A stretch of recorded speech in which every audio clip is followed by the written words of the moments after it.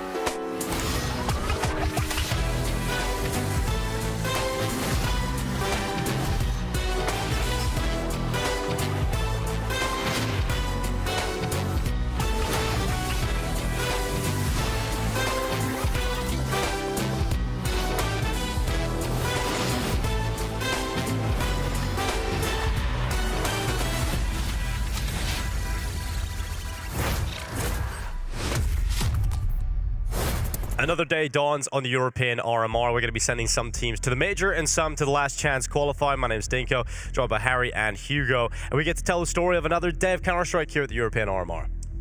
Yes, we do, Dinko. It's going to be a big one. As you said, that last chance qualifier is on the tip of everyone's tongue, stuck in the back of the mind, thinking about FaZe and thinking about who will face them as well. Not just do we find out, of course, who's in that horrific bracket right now, but we find out who's going to be qualifying straight through. We have a couple of 2-2 games to open up with Big Nip and Forze taking on Aurora as well. Some grudge matches today, Harry.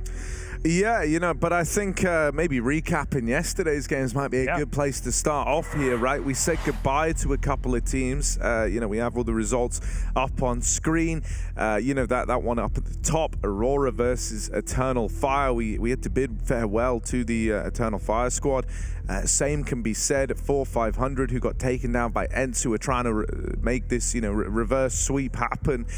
We can see all the teams that we have eliminated. So at the end of, you know, the first set of eliminations, it was Spirit and iNation, but now 500 and Eternal Fire both joining those ranks. There's another one on there, but I'll leave that to you guys to talk about in just a moment. Astralis, Hugo. The team, the organization with the most amount of majors. You got 4-time major champions on that team, 3 of them. And Device obviously playing so well in this competition, but not getting through.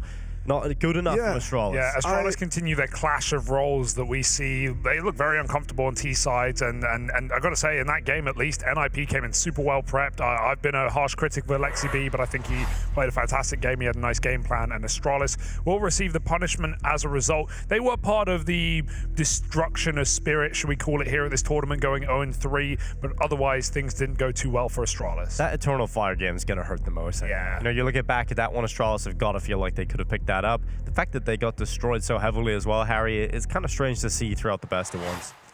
Yeah, I don't know, man. I look at it for Astralis as like, yeah, it's sad and it sucks for a couple of key players here, right? But I hope it's maybe a bit of a wake-up call that maybe things, maybe there's going to be some changes on the horizon.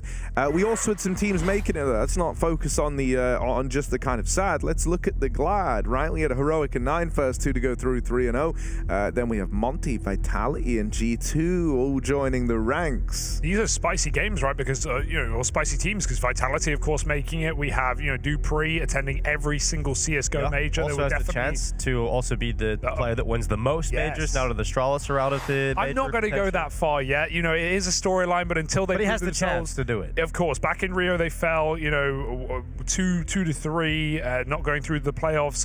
Yeah, it's on the horizon, but it's not going to be easy. Yeah, you know, for Dupreeh, though, already this title of being the man to attend every single major in Global Offensive is a big one, and it speaks volumes as to the longevity of this guy's career, how he's always been a staple player in Counter-Strike. And, you know, the thing that makes it even more impressive is, you know, he wasn't just attending. We all know that about Dupreeh. Yeah, I think it's safe to say he did more than just attend every major. Yes. He picked up a bunch of them as well. So, yeah, that sounds pretty an incredible achievement, and one that physically cannot be matched. So there you go. He is the lone man to have done it. Closing our door on the history books for Dupreeh, but another team that definitely can write history here and pick up the final major. I think a team in contention right now, the world's #1 in G2. They got ground down, Dinko, against Cloud9 yesterday, who pulled a bit of a comeback on Inferno, made that game close, but G2 ultimately a 2-0, you know, with a berth straight into that chance to fight for the Legend stage. Of course, we'll see that later today. Yeah, it started with the upset for G2 versus 9, a 16-14 loss, and then they were able to recover it all. Definitely a lot of close matches throughout that one, but that best of 3 versus Cloud9 was a statement performance from the world #1. It looked pretty one-sided for most of it. Just a couple of problems in that second half of Inferno where the T side started to come back, but other than that, looked very strong. And for Monte, a storyline that I think all of us are very happy to see. A team coming in from the tier 2 that haven't really been together for all that long, but have come in and played some excellent Counter-Strike. One of the most surprising, you know, rosters to make it, not just because the fact they made it, but how they made it. These guys picked up some serious wins, showed some serious face in the tournament, going 3-1, only losing to Heroic, and that was with 2 maps that went the entire distance as well. And this is the guy on your screen, Jordanian player, was a beast as well, getting these guys through. Look at that rating 1.4 here at the rating RMR. over 6 maps. The only player that's best at him is Shoes. How do you have 100 average ADR in Group B of the RMR? You know, when your teams, think about the teams Monte beat, Forze, they beat Cloud9, they beat ENCE. These are incredible results for Monte, and I can't wait to see them in Paris. Yeah, I mean, the thing is, Boris, I was saying it during the cast yesterday, Harry, that it felt like every map he was just close to a 30 bomb. And it kind of works out, I guess, if you look at his ADR. It does average 1 kill per round the whole tournament. Yeah, no, I mean, he was fantastic. I think it's also a sick kind of comeback story for someone like Sumda Young, right? Who I think definitely deserves some attention within this team. And yeah, look, now we have our Legends playoff bracket, right? So it starts with G2 taking on Vitality. Winner of that going on to face Monte, and that decides whether or not you go straight to Legends or if you're going to find yourself in the challenges with a whole extra set of games to play. It's obviously off the back of C, but I find that incredible that Monte are in that second match already, because obviously the difficulty rating, right? They had harder matches due to being a lower seed, and so they're in a great position to try and get that legend spot, try and fight G2 or Vitality and prove themselves. But we've got more teams with lives on the line, boys. Aurora, Forze, Big, Nip, Cloud9, ENCE. These are the games today to start us off. Yeah, looking at the Aurora Forze one, that's really hard to call. Given Forze's performance in this tournament, they look so good back at Pro League, but have been a little up and down in this competition. Interested to see how that is going to pan out. But of course, they're fighting to survive that Challengers playoff position. They don't want to have to go down into that last chance qualifier, where there's some teams like FaZe waiting for them, Bait, who looked incredible in week 1, and Falcons, who have obviously got to play with a lot of passion as they want to go through as the only full French team to make it to the Paris Majors. So you don't want to have to go down there. No. Here's a look at the matches we've got today. It's a packed schedule, Hugo. Woo, yeah, we've got 7 BO3s across the day as well, so keep your eyes attuned and yeah, don't look away for a second. That's a lot of Counter-Strike. Don't look away for a second, boys, because it's not just, you know, how many games we have, it's the level of the teams that we have competing in these final spots. We all knew, especially after Group A, going into this second week, that there were going to be some heartbreaks with how many Tier 1 teams and how many ferocious up-and-comers there were. But today is the day for those heartbreaks, folks. We will be saying hello and goodbye to many a roster here at the EU RMR. But let's focus in on our first game of the day. We have Aurora versus Forze, a grudge match as Jerry from Forze takes on 2 of his former teammates in ENCE and Norvi. I talked to them earlier as well, and they wanted to beat him. They definitely have a statement here. And I think for Aurora, it's worth talking about the difficulty of the teams that they've played. Let's look at these results. 2 16-14 losses to the 2 best teams in the group. That's not a bad shout. No, Aurora have been really good in this competition so far. Really impressive. I think for me, it's ENCE that's looked kind of sick, Harry. Yeah, man. I mean, dude, this Aurora squad is a very, very interesting one, right? You have some kind of offcuts from the from the region, all banding together to make this happen. And yeah, man, ENCE's been a huge part of it, as you say, Hugo. It is an interesting story because even though we did find themselves in this Forze squad at one point in time, so kind of chance for revenge. I think that's probably going to fire the guys up even more. So factor in, as you say, the close results they've had across the BO1s versus top tier opposition. Heroic even making it through 3-0 straight into Legends, and Aurora were the ones who kind of pushed them right to the very limits on that run. You know, I think this is going to be sick. Even for someone like Lackey getting the reps in as the man at the helm of this team, played under Nickelback across his whole career, so he's always had a leader figure to look up to. On the other side of things, we have Forze, and when we talk leaders, when you talk men at the helm, you're looking at Jerry here, right? This guy has been someone who's brought up generations of players, right? He's even, you know, guys like Flip from VP fame once playing under this guy. So, you know, Jerry's been around the block. Over here, if you want to kind of look towards some stars, someone like Zorti isn't a bad place to start. Absolutely right. Keep in mind that Jerry removed, you know, or Forze at least removed ENCE and Norway to make this upgrade to try and compete for, you know, some of the against some of the best teams in the world. And this is exactly what he's formed. We saw this incredible run from Forze and some of these young players. Zorti on your screen, the AWP prodigy for this team. You know, playing up against some of the world's best and taking them down as well inside of the EPL group, and even a close match in the playoffs against FaZe. So Forze have had a recent rise to success, but you can't deny the games here have been a little shakier, and now they've got to prove themselves against their former teammates. And I asked Jerry all about this matchup in an interview earlier on. Jerry, it's a big matchup today. You're playing up against some of your ex-teammates. They said they want to, well, to put it lightly, beat you coming into this game. Do you want to beat them? Do you feel like that is playing a part in your mind, or are you ignoring it? I just think that we need to play our game, and what happened, what happened. What will happen, you know? That's it. You know, tactically, how do you feel like you match up against these guys? Obviously, for Lackey, he's a fairly inexperienced in-game leader comparatively to you. I think that those guys, they know how to approach the game in their own way, own style, but the only thing you need to do is to understand what they're exactly doing and maybe sometimes fake them out a little, you know? So that's the plan.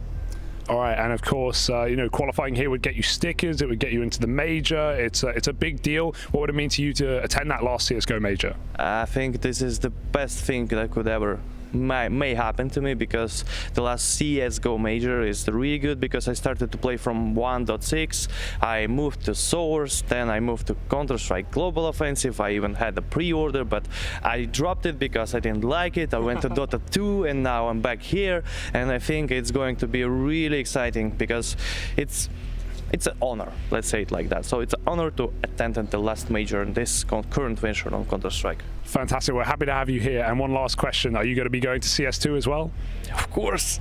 yeah, no doubts. No doubts. Keen Bean, Jerry, and his merry men all behind him, looking to take on former teammates, friends, enemies, grudges. Who knows? But here are our predictions. That's a house divided. My goodness, yeah, no one on the same page here, man. This is kind of wild. Not from you two. You're on the same page. 5-5. You know, very, very even matchup, and I think with good reason, right? There's history between these teams that always factors in. That can sometimes push players to up their individual level, or it can break them entirely. There's also this idea that for Forze and Aurora, both these teams have had problems closing out matches. So I think this one is a pretty hard game to predict. You know, we'll have to find out who's looking to take this in just a moment. We'll be back with the opener after the break.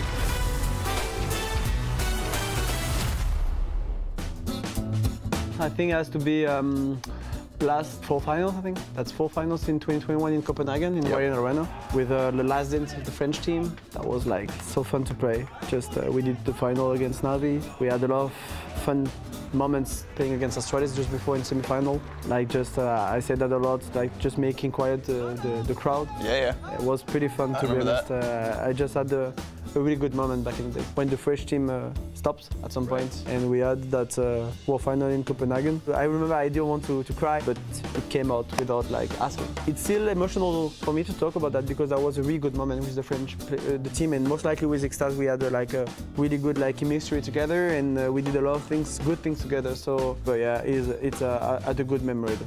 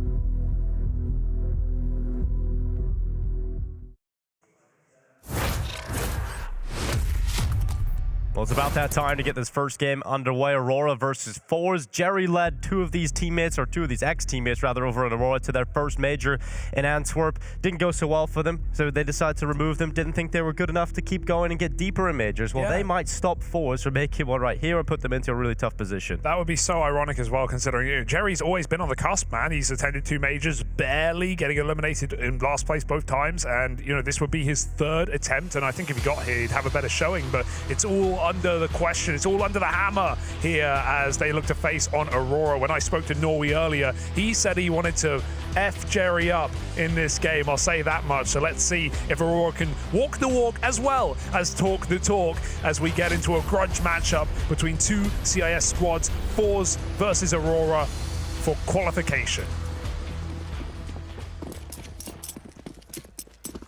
Aurora starting on the CT side. Latzi crosses into the apartments, and Shalfi aggressive towards top banana. Gonna have these dual Berettas to worry about. Norway. Oh, getting tagged through the smoke. And they might look to come through now. He's ended up catching this smoke at Falls over in oranges. Things get a little weird, but Forze are running it down into spawn, cutting off these rotates, and Norway's overwhelmed. A 5v3 as that bomb goes down. Celta with the reply, only good for 1. And so right now, Forze poised to hit the ground running to open up this series. That is unless Kenzie and Latic can do anything about it, but surely not. In a rough way, right? 3 players grouped over at the coffins. Forze playing and not throwing this one away. They trade the peak on Latic, and Kenzie's got to run for the hills. Forze are going to hit the ground running. They look real good to open this one up. Getting up through the spawn, holding off those rotates, denying that path back into the round, and even finding Kenzie to close it. It's a statement opener with Forze stood strong at the end of it. Yeah, a strong start for Forze feels like a requirement, because for Aurora, man, they've had big leads in their games, right? And they've kind of choked some of these matches up against some of the best teams in the world, even though this is far more of a level playing field in terms of the tier of opponent. I think there's going to definitely be some demons in the heads of either team if they start cold today. Aurora, some young, cocky players, and I definitely want to see that come through. Nice decisive pistol round out of Forze. This is their map pick. We have Nuke obviously following, and I think all the makings of a 3-mapper with the results that Aurora have provided us on Nuke, not just coming into this tournament, but here as well at the RMR. Little mid stack up. Forze, no reason to go anywhere but B with this map control. And so they will avoid the danger for now. Yeah, no issues walking into that stack. A 2-0 start. And I think this game is going to get loud, Hugo. I think we've seen that from Aurora. Forze already making some noise after winning the first round. Definitely. A lot of grudges to be had here in this one. And so far, Forze off to the better start. They don't walk into the stack. It's a 2-0 lead.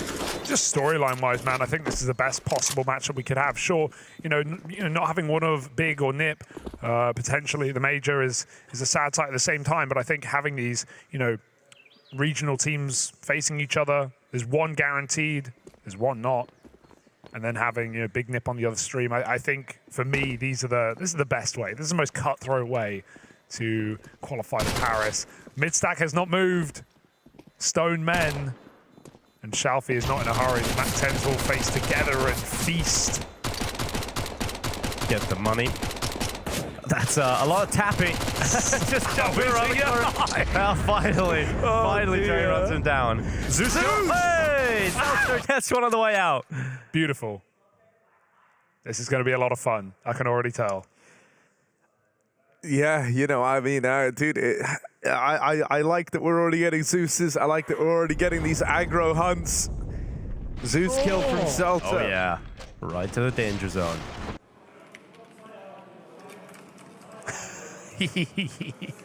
Laugh it off. Laugh it off. Even Shalfi had a little smirk. Who cares? 5 again. Bigger guns, better guns, but Lackey does more with less. Flashback into Banana. He will swing to throw that nade, and it will land on his defeated body. That's coming through this setup with a flashbang. Takes one of the dome, but he's still pretty fine in terms of the HP here. Got him through the lip of the logs. And so he's brought down to 43. One man left on the B hold for Aurora. This could be a serious problem if Novi falls, getting nothing done. Shalfi's opened up in the meantime over in top middle, and it's just the tag out of Novi, bringing Crad down even lower, but not finishing the job. And this should be Forze teed up for a third round here and now.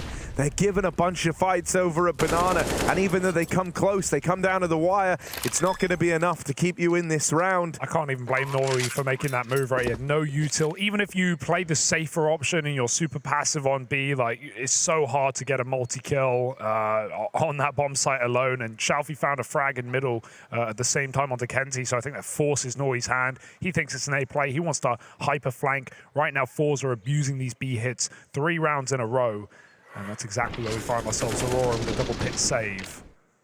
That's I mean, Nori, the gun sucks. Pyjamas, of course, but definitely needed that kill. I mean, it's a comfortable start for Forze because you didn't really ever get tested in. It's the first sort of rifle round already.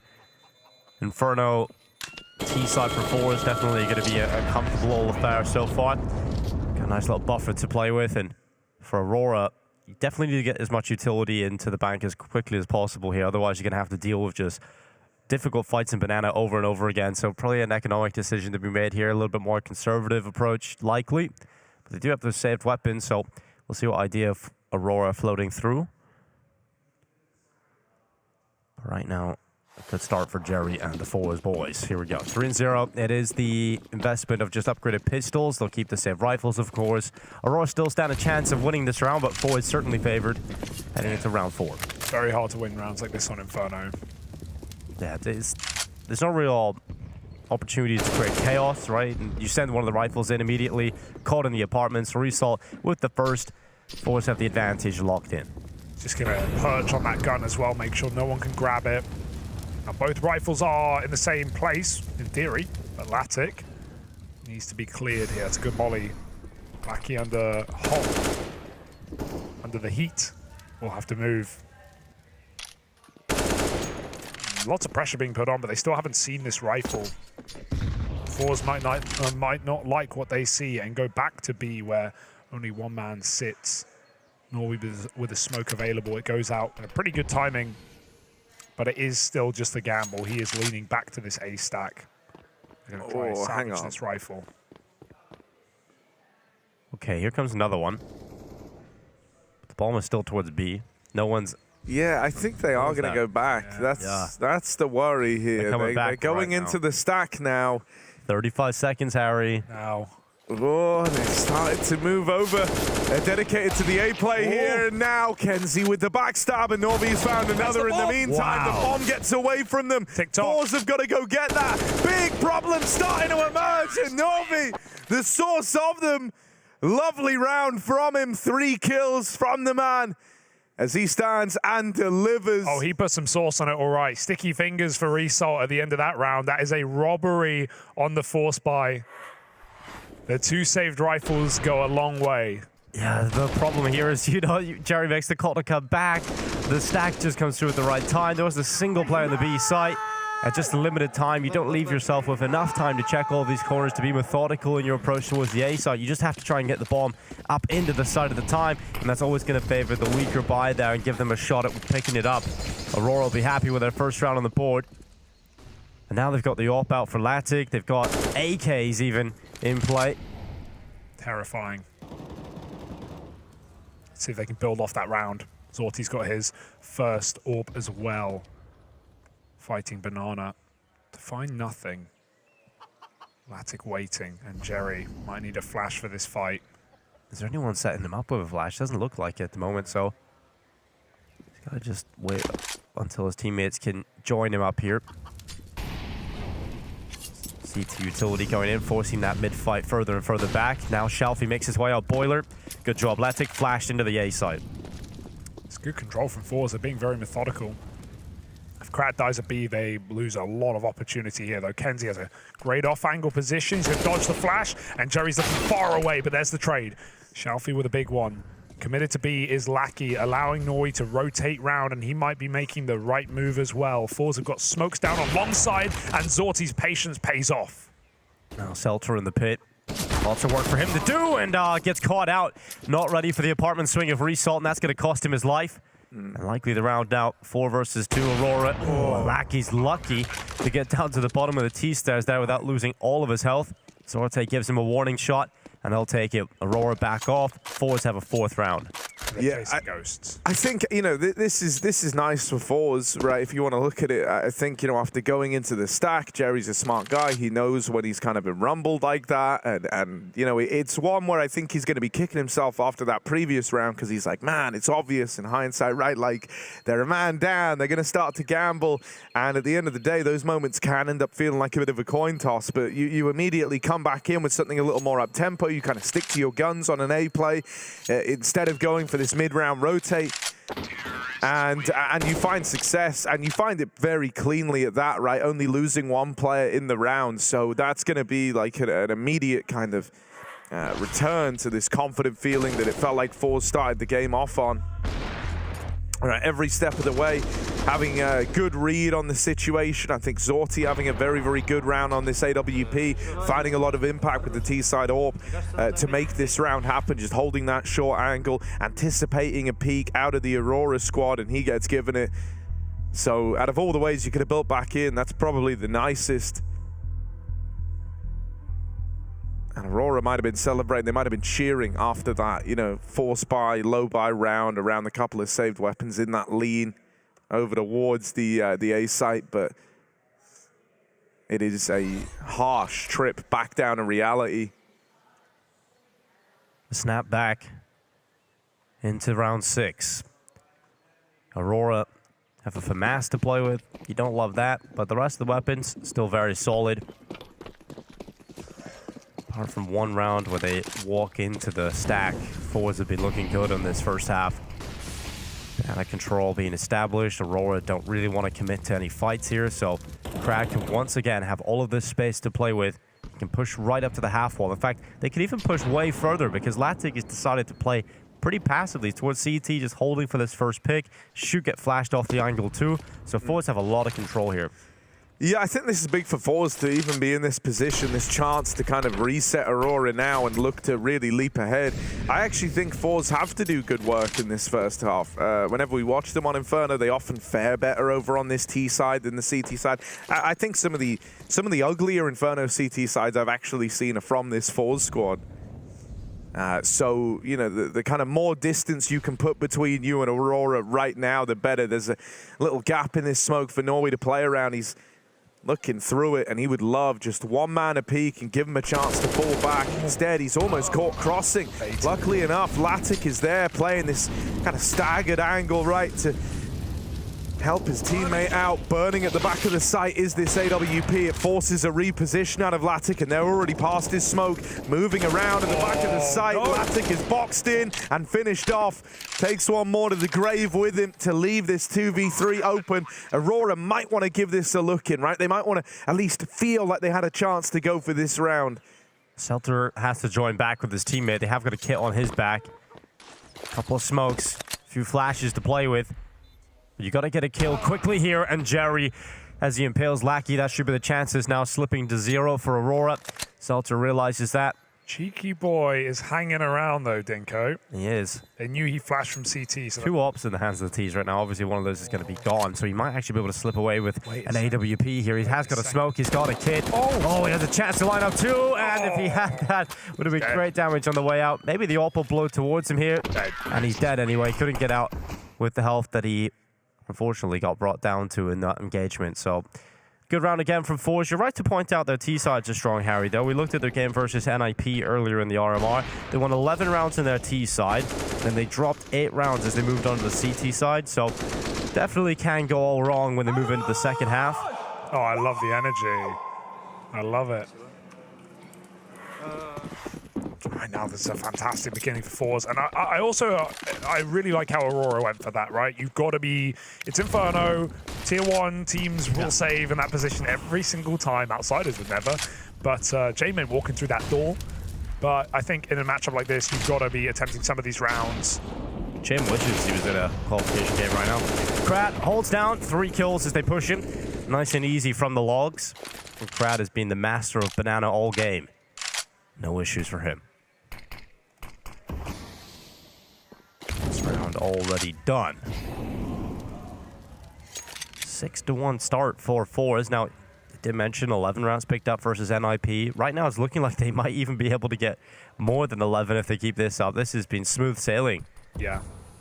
I think Jerry knows that deep down this is, well, firstly, the last opportunity, but the best opportunity they're going to get in a matchup like this where it is pretty even. Just think how unlikely it is you make the major if you go down into the last chance qualifier. Oh, I don't think anyone has any expectation at that point. You know that FaZe have been prepping hard for the last few days, and sure, anyone can have a good/bad day, but at the same time, do you really want to roll that dice against a team like FaZe right now? I wouldn't.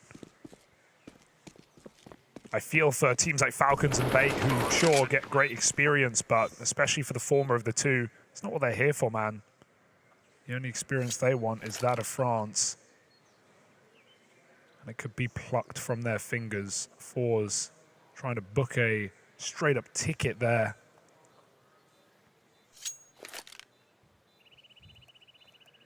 Seltzer, flash mini player. Nice shot on Shalfie. Shouldn't really be able to recover the weapon here. Under quite a bit of pressure. And the result will smash him. Looking really good for Forze. I still, even if Forze dominate this map, I'm expecting a 3-map series just off of Nuke and how good Aurora have looked.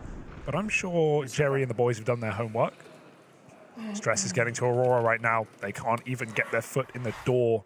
Yeah, it's frustrating when you're in a game like this where you feel like you can't even compete in these rounds, right? They're going for retakes that don't favor them because they just want to feel like they had a shot at picking the round up. Yeah, here's a change though, Triple B.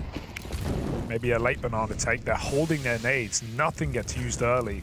Seltzer tries to play aggressive in apartments behind his own Molotov, but burns him out. That's a big opening kill for Latic. Wow, that's aggressive. The AWP to do something here. It will go ahead into the apartments and find a 5v4, forcing Forze's hand into what I expect to be a B play right now. Flash play is ready. Are we going to set the FAMAS up? Well, is Lackey going to get much done? Gets a lot of info from the shots whizzing around the corner at him. And Jerry applying pressure, forcing them further back. Forze have won banana yet again. Indeed. Down a player, though. They have to play the remainder of this round in the 4v5. Jerry would have loved to have been able to get that kill on Lackey to trade out the numbers as we now head under 1 minute. B fake into Shalfie, look, going for the mid pick right now. That's an important kill for Kenzie, keeping this alive for Aurora. Now it's going to be Crad faking out B as well. He's got 2 more players here at least. This is a good opportunity for Forze to pull back what was a 3-on-5. Yeah, and with a chance, it's just Crad. How much can he get away with here? There's a man of backside that he has no idea about, nor we could just put a stop to any danger in this round right now. Flashing him in for the peek onto the coffins. And no, we might fire off, but it's still Latic to get the kill. I don't think they're fully aware of this. They're starting to look that way. See ya. Jerry with a 1v1. This is for the round. Pit or sight? Where has Seltzer gone? Jerry clears the wrong way and sells Zorti down the river. He has to save. They're coming for him. I don't know if he gets away here. Jumps into the underpass. The only way he can get out of here, the only escape route available through the tunnels. And he'll run further and further back. He should be okay now. And he draws this ball, but he's stuck on the bench here, and he's holding the angle. It's all down to the shot, and he will grab onto that AWP for the next round of play. Yeah, very important. Yeah, you know, something that I think is kind of cool. I was just having a look at some of the numbers. So on LAN, right, Lackey's time versus Jerry-led squads is pretty decisive. It's just a 1-0 in the advantage of Jerry-led teams, right? But in terms of this guy's whole career, it's actually a little closer. It's 8-6. Jerry still being the man normally with a little more experience under his belt in these head-to-heads. But one of the things I think is interesting is, as mentioned, you know, Lackey was playing on the Nickelback throughout pretty much all of his career, right? So it's always been with like another guy at the helm, and so now it's almost a passing of the torch moment, right? Where Lackey has this chance to try and spark up a rivalry that's existed between the two IGLs for a long while. You know, somewhat the Padawan of Nickelback. They're gonna pop with a flash. Flash, and here's the pop. Kenzie pops out a result. Lackey holds on the other side of top mid. It hasn't gone so well for Forze. They have not broken through, and they've come out worse for wear. Now it's Crad trying to activate towards B. He could possibly pull this back for them, but it's not going to be an easy fight for him. Smoke is up at his face. He can't push through, and even if he did, 100% gets traded at least by one of these players. Smoke comes in towards CT. Crab begins to extend deeper towards the site, sees the smoke deploy from Nubox. That's going to draw his attention to the back of the site, setting up a chance for Latic. But somehow Crad not getting taken out in any of those engagements, and Lackey needs info, so pushes right into Shelfie, and Crad's now wrapping around the backside from CT to get in towards A. There's only one player here, and it's Celta that needs to deliver from pit. He's got a lot on his plate right now, does Celta, and even though Aurora trying to scramble these rotates back around, as we know, CT was not that safe. Missed opportunity here, and that's one that's going to haunt you. Celta had the chance to tip the scales and set up Aurora for a retake. Instead, it might just have to be this save in the 2-on-3 with the site already lost. You've got to bow out of this one. Sure, you can tell yourself, hey, we won this round before with a double save, but man, that is rough. They had a great opportunity. Crad realizes he's got two opponents against him. Latic looking very keen to get involved. Gives away his position at quad, and Crad goes, see ya.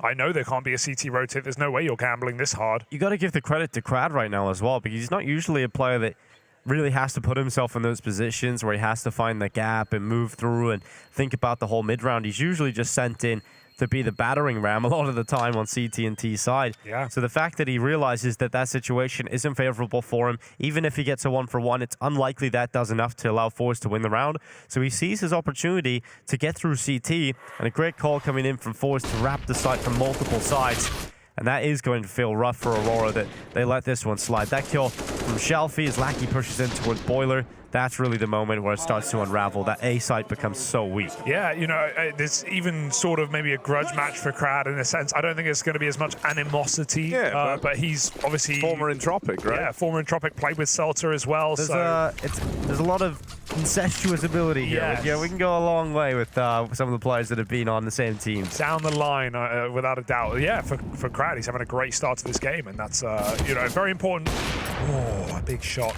Tagged as well. Important consideration because Crad is that solo banana player in a lot of these T rounds. So 9-3, so that kind of tells you how that banana fight is going. Yeah, we've seen Forze destroy these B hits. Right now, again, the half buy is doing it, Harry. Yeah, gets off to a far better start. Right now, trying to come through this smoke at top banana, but the CZ gonna best him. Lackey knocks Crad out of the round. He's hanging out as well. How is that so clean for Aurora? It just feels so easy for them. Jerry finally fighting back, but he takes so much damage in the engagement that you're just looking at this and not seeing a world in which they return this back. This boost is so powerful as well. Cloud9 would clear it. Yeah, they would. They would do that. Seen that multiple times. I just don't think you're ever looking here. This should be a free kill. I don't think you have the luxury to at this point. Yeah, I think if you had like one more player up, then yeah, someone might come around this corner considering it, but I feel like Norway is just destined to at least get away with one here. Good angle for it. There's that first. Sure, the trade comes through, but Zorti is left in this one all alone, looking for a route into the site. He knows. Now armed. Kenzie will hold the line and pick that round up for his squad. Nice, trying to get hyped up again now. Build back into this game as Kenzie. It's a very important round. I'm surprised Latic hits that shot right. He gets spammed by Result, who slows him down and also hears and gets the info that this AWP is on the corner, or at least a gun is. But Aurora, they find all their 1v1s and they close a 5v2. Easier said than done with some of the rounds we've already seen presented. And yeah, great to see Crad stepping up because sure, you have these young, inexperienced, hungry players who are flashy, but haven't exactly dealt with the pressure of a big stage. But then you do have an experienced player. You have a guy that you want to be able to rely on in a match like this, playing for a major. You know, ex-Windstrike player here, Entropic. Crad's been around the block. This ain't his first rodeo. No, he's definitely been in a lot of teams, hasn't he, throughout his time in Global Offensive. And it was a cool pickup for Forze to bring him in. Could have gone to a lot of new talents, as we just see it. It feels like from that region, there's just so many that come out every single day. But Crad is given a spot here on the Forze team with Jerry.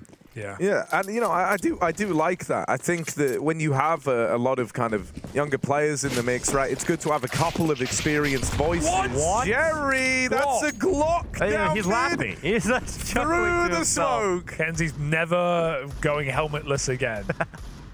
Extra protection required. That's wild, and it's even more fitting that it's one of his ex-teammates, right? Who just takes one of the dome like that. Imagine crossing middle that and you doesn't get happen insta-killed every and it's day. a clock. Robbed for your pleasure. That's sickening. They were throwing double nades. Have you ever seen that, No, Hugo? no, never seen it. I've never seen that. 10 years, never seen it. In a gun round, no less. Wow. Okay. Well, I think coming into this, maybe you were thinking like, yeah, let's play it a little loose, just try to do some damage. Now I think the objective of the round changes, right? You know that you've just started it off with a 1 in a million shot, and so why not try and pick up the round now, right? Why not try and rub salt in the wound? Let's see. Forze are going for the throat. A long wrap coming in. Passive hold from the men in the site. And so Latic needs to stand and deliver. Celta down in the pit. Offers something up as well. Here's the reply. Out of Shelfie, but he's in this alone now. As the Orc will hold the line. An important recovery for Aurora. In spite of losing that first man in such an obscure way down the mid lanes, they still pick up the round, and that's what really matters here. You can brush it off. I think you kind of have to laugh about it. The jiggle tap, and he hit 2 headshots. He went goosh, goosh. I heard the word smoke. That's all I know. Crack just laughing. They don't care. Jeremy's the one who got the kill, but Crad's the one laughing more about it. Like, he's also seen many a game of CS, and he's probably thinking like, wow, I've literally not seen this either. Big round for Latic, man. 3 kills, playing the turret on the site. Celta, some early missed shots. He recovered it well with 2. And yeah, Latic had to hit those shots because you put an AWP in the post plant on the A site with how Forze are playing. I think they are primed. So Latic does not allow them to get comfortable. This is a very important round for Forze because they're back to pistols if not, and Aurora will be knocking on their back door very soon. Trying to win out this first half on Forze's map pick, no less. Latic again plays that site. Forze have been doing a good job at countering his positions early with mollies on short. He's rarely getting to face there. He's had an apartment pick. We haven't seen him really play B off spawn. So he's been all over the place, but Forze have been constricting him. Gonna dump util into B. This is a fake out for Forze, trying to draw Kenzie over. They've managed that at least. Flash through the smoke, that's ballsy. Jerry calls it and tries to reset and pull his rifle. Norway will take that opener, and now they start to know. Now they realize where the gap is. Yeah, and Krad's moving forward at the front of the attack with Shelfie, and that rotation's loud. Kenzie towards Library making too much noise. And Shelfie gonna try and silence him, and he'll do exactly that. Krad now runs through the Library as well. They can apply pressure into the site. Latic has to look towards long. Luckily, Celta is available, and a double, make it 3 from the pit. He moves out, and Zorte swiftly replies, but it's still 2 more kills needed to win this round for Zorte. He's going back. Tucked in the pit. Norway could have won that round in the cubby, but Lackey is being waited for. Zorte.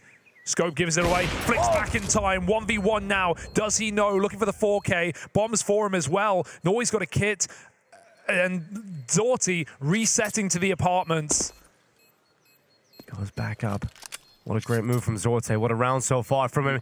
Tap, and that creates the pressure. He jumps, he goes into the fight, jumping across. Further back he goes. AWP is primed.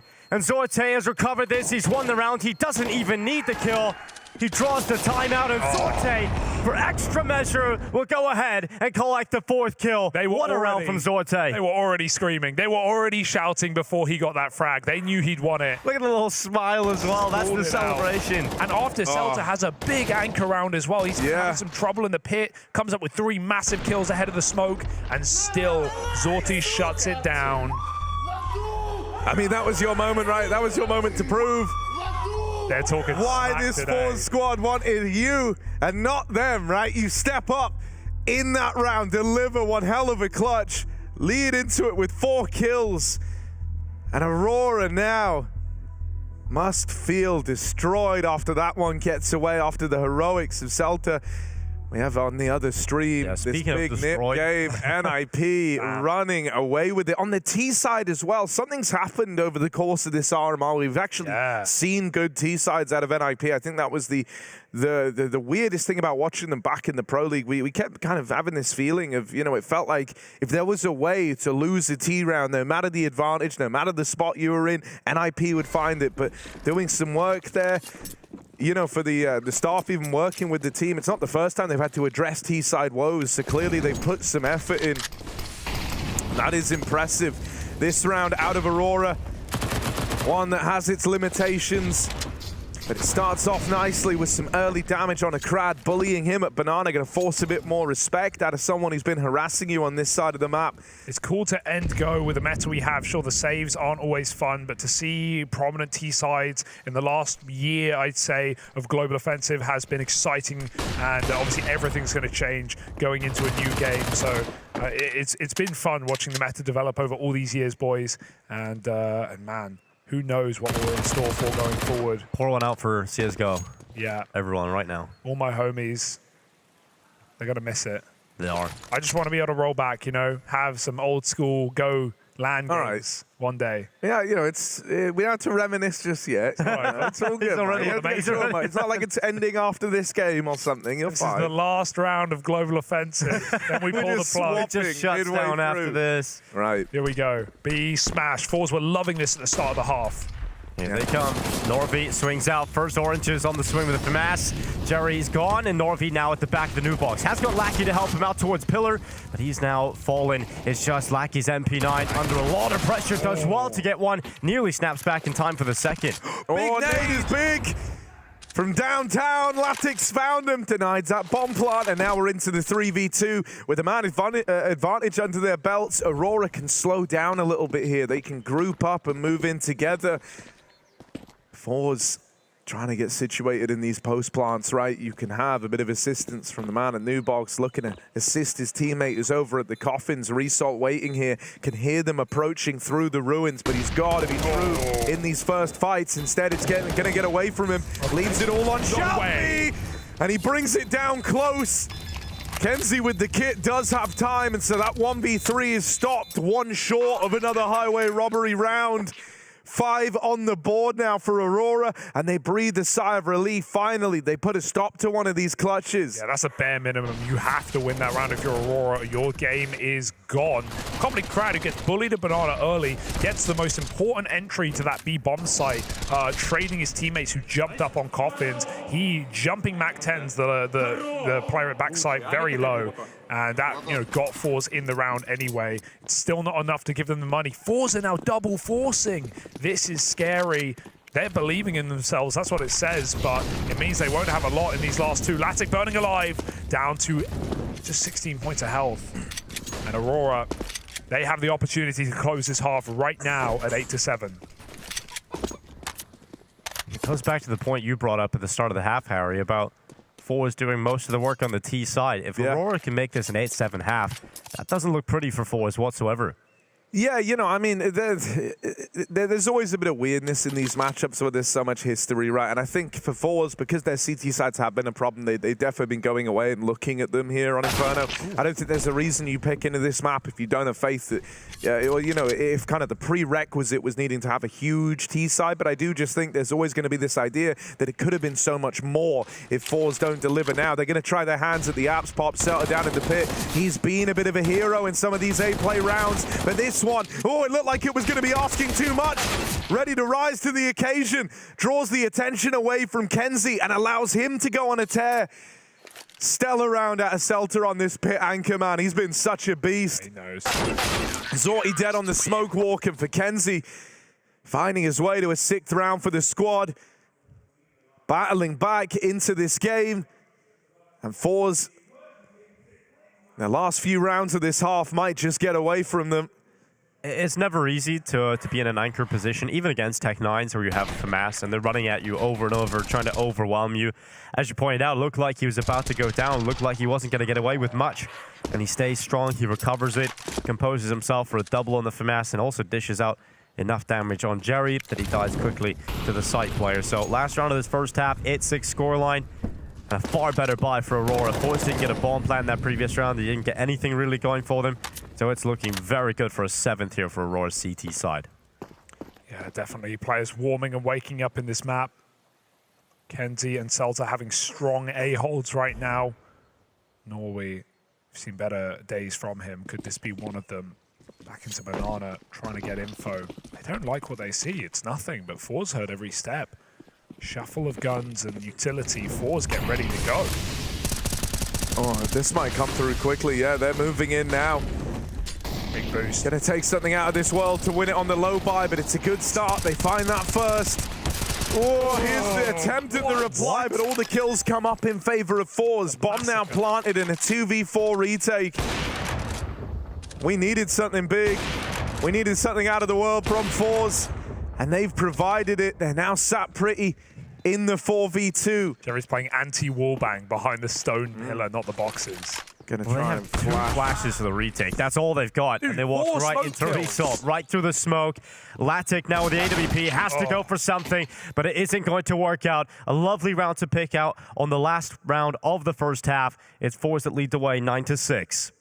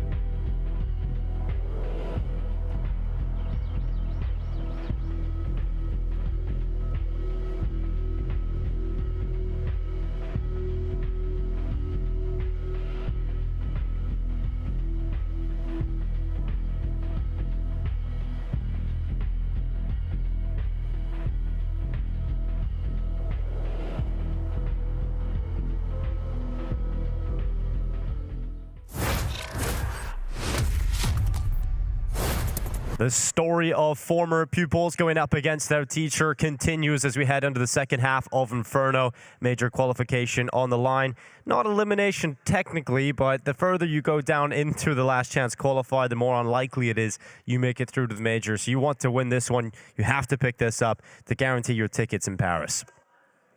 Absolutely. We've got what should be a 3-mapper on our hands in this brawl with Nuke up next. The map Aurora have taken 14 against the best in G2 just the other day in a BO1. And many more achievements to add to that list. Right now, Unicorn odds looking good for Forze, but I will not speak too soon in this series. Forze bringing the aggression in the pistol round. They know they need it. Had a very good T side, but this is where Forze have had problems on Inferno.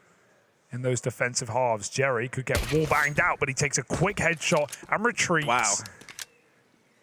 Yeah, the student receives a lashing from the teacher. What year is it? He's feeling fired up in this game, is Jerry. His individual performance has been stellar for this Forze squad. You know, this is the kind of extra 20 or so % that can sometimes come into play in these matchups with a lot of history behind them. Jerry finds another kill in this round, and even though he's ran down, it sets up his teammate on the boost for revenge.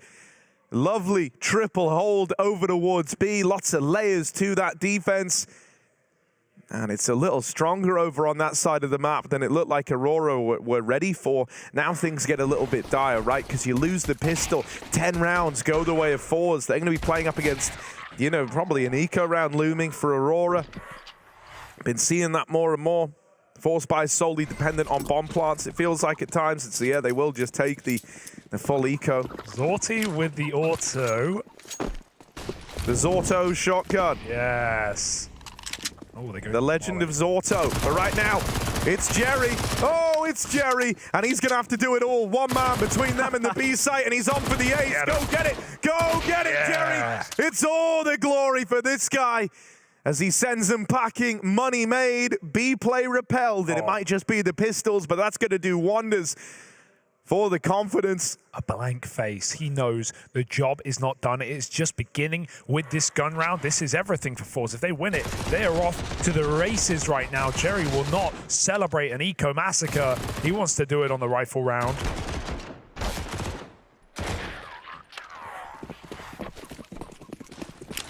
Top fragging in the server goes the captain of Forze. Oh, that smoke on the molly. Dodges death in the tree. Quad stack it, eh? Zorti with the AWP, giving that shotgun over the Crad. Apps bound. Zorti, this is a hard roll right now. He's got a smoke, sure, but once you fire that AWP, it's unlikely you're going to get the smoke off if Aurora are executing. Right now, they're still on their default, clearing the top. Smoke comes early. And now, for Zorti, they can be on either side, but he wants to deny that, seeing a gap in the smoke. Missed shot. Wasn't too far off collecting that opening, but we go under 1 minute. Still at a stalemate, and Aurora starting to look towards A. The AWP has scared them. Bomb's still at T-stars. It could take some time to get that back. Call for one player to run back and get it.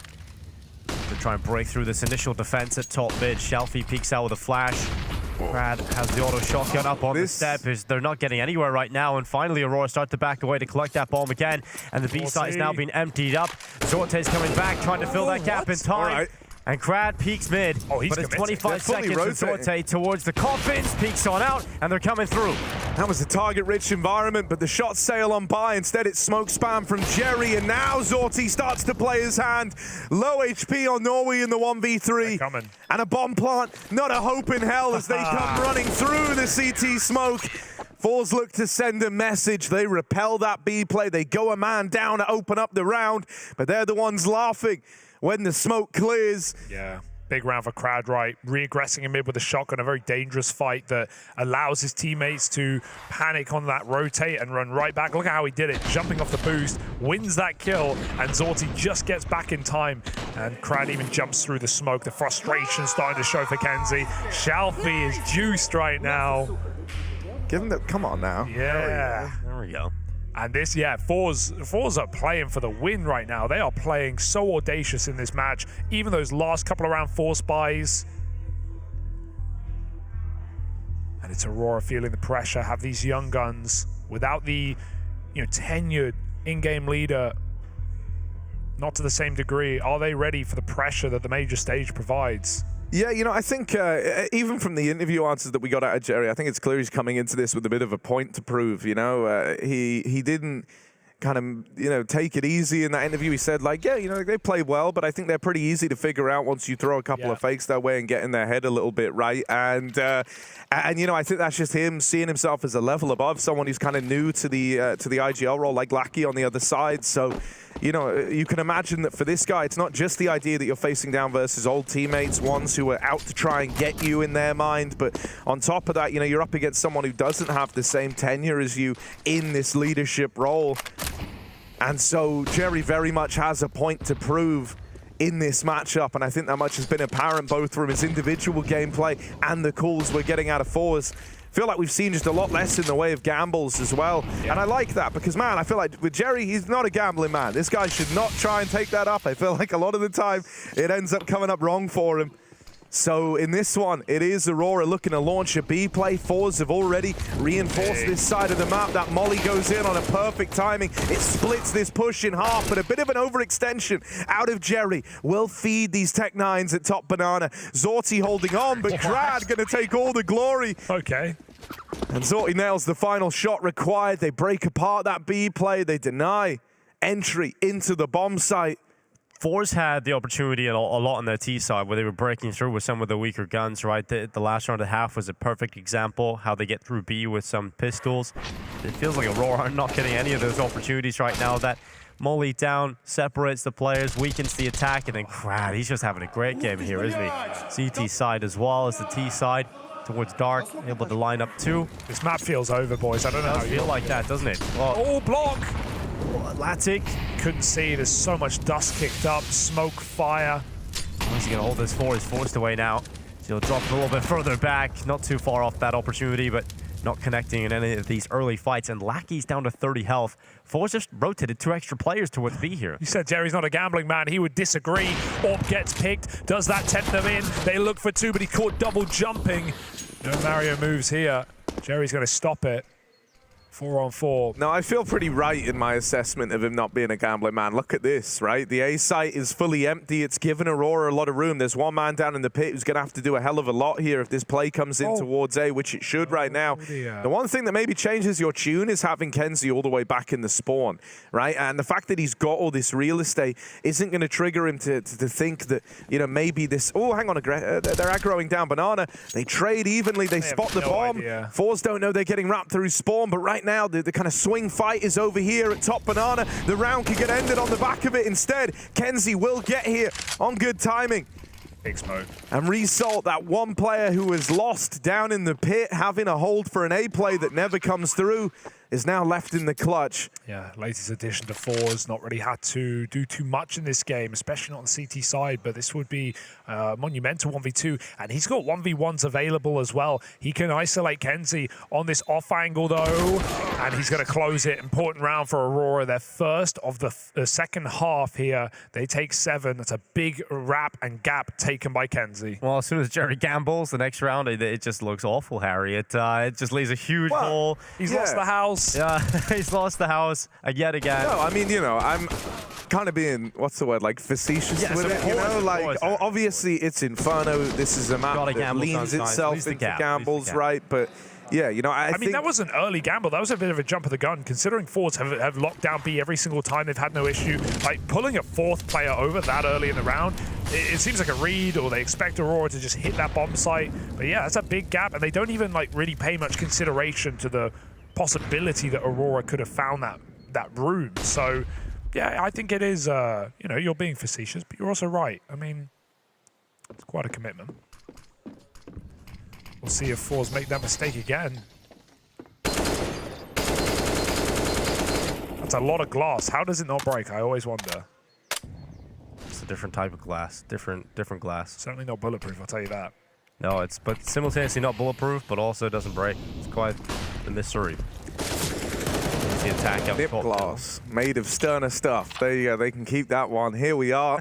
Forze, they're wanting to cook up a bit of a response here, right? I think the last thing you want is for Aurora to build back in. And one of the problems I always associate with Jerry-led teams is, my God, they're great at getting a 15 rounds. but finding that final one to push them over the line, that can sometimes be the hardest, right? So not immune to the choke. It's important that they look to stabilize here, and they're doing that right now. However, Kenzie tries to complicate matters. Coming up the long side, he's wrapped into CT again. Serious real estate to own. He can do a lot from this position. He's looking to try and catch players hunting him down, but right now they've pushed past him. They've let him have this room, and they know they've got this bomb trapped on an island over in mid. 20 seconds. 2 players here, 20 seconds. You can't go slow if you're Aurora, so into the crossfire they go. Second man needs to deliver, and Kenzie turns on a dime. The Orps are going to do it. Aurora thread the needle in this round. How do they win that round? There's no way. Shalfie gets himself in the perfect position right past Kenzie between the players in middle, but he gets hunted down by that CT player that he could not finish off, and the flank gets heard every step of the way. That patience on Latic at 20 seconds pays off. You know they would have loved to split B there when they had Jerry alone and Banana, but the clock was not to their favor. He could have been anywhere, and Latic hit some bangers. 3 AWP kills to close the round from 3 different players on Aurora. And look what it's done to the economy for Forze as well, right? You can see they're just sitting there in disbelief that they lost that round. They know the ramifications of it. It's going to allow Aurora up to 9 rounds unless Shalfie can kick things off with a dig up towards the bedroom. Norvi fighting top Banana. And Kenzie should be getting into a favorable engagement in the apartments, but Shalfie's not stopping. He's keeping this aggression going. It's a good position. But will he find anything from it? They depart alt mid. He'll have to go round the world. Ooh. And they're not going to wait forever for you, buddy. It looks like they're going to wait long enough for him to get in behind, to be honest. The bomb's just sitting there. So he might be able to get something done here. Lackey moves forward towards B, catches Crad. Honestly, if he just lets him past, he's got such a good timing on this backstab. Now, they might start turning around and consider this eventually, but... Oh, they've just turned. They've just turned, and Celta... Well, uproot the wraparound. Shalfie trying to play with the timing. You know, when you're kind of in that spot, you're a man down, they're picking up the pace in towards B. Shalfie knows it's like, this flank has to just win the round. I have to get like 4 kills, and the only way I'm going to do that is by playing this kind of smarter trigger discipline, hoping that they, you know, have a bit of an unforced error, not considering the fast wrap in through the back lines. But yeah. Aurora do consider it. Even if he does get behind a lot of those players, what's the likelihood he gets a multi-kill with a deke, right? Running away. The body shots aren't too effective anymore, right? So you have to hit those deke headshots. So would have turned on and probably trading, maybe gets 1 or 2. The initial B site hold fell as well. So expected round win for Aurora. Vibes still seem good for Jerry. Pretty happy coming back in. They'll have an investment once more available to them. I think one of the reasons why this matchup was kind of so hard to predict was this idea that both these teams kind of struggle with closing out games. Aurora, they've had a couple of 30-rounders throughout the event. Feels like they're always one to go the distance. Forze, same can be said. Shalfie over at long. Traded after the first. Crad trying to hold on over the top of this smoke. There's a 3rd man rotated around into the A-hole, so there's numbers here for Forze, but that might not be enough. Jerry is now the last line of defense between Aurora and a 10th round, and he wants no part of it. It's happening, guys. This comeback is formulating in front of our very eyes, and Forze can feel it as well. I can't believe it. Aurora hanging on with a 4th round in a row, and I gotta say, this is not a typical game in the sense that Jerry is the one hard carrying Forze. He's coming with, yeah, sure, an eco ace, but a lot of impact in gun rounds, especially towards the start of the CT side, taking space down Banana. Yeah, you got to look to someone else as well. Crad sure has had some good rounds. Majority of the work done early on the T side. Had a decent hold on the B side earlier on in this half. You're right, it has been Jerry's show. Zorte desperately needs to hold on to this AWP. Will white knuckle grip it into the next. But Aurora are now in full control. They've started to really look strong on this T side.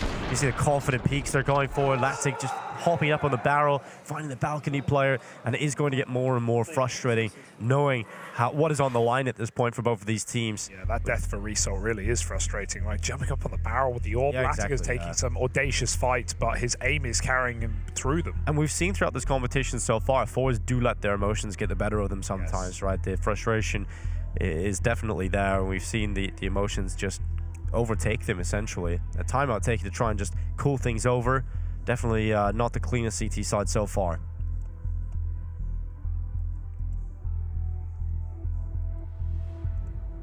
Yeah, I mean, you know, the nature of the game changes very, very quickly, right? And even though for the kind of more experienced guys, you know, talking to your Crowds and Jerrys on the side of Forze, it might feel obvious to them that this was always a possibility, that you've got to have the resilience to grind this out. But to everyone else who's been riding a bit of a high throughout this game, I think these last few rounds do a lot to kind of ground you all over again.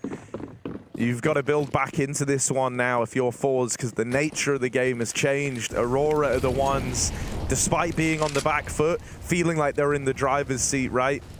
Controlling the pace. Oh, that's a nice beautiful boost. It seemed like they ducked below it as well. Uncrouched into the haircut for Lackey, the captain dead first. Right, but we've had these rounds where the AWP has gotten man advantages and they still fall apart. And this can't afford to be another one of those. This double kill from Norway. Crowd attempting that trade.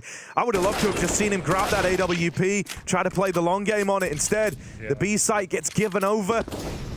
And Aurora move in, and you know, when you get given 2 B kills like that at the top of B, you're going to take the space every damn time. Yeah, that hurts as well, because they were about to walk into the double short setup on the A site, and there was actually a gun and an MP9 there as well. So Forze, that opening kill almost set them up to win a you know, saved round, but instead, as you said, Crowd dead.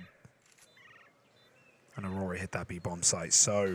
We're talking about the kill distribution on Forze, right? But look at Aurora. It's Kenzie who's just really stepping up. Latix had definitely a few moments throughout this game. He's been reliable on Inferno, man. Yeah, Kenzie's just so good. Yeah, especially in that Eternal Fire game yesterday, you know, 35 kills in an overtime map to end a 2-1 series over Eternal Fire, eliminating the Turkish team.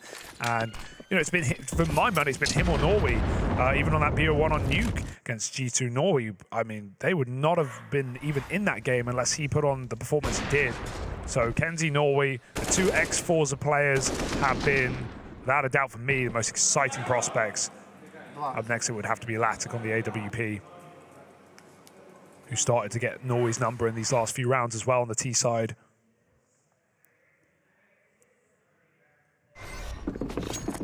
We have a buy still here for Forze. AWP available for Zorte, but it's got to change soon.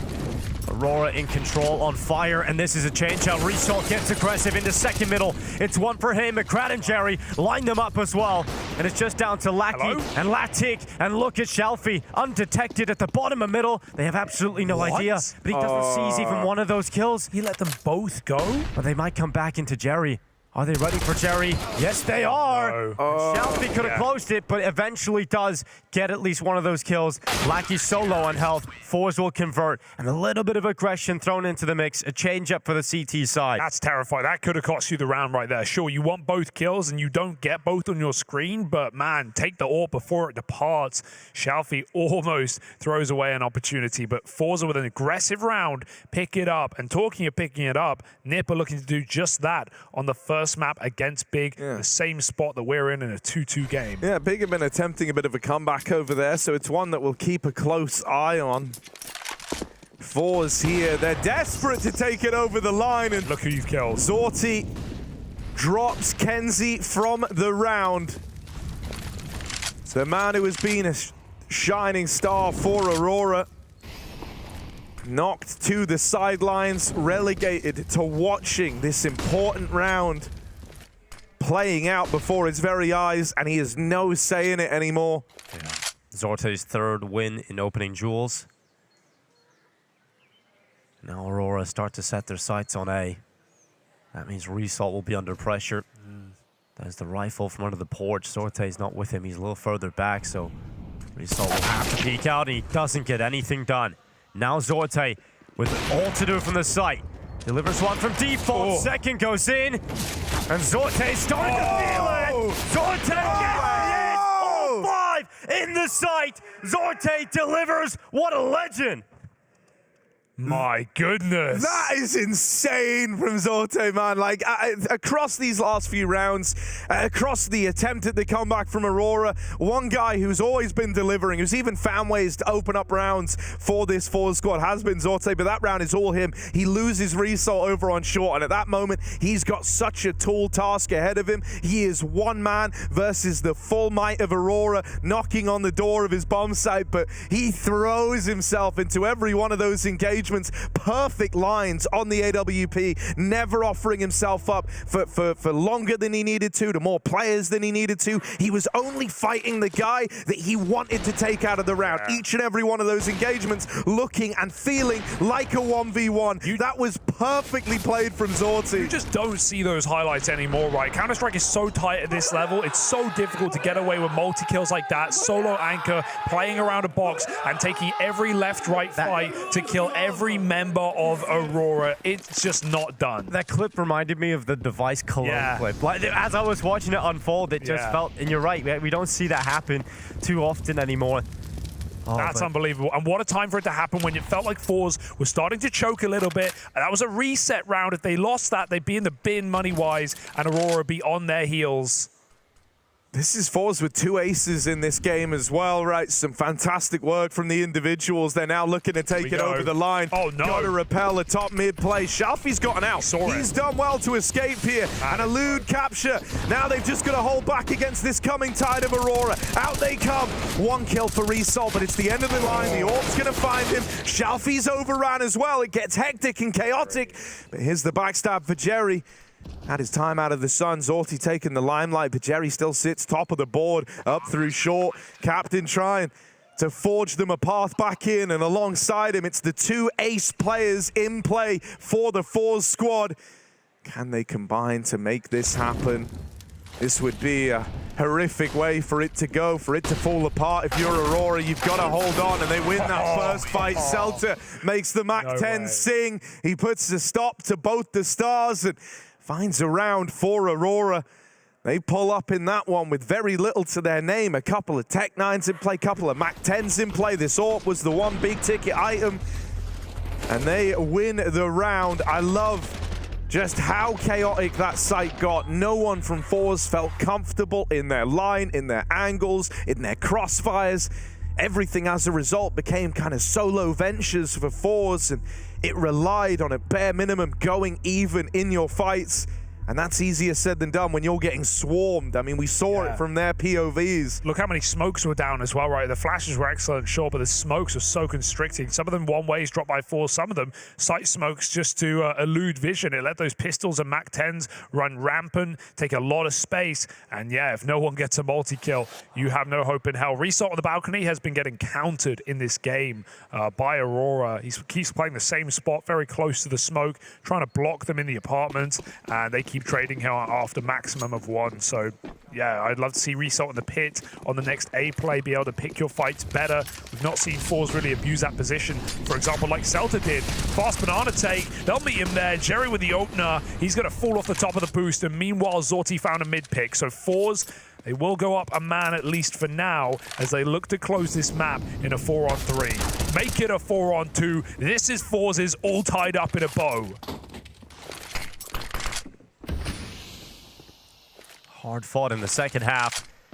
Took a massive effort from Sorte on that ace to really flip this back into control. A change in pace coming through from Forze as well. Aurora put up a good first fight on this map. Well, Forze will come crashing down on them. They draw blood first.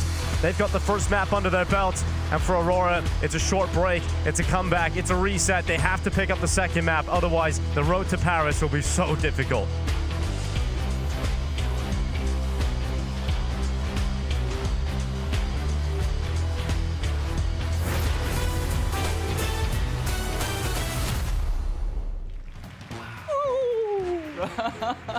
So I just immediately like... We saw some recruit. He started talking trash a bit about Copenhagen Flames. And Oh, no way. Hey, I'm gonna catch one. It's time for the Gauntlet Challenge. what is the gauntlet? No. It's the f***ing goal! No way, this is last place. It went really badly. I wouldn't say it's good, because I would say it was great. Let's go, baby! It's now time for Dupreeh to show us how much grit he's got. Will he bring vitality to this challenge? Will his movement be good enough? Or will the new map take the spring right out of his step? It's time to start the gauntlet. Ooh, interesting. All right, let's get this show on the road. Ah! So this is another long jump thing. Oh, I jumped too. No, that's very nice. Oh, surf. Ay. Oh, I made it. Oh.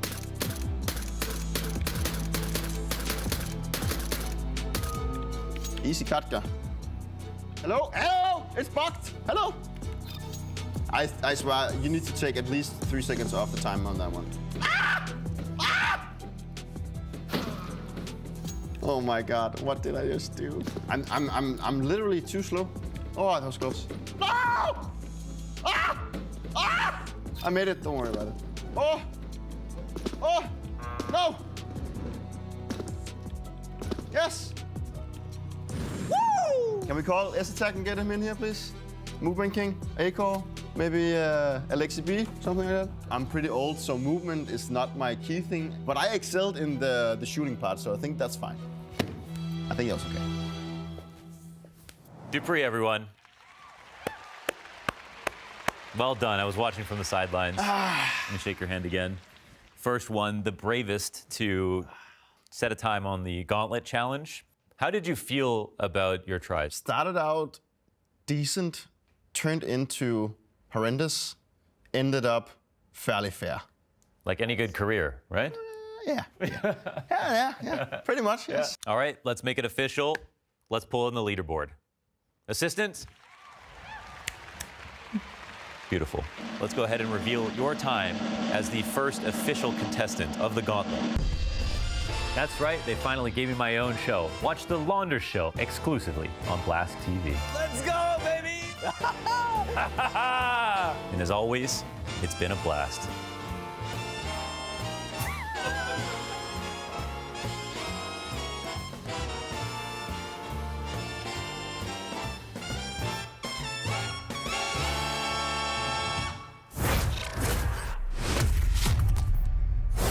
The Launder Show now live over at Blast.tv. You can catch the Dupreeh episode over at Blast.tv. The action here, though, will continue with the counter-strike. We've got Forze taking map 1. Aurora having to bounce back. They'll have a short break between this. I'm sure a lot of frustrating rounds will be flowing through their head, but it's all about the reset. Yeah, frustrating rounds coming from Zorti as well. He put on an incredible ace. You know, we had the 50 for Nifty back in Sydney. I'm just waiting for the 40 from Zorti, and that round indeed was naughty by the young AWP star. Definitely besting, you know, the likes of Latic as well on the Orb coming into this map. I think it's incredible to see Jerry putting on such a strong game, considering this is not the guy we look to perform as an individual. He doesn't need to. He's the one bringing the brains, his team usually with the brawn, but a fantastic game from the in-game leader of Forze in this grudge match to take their map.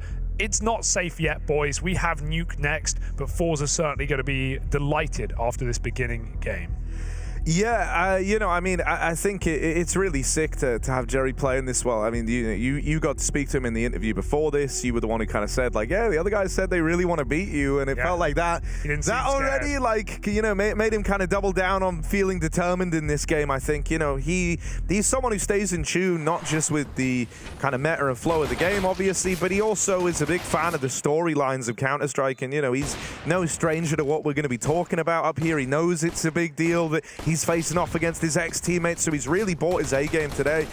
You know, one of the things that when I spoke to Jerry about the RMRs and what makes them so interesting is he says, you know, with the legacy of your time in Counter-Strike on the line, with something as personal as your autograph, you know, potentially appearing in the game, it's something that is, you know, that crown jewel achievement for many players, right? You've dedicated your entire life to this craft, and so to be immortalized in some way in the game is a very big deal. And he says that always brings out this kind of X factor where you give an extra 20% over what you're normally capable of, and I think that idea really hit home for him today. Zorti as well, who was lights out on the AWP, because there were moments in this game where it felt like Aurora were kind of starting to make the comeback happen. You were having Kenzie looking really, really good on the other side. There was some problems in terms of gambles, sailing Forze into rough positions, but the one guy who was consistent throughout the entire latter stages of this game was Zorti. He even offered up this stellar ace in the A-hold.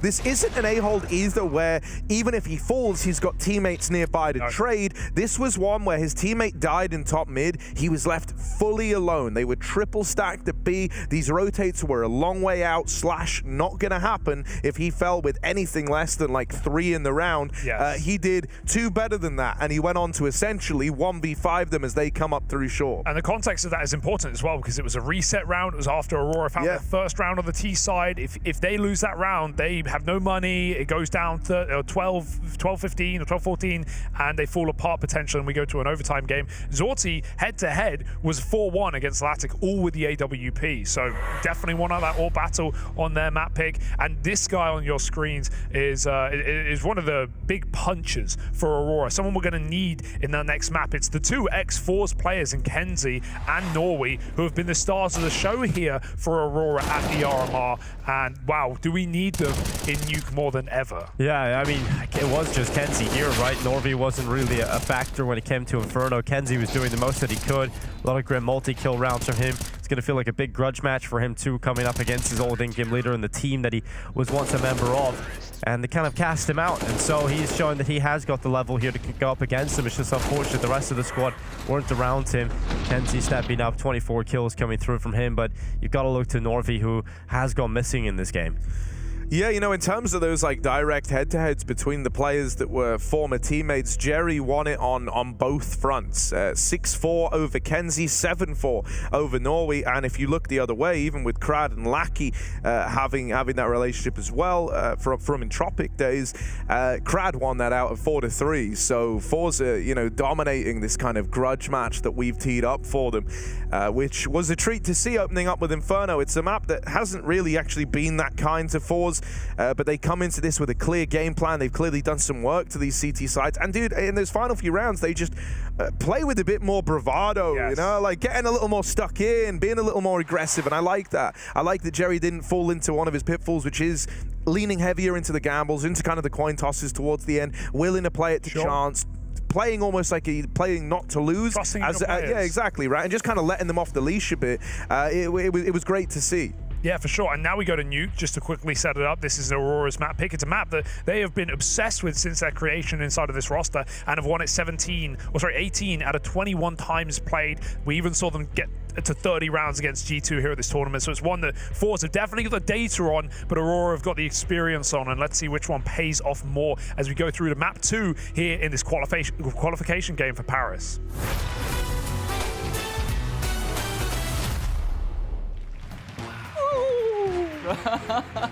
So I just immediately like... We saw some recruits. He started talking trash a bit about Copenhagen Flames. And Oh, no way. Hey, I'm gonna catch one. It's time for the Gauntlet Challenge. What is the gauntlet? No. It's the f***ing goal! No way, this is last place. It went really badly. Yeah. I wouldn't say it's good, because I would say it was great. Let's go, baby! As Cadian prepares to take on his toughest challenge yet, let it be known it'll take more than a hero to beat this one. We know he can lead his team to victory, but can he go at it alone? It's time for the Gauntlet Challenge. It's time. It's time. Let's beat Dupreeh's ass, yeah? Okay, so what does the Launder show have for me here? Rings off, you know. Step 1. Let's go. Okay, let's go. This is the one, guys. Off to a good start. We go for the quick entry. No look. What? Buck. Everybody saw that. No. It's the f***ing goal! Okay, I think there might be some system to this is where the boxes will hit or what. I'm not sure. Oh, no. No, I failed the bunny hop so bad. We need just a little bit of luck here. Little bit of luck. Let's go quick. No. That's it. We're done. Dupreeh, he doesn't know what to do about this time. It's too strong. Yeah, I'm number 1 now. All right, guys, let's give it up for Cadian. Come on in, Cadian. Well done. Take a bow. Calm down. It was good, but calm down. I'm going to ask for your signature in a second. Yeah. You're really burning calories on this map. To be completely honest, I was just chilling. I knew that Dupreeh don't stand a chance. Dupreeh don't stand a chance. You heard it here already. Well, why don't we make it official? Let's see if he lived out his dream of beating Dupreeh. To find out, we'll have the assistant, roll out the leaderboard assistant. Come on, let's keep it moving. Don't go out all night. Don't be alarmed by how long it takes me to write this number down. Just be happy it happened. The submission here from Cadian to the Gauntlet Challenge to see if he could beat Dupreeh. Did he do it, folks? That's right, they finally gave me my own show. Watch the Launder Show exclusively on Blast TV. Let's go, baby! And as always, it's been a blast.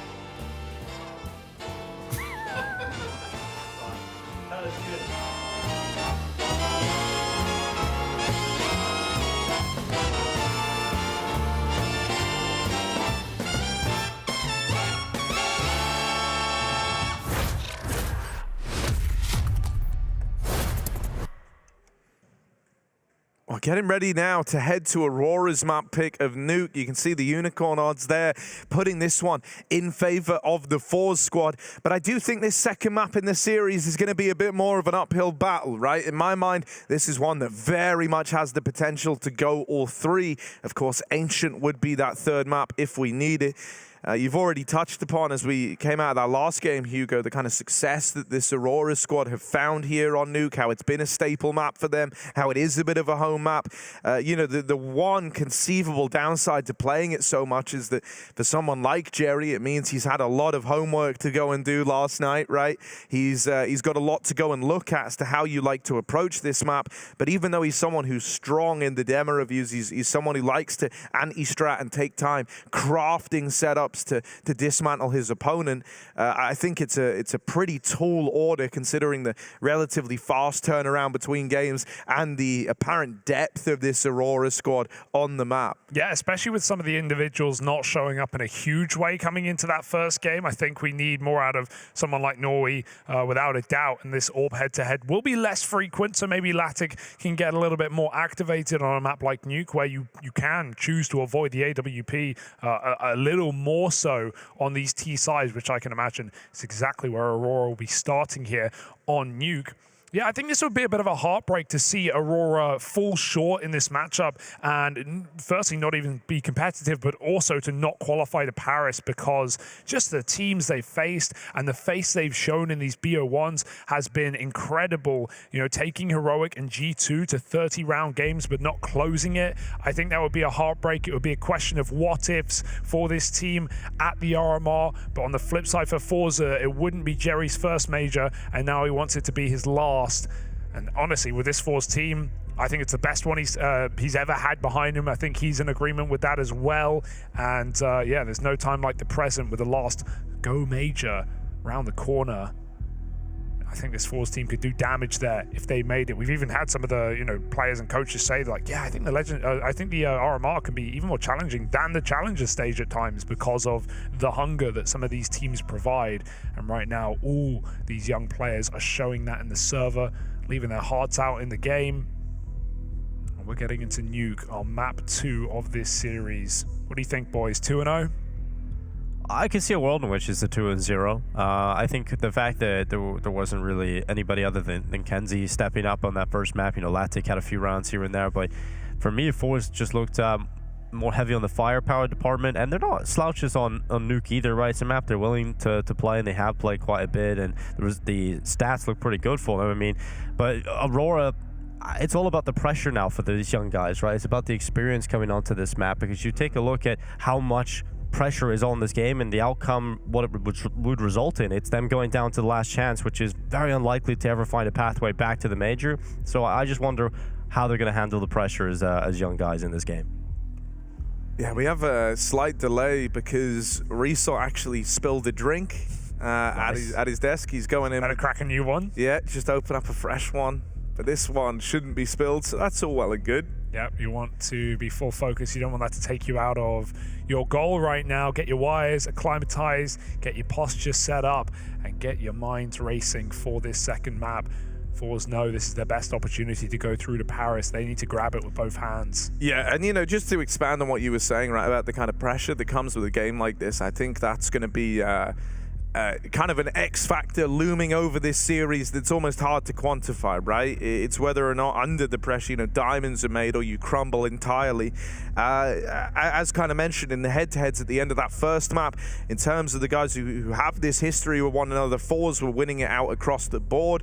On top of that, in historic matchups, Jerry-led teams versus the squads that Lackey's been a part of, they have a good deal of history between the two of them. That's also an engagement that Jerry's won out more often than not at 8-6 in both LAN and online. In LAN only, it's just 1-0 to Jerry-led teams. Yeah, I think. So yeah, you know, I think this is one where it's like Forze are kind of acting as gatekeepers to Aurora and their path to the major, their path to growth in a way, right? So Forze, are they going to bring that same heat, that same kind of composure into the second map? I think even having Jerry behind you as well is going to be able to calm you down if you are, you know, one of these younger players on Forze and you're a little nervous. And you know, Jerry's been here before; he knows what he's fighting for. He can keep you calm. Just seeing your captain not be stressed out, he doesn't look stressed at all. Can you know, be a huge grounding piece. Whereas, do you have that same player to look to on the likes of Aurora? Sure, it may be Lackey, only a year younger than Jerry, but relatively less experienced,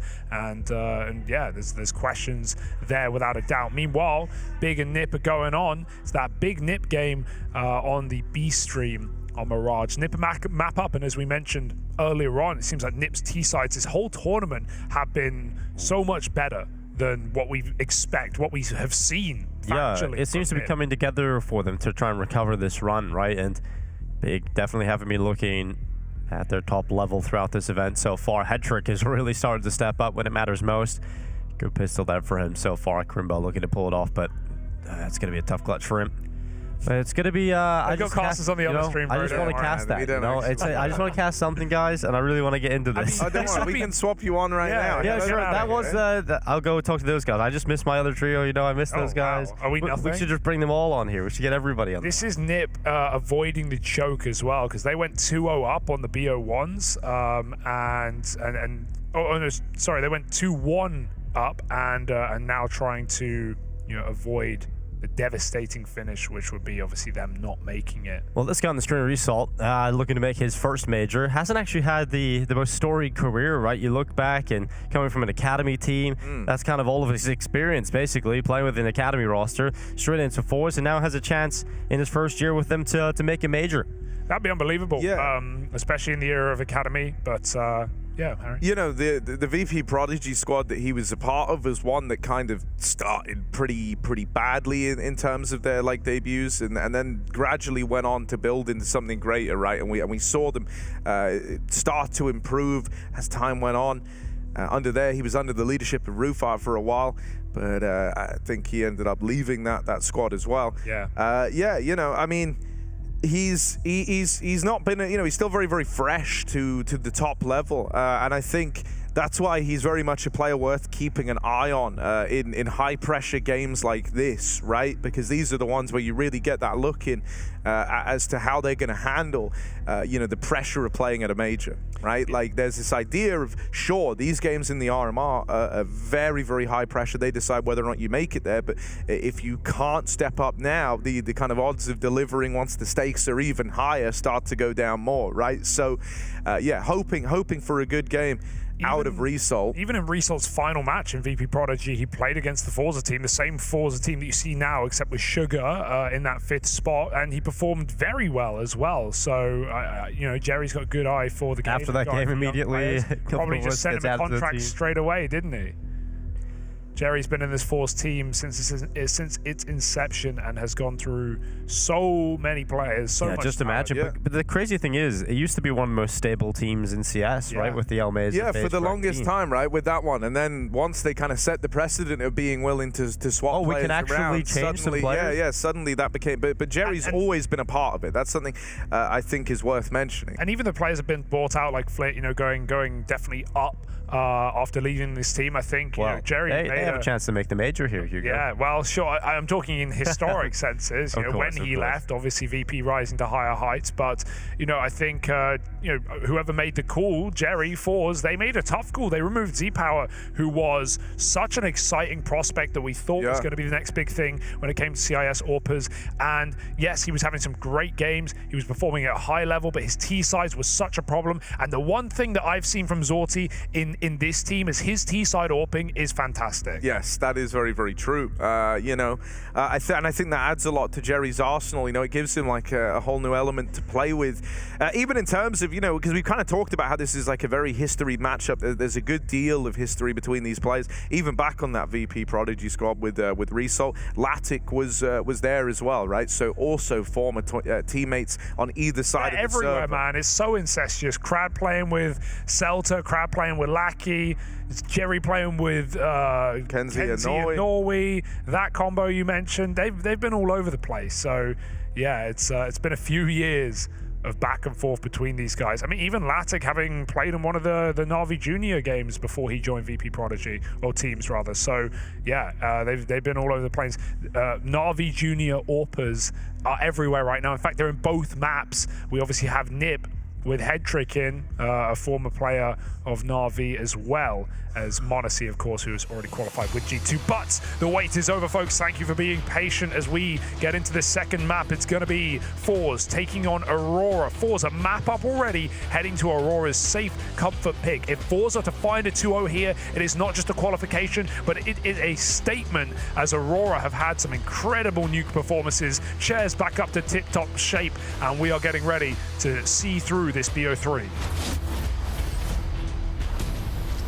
Forze draw blood first with the first map win. They're now going to be starting on the CT side of Nuke. Aurora have to show us they have what it takes to stay competitive in the highest stake matchup of their career. Jerry starts the round on top of hut with the Joe Berettas. And he was a beast last game as well. But you still do hope for that depth of Forze roster to show up. Shalfie, a big part of it. Has that outside info. Jerry sees the util come through. They're splitting A.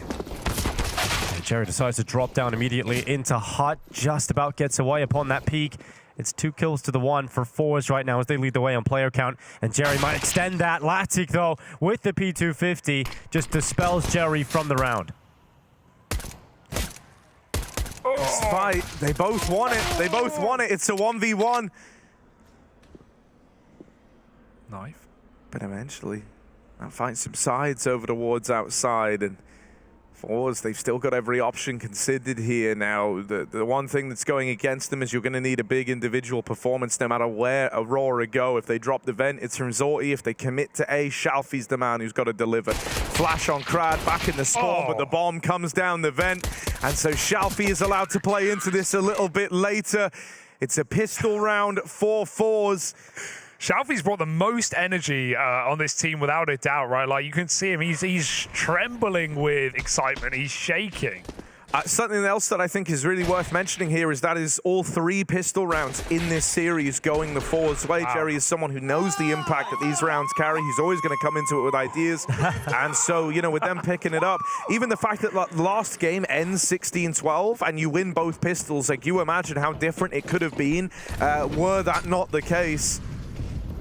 So big victories for Forze to open this one up, and similar to what we saw in Inferno, just the eco round for Aurora with no bomb plant. So very good chance for Forze to ride this high, ride the momentum of that pistol round for the conversion. A little more damage getting done here than you would have expected, but Zorti's going to keep it under wraps. Takes one to the dome, continues fighting with that A1S, keeps the Glocks at bay. And so that second round is found before the buy comes out for Aurora. Yeah, a lot of money there for Crad. Just gets aggressive on ramp, doesn't sit back, just gets close to the smoke. When they come through, it's nice, easy picks for Crad's MP9.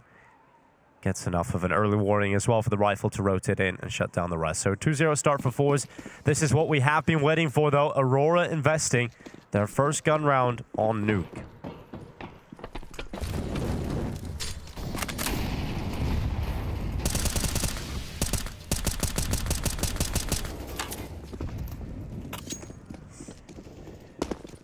Late smokes out of the T-spawn. Just one outside at the moment.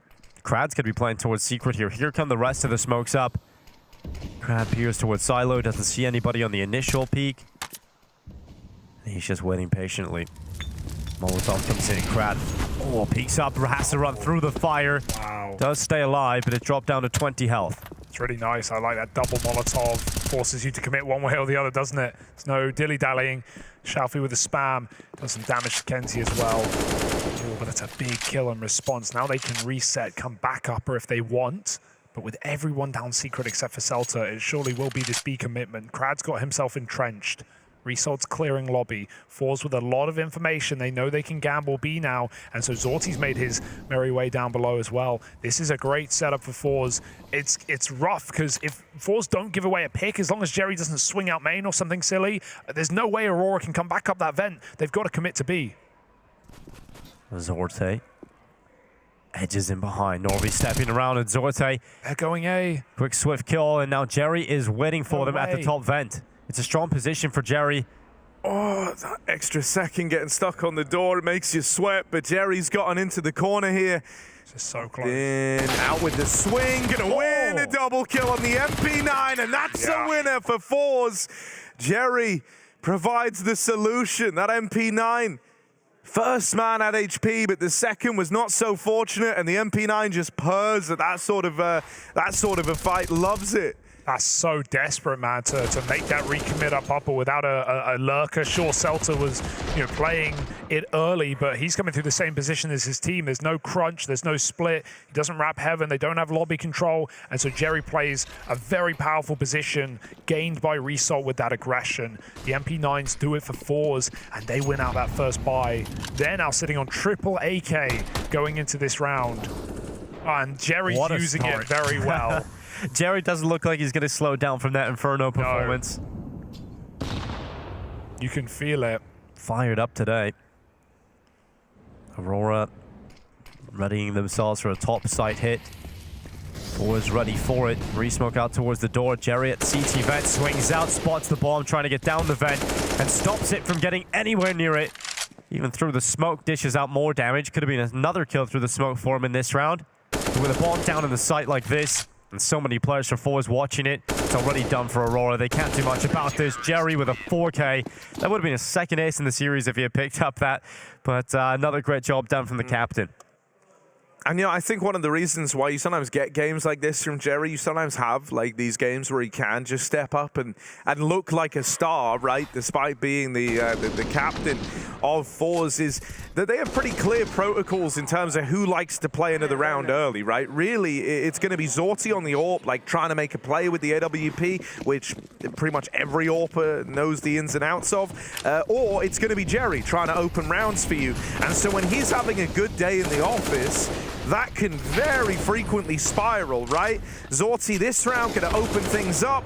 Shalfie's nade finds Norway in the door. Krad at ramp gets pressured, but from beyond the grave, burns out a man before all is said and done to keep this in Forze's favor. Jerry might be low, but the rest of the gang are still feeling fine. Zorti, that smoke is a big middle finger to Aurora. They wanted to try and wrap the doors, give themselves a staging platform to play into this B site, but he said no. I mean, it is a nice move from Aurora, sure, but right now, if you look at it, right, Shalfie's watching this from spawn. Forze are keenly aware of what options are still open to you in this moment. The kind of safe route back into the round is a return to lobby and an attempt to get back out into this A site, or they can go hunting for this one kill back in the spawn. You really don't want Shalfie to go 1-for-1 here if you're Aurora. You want to just deal with him cleanly, and they're going to do that. Latic with a make-or-break kill has opened up this play into the A site, and with the Heaven Post plant available, this is the advantage of not having that fight at CT go 1-for-1. Celta can play around this bomb, but he's out on an island taking fights, and it quickly falls apart for Aurora. Zorte is 10-0 right now. What a start to this map from Zorte. Naughty Zorti looking for the 40 after all, Dinko. Yeah, it could be happening. 10 kills to 0 this many rounds in. Hugo, you might be on for it. He might be getting that 40 from Zorti that you asked for in the previous map. We have to get some rounds for Aurora if that's ever going to happen, though. And right now they're showing us nothing on this T side. Forze are playing very mobile. So robotic, doesn't it? Yeah. Oh, it's so good from Zorte.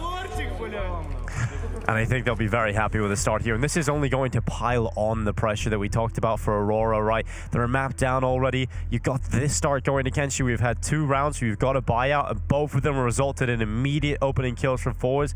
And you having to figure out, is there any way we can get out of this disadvantageous position?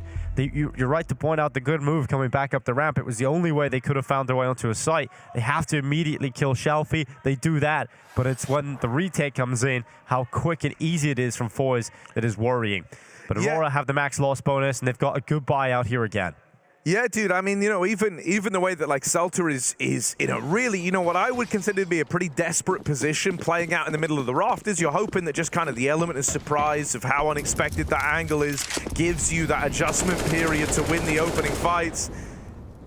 But, yeah, I mean, there were safer ways to try and play that round, right? You can't play every round in the safest possible manner. Some risks have to be taken, but that's one that is going to replay in your nightmares as Forze continue chaining rounds together. They even dodged the nade stack that fell in main, and that's just a nice feeling to know that Aurora had like a kind of gimmick to try and pick up this man advantage, and you don't fall for it. Those nades did a total of 1 damage, and that was 3 of them heading into main. Close on the smoke spam, not quite going to find the kills yet, but dear. They still have Shelfie waiting back in garage. Couple of Aurora players make it across the secret. Lackey has found a real nice bit of space, and if you're Forze, you're kind of under this false illusion that you've got outside on lock. Lackey's not seen him, and sorry, Zorti has not seen him, or Shelfie rather, hasn't seen Lackey make it up into the heavens, so this backstab is not known about. That is ugly. Able to wrestle with the Galil, will at least get it eventually. Raj. He saw him. He didn't react. He had no idea. It doesn't go the other way. Shelfie knows, and instead of using this heaven position to wrap A, they're going to try and split ramp to B. Shelfie cleans him out. That's a big hunt. It forces their hand. Celta's lost to the hands of time. Krad's alone on the site. Oh, Krad has to deliver here. They swing open the decon door, and it's a double for Krad. Runs out of ammo eventually, but Shelfie's made the rotate down, but it's not too much avail. He's been caught without another follow-up kill. So 10 seconds, commitment to the plant. Jerry swings and denies the plant. That's the round done. Jerry just slinks away. And a good thing he gets around the corner because his teammate had fallen. Celta had found that pick, but Jerry steals away the 6th round, and these rounds are going to be so frustrating for Aurora. Yeah, and I think as soon as Shelfie hunts that kill at Hell and sees the player not going for the heaven wrap to set up his lower players for a vent climb, he knows his B. That's why everyone drops for Forza. The communication, you called it robotic the other round, Dinko. We're seeing that right now. They are flowing on Forza. They are in that state.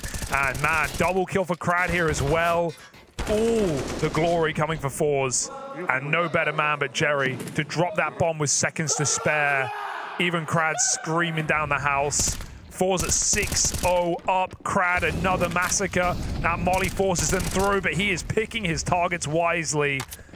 And Forze are forced to be reckoned with. Zorti will not slow down. He will not relent. Yeah, and I mean, you know, these are the gut-wrenching moments that when you're lacking the experience can really hurt you. For Aurora, they've had so many close games throughout their RMR run, right? And the idea that now versus a team that every single individual has some degree of history with, and you're just getting beaten down on your home map. A flawless round ran up against you to find this flawless scoreline at 7-0. I mean, this is such a tall order, even for an experienced squad to kind of see through that and try to build back into this. You know, these are the guys who were kind of offcuts in a lot of the moves, right? The ones left behind, and this was meant to be their RMR to show that that was the mistake. You have a chance now versus, you know, in this really history matchup to prove that, and it's going dominantly against you, right? This is kind of a moment where your heart starts to sink a little bit. You're doubting everything. The usual shots, the usual plays that you can make aren't working, and so everything just feels uncomfortable right now for Aurora. Gonna try and go back to basics. Fast up tempo A play, but the results just are not there. Jerry slams the hammer down. Get out of the sight. He sends them packing. And Aurora scraping the bottom of the barrel with the fast A play. Kenzie left up in the clutch. He was the one guy worth celebrating at the end of Inferno, but a 1v5, to say that's asking a lot, is an understatement. every single one of these rounds, the start of it has just been Forze just dominating the opening duels.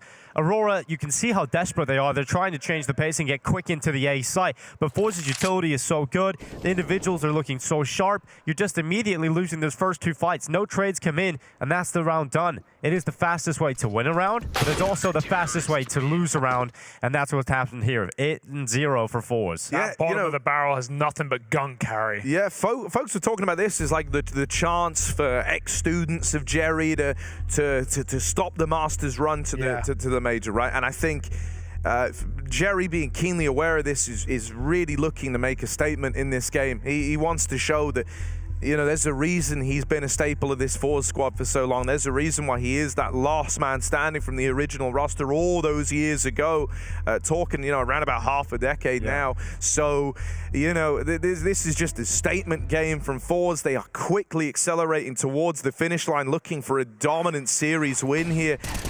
Sending Aurora down into that last chance qualifier. And how painful would that be? Because we look 2 majors back and we look at Kenzie and Norway, the star fraggers of Aurora. They were at the major with Jerry. They were celebrating success in even getting to that challenger stage. Now it's, of course, that man eliminating them or attempting to from the entire run. And it felt like Aurora were onto greener pastures, right? A dominant online run, some incredible results, a huge map and match winning streak. All this forgotten when you get to LAN and when you play up against the big boys. Forze are coming through with a statement right now, and Aurora must respect the name.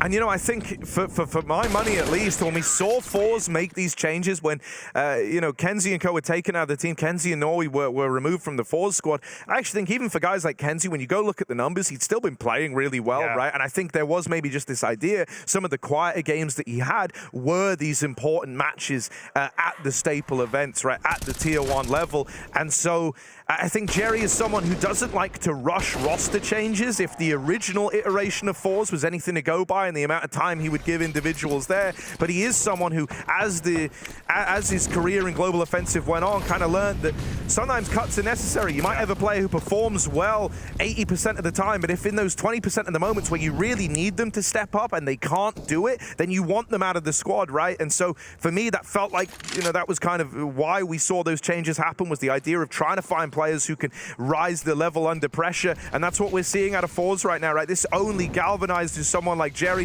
and this whole Forze roster as they are racing towards the finish line. For Aurora, they had a couple of close runs at the start, but other than that, it's, this is brutal. Jerry can manipulate that all damn day. You give him a gap of the smoke, you're a dead man. And so once more, another opener found by the captain of Forze, gonna take it one step further. Confidence is just brimming as he actively seeks the gunfights outside. He wants to take as many fights as he can, and with good reason. The dead man's gap cost him the opening. Now with 45 seconds, Aurora, they are competitive in this round of the 3 versus 4. Slipping out to the side, searching for their first on nuke. Jerry still trying to cause him some problems from main, sends that flash in underneath. Cradle near them from heaven to try and soften them up, but the bomb plant will be confirmed. Now Forze begin their retake. They've been good at these so far. And Jerry has only died once. Gathers up with Shalfie as the exit main to try this retake. Seltzer with a strong spot at the vent. Hasn't been completely checked yet. His teammate Norvi, good kill from the post plant. Latik also stepping up, and now Seltzer can start to come into this. Finally, a round picked up for Aurora, and it's Latik in the post plant that is strong enough to drag them through. Yeah, they break through 2 players backside, and they are caught off guard completely. That's something, considering that was a 3-on-5 broken back for Aurora after Jerry found those opening 2 outside. Result has been having trouble, right? If you want to look for a way in for Aurora right now, Result on that A site has been, he's the only player to die in the opening fights, 2 and 4 in those duels, and again gets caught by a smoke fade as he looks from hut roof.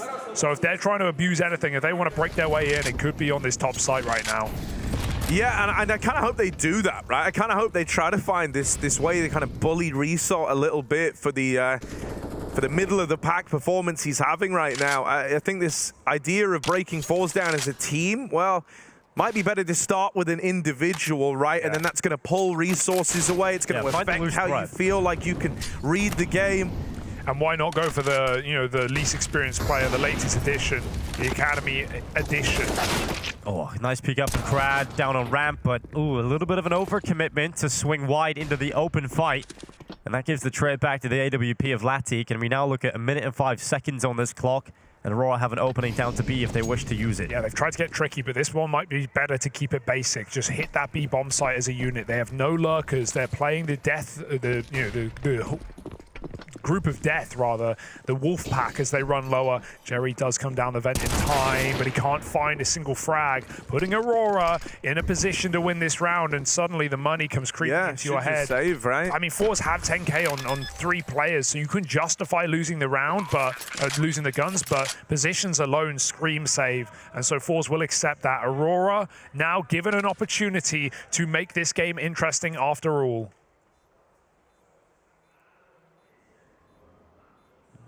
Big recovery, picking up 2 rounds back-to-back here. You can definitely recover this half to the point of 9-6 even if they really get the ball rolling. But it's not going to be easy for them considering the start. They put themselves up against the ropes right away. But better late than never to show up here. And I gotta say, you're looking at a mistake from Crad. That definitely was the factor there. If he does well initially, and then he can just drop down or he can just play safe. But the dry swing, definitely not the right call. Unsurprisingly jumpy and confident at 9-1, but those are the faces that can let a team back in, right? If you play it by the numbers, you retreat after that first kill. Yeah. For Forze in this game, it's been the mid-round adjustments, communication, noticing the gaps, and not letting lurkers get anything done. So, yeah, Crad offers up an advantage into the B-bomb site, and Aurora will take it every day of the week. Yeah, you'd be surprised how quick like a team that's brimming with confidence can have that called into question, because all it takes is like 1 or 2 of those swings that come from a place of, oh, well, we're dominating them. But you know that, like, it's on paper a misplay. This is crazy from Jerry. He's going up the ladder. Jerry. Wow. This madman. Scary Jerry. Look at him go. Toying with this idea. Oh, you thought that last peak was overconfident. I'm going to go take lobby away, and the round's just started. Up the ladder. He's come up the ladder, and now they're left looking, chasing ghosts on the roof, man. He just has the whole lobby. This is an incredible position to never move from. You will always go 1-for-1. You'd like to think from this spot for Jerry, and he's already done enough. Resol can re-swing off of Jerry's contact. This is a power position for Forze right now, and Aurora need to dedicate utility. Timing for Jerry. He looks away. He repositions. He wants a safer spot, and this might be perfect with a layer peak. He takes another Jerry, drops in, takes more, Latik low, and Jerry right now is teaching these kids a lesson. Yeah, the Rugrats having a rough time here. Just Latik left alone. Gets pressured from Forze to take this AWP out of his hands. And Latik, nice quick shot onto Jerry. Boom. Nades will go through though. Somehow he's still standing here, Latik. He's just going to get one bulleted. It's coming. 3 players, 20 seconds, and no chance today. Forze come back in with a swing, and it's not a miss. Jerry taking matters into his own hands. We're seeing just a different face from this player, right? This is absolutely the best series we've had from Jerry all tournament long. He's not meant to be the star of the show, but right now he is calling in a rainy day for Aurora. And I think it's sick as well because he's kind of shielding some of the more inexperienced players from having to get involved in these big moments. Resol, you mentioned maybe having a bit of a quiet time. They're shielding him from having to be in the impactful positions because Jerry's going out, he's risking his life, he's getting the openers, he's playing so well right now. Forze looks so good to lock in that spot in Paris at the moment. Oh, the late A-pop of the flash avoided by Jerry. Resol on the hot roof. We need him now more than ever. He gets one. What a flick. Double headshot. The AK comes through with the goods as Shalfie swings a smoke, and Forze will not let you in that A site. The one weakness, the one way in, and denied at the final hurdle. Kenzie on for a clutch he can't complete, and Resol with a recovery round that keeps Forze in the lead. Aurora have to feel like they're not able to fight back right now. You're looking at Kenzie down there and like 2 or 3 kills at the moment. There's so many players in that same category right now for Aurora. They just can't match the firepower from Forze at the moment. Yeah, and just to kind of put a number to it, right? This Aurora squad were the ones who ended up taking the L here on Nuke 2G2, but they took them the distance, the full 30 rounds, and a part of that was the 7-round T-side that they were able to put up, right? So this is like A serious bit of domination out of Forze. This isn't a situation where you're sitting here saying, oh, well, you know, Aurora, they're a great CT team. I mean, even if they are, it's going to take something incredible in this second half. Usually, they at least get a good bit of the legwork done on these T sides. Opener in this round, but Zorti still here to float around and deny this ramp take. Locks in an equalizer. Shalfie fighting outside, looking to take these engagements. He's getting pressured. Two players looking to try and deal with him, and he doesn't know about Kenzie and the credit cross. Now the credit crunch as Zorti takes this AWP over towards outside, trying to inflict some damage downrange onto the push. Won't decide against it. Moves back rampwards, and this is where Aurora are fixated on, with a lot of resources back in the lobby. One man crossed out. They slow it right down here, but it's Crad getting tricky with it on a hot push. Yeah, Norway's going to clear it though, but not enough. Crad gets his kill. He can't escape. He must die for this fight. 45. They look like they wanted to go ramp, but look who's outside on the big flank right now, coming in through the heaven ramp. This is going to poison for another A split. It's Jerry and Zorti up against the world. Jerry's watching for the heaven play. If there isn't contact from any other avenue, then he would be fully fixated upon heaven, allowing Zorti to come around the back, but Seltzer's holding. It's really difficult to get the AWP to work in that spot, and now Jerry's attention has been drawn away, allowing Kenzie to move, and he's seen him. He'll call the position, and Latic will come through for the third round. Aurora needed to win that. Look at the buy starting that round out, right? You had Galils, you had very limited utility. If you drop the ball here, money's gone, and the most likely outcome was a 13-2 half. Now they've got a chance for 11-4.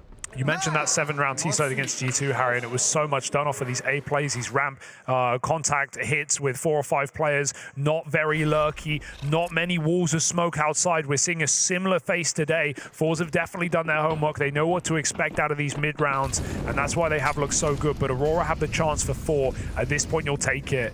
Beggars cannot be choosers, and they are begging for mercy. Zorti with the sound peak. This shot, got to be quick, and Kenzie is. You don't see him miss those often, Zorti. No, not with the game he's having. Oh, Crad, he's had a few hits and misses on the ramp. Yeah. They're challenging him again. Oh, he wanted to try and re-swing in.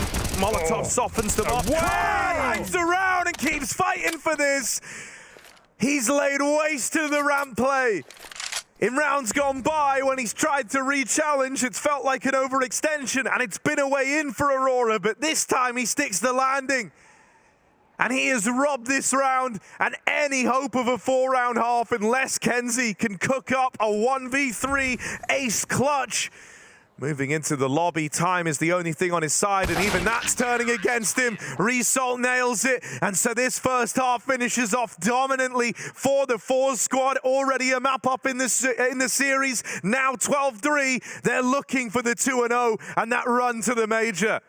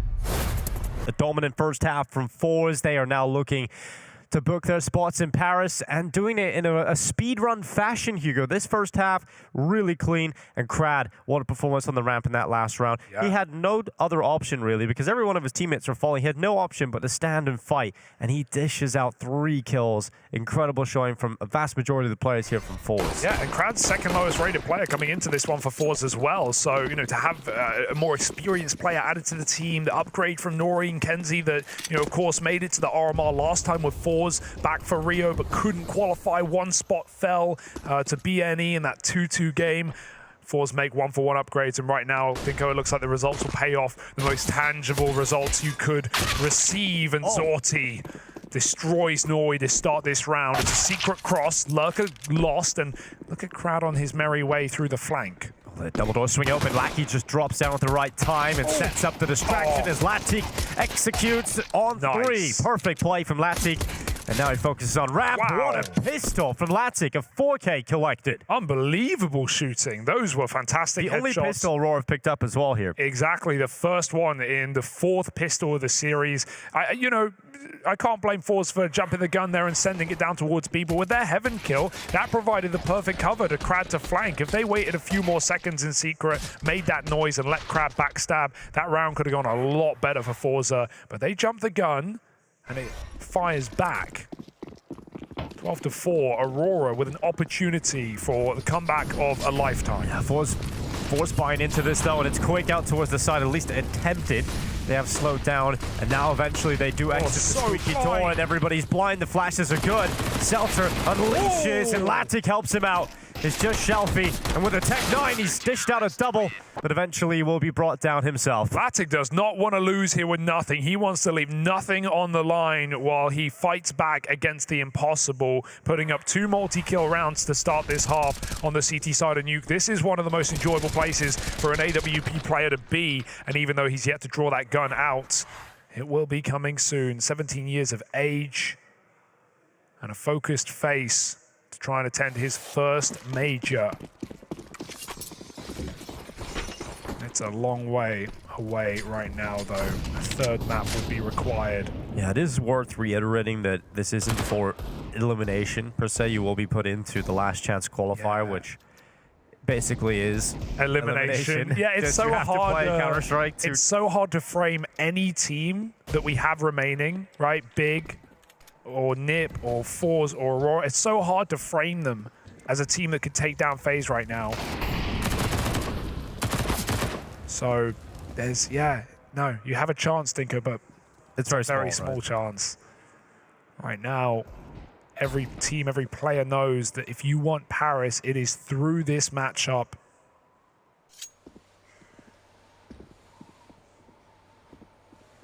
They have never felt so helpless. An anti-eco that Forze will attempt to milk for everything they can.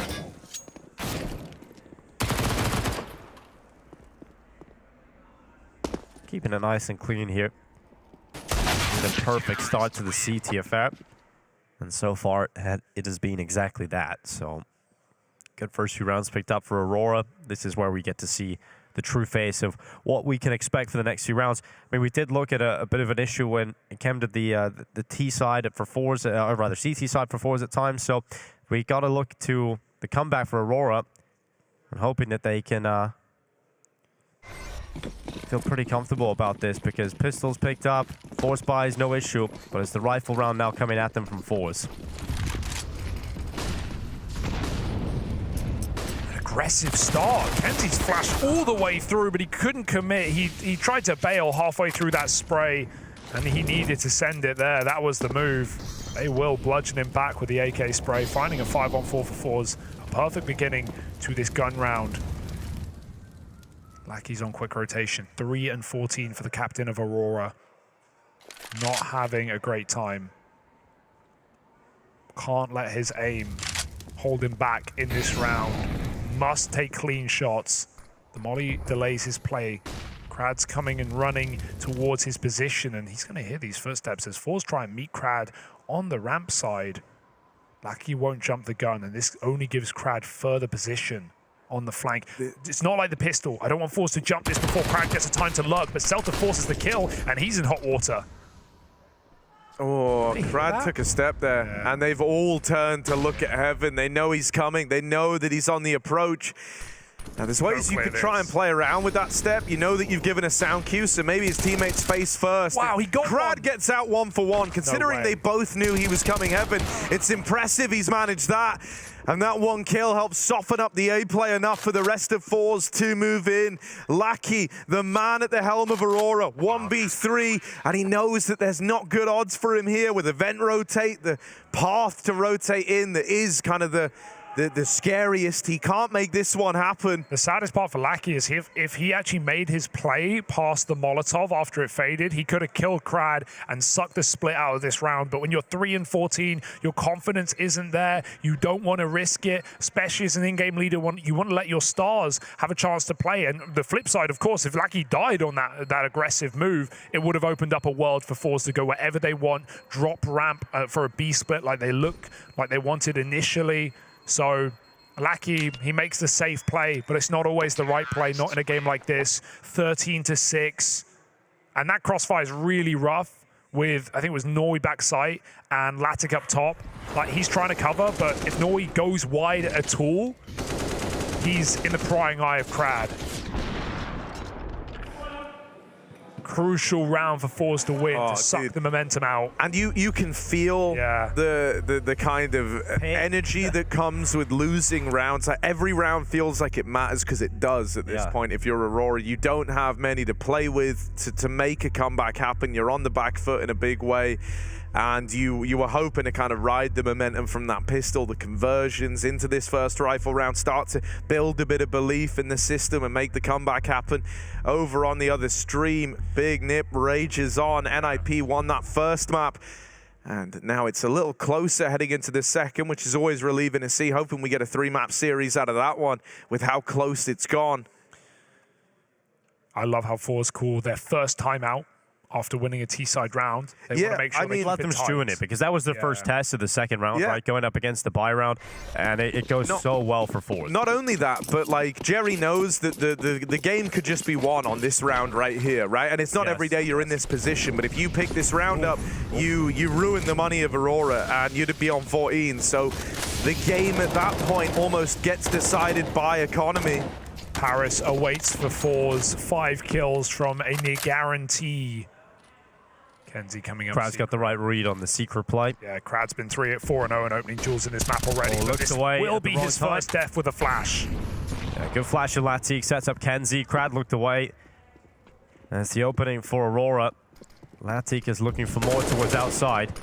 The Forze not committed anywhere just yet, but heavy presence towards lobby. They're going to let this outside play of Jerry move, and Latik will spot him, shatters the glass and Jerry's life. A 3 versus 5. A good start to the round here for Aurora. Yeah, it was just an attempt at the same previous round for Forze, right? Trying to get that heaven wrap off. A lot of control outside denied. And these are very difficult rounds on T-side nuke, where you don't have the real estate on a lurk and you're constricted via numbers. 3 on 5 in the lobby, and every position is punished. Double ramp, A stack, AWP watching the secret cross. Forze could even save, and it wouldn't be a shameful decision at this point. You'll notice Crad and Jerry actually have money, and so this save is actually a really good call for Forze, playing the long game and guaranteeing a next round by keeping 3 alive. No one wants to make it, but absolutely the right move for Forze in this position. Aurora will take the stalemate, a sigh of relief as they find their 7th.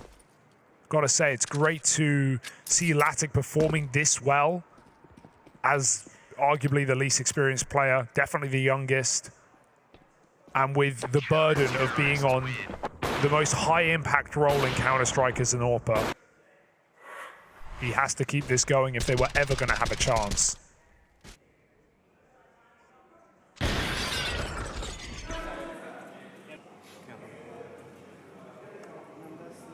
Write it off.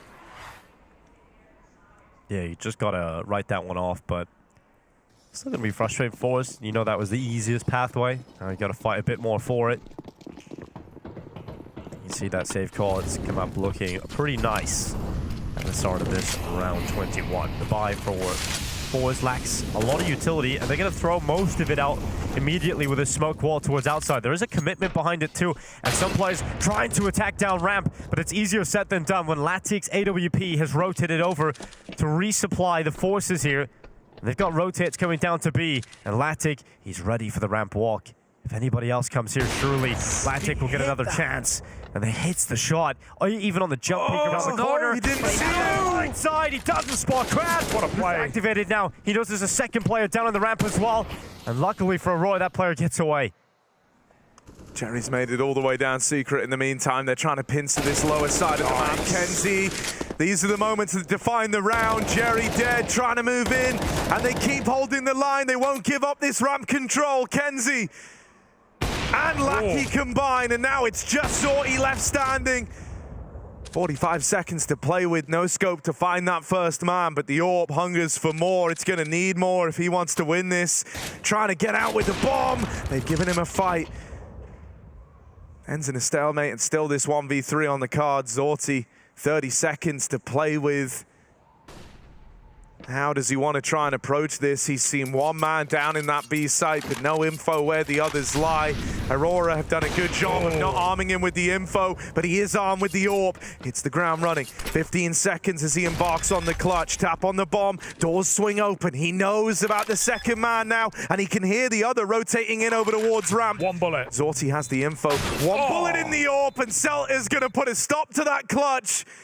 They lock him out of the round, and they live to fight another day. You could feel it. You could feel him warming into that round as well, being so patient on the ramp play. They're getting nervous. They're swinging out of position, out of fear. Latic, that one hurts, man, but his team carry him through it. 8 rounds to Aurora. This is such a tight game. The scoreline might not scream that, but Forze know they have not won this match yet. Some frustrating moments coming through. The closest this team has been to that major stage. Yeah, I was speaking to Hunter after the game yesterday, and he was saying that, you know, they've played in front of 10,000 people. They've played in front of these crowds for big trophies, but he's never felt anything like the pressure yesterday qualifying for the major. Wow. And this is the moment where both of these teams, this is life-changing for them to go ahead. Some of these players, they haven't played in a major before. This will be their first time qualifying and immortalizing yourself in the game with the stickers. There's so many things you get from just winning this best of 3. And for Forze, every round that they drop, it's frustrating. For Aurora, every round they lose is just pure pain. As you're already a map down, you're so far down here on your map pick. So much pressure on these players' shoulders at this moment in time. But they're picking up steam. I like that, you know, we kind of had after that failed clutch attempt from Sorty. He slammed the desk. It was like an outburst of kind of, you know, the emotion of that round, failing to complete a clutch that he was moving in the right direction on. He definitely felt, at least from his POV, that he had chances there. But you noticed in the background, at the back of his screen, Jerry was so quick to recognize that, started talking to him, offering fist bumps, trying to kind of calm him back down. You don't want him freaking himself out here, psyching himself out of the game. And so Jerry's tried to get ahead of that. Yeah, this is a match that if you lose from Forze's position, it kills your confidence. It makes you doubt everything you think. It can kill rosters. It did at Rio. Forze on a force. Looking to drop off with a flash. Kenzie dodged it. Krad falls in, and he's a dead man walking right now. Sorty needs this trade. He needs something. Krad's been finished off. The scout has been picked off, and Latic on ramp is keeping them at bay. No way. Back in for Forze in this 2-on-5. They're even getting hounded down, and this is a sign of the times. Aurora making audacious moves in 5v2s shows that they are believing as well. This is not the map it once was. And Xiaofei, I had the hero AK. Didn't really get activated, didn't get in a position where he can make it work. Now, likely just having to save this because at least the rest of his teammates have some cash left over, so they'll be able to buy. For him, he wouldn't, so hang on to that AK-47. It's really important that he stays up here. That's gonna hide in around the roof, bro. They know he's here. He's on the roof. They know it. So he's gonna hide behind the vents. He's safe. He's got a lot of cover. Stop this, Latic. 9 rounds, and the rounds Aurora are winning are very clean as well. They're getting out with 5 alive in 2 of them now, so got 5 to 6K a player. very profitable right now. It's a lot of these ridiculous shots on the ramp. It's kind of locking out Forze from ramp. We haven't seen an upper exec, you know, in this T side really. Saw a split. That was their one round where Crad came in from heaven. But not a standard A-pop. When you lack utility, you kind of have to use jump peeks to get the upper off the angle, right? But usually you can get away with a jump peek. Yeah. But not against Lati. Oh, the flash, he didn't see him. He has no idea. And I think Kenzie will have got that spot. So as far as Kenzie knows, he's been seen. So he will put distance and reset all the way around. That's crazy. He definitely thinks he got spotted doing that. And it's just a full reset, right? Forze, it probably won't matter because they don't actually have the info. But Kenzie wants to put distance between himself and what he thinks Forze know. They're going outside anyway. If anything, you'd love Kenzie still down in that secret spot. He's going to go assist on the ramp rotate. Forze throwing in a wall. It's all a fake. Yeah, Jerry's going to want to go garage here, right? He's left himself a gap there. Trying to take a bit of real estate. He's actually going to elect to go clear out secret. Zorti holding. Waiting to see if there's any sort of reaction out of Aurora, if he can catch anyone looking for the info outside. The rest of Forze poising for a ramp hit. Question is Latic going to help out here? That molly separates them on ramp, but Latic's still looking outside for lurkers. He might find that head-to-head AWP that Zorti was destroying him in the first map, but Latic is lost to the winds right now. Jerry with a backstab. That's opened up B. They can drop in now. Yeah, he's secured the path in. The rest of the forces joining up from the ramp split, and Sabom now planted. Hard call. Question posed to Aurora. Have you got Even though what they're it out of takes? position, yeah, do they have what it takes to go for this one? They're grouping over on the ramp side. 3 players from here, 1 man alone over on the secret side. That's Kenzie. He might look to get activated a little bit later. With so many players coming from ramp, probably best to let them play their hand here and have Kenzie as that ace up your sleeve. The lineup for Result just falls shy of locking that in, but they do deal with the wrap from Kenzie. Running out of time now are Aurora. They tap on the bomb, they bait the peak, and Zorti's nailed the shot. Forze taking 14. And even looking for the knife at the close. Salt in the wound, as that is how Forze move towards pole position, move towards the major. It's a knife kill to find their 14th round. Well, if the head-to-head wasn't already apparent in Forze's favor, in Zorti's favor against the counter-AWP, that knife is a statement. It proves his point. He gets them off the bomb, and he wins them 14 rounds. What a massive lurk for Jerry to creep behind the wall of smokes, and to think that Kenzie's gamble of rotating around the world left them with no B information. That ramp player falls back into the abyss. Well, we've seen Jerry. He was telling everybody to calm down. His job's not done yet. 14-9. Make sure we stay focused for this one. Latic towards outside. Connects right away under the in-game leader of Forze. He's got a bit of help too with it. The rifle support of Kenzie out towards the blue box. And look at this, Zorte with the AWP and the bomb has committed down secret. No one's with him right now. Yeah, the wall had a gap. They've had to replenish some, but there's still open sight lines for this AWP. And as we know, Latic on ramp hasn't been missing a shot. Why would that change? The flash is a good start. It's going to get Forze with the second player down secret. But Crad spams a smoke, and he's found Celta. Kenzie up close on the fade, wins his. But they got down, and that's most important. They got another player down with him. So Result is now there with the off of Zorte, which means they can play into this B site a little more comfortably. Lackey in a very committed position here. Yeah, he's dedicated to the site hold. He lives and dies by his own actions here as to whether or not he's able to hold the line on this B play. And with Result coming out above him, his teammate dead over at ramp. The time might be nigh for Lackey to have to rise to the occasion, and he will nail that shot. Zorti dead, 30 seconds. Shalfie over on A was hoping to find some impact on this lurk, catching players in rotation, but he's been largely avoided here. And so this should just be a save for Forze, not in position to win this round. Aurora have still got some fight left in them. They're now up on a double digits as well. Some of these combat saves, man. Every round Forze have to work for on this T side. They are nowhere near comfort. Yeah, and definitely a lot more problems on the T side here, but you've got to say as well that Aurora just look a lot more comfortable on the defense. In particular, Latic has been outrageous in this second half. Well, great kills coming in from him. Smart from Kenzie to play around the fade of the smoke. Crad had a huge disadvantage in that position. Here's a timeout for Forze, letting Jerry have his say, perhaps converse with Fierce as they try and figure out the answers to the final few puzzles. Yeah, 3 timeouts, or 3 out of 4 used in the last 6 rounds of the game. It took Forze to win their first heat-up round to even call one out. That first half was going swimmingly, man. It was going perfect. Remember, Forze were up in a huge lead at the end of the first half with 9 rounds in a row.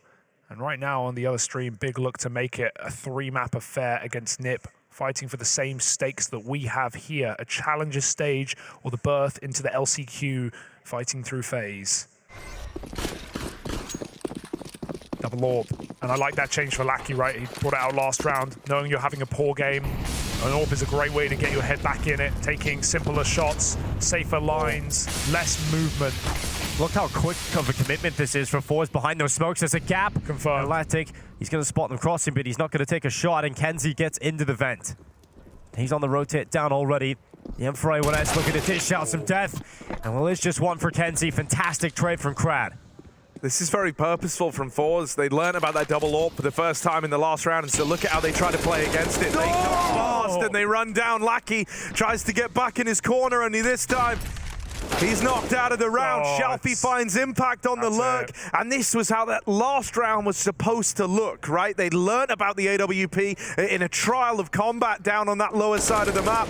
This time, though, with the info going their way, it's much faster. It's a full grouping. They know that the CT side is going to be lacking some of the maneuverability as a result of the double orb, and it's going to be lacking come those retake scenarios. So you knew you were going to get given fights. You knew those orbs were going to be scoped up trying to deal with you, and they just used the pace to bludgeon away in, finding match and series point. This is a great change for Jerry to start calling for these B hits after they try a few upper splits, and it doesn't really work out. The main reason is, who are you going to avoid when you're getting into the B bomb site? It's Latig. Yes, he can play ramp, but the AWP cannot be entrenched in the B site. Lackey's finding out the hard way. He attempts to make the same play in back-to-back rounds and result with a punish. And dude, I mean, you know, this one, it hurts even more because, you know, you're dead on. Like, Latic was never even given a chance to play this round, right? He was one of the guys, like, saving that AWP at the end. He's been putting on such a strong showing. Very, very young player. Akin to, you know, the likes of Result. Got his start in the Academy League. He was a part of that Navi Junior team to open up there at the birthplace of guys like Monte. He was that AWPer for the squad for a while. It's a silent drop. Been given his all in this game, and Latic, knowing that plays have to be made, knowing that he has to be the hero, takes this AWP down towards lower. This youngster has been giving us a lights-out game to try and keep Aurora in this. Windows are not broken. Yeah, get out of there. There are not many fallback options for an AWP in this position. He's sticking around. He's come back into the fray. Latic dishes out on Crowd right away. More needed from Latic. He's not in a position. He feels super comfortable, and now he's lost the rifle support. Latic gets a second. They offer themselves up. The light of Aurora finally dimmed. There's a 3 versus 3. Under a minute left. Lackey's rotated down through the vent. Norvi can get nothing done because of that. Molly's just sticking around, which risks losing all of his health. Shelfie and Zorte bringing kills apiece, and it's just Seltzer now left alone, and Zorte locks in Paris. Forze and Jerry return to the majors, and they are looking very strong. When you look into that bright sky tonight, you will not see Aurora among the stars. It's Forze that shine bright through to the challenger stage, and Aurora dimmed this evening as they fall in 2 maps. What a game out of Forze. A crunch on the T side. They had to work for those final few rounds, but Jerry puts it together with some fantastic B hits, and a commiserations to an Aurora that took 2 top teams all the way to 30 rounds. It's not enough today. Yeah, a matchup filled with so much history between these players, but it's Jerry's squad that will go on to be a part of it once more. Immortalized one final time in the closing chapter of Global Offensive. As Forze make that run to the major happen for Aurora, it's a bitter pill to swallow. They wanted that revenge arc today.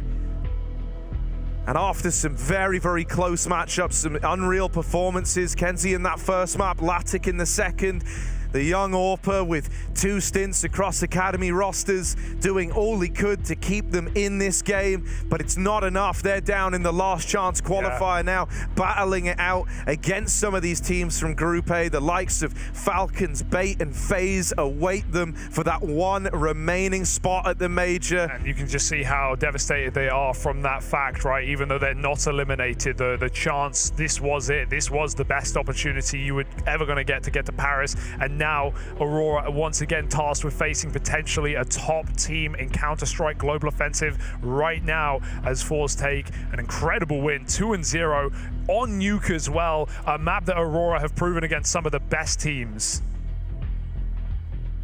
Man, you know, it's one where, like we say, all this history is apparent, and that's even evident in how they're going about these kind of celebrations at the end.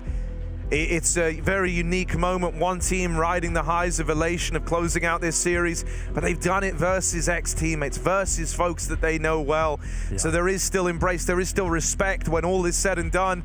You know, they've left everything in the server, and at the end of it, you know, it's a mixture of feelings you can imagine for both of these squads. And I think Jerry will feel justified now with the ideas and the movements that Forze have gone under. Resalt making his first major. Jerry's brought another youngster from the region to a major championship, and it's going to be really exciting to see Forze in Paris, because they've had some great form of Pro League. They've come to this RMR. It was a slow start, which actually put them in these positions where they had to run the gauntlet back, but they are looking like a really solid side right now, and given some time coming into Paris, this is going to be a really scary team at the major. Yeah, for sure, and not, you know, Schalfield's Orti's first run either, as, you know, they went to Antwerp, they managed to get through the challenges, win their BO1s, and then they choked the BO3s and they fell apart there. But I think this Forze looks better than ever, more ready than ever to take some serious upsets, to take some skulls as well at Paris, and we'll have to see if that comes through. Meanwhile, Big and Nip still rages on as Big look to take it to a third. They're having to fight hard here today,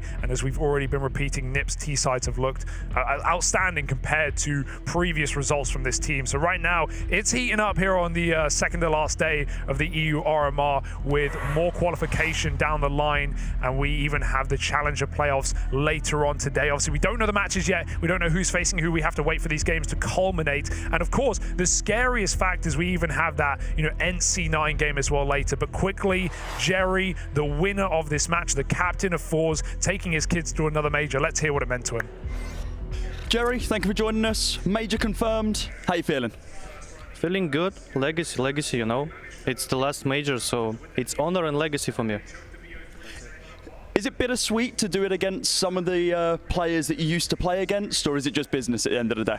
As you mentioned, it is just business, because if you put inside your mind that you're playing against your ex-teammates, you might be overthinking, and I think so this is the wrong way to set your mind into this best of 3 against Aurora. So I was, at least inside my mind, it was always like you just play against the team, whatever who is inside the team, and after that you're letting your emotions out, because you know, okay, you want your ex-teammates, you had some arguments with them there before, but now it's all in the past, and it's all about to just play against models inside the game. That's it.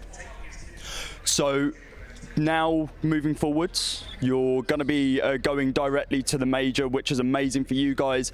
The game yesterday against Monte didn't go too great. What was the reset in mental last night? Were the conversations quite long, working out what the plan was today? The first step we did is that we put together inside the car, went to the hotel, and then we met in the practice room in just 5 minutes without changing our clothes.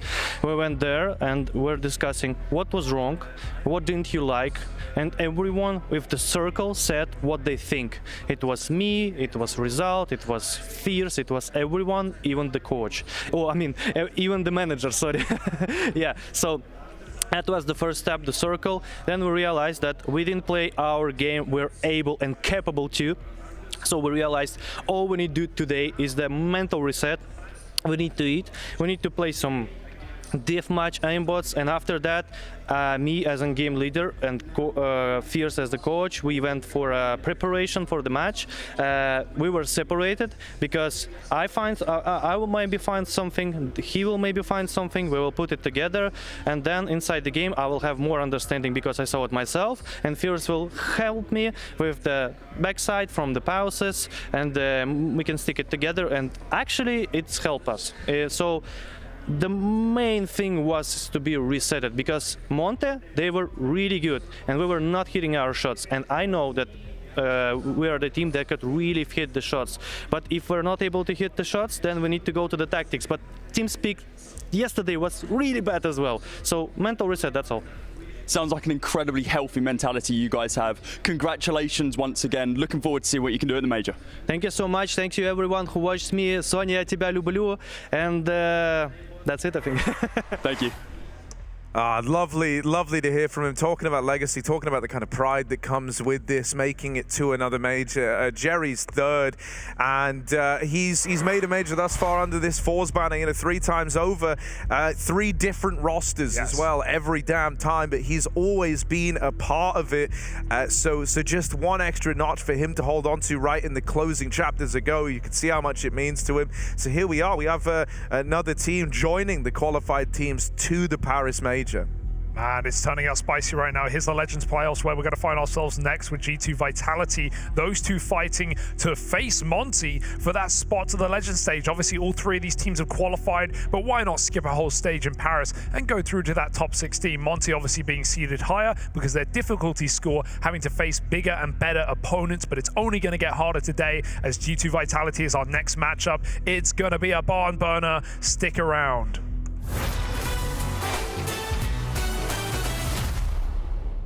Okay, so I have 5 rounds, and if I nail someone in the first shot, I'm gonna walk out the door.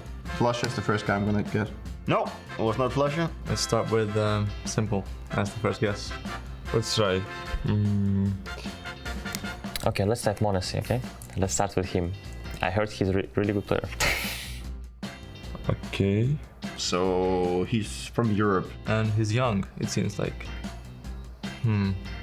Let's try.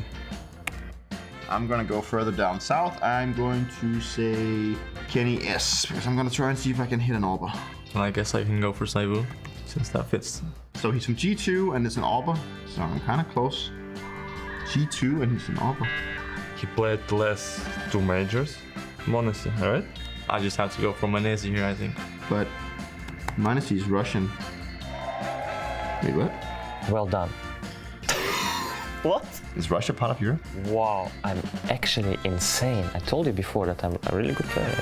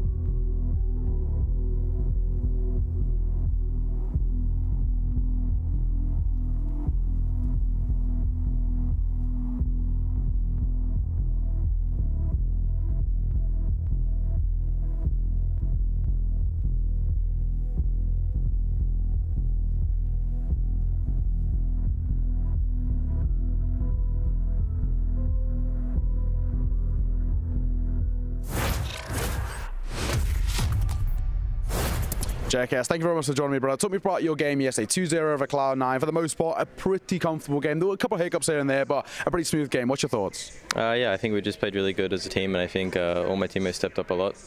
For me, the first map was quite a struggle, but everyone else on the team was really fragging, so it's really nice to be in a team where, like, you know, even if you underperform, the rest of your teammates can carry you. So, yeah, I don't know. It was a good, clean win for us, and I think the second map should be even a little bit like more one-sided, I guess. I think we threw away a lot of those rounds, but yeah, I think ultimately it just comes down to like everyone on the team playing really good, and we had a really good game plan, and yeah.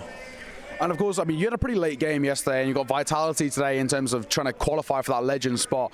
Have you had much time to really look in towards what you've seen from Vitality so far, or have you been more kind of working on yourselves as a team?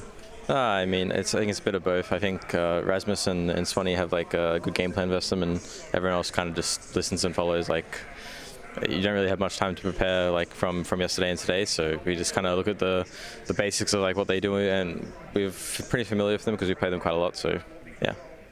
And, you know, looking at Vitality as well, okay, we were asking the same questions over towards them. You know, how do you shut down the likes of maybe an Eco, for example? For you guys, how do you shut down a player like ZywOo? If he really starts to play top level, lights out Counter-Strike, how do you stop someone like that when they're really in form? I mean, I don't think there's really a way that you can stop them. I think it's just, you just have to play against them, and hopefully that your team can step up and almost match it, I guess, in a way. I think if, you know, we just play good as a team, I think we can, you know, just, yeah, win as a team, honestly. Like, I don't think there's anything like that you need to do to necessarily shut down someone or anything like that. It's just, yeah, whoever plays the best on the day as a team. Yeah. And what would it mean to you personally to make it to Paris, right? In a legend spot, go all the way to the stadium. What would it mean for you personally? Yeah, it'd be great, honestly. Like, I haven't been back to the major since like 2019, so you know, just regardless of like the status that we make it as, like, just playing at the major is really awesome, and yeah, obviously playing in front of a crowd is really, really nice, and that's like pretty much like what every CS player plays for. So yeah, it would be great.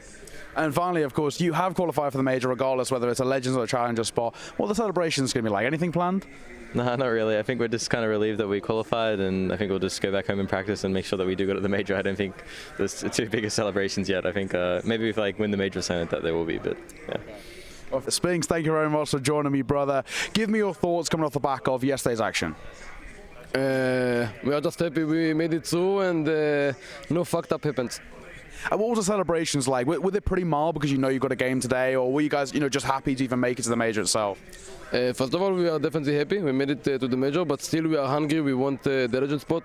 We want to be G2, and yeah, it will be good for confidence and everything. And talk to me about G2 as well, right? They're an opponent you know very well. They know you very well. They're one of the best teams in the world, currently ranked #1 as well. What's kind of the preparations and the thoughts in towards this game? How are you going to take down this G2 side? For us, it's just a normal game, like every other game, normal preparation, and it's just normal everything. Fair enough. And talk to me about yourself as well, right? You've been playing some cracking Counter-Strike, and you're all technically still new to the team in a sense, right? One of your kind of first or second majors coming through. How well are you really starting to integrate yourself in towards the team? Can you repeat the question? How well are you starting to gel in towards the team and learn kind of, you know, Zonic's plans and the calls of Apex as well? How well are you really starting to kind of really feel comfortable? I think in the start it was a bit hard, but I think now it's like normal now. I feel I know everyone, I know the chemistry, and yeah, it feels good. The hardest question of all as well, how do you shut down players like Manesi and Nika, right? If they start playing unbelievable, what's kind of your plan or the team's plan to really keep them at bay? I think they should think how they shut down ZywOo instead. Okay, all right, fair enough, brother. Finally, any fighting words over towards G2 before we get in towards the game? Let's just have a good game and enjoy. We love to see it, brother. Even Spinks knows they got to shut down ZywOo, and hey, JKS isn't worried, right? You know, just play better as a team, simple as that. And Team CS is what have got G2 in this position in the first place, #1 ranked team of the world, and the Unicorn odds show that as well, with a favor for G2. But I think the map veto is spicy, boys. I think G2 are pulling out some punches with a pick on Mirage against Vitality, not their go-to in terms of choices on maps. And of course, the last time they took each other on, it was Vitality to win it out. This has been a matchup we've had repeatedly last year, 4 times since Masuta got removed and Spinks got added to Vitality, and they're split 2-2 in BO3s. Yeah. This is right down the line for a legend spot, or the chance to get it at least. And we're getting into the business now. Mirage, Nuke, and Anubis as our 3 maps. Not exactly in that order, Anubis being the pick of Vitality. But let's jump into the first, shall we, and see what G2 have got in store on this sneaky little pick of Mirage. Yeah, a little change up from the last time they played the Blast Premier World Final in 2022, the event that G2 went on to win. So definitely going to be interested to see how this one's going to pan out. If Vitality can get into the Legend stage, Paris better start the parades, because that's their best chance of making it to the playoffs. And I'm looking forward to see if Vitality can show us a face, because it is interesting to see what level they're at. I think G2 look very strong right now, apart from the first day, obviously that best-of-1 upset. But since then, that game against Cloud9 has inspired me full of confidence for the G2 side. And they're going to be starting on the T side of Mirage. Yeah, absolutely. I think for Vitality, there's even more on the line in avoiding that challenger stage entirely, a place that they've had problems their fair share of as well. Of course, made it through in Rio, just about snuck 3-2. But G2, I feel like a team that, without a doubt, can beat anyone you put them against at the moment. Can they be Vitality?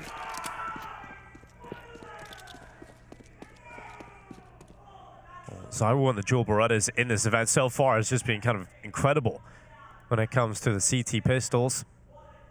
Unfortunately for ZywOo, they're going to the polar opposite end of the map. They're going to be attacking in towards A. Under 1 minute left. Dupreeh and Apex currently standing here in defense. They've got Spinks underneath the wood. Strong setup here for Vitality to deal with this attacking pistol from G2. Dupreeh finds the first headshot. Spinks strikes from underneath the wood, and it's just one for him. Nico and JKS, important trades coming in.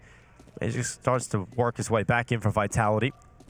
And they're up a player here on the CT side with a bomb plant and a minimum secured for G2. And now Hooksy and JKS need to see it through. Yeah, not an easy spot to be in. The JKS making first contact, knocks ZywOo out of the round. Looking for a little bit more, and that will lead to Magis getting the better of him. The Frenchman hopping on that bomb while Magis covers. Apex with the defuse, just going to stick that, and Hooksy never even given a chance to play.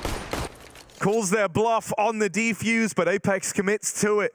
And so that's how Vitality strip that first pistol round away. Over on the B stream, meanwhile, things really heating up. That's been rolled back into a OT affair. Big doing everything they can to make it double overtime. But Nip do sit in the lead, and with the map already under their belt, they're feeling good. Yeah, it looks like the head trick move is starting to finally pay off for NIP. He just made a big play to get them up to map point.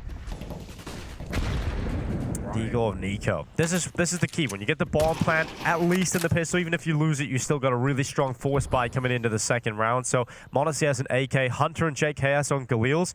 And we seen yesterday versus Cloud9. Hunter was able to win one of these force buys of the Galil on his own. So we know G2 are very capable of picking these up, and Vitality have to be aware of that.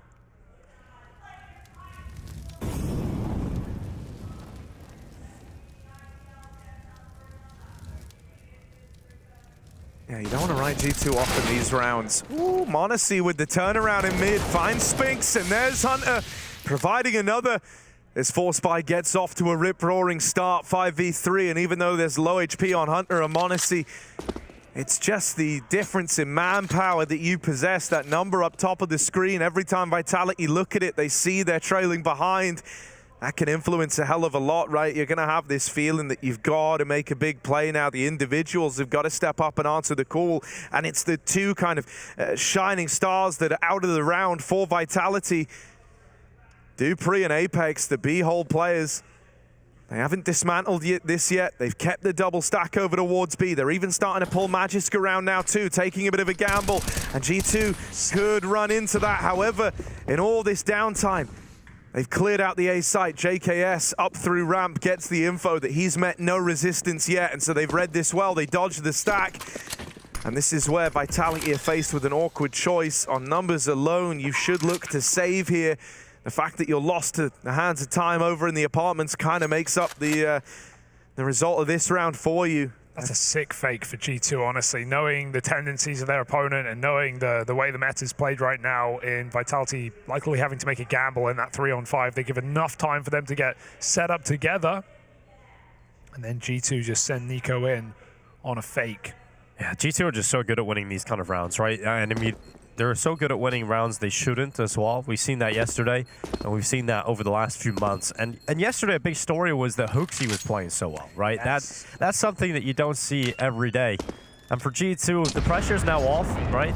They've qualified for the majors, so this game absolutely has big results in terms of the legend spot. But when you're looking at the pressure situation, this game becomes a little bit more balanced out.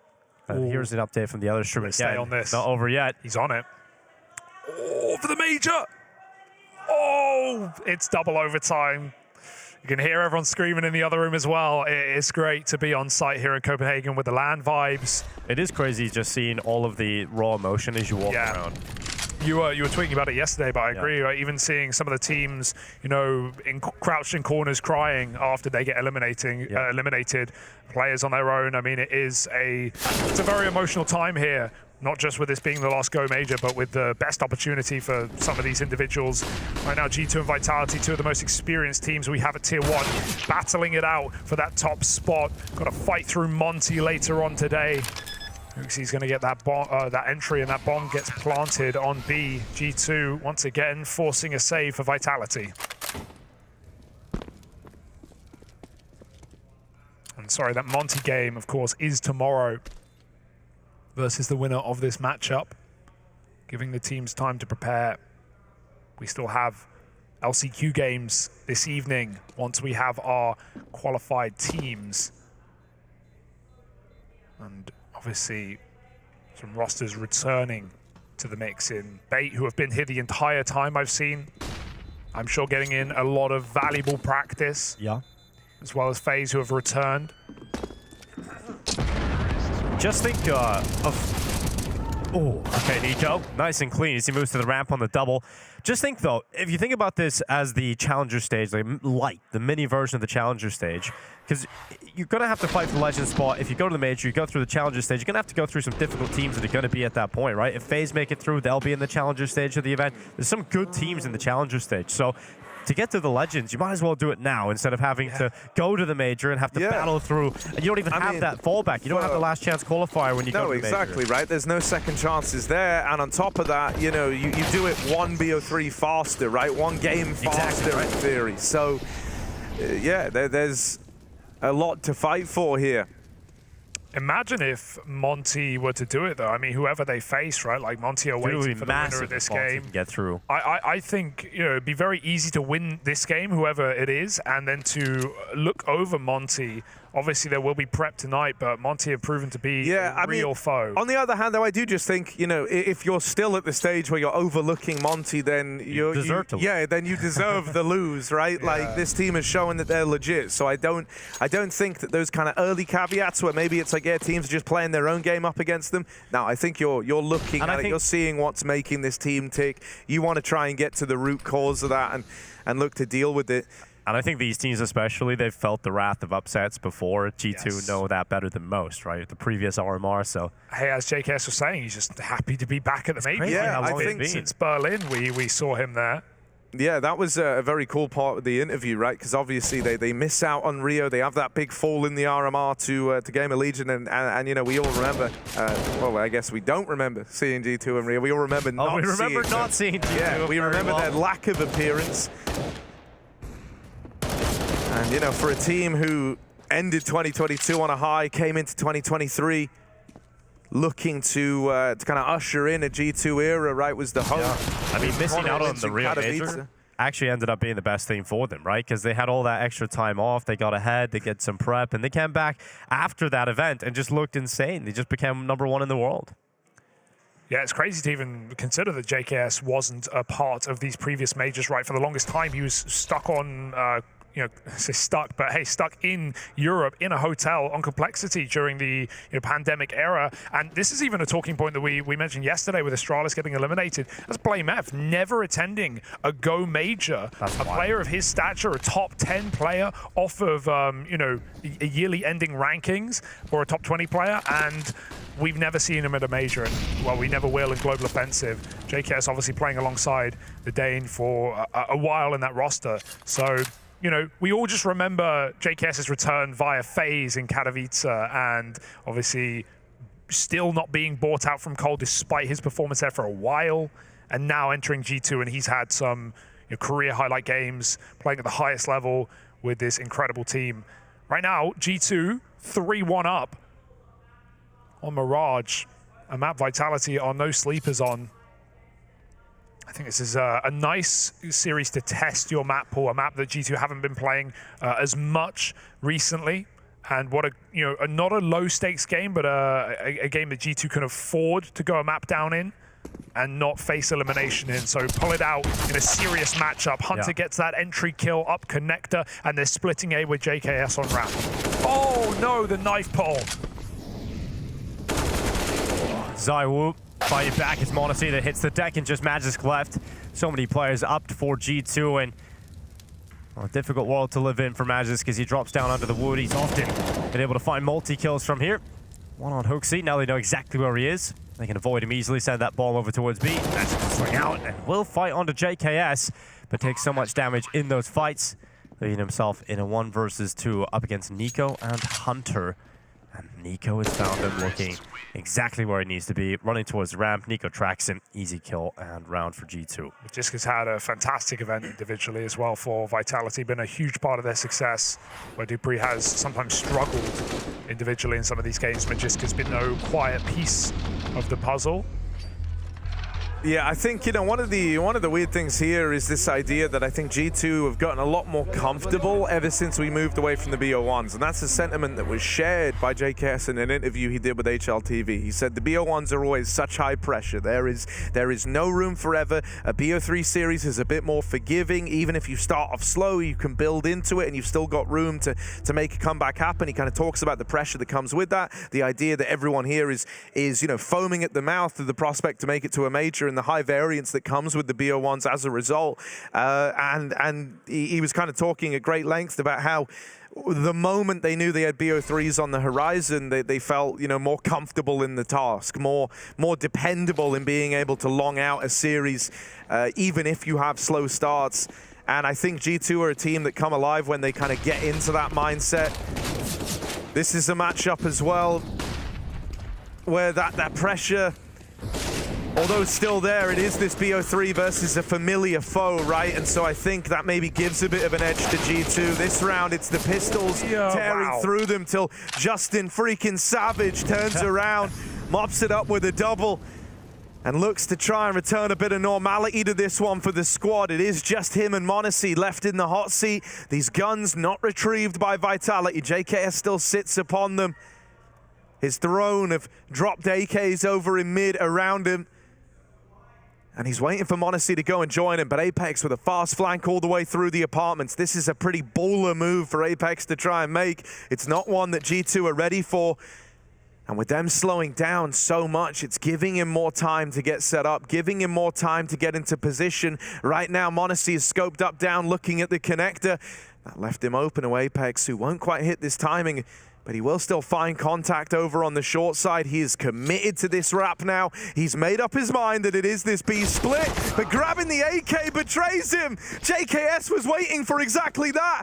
And now with Dupreeh found over at B, they've read into this that it was a B stack, especially with that flank through the back lines. They, as a result, go in towards A, and that leaves them far away from ZywOo, allowing for this plant to come in. Well, ZywOo's rapidly racing back. He's into the jungle, but it is just the Deeg trying to get his way back into this side. There's nothing else on his back, right? He doesn't have the utility to help him out here. He doesn't even have the kit, so he has to move very quickly indeed. The bomb is not planted for the 2 remaining Ts towards CT, so ZywOo gets onto the defuse. He's going to stick it. 10 seconds. He's holding. He finally gets off, and ZywOo looking for shots now, and the only shot he'll find is Monte's. God, that was scary for a second. Thank goodness JKS to check it. I've learned from experience, you don't write off a ZywOo D ground. I've done that many a time, and then he just does something ridiculous with it. So G2, it's one of those rounds where you're 2v1 versus a guy with a deagle, but you almost have to treat it like it's a full rifle round, like everything's hinging on these gunfights, and they play it very, very safe. They don't give him any room to approach that 1v2 clutch. This is composed from G2 to open. And it's at times like this that you really want to see, I want to see like a big individual moment. There's a couple of names that spring to mind to offer it up. For me, it's got to be Spinks, Zywoo, or Magisk. And with Spinks dead, Hoopsy hitting this timing. This guy had a star game yesterday versus Cloud9. He's opened up this round with 2, and his team follow through with the pushing away. What a hard position for Magisk to even get a kill out of there. He does so much damage, but they are wrapping around from Palace to ramp. And G2 making Hoopsy look like the star on the con lurk. I can't believe it. He just walks through the smoke, doubles up, destroying Zywoo, and it was a perfect round again for G2. 6-1 up on this T side right now. Yeah, they look frightening at this point. G2 looking really comfortable. And yesterday we seen that against Cloud9 as well. The start of the game plan, I think JKS is touching on that in the pregame interview, saying he got the game plan from Swanee and Hoopsy, and you stick to it. And well, the game plan has been working really well for these starts. G2 coming crashing down on this Vitality defense. They have cut Zywoo out of the game. That's a difficult thing to do, but Zywoo has not really been involved in it yet. And G2 continue their streak of rounds, 6-1 now. And that game is still going on map 2 of NIP big. Looking for triple overtime. Well, Nip at least. And a 5-on-4 ready to close.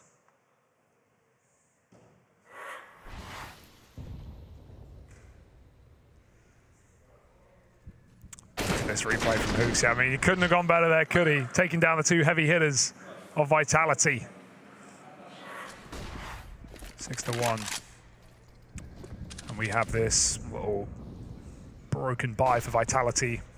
A couple of rifles, a missed window smoke. We talked to players about this before. Often they say, yeah, it can sometimes be on purpose. It's hard to know. Right now, it might be, because Monte is holding for this top mid push, expecting the reaction of Vitality saying, hey, there's no one in mid off this smoke. It might be a fake. Oh, they missed it. I wouldn't be surprised if this was by design. But Monte's patience does not pay off. He retrieves that bomb and resets to the ramp side.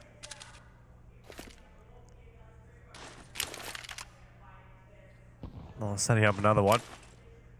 Oh, it looks like it's happening, boys. NIP to make it to the challenger stage of the major, and Big down in the LCQ.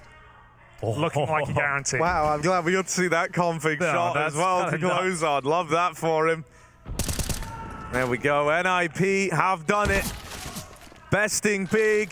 2-0, double overtime. We'll draw our attention back to this one, though, as the Deagle of Magisk rings out with a kill to open. Smoke's now pouring over in towards this A site. Nico leading the charge, trying to get involved. Wanting to turn the tide, wanting to have a say in how this round pans out. Tucked into a corner now. Nico goes swinging and finds Magisk, that man who opened the round. Uh-oh, this is awkward. Spinks is going to deal with Hoopsy trying to come back through the apartments. And now we're still in with a chance for Vitality. G2 have got to bear in mind this Palace flank that is on the cards. Moving in through the back line. Monte looking for a fight at CT, believing in his teammates to have his back on this Palace cross. But things are heating up for Monte, and that's too much to bear. Forced into the open. The Savage. JKS got it, do it alone. They nearly line up for him, but it will be Vitality quelling that threat of JKS, denying the clutch in the 1v4 and winning that round. With a collection of rifles brought forward, a couple of Deags in play, they find it. Look how hard they're having to work for even a slimmer of success for Vitality. You could feel that clutch coming through if he didn't jump over the top of Tetris to change that angle. Zywoo with the close. And near 1v4 for the Savage. There's going to be Vitality back on the board. Ever since that pistol round, 6 straight for G2. Can they recover and reset? Have this aggressive orb. The classic JKS side. Wasn't happy with the way it finished. Definitely felt like he had a shot. You can vote on Blast.tv, which Opera will perform better today, Zywoo or Monte. So ooh, that's a tough question. Yeah. Zywoo, he strikes in Palace, a position that Hoopsy was not ready for him to be in. Good ground taken from Magisk and Zywoo to claim control of Palace early on here for the CT side. But Hunter is fighting back. He wants some control of his own, and he's pushed through the murder hole. He can get all the way through CT, and Nico, inside a connector, sits on the other side of the smoke. Spinks to receive. It's a big flank by Hunter. He's not going to get backstabbed. They miss him, and he has got the round in the palm of his hand. Every kill on a plate. Hunter hungry for more. He's looking for a second. Where's ZywOo gone? At least he's cleaning out other positions. Spinting Comp gives it up. Both shots. ZywOo with a flick. Despicable. And now Vitality might be able to recover this seemingly lost round. The Hunter becomes the hunted in that moment. Monte with the reply. Orb still in play. Big Irons out. 5 shooter, and Monte's making it work. Ilya the kid trying to give them a chance here. ZywOo up and over, looking to deal with him, but he's hidden behind triple. His teammate now dead, and a missed shot for Monte. He will recover. This could be his moment. Tag out of ZywOo, tries to finish it. One bullet, and ZywOo puts a stop to that round attempt. The thing Hunter could have killed him. He could have ended him. He could have essentially won the round, but the greed that got away, right? You don't get many chances to take ZywOo away for free. When you don't take that opportunity, he is going to punish you. The first kill towards Connector, the immediate 180 spin from ZywOo, and he goes on to devastate G2 in the end. And you have that Blast TV vote on the perfect round where the 1v1 ensues. The pistols out for ZywOo and Monte. Look at this, turns around 180. Oh, you give him even a second and ZywOo is going to take it. Zoom sense? Tell me right now. What a flick! Because Spinks calls that, you hear. Spinks knows immediately. It's not like the confusion of like, I'm dead, where am I dead from? It's a city. And ZywOo is there. That had to be a double for Hunter. Even if he killed ZywOo, they probably win the round off position. Yeah, exactly, right? And also, on top of that, Monte clears Palace. Like, they never saw Magician Palace. They just saw that he wasn't in the bomb site. And that realization, he's not underbelk. He's not close ramp. Sandwich is clear. And then you start to think about how comfortable ZywOo was fighting out of Palace at the start of the round. He must have had someone up there with him. It's a process of elimination for G2, and that's what they're trying to do. Eliminate Vitality from a Legends competition. ZywOo gets smoked out. CT wrap around, his only option to fight. G2 are in the site. There's not much resistance here, but ZywOo is starting to bring that big green gun around again. From CT spawn, he will perch himself up, and HooXi set through the jungle smoke. ZywOo, in the meantime, has taken out JKS. Spink's not getting involved, but this AWP battle is starting to heat up. Monte, Hunter, and HooXi.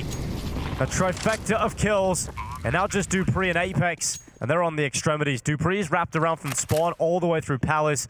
And Apex is short, now spotted by HooXi. He wants nothing to do with that, and he knows just hiding in this corner means Apex's time wasted. He must make noise to reposition for this kill, and Monte is here to provide Overwatch, but is that the way in? Dupreeh with the backstab, takes that clean, but there's no kit on this flank, and no one's offering up the kill. He has to stick this in the middle of the site, and HooXi will not allow for it. The nade is perfect, but Hunter's right below, and HooXi survives on 17. Dupreeh is out of there, and only by the hands of HooXi, who lays down hell itself, as G2 continue to run away with this map. Yeah, HooXi makes the great play to push through that smoke at jungle, right? It's the jungle stair smoke. He just gets right through it and makes the space for G2. And then they get that connector control into the post plant, which just makes it so rough. Even with Dupreeh's flank, working with Apex on short, it's just they just lost so much of the site, so much of the map in that post plant. It just makes it really difficult to get into a competitive spot. And HooXi's continuing his good form. Yesterday, up against Cloud9 was incredible. And now looking good even against Vitality. Oh my. It's incredible. I mean, the doubters for HooXi, I was one of them, rightly so. I think many a man doubted this guy's individual ability. It was never there on the Flames, despite their runs. It was the young Danish stars, HooXi at the helm, and he had some games, some really poor games coming into this team.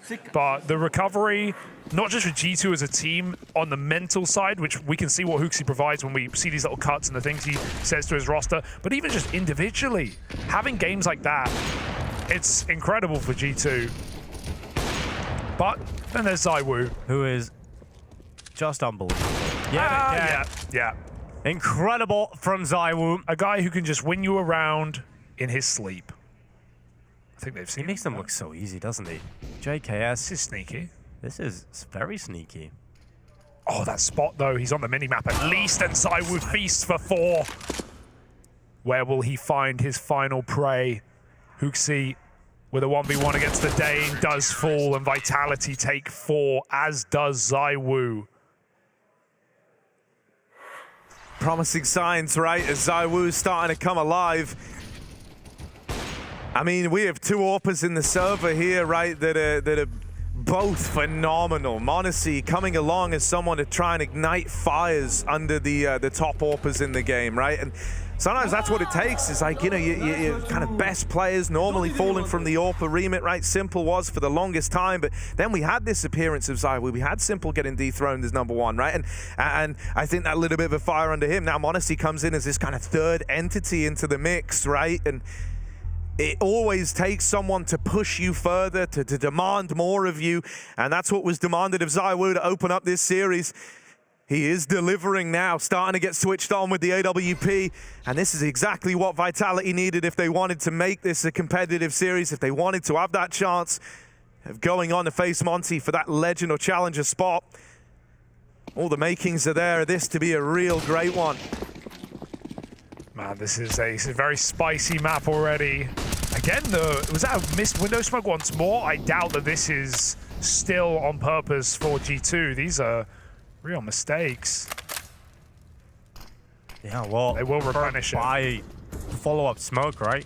Now ZywOo towards CT. It's just another one.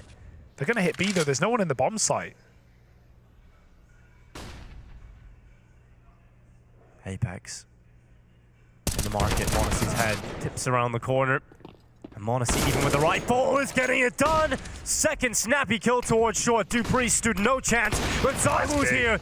He's here on the rotation, and that's a big kill because the bomb has to be recovered. A few more seconds wasted as it's thrown out of the apartments down into the site. JKS realizes he has to plant it. And Monte, it's just a game of two players. ZywOo and Monte on either side of the table.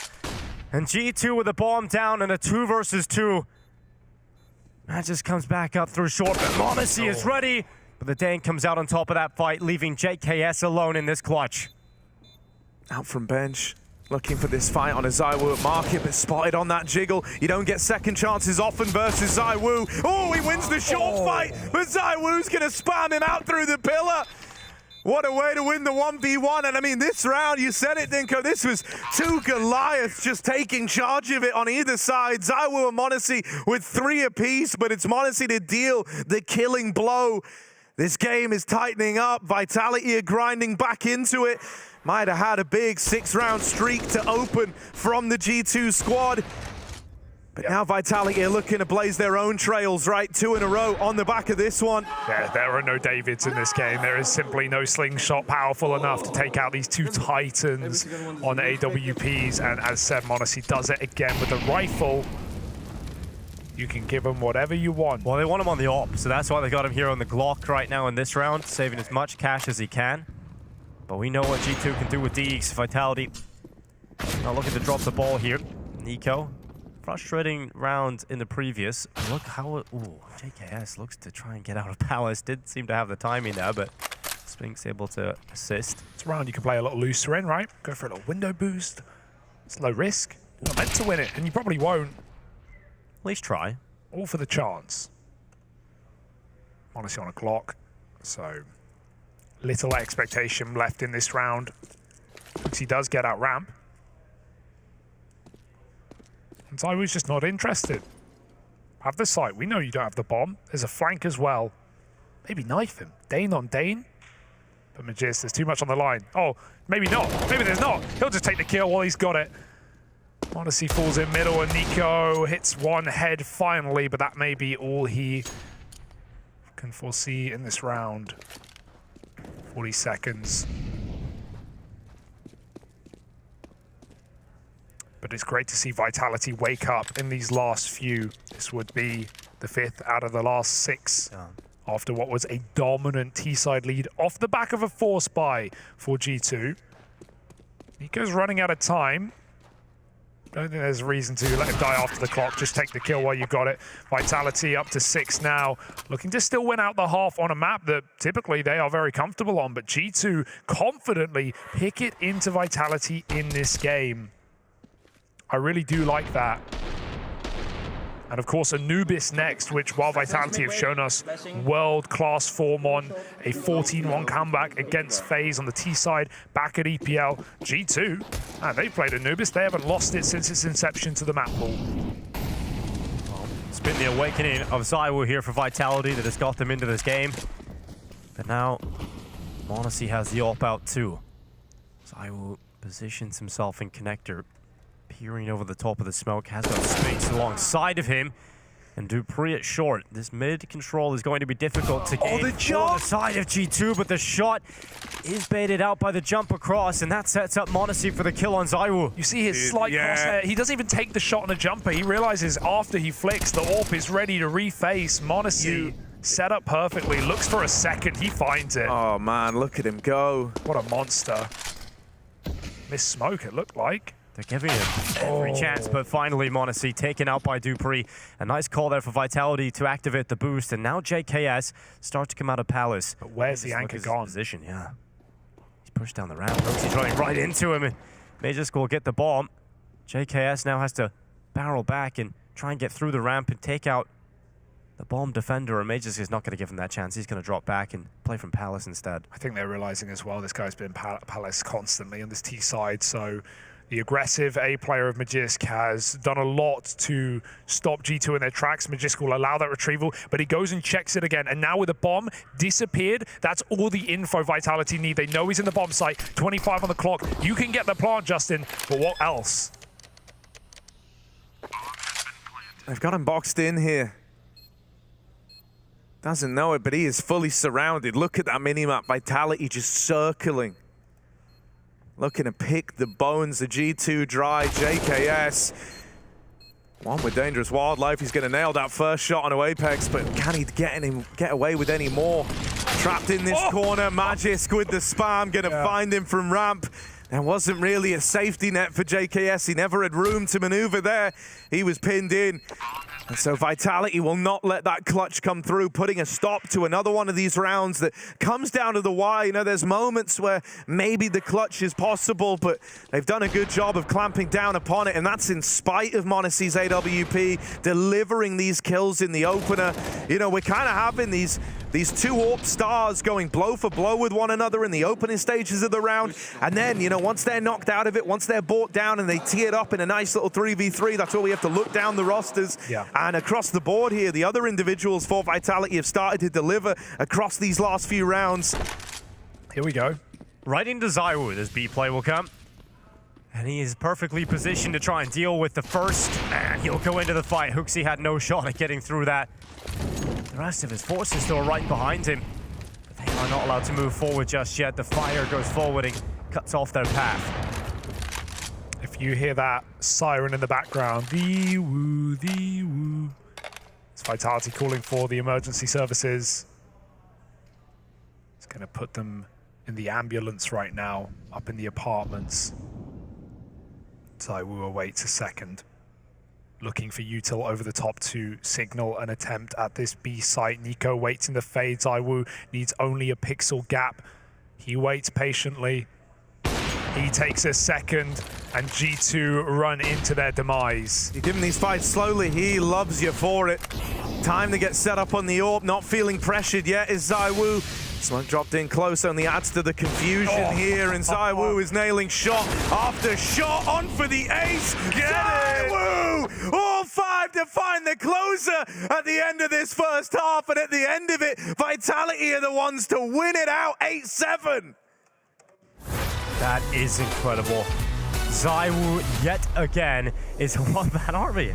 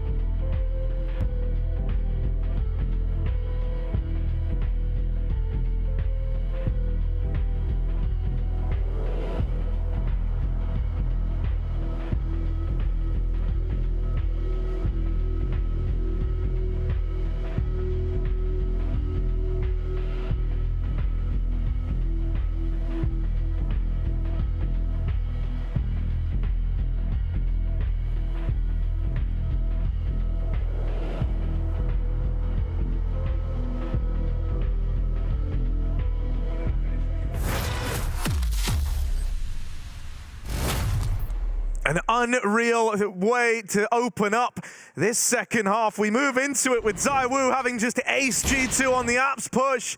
This is going to spur Vitality on, you'd like to think. Their big gun, their big shooter. The man, born and raised on Counter-Strike, steps up massively to deliver and win out this first half for the Vitality squad. Yeah, this guy is Go, literally born on the release date of this game. He will see it through to its very end. And well, right now we're fighting for a spot to go into that top 16 at Paris Major, go through to the Legend stage. One more team in the way after this BO3, it's Monte. Let's see if Vitality can keep it going off of a comeback. G2 goes 6-1 up. Vitality find 5 in a row to finish their CT side. And now we have a B execute. Hunter's on the clock here. We got HooXi getting set up at least. He's been solid. Yeah, interesting little bait and switch, right? You're hoping that Hunter, he sold it. That jump is purposeful. He wants them to see him leaving. And this was meant to let HooXi open up, but he peeks that way too soon. And so he offers up this first kill. Nico with a pistol, last line of defense, and he can't find a thing. Vitality run down the B play, poised now to take the pistol to open up this second half. They nailed the follow-up on Amonasy at short. And so the stage is set for Vitality to find both pistol rounds in this game. Yeah, sure, it doesn't help that Vitality mostly jump out the window instead of flooding over apartments, but I would have loved to see HooXi hold that spot for a few more seconds. The fear is always that you're going to get checked no matter how good your bait set up, but I think if they flood past HooXi, he can just destroy Vitality in that round. Instead, he gives away his position while Hunter hides behind a bench smoke, and Vitality just overwhelmed. Magisk, who was a rock on CT side towards A, has kept it up with a 3K in the pistol round. Vitality take the lead right back on G2's map pick, no less.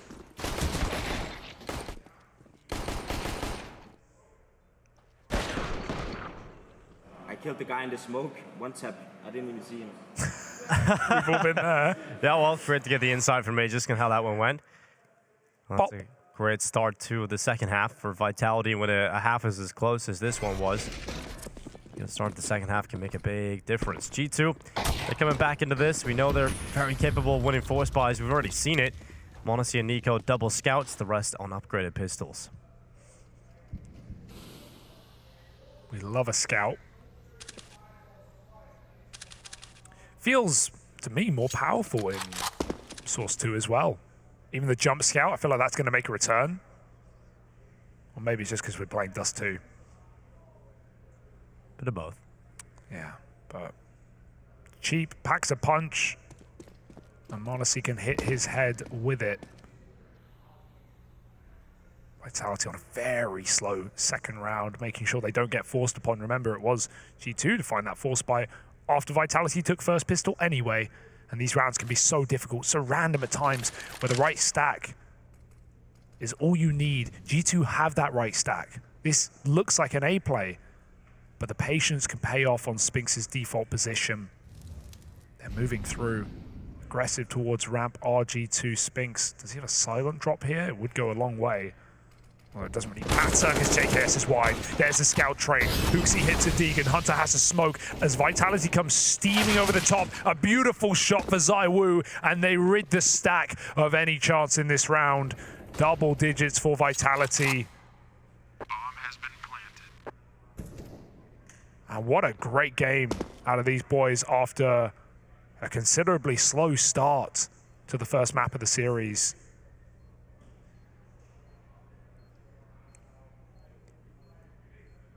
ZywOo versus Monte right now, coming up for the Frenchman. Not just in numbers, but in that 1v1 clutch as well.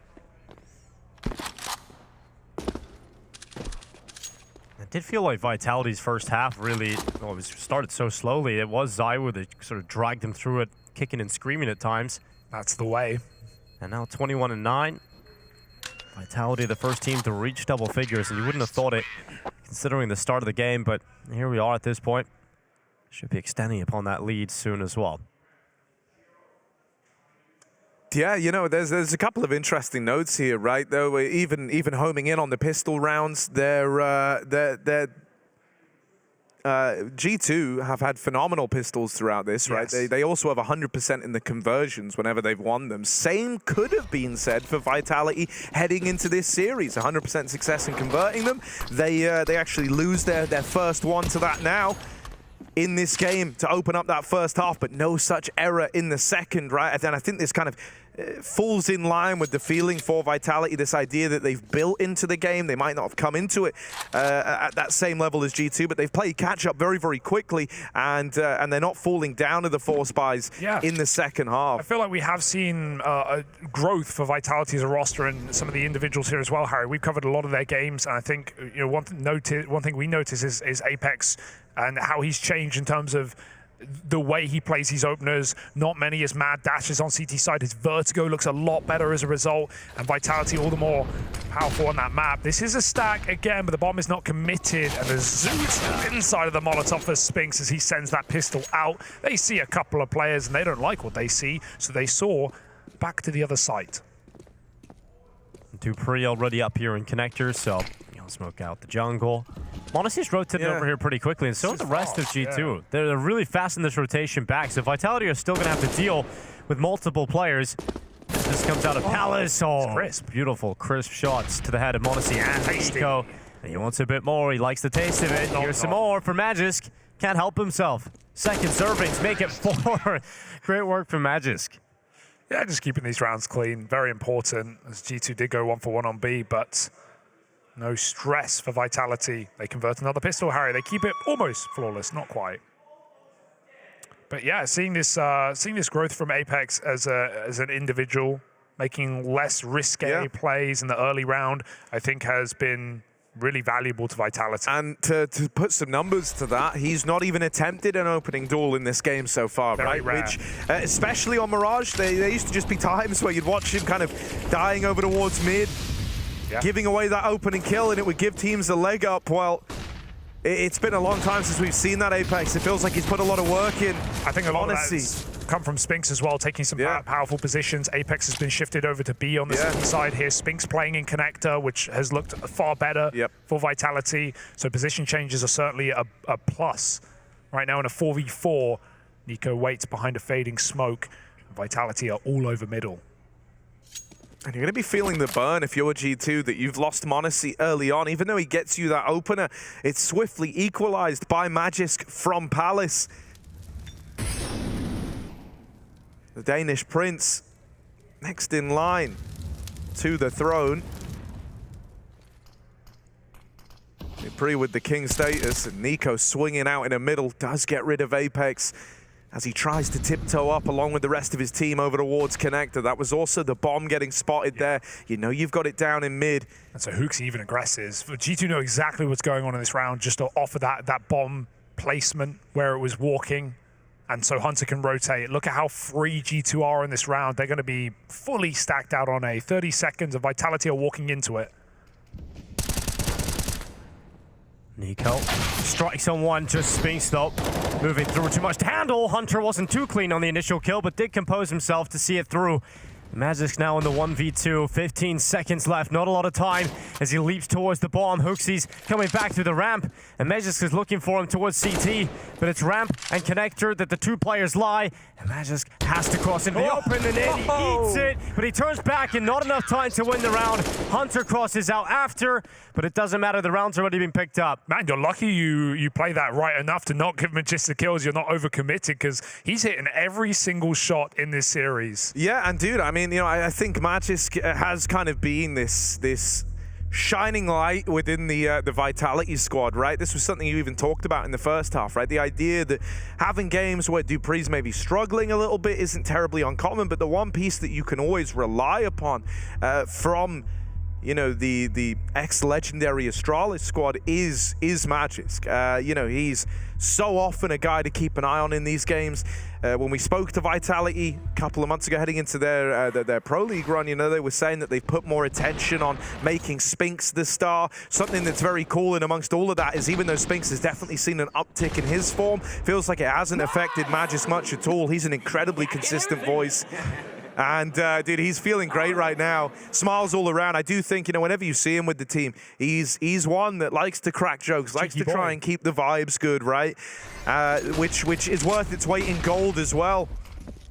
He's sat up above ZywOo on the scoreboard, considering the game that ZywOo's been having. Yeah. That's wild, right? This is an AWPA getting having a lights-out game, but still being outperformed by the rifling presence on Vitality. This is it. This Apex is with a lot of room, right? Said he doesn't often take the opening fights anymore, but when he gets room like this, who's he to turn his nose up at it? They didn't even know. Not commed across. Nico shot in the back. Apex is having a round, running it back to the entry days of old. He's opened up with a stellar double kill.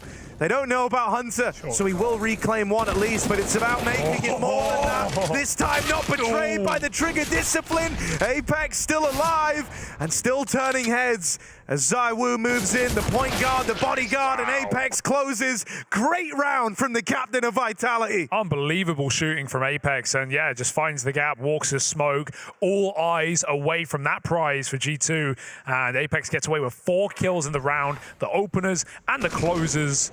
Beautiful stuff for Apex, and he doubles his kills coming into this round. I can't believe Hunter, after being... I know. I mean, he had to, right? If he goes 1 for 1, he's going to get traded. He knows it. Back site A is not a comfortable position. You're going to get wall banged. You're going to get nade stacked. So he had to try and take 2 there, and he still does it. It's not enough. G2 running out of steam here on Mirage. We need a hero. We need something. And while Monte had his moments earlier on, he's getting cut out of the fray right now. JKS on default blinded, and Dupreeh with an entry will put Vitality surely onto 13. Got full control. Deagle spam. What year is it? Nico blind. And Monte trades. I don't want to get ahead of myself, but there are 2 AKs on the floor. Yeah, there's guns down, and they're now picked up. G2 have them in their hands. ZywOo preoccupied by this T-spawn flank from HooXi. ZywOo realizes the more important fight is certainly on the side itself. And just holding, sees the shadow of Monte, and that betrays him. Goes a little bit too far out into the open. And he'll get a second here. Man, 26 and 9. Meges is killing everyone, as he was saying. You know, he's just finding every single kill needed. And HooXi, well, no one's coming near him. No one wants to give him a gun or even a shot at anything. So he'll move through. Now they spot him as soon as he runs in. Apex takes him out. 13 rounds for Vitality. They've turned this into a pretty one-sided affair. Yeah. They've shut G2 out of this game.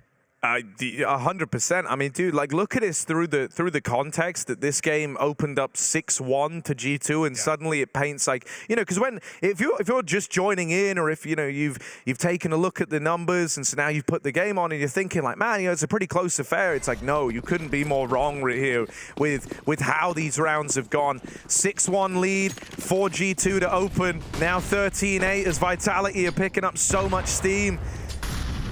And early on, you know, it looked like Monte was up to the task of trying to challenge in this AWP bout. It felt like he was pushing ZywOo a little bit in the opening segments of this game, but that nature of it has completely changed. He's trying to get involved over here in middle. He wants a gunfight. Monte wants to take an engagement on his terms, and so he showed up with this AWP in the middle, looking to put it to work. You know, when you look down the roster of G2, there's so many players who could step up and try to be that hero figure, but someone has to do it sooner rather than later. Vitality changed the pace in this one with a much slower round. Nico trying to push up into the top of mid. Dupreeh there represents a tantalizing opener. And Nico is keen at taking that fight. The moment he hears the dink, he wants that 5v4, and he's relentless in his pursuit of it.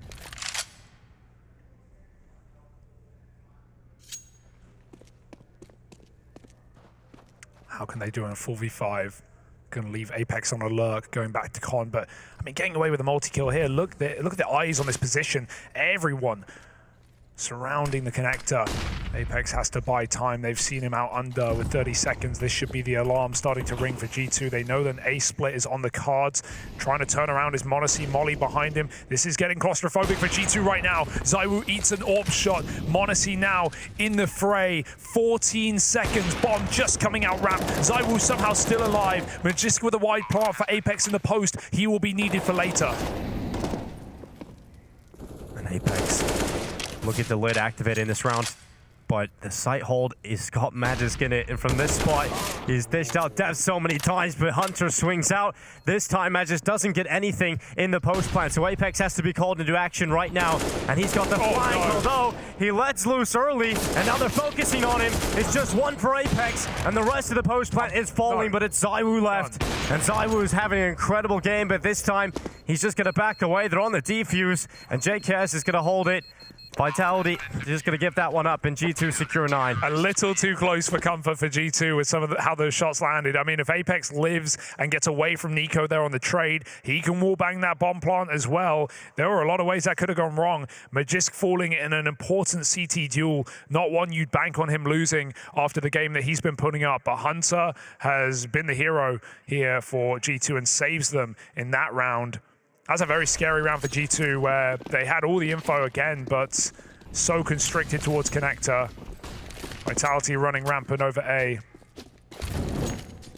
Is this a way back in for G2? Their second round on the second half. Nico. Could be the second wind. And ZywOo tried to open up the round towards B. Forced away with the utility. It's a quiet start to round 23 here. Vitality patient and spread out. Their control not taken by them. They do decide to go towards middle. Monte is set up from the connector.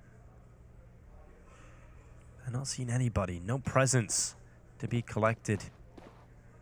And the bomb sits at T-spawn, and the other two players of Vitality drop away from B. And it looks like they're going to be shaping up for this A play. It's just JKS here towards CT. They should be smoking everyone off at this point. If the A execute comes in, it smokes off CT and the connector, so there should be no one in front of those smokes to cause problems unless they push forward. This time it's Spinks actively lurking in middle. He's talked in the past about, you know, not being always comfortable on the T sides, knowing exactly how Vitality want to use him, but let's see how his timings fare in a round like this. Vitality trying to bludgeon out ramp, and JKS with a fantastic spray. It's a team flash for ZywOo, which is a little awkward. You could see how blind those players were, and so Spinks will never be a part of this round. It's probably a save for Vitality. Aren't a part of this round. Yeah, they tried their opening move. It doesn't pan out, and so they just call the save. It's the Aussie Counter-Strike royalty from down under the palace to make that round happen. Beautiful little sequence from him as he wrestles with that AK, the double kill, the approaching Vitality squad, and that just locks them out of any hope of execing into this A site. G2, a mini recovery late in the game. As mentioned, starts 6-1 up in their favor. Vitality were pulling away very notably, but over these last few rounds, you've found a way back in. You've started to get some of these comfort fights. You've started to win out some of these head-to-heads. And so G2, never out of it. You're never willing to write them off. For me, though, it's Cam Monte right above the rest right now. Middle of the pack. Yeah, it had a great start to the game. Just fizzled out. And ZywOo certainly hasn't. He's warmed up. He's warmed in. 5-0 and opening duels. We get another AWP head-to-head, but Monte favored here. It's a free kill. He sees ZywOo. He takes him. ZywOo with his first death at the start of a round this game. Spinks. What a pick. What a shot. Hooksy jump spots and immediately gets shredded. And Monte's going back for a double dip. He hits the shot, but it's not enough damage to bring Apex down. He readies himself. He steadies himself, but Dupreeh and Magisk collapse on kills. There's 2 left for G2 in this round, Hunter and Nico, and they are nowhere near the action. But Dupreeh, with the bomb still in top middle. It's awkward, isn't it? They want to leave because Magisk knows he has A clear. If you kill JKS and Con, there's nothing to worry about inside of the site. And so those rotations will be once again here for G2 before Vitality. They own both bomb sites. B is probably the better option right now. Magisk tucks in. If he hears any noise, there's no way the bomb comes A. And so right now G2 don't know, but they are gambling incorrect unless Nico can be the linchpin. Yeah, Nico could uproot everything. It's setting in now. This could be the moment. He deals with Apex out through the apartments, but as this other man rotates in, Hunter is cut down by Spinks, already set up in the market. For Nico, he doesn't know how close he just came to uprooting this round, but it's one that's not destined to be repeated here. This clutch is asking too much. And he is too far out of the action, even finished off by Magisk, who was waiting the entire round at this A site for his chance to get involved. Vitality moving towards the win here. One unbelievable map of Counter-Strike for Magisk as well. 8 multi-kill rounds in the game, and unprecedented impact on this T side as well. Just mauling them out A. But he did the same on CT, man. He basically forced G2 in these constant B hits off of his multi-kills under balcony, hiding up in Palace. And right now, G2 are feeling the burn. A call for Swanee. Coach, formerly an assistant analyst, over the years rose through the ranks in G2, now stands behind them. But his time is over. And someone must save G2 or Vitality take their opponent's map pick in a hyper-important matchup to fight for that legend spot. ZywOo stubbornly inside of the Molotov. I can't believe he commits to that. They hear him. He flicks back again, and then he runs through the rest of the Molotov. ZywOo lives on 4, and he lives in the heads of G2. It's crazy how many fights he's going for and how many uncomfortable positions he's put in. And he's still able to perform. He still sticks around, flicks onto a very difficult AWP to remove in the form of Monte, and Vitality are up 2 players right away. Yeah, I think one of the things that makes him such a terrifying AWP to play against is just, you know, in Counter-Strike, there's good fights and there's bad fights, but to ZywOo, the second one doesn't really exist. They're all pretty good fights as far as he's concerned. And so it is, you know, you're just playing up against someone who kind of has no limits, is always willing to test. Okay. Apex dead on the push, but the rest of the gang are all here to hold the line. They saw him. With Hunter dead and Hooksy spotted in this smoke, they know about him. They've just got to finish him off now. They've got to finish the job. Weapon switching nearly betrays them, but it's nothing more than a lot of damage from Hooksy. No kills found. And so JKS does not want to attempt this 1v4, and he'll just save the AWP, hoping and praying that this AWP, when put in the hands of Monte, someone who started this game off strong but has gone quiet as it's raged on, as Vitality have been picking up momentum, you are praying that this kid can carry you through and CG2 live to fight another day. Even getting out with this AWP is a stretch. Vitality really want to remove it from play. So before it even makes it into Monte's hands, JKS has got to show he can party with it as well. Oh, they smoke the molly. They jump through. They're right behind him. Bullet in the back. Spinks gets rid of that AWP. And Vitality, this is an unbelievable map of Counter-Strike. You know, this one just hurts even. You didn't even attempt the round. You didn't even give it a look in. You were trying to save that AWP. JKS sat in Palace waiting the entire round only to fall right at the end. But we see players play around mollies, and they are so cautious because of how the molly spread until the end of its lifeline. And ZywOo looks at it, he burns 50, he has a second where he can decide, do I want to leave this molly? And then he pushes further in and still gets that opening flick. Like, that is just... who does that? Yes, who does that indeed? ZywOo knows something no one else does. Just gets in the corner of the fire, dodges the flames, and opens things up. And that's up against the Trickster as well, Monte, who the one thing we credit, he seemingly knows every way to abuse the Source Engine, every smoke, every one-way, every cheeky trick he can employ. And he's picked first by ZywOo again. 15-10, and a four-sport G2 look to fade into the distance as Vitality start this series right foot forward. G2's map pick, but Nico lights this round ablaze. It's the opening on Dupreeh. Maybe a bit more needed here for G2 though. Hunter's gonna play towards ladder room. Apex is slinking slowly towards Hunter's spot, and the flash is so good. Oh, Apex fluffs his lines, gets info on the whereabouts of 2 players though. And Apex will have to sit back and just watch the rest of the screens. Nico's on the clock. Danish Counter-Strike royalty trying to open up this round with a kill out through Palace, but his teammates are falling like flies, Magisk and ZywOo. It's the 2 big boys for Vitality left in the round. Magisk is spammed down low, and so this one might end up falling to ZywOo after all. 1v3, AWP in his hands, weapon of choice, but caught crossing by the Nico Deagle.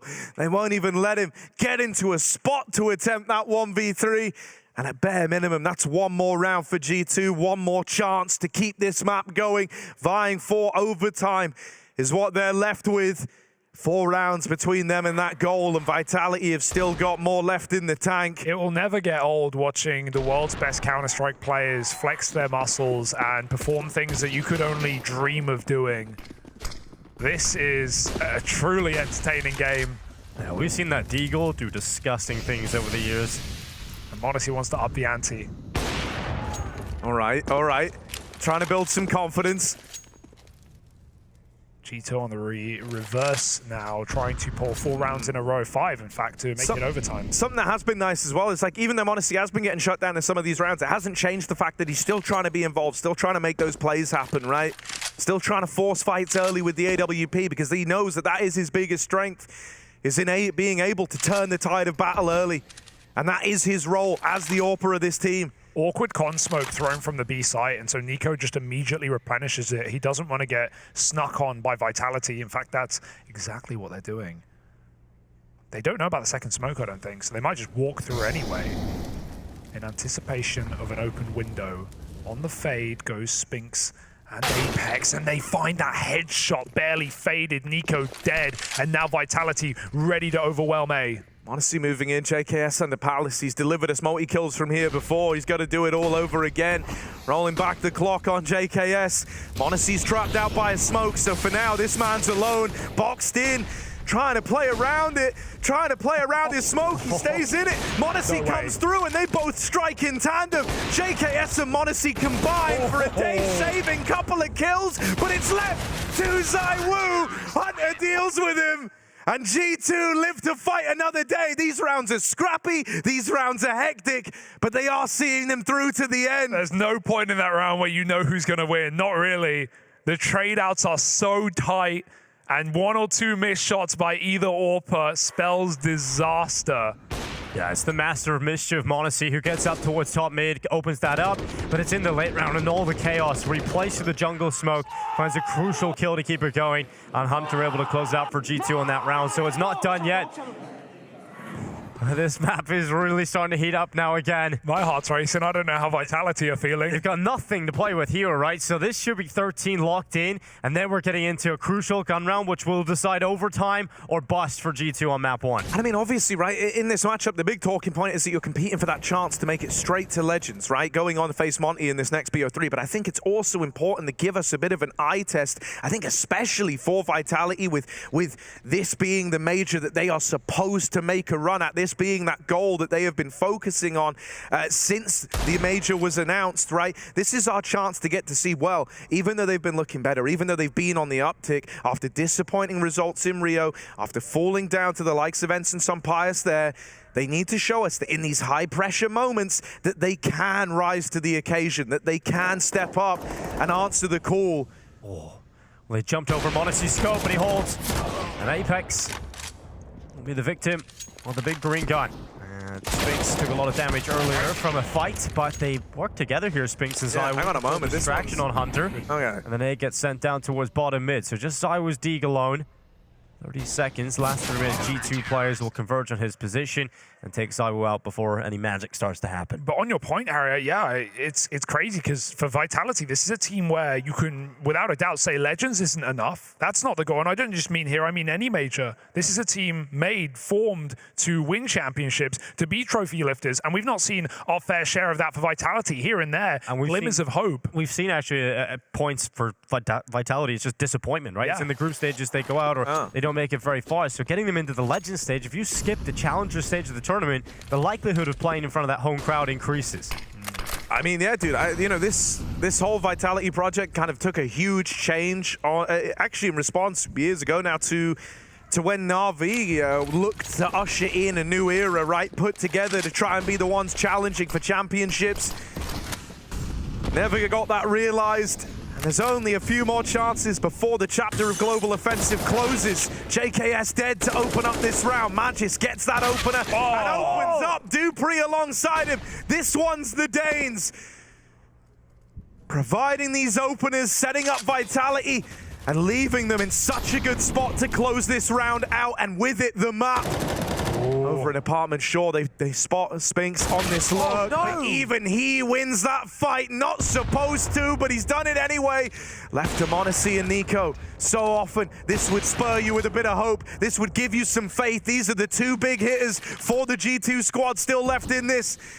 Wrapping through the spawn, Monte teeing them up with a flashbang. Nico gonna play on the back of that, and the flash lands. With it, the kill, but Monte is sacrificed to the flank from Spinks. In the dying lights of this game, Nico, low on health, will not be able to dig them out of it, and it's the captain of Apex to close, stealing away a G2 map pick. 1-0 up in this series, and a confident look from Vitality on their path to Paris.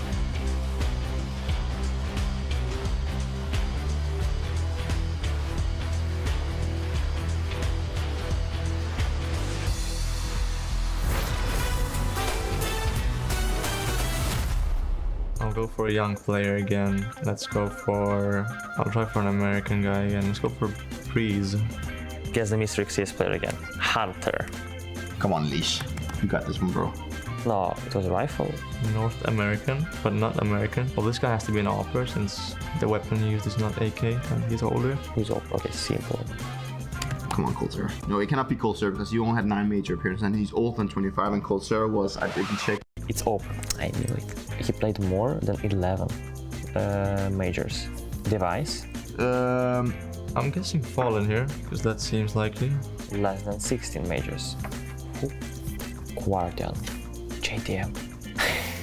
I think. Now trying Orange Box. United States. The same continent. Fallen. Gabriel Toledo. Let's try. Okay. One. Oh. Fallen. That's very easy. South America, older than 27, or how old he was, and a lot of major appearances.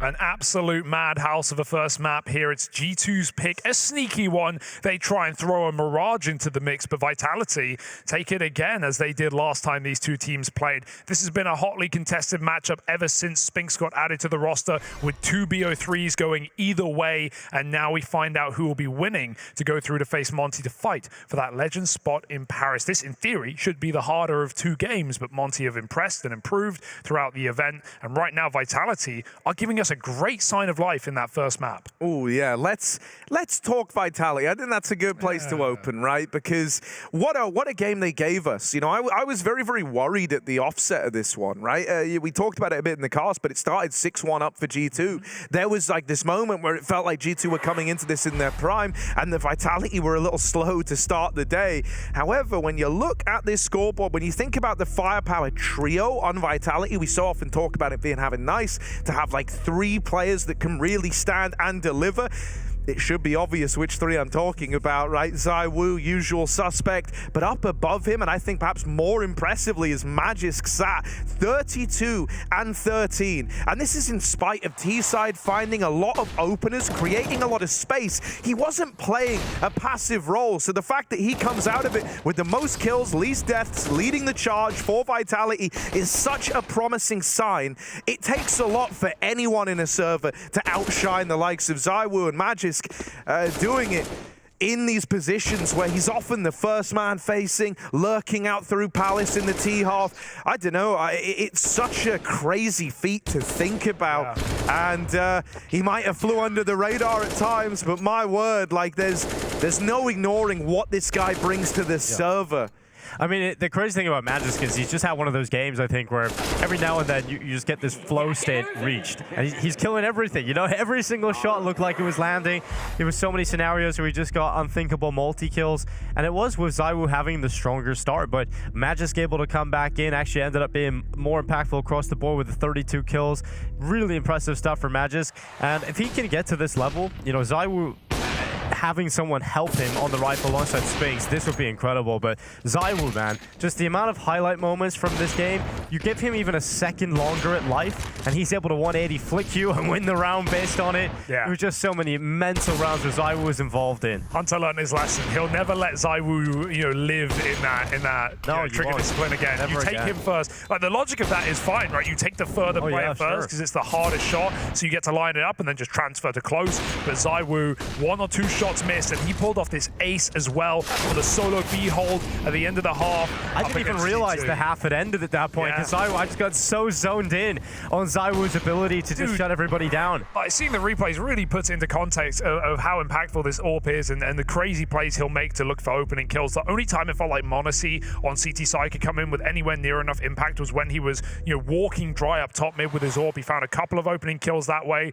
but it is the Woo, ZywOo, Z-Woo, whatever you call him, he is a monster. No, this feels perfect for Vitality. I think if they pull up to this series, they look for a clean win over G2, current #1 in the world. This is phenomenal, teeing us up for their Paris major run, right? Because this is exactly what you wanted to see. And for the longest time, you know, when this team was put together, it was with the goal of besting. At that point in time, it was Na'Vi, you know, up there as the best in the world, the guys who looked like they were going to usher in a new era of Na'Vi Counter-Strike. So this team was built, right, stripping players out of the legendary Astralis squad, bringing over Zonic as the coach. As time went on, they even then add Spinks into the mix, so they go ahead and bring another star out of the ENCE squad.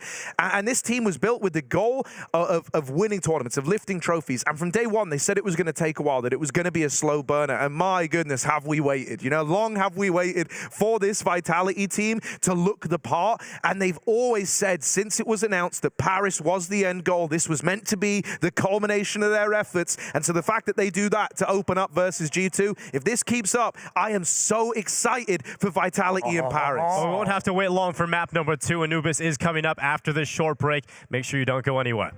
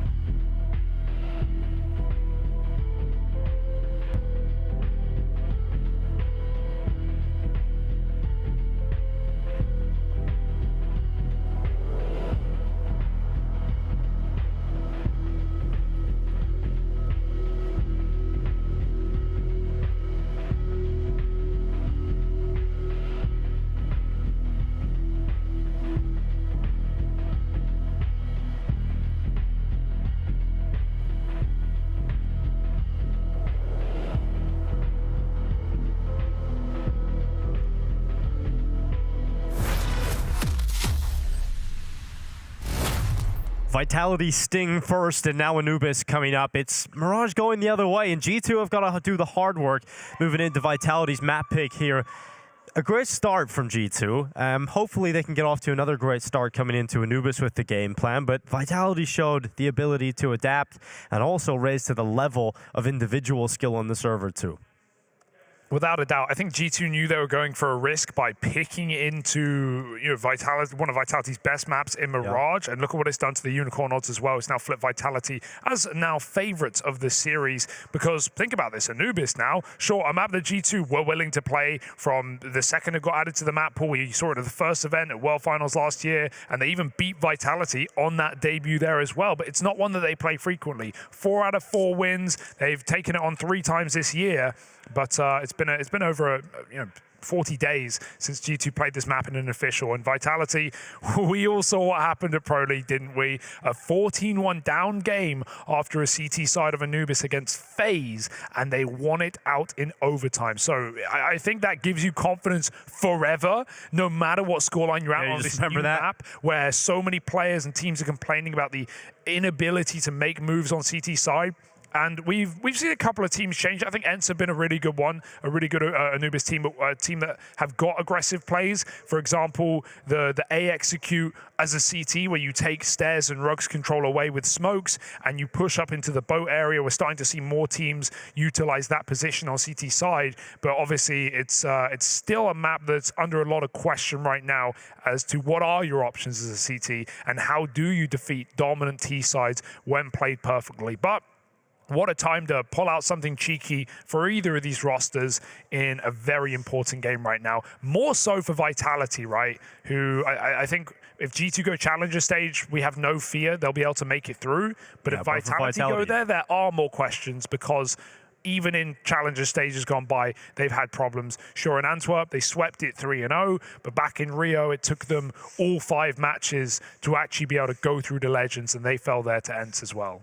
Yeah, for Vitality, obviously, there's a unique pressure, too, because of the fact that it is in Paris. The organization is based out of there, and they even practice in the Stade de France. So you're in one of the biggest events that your country's ever going to see. Everyone has eyes on ZywOo being there. You want to put him out in front of the crowd. You want him to go out there and represent Vitality in the arena in the playoffs, and you want the easiest path to that point, because there's no guarantees when you go to the Challenger stage that you're going to be able to beat all of the weaker teams per se, because they ain't going to be weaker teams down there. Hit the break to FaZe are likely going to be in there if they can get through even this last chance qualifier. It's not even a write-off that they might make it through, so it's definitely going to be a tough spot. So you just want to try and take this series 2-0. You'll have your chance versus Monte, and then a legend spot lies await at the end of the road. But here we go, Anubis kicking off, second map of play, getting ready for you. We'll see if Magis can keep that performance up for map number 1 and join ZywOo and Spinks at the top of the board for Vitality to bring the firepower, and for G2 they're looking to the usuals of Nico and Monte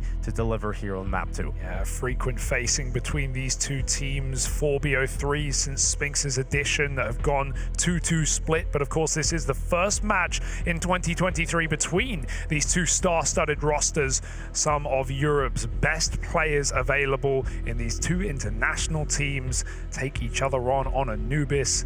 Map in the back pocket for Vitality, their pick, their game plan, and perhaps their CT side, which has been under question, as everyone's has. As we get in, you can see the players throwing out some fist bumps, adjusting their headsets, reclining their seats, and readying themselves for a hyper-important matchup.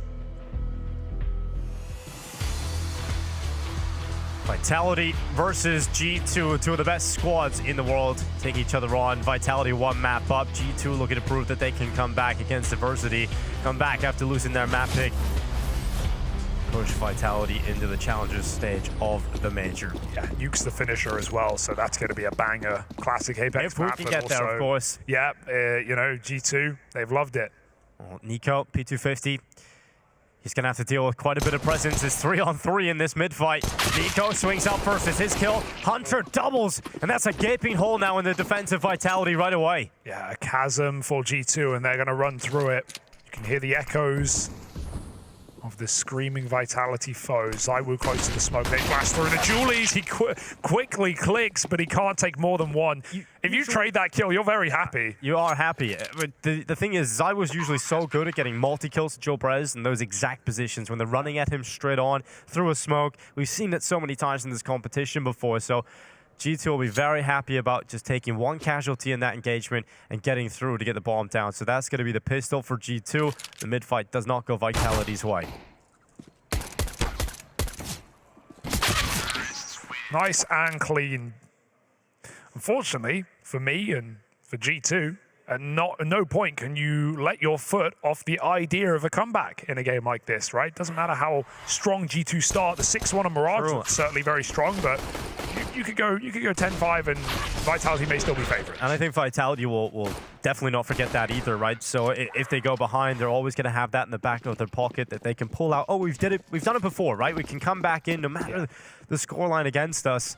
We can drag this back against some of the best teams in the world. Yeah, you can say, let's come back at 14-1, but only so many people can say they've actually done it. Exactly, and just having that evidence will only help your belief.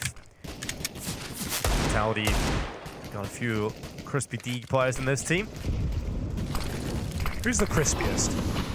You know, back in the day, I would say Dupreeh's Deeg was lovely to watch. Yeah. I mean, you imagine some of the plays from Dupreeh's Deagle. But right now, I mean, you can't be betting against ZywOo right now. On the crispy test.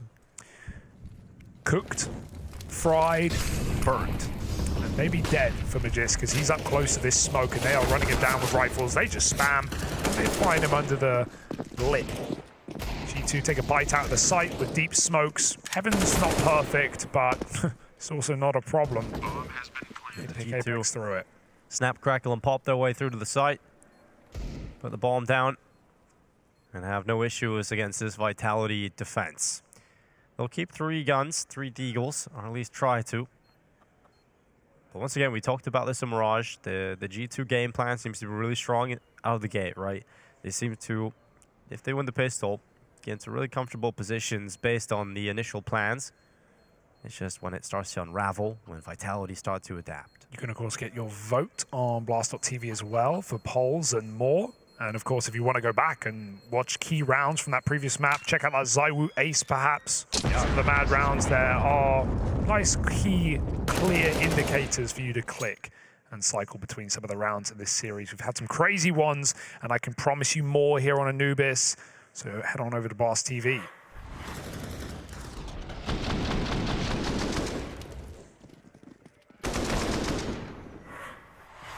But for Vitality, it's going to be much of the same in this round as well. Just the old pistols left over, the saved Deagles that they were able to carry from the previous round. And G2, they've got the MAC-10 for Hooksy. They're looking to make some cash on that. Nico peering into the B site through the large archways. Does get a bit of Spink, sends the nade in. He knows he's done a lot of damage there. The nade will not reach its intended position, and Spinks can stay up on his feet, and Vitality are applying some pressure on B. They're hoping G2 come in here. They have everyone rotated over to this side of the map. Yeah, nothing to lose in this round. Up around. But everything to gain. Yeah. That's how the old saying goes. Molly to clear close. Those crossfires walking 50-50 out of main aren't always too favorable. Yeah, Spinks, if he's covered off from his teammates here, he's got a really good chance to take Hooksy out. This is a crazy position, but Hooksy's checking it. Yeah, nice check. He's not going to fall to that. Good round, a good place to play on an eco round. Hooksy runs and guns, and he will die for the cause. 2 pistol kills come through before, and G2 goes searching for more. Every single frag as Hunter picks up a 3K and puts G2 3-0 up in this map. But here are the guns. Coming through fast and thick for Vitality. Yeah, strong starts, you know, were apparent on the last map as well, and we all remember how that went in the long run. Vitality were able to turn it all around. Now, they are going to have a bit of a harder time here, right? These T sides often very, very kind to whoever's lucky enough to be on them on Anubis. And so I think for G2, the longer you can kind of keep that pressure on, the better. Yeah, you want to limit the amount of CT rounds the Vitality pick up here. You want to pull out the strongest possible T half. And Spinks, he has had enough. He wants some space, he wants some info. He has just lost his in-game leader in middle, but Spinks is in the canal. He's gone for a bit of a swim. Ooh. Gets his feet wet with a frag on the Hooksy. Missed Molly, but won't be punished with the rest of G2 outside of B. JKS unable to trade that kill. It's never offered up, and so Spinks relieves himself back on this bomb site with a re-smoke. Not a great one. That's a pretty, yeah. You're not going to go through it if you're G2. No, but it's an invitation enough to look through it, right? And it's the angles you're going to be able to clear are pretty nice, you know? You can kind of get a bit of a bearing as to where Dupreeh can be inside of the site. Now they definitely know. It's raining out from dark. They know that he's moved over, and so Monte takes this angle. Now he owns it. Dupreeh, as a result, is dealing with this tiny little box to move freely in. I think they're calling Hunter back. It's a long rotation through T-spawn, though, and you don't want to risk crossing past mid. At this point, they know it's unrealistic. Hunter has to go away. Yeah. This is all a fake out. Monte needs something here. Dupreeh's got seen the bomb. 25 seconds. ZywOo's panic rotating. This is perfect for Vitality. And as long as Dupreeh doesn't give this kill away, the bomb has to commit to the A play. Now with so little time left, it's locked in. Dupreeh wins his fight. ZywOo was coming back. No, he will change his mind and recommit over towards A. Getting here just in time. There's the opener from Hunter, but now he's got to close the round as well. And ZywOo runs him down, hunts that final man, and won't let him input those digits or even try the 1v2. ZywOo had everybody on the edge of their seats there with the limbo in terms of when he was going to rotate, where he was going to rotate away, but he comes back in time, and he is the player that ends up saving it. I thought Magisk had it locked in. I thought he was the player that was going to end this round. But what a shot from Hunter on the clear. Yeah. And that just proves that it's very lucky that ZywOo had chosen the right side and got back in time. It seemed like G2 couldn't make up their mind. Did Hunter want to go dark into B? Because otherwise he should have crossed through rugs and just never been spotted. They knew Dupreeh was down in that position, and they had him trapped in by Monte the whole time. B-pop boost up. Spinks knocks the first off. Nico's dead, but there's more where that came from, and it's up to Dupreeh as they line up. Monte kills his captain, and Vitality absolutely shred that exec. Yeah, that's got to feel rough if you're G2. It's never a good feeling when you commit so many players and so many of your resources into one idea right out of spawn, and you get met with the first kill on the boost. That's just the first kill for Vitality. There's no trades coming in, and then Monte in the chaos kills his own teammate, and it all just falls apart. And you can see the frustration on Hooksy's face, and the polar opposite for Apex. Yeah, I love this energy, because realizing as well on the very difficult CT side of the map, if you're getting these rounds, man, if you're redeeming full buy rounds and putting G2 on pistols, you're getting your freebies here. This is where you can really build up a nice CT side. ZywOo's blind, the same story here for G2, and similar results. They get destroyed in this eco round. 2 quick rounds back-to-back on B. Won't be seeing that again. Yeah, we won't be seeing that for a while, I'm sure. All right, true test of G2's default now on this T half. Vitality, not a bad beginning. No, not at all. You know, Harry, you were just saying the fact that, you know, if you get the luxury of starting on the T side, you have the opportunity to build up a massive scoreline. But Vitality already picking up 3.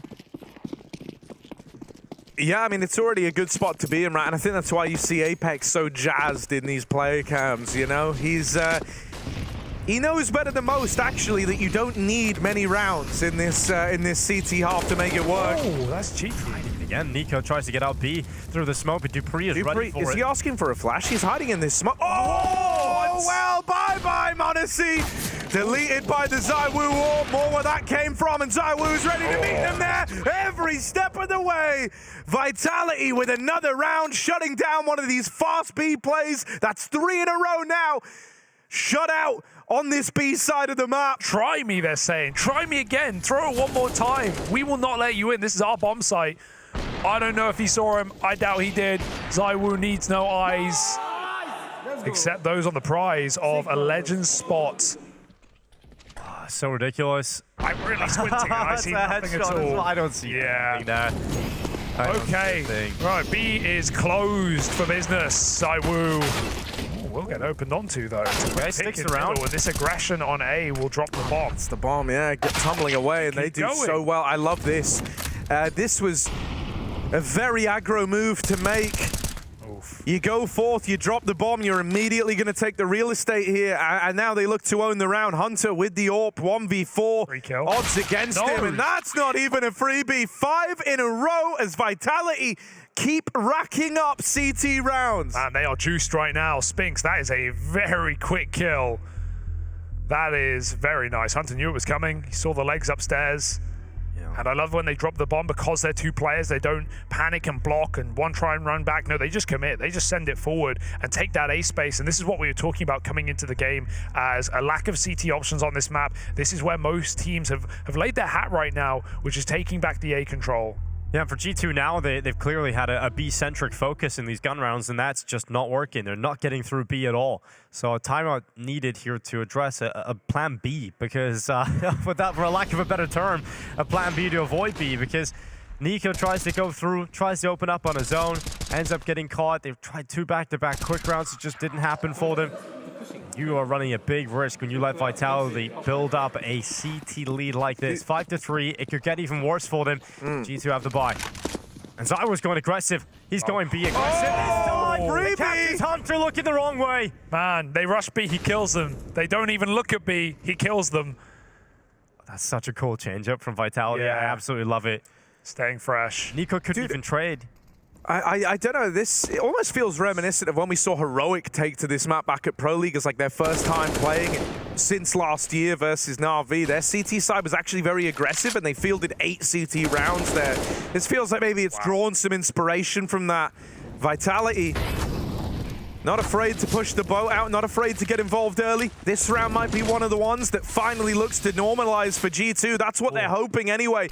In the 4v3, best chance they've had in a long while to put up a round. They've got to deliver here. Yeah, the bomb needs to cross, so that's the biggest problem. Will Apex smoke himself off, allowing them in? Sure, you can flash through this smoke, you can make plays, but he has allowed that bomb safe passageway into the bomb site, and he will fall right after the fact. What a sick recovery from Nico in particular.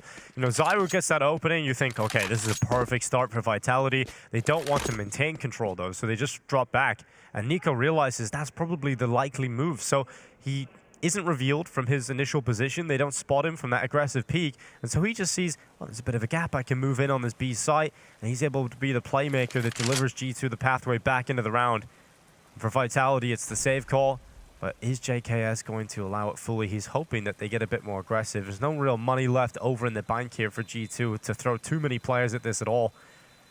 Now, if someone just overextends, then maybe JKS gets a kill here. Oh, it should be good for Magisk and Zywo to hold on. And that's a great round. That looked good for Vitality out of the gate, but returned by Nico. Yeah, great timing on his re-push back into B. And now Vitality, even though they've essentially completed their CT side, they've got more buys coming down and a pause first. Yeah, it isn't completed in their head, right? No. As many rounds as they can get is the goal here for Vitality, so timeout taken.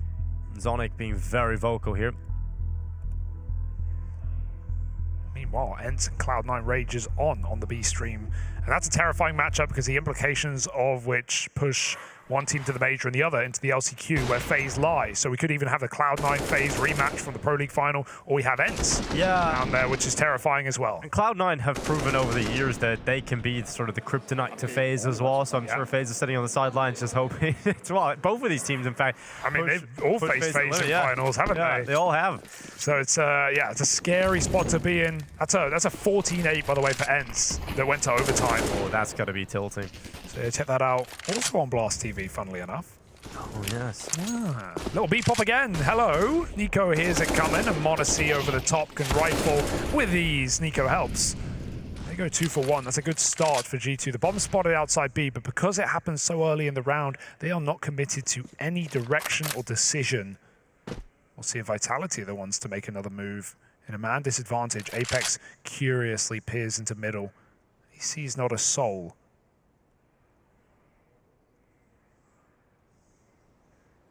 The bomb retrieved, and back they go. Apex, what you got? A lot of utility flying forwards, and that's what he's got. He's blinded. Ooh, he's not in a comfortable spot. He realized he has to stand and fight, and Hunter The swing goes forward. The addressment of the crosshair right where it needs to go. And now a 4 versus 2 for Mages to hold this B side from Dark. It's not an easy position to be in, but he's going to hold. It's just one. Gets traded. G2 feeling good about that. Yes, I was so far away. Surely this is a done round. G2 are just going to get that plant, and he hopes they overcomplicate it. They will not. Quick stick, and a 5th round locked in on this T side. Biting back after that 5-round streak from Vitality. G2 don't get caught and confused in the headlights after some very aggressive B rounds. They take their time. And I mean, this is a map that, sure, you can go for rushes on, but the patient defaulting really does pay off because the anxiety, the fear that CTs feel with remaining static only feeds your default further. We see Apex there. Sure, he's under pressure. He's getting double mollied, but he could have stood still. And yeah, Vitality, even though they were in the lead at one point, felt the need to make plays, to go for these B flash pushes, play double dark. ZywOo walking through main with the orb. So you can never really get too comfortable. But G2's patience paying off now in these last couple. And this is the game that we talk about. Other stream, of course, that's leading in overtime, but it looks like Cloud9 are about to draw that back. This is exactly what I feared and I prophesized when ENCE went 2-0. I said they're going to get 2 easy matchups, they're going to reverse sweep, and then they're going to get a really horrific 2-2 game, and that's exactly what they've been given. Well, swing out from Spinks from Dark. It's darkness for JKS. That's all he'll see for now. And a second kill for Spinks. Well held. Yeah, very important position to hold on to, and Spinks makes it happen. Oh, Nico with the reply, taking 2 fights at once. And he makes it look easy. That brings us back into this 3-on-3, and even though Nico is wounded, he's still giving G2 a chance. There is this big push in through the back line, and right now, Magis could uproot the round by discovering this bomb outside of B. At bare minimum, could catch Hunter leaving middle. They don't know about him here. He holds the shot for an extra second, but now plays his hand. Hunter dead in the back line. Monte, the only man with health, and so either we're going to have to look to Monte to step up with this AWP in the 2-on-3, or Nico, the man who opened this round up with a double, somehow, some way, battle-scarred and battle-hardened, might have to step up all over again if they want to have any chance in this one. Monte with good space given to him over in mid. That bomb's been retrieved and is looking to wrap in through B main. So they're giving a lot of room, a lot of respect to Monte to make this happen. Quick turnaround finds Dupreeh, sleeping at the wheel. Monte's giving them a chance, giving them a way in. Apex, the captain, the man left to get past, and it's teed up. It's right here on a silver platter. He's going to walk it over the line. Keeps this lead held for Vitality on their CT side, refusing to give G2 even an inch as Apex. Yeah, and that's after Nico gets away with eating a leg from ZywOo and still killing him with this double B hit here. Those are beautiful shots for Nico, but they were feeling the pressure with 15 seconds, jumping across to get that plant. Apex couldn't have been in a better position. They can only clear Glyph and Dark. CT unchecked. And the box ticked by Vitality as they take the lead very quickly back. Yeah, this is great from Vitality because I think that this matchup is, of course, for big ramifications, getting the Legend spot or Challengers. But the other thing is, you're here at the RMRs, you're getting to see these two Tier 1 teams clash, but I think it's great to see where Vitality are at coming into the Paris Major now that they've qualified for it, right? It's not too long away. I think it's 24 days till we kick it all off, right? So seeing Vitality go up against the world #1 and they're looking this good, it's a really good sign. Now time to try and close the series out. 2-0. Goodbye here from G2. Like a mid-play. Boost allows a player to walk under the smoke. These next few rounds are the ones that are really going to get to decide, though, if this is a great CT half for Vitality, or it's going to be one where they kind of put up the bare minimum look, right? They've got 6 rounds right now, and if they win this, it starts to throw buys into uncertainty for G2, and that's a very powerful position to be in, even if you're limiting the amount that they can look to bring out this AWP. All of this is rippling effects, so this is a very important round, and with that little jiggle over in mid, Apex has returned the 4v4 to G2. There's Monte's favorite new one-way. Nico looking to play with it. Gets close to the smoke, but Vitality have actually dropped back.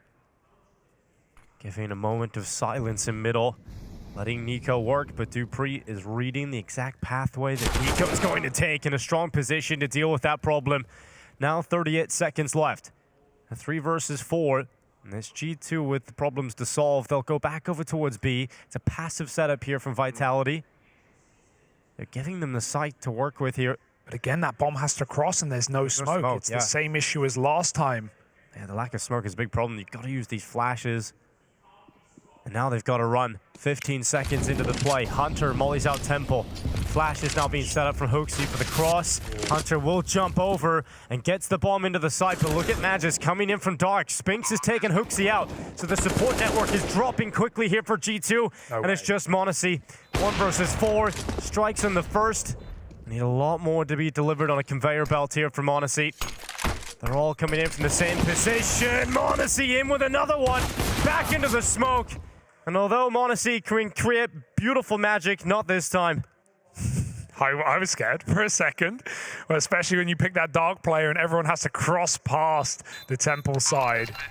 Monte, too many targets, not enough time to cock that bolt back. Vitality finds 7.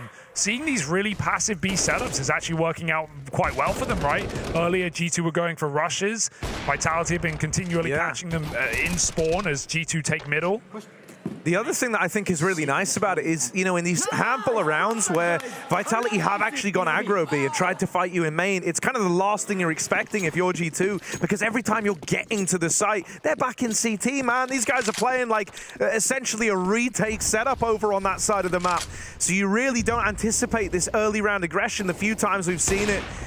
This is now the ramifications of what we were talking about last round. You don't have that AWP. You are limited in terms of the util. G2 having to make concessions as this game moves into the dying moments of the first half. And these are concessions you don't want to be making all across the map. Vitality are winning gunfights. They look poised to find an 8th at bare minimum. They have won out this first half, but they're really about to sweeten the deal here and now. This buy was all in for G2. If they get a plant, they're still investing. They're still feeling good. But if they don't, they're partial buying, and so Vitality can really look to exert some pressure on this CT side and run away with the first half.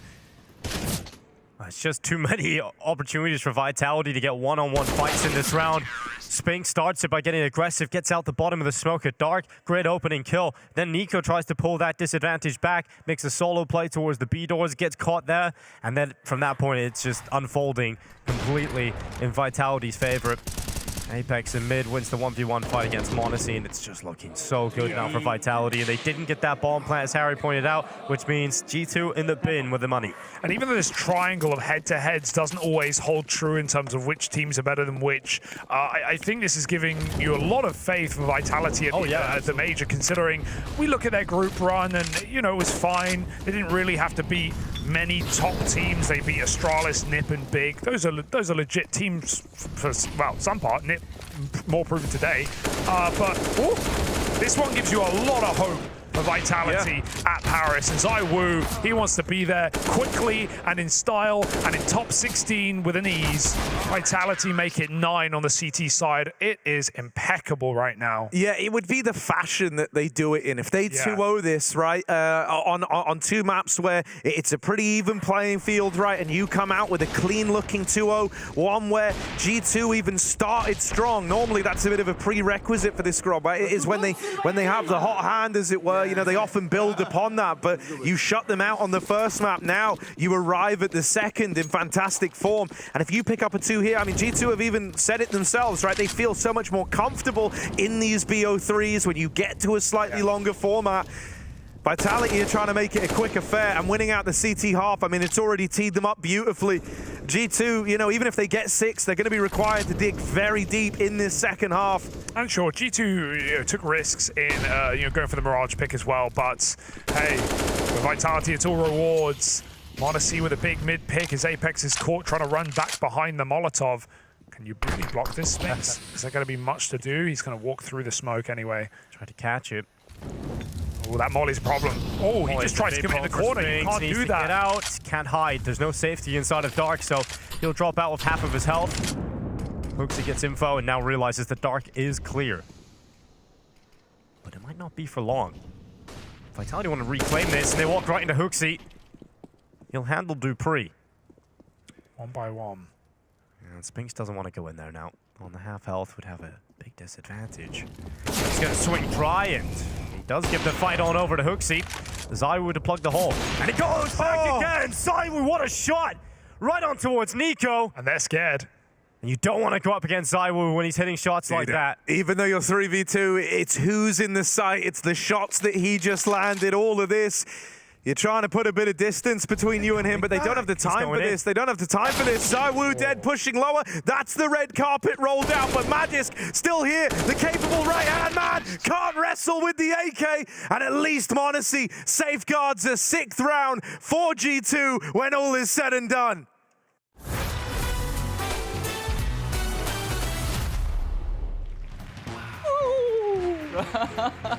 So I just immediately like... We saw some Raccoon. He started talking trash a bit about Copenhagen Flames. And Oh, no way. Hey, I'm gonna catch one. It's time for the Gauntlet Challenge. What is the gauntlet? No. It's the f***ing goal! No way, this is last place. It went really badly. Yeah. I wouldn't say it's good, because I would say it was great. Let's go, baby! It's now time for Dupreeh to show us how much grit he's got. Will he bring vitality to this challenge? Will his movement be good enough? Or will the new map take the spring right out of his step? It's time to start the gauntlet. Ooh, interesting. All right, let's get this show on the road. Ah! So this is another long jump thing. Oh, I jumped too. No, that's very nice.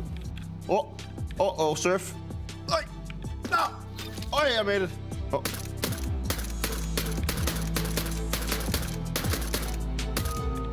Easy Katka. Hello? Hello! It's bugged. Hello! I swear, you need to take at least 3 seconds off the time on that one. Ah! Ah! Oh my God, what did I just do? I'm literally too slow. Oh, that was close. No! Ah! Ah! I made it, don't worry about it. Oh! Oh! No! Yes! Woo! Can we call S-Attack and get him in here, please? Movement King, A-Core, maybe Alexi B, something like that. I'm pretty old, so movement is not my key thing, but I excelled in the shooting part, so I think that's fine. I think that was okay. Dupreeh, everyone. Well done. I was watching from the sidelines. Let me shake your hand again. First one, the bravest to set a time on the Gauntlet Challenge. How did you feel about your tries? Started out decent, turned into horrendous, ended up fairly fair. Like any good career, right? Yeah. Yeah, pretty much, yes. All right, let's make it official. Let's pull in the leaderboard. Assistant? Beautiful. Let's go ahead and reveal your time as the first official contestant of the Gauntlet. That's right, they finally gave me my own show. Watch the Launder Show exclusively on Blast TV. Let's go, baby! And as always, it's been a blast.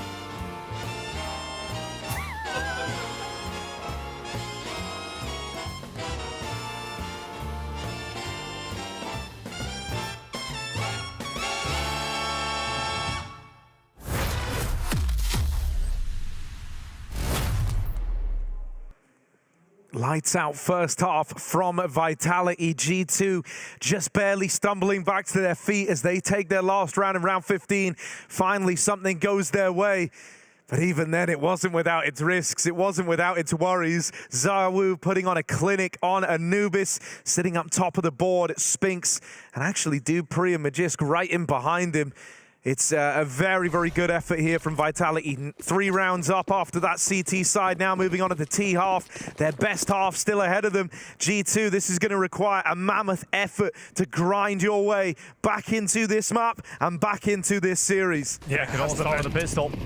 Can all start with that kicking right off, and into mid they go. Monte spots out the pack of players moving towards him. He has got so many teammates in behind him. Very similar to the first half pistol. Hunter coming out with 2 kills, and Nico assisting. It's just Zywu and Spinks left, and they have actually found a pathway up to B, but the problem is the bomb is down in middle. Yeah, that pack for G2 fires back, and Vitality have to flank all the way through a bomb site if they want to get this control of the package. Spinks will clean out B, some lazy clears, but he knows that he's got a lot of room here. He's read the situation right. Zywu with a P250 at range. These are the fights made for this guy. But everyone's so close. Zywu starts to make noise. They're going to try facing together. That's a beautiful shot for Hunter. Isolating the duel while they've got it. Leaves Spinks in the back lines. Glock at range. Not the gun for the job, but he taps 2 down low. And these are only shots from death. Spinks closes that gap. 6 in the mag.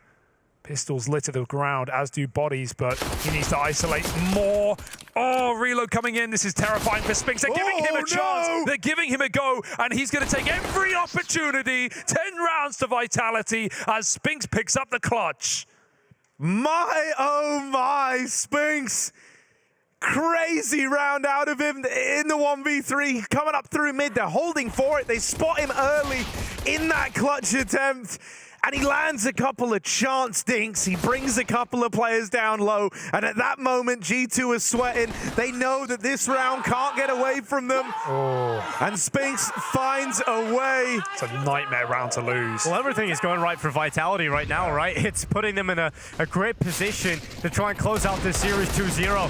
Zywu onto the UMP. Once again, G2 force buying into the second round. And Nico with the deagle tries to get a fight going in middle, just receives a lot of damage on his end. Vitality shift their focus towards A. 4 players walking their way past the boat and outside of A main. There's only 1 player lying in wait on the A site defense here, and even the closest to rotate is low on health. JKS with just a 5-7. He doesn't stand a chance when Vitality come knocking at the door. Yeah, we didn't have a single AX sec for G2 on their T side. Vitality do it straight away. They just know there's no way Pistols can hold on to this position. It's great D from Nico, but man, Rifles struggle to get double kills from behind the cake or on the fountain. How are G2 ever going to fare in a round like this? Vitality make mincemeat. Yeah, simple calls. Great start to the second half here for Vitality. For G2, you're not going to have anything in this next round if you throw yourselves at this. So just trying to slink off, hold for some exits. There's a scout down here as well. Going towards Magisk. They actually will take him away. Dupreeh is close by, and he wants money on this Mac 10. Yeah, it's only about damage. It's about funds. It's about setting yourself up for later. So a couple of guns grabbed at the end here for G2 ain't a bad haul, but Vitality 5 rounds away from a 2-0. And 1 more BO3 from Legends. And on paper, obviously, this is definitely the more difficult matchup. You're going up against world #1 to get through them. You're putting yourself in a really comfortable spot to go ahead and take that Legends spot. Because Monte's lying away. And yeah, sure, you know, Monte are a team that I don't think you can underestimate, but you've still got to favor Vitality in that game. Yeah. Yeah, you know, I think even for me, it's just the idea of, you know, we talk about in these really high-pressure matchups how important experience is, right? That's why even though Vitality are pulling ahead here and they have, like, the better side still to play, you can't count G2 out, right? Because they have that tenacity, they have that resilience. They've demonstrated this over their careers, right? And they've been in these positions before, critically, so they know what it takes to deliver when you're on the back foot like this. For a lesser proven team like Monte, right? That's less of a certainty, so that's why you look to give the edge towards Vitality there. Over in mid, unfortunate for Nico on that smoke fade. He's offered up the opener. And so it's this early man advantage for Vitality. They're not looking to drop the ball here. These early rounds after the pistol, when you're up against, you know, the low econ rounds for G2, these are meant to be the freebies. These are meant to be where you do it cleanly. And we touched upon it last map. You know, losing an anti-eco there was the first time they've done it throughout the tournament so far. So they're not often a team to misstep in these rounds. G2 have the right call, though. They've rotated everybody over here towards this B side of the map. They're ready for an attack into B. It's just the issue of the fact that there's players coming in from dark, so you have to dismantle that boost position. And they don't really have the weapons to go up against. They're already leaving. They're already leaving. You see the amount of info. You don't want to commit in here, so you're just going to try and keep Apex here. He can do as much as he can, gets 2 out of it, but the rotation was already through. Once they get the information, you don't want to walk into the stack. So back to A they go. Yeah, love how fluid that is from Vitality, and you can see, like, you know, why they fare so well in these sorts of rounds. I think critically they left themselves with a lot of time as they went on the info gathering mission over towards that side of the map. And even though Hunter's going to find one on the wrap round, these are just, you know, consolation frags at this point. Even then, the victories are short-lived. They know that Hunter is still floating around down towards the canal somewhere, and there's only so many places he could have gotten to. You know, these mid rounds already look better for Vitality than G2's did on the T side, right? You know, we didn't really see these like late rotations out. We saw a couple of rounds where mistakes were made for G2, showing the bomb, crossing A stairs into Dupreeh. I think it was Hunter. Remember that round in the first half? Round where Monte tried to leave with the bomb, but they didn't have room towards A, so he had to recommit into B with 20 seconds. I think they won it, but you know, these are scary rounds. And JKS 4 and 14 having a stinker, I guess, didn't feel didn't want to play aggressive towards A main, didn't want to try and go for those solo hero plays and take space back. Whereas Vitality are having no fear themselves. They are happily leaving lurks outside A that give them get out clauses late in the round, and that's why they can rotate the bomb there as well. So 12-6, mid rounding looking really good, but this is a crucial gun round now for G2. Do or die, and they will just simply sit in challenges awaiting Paris.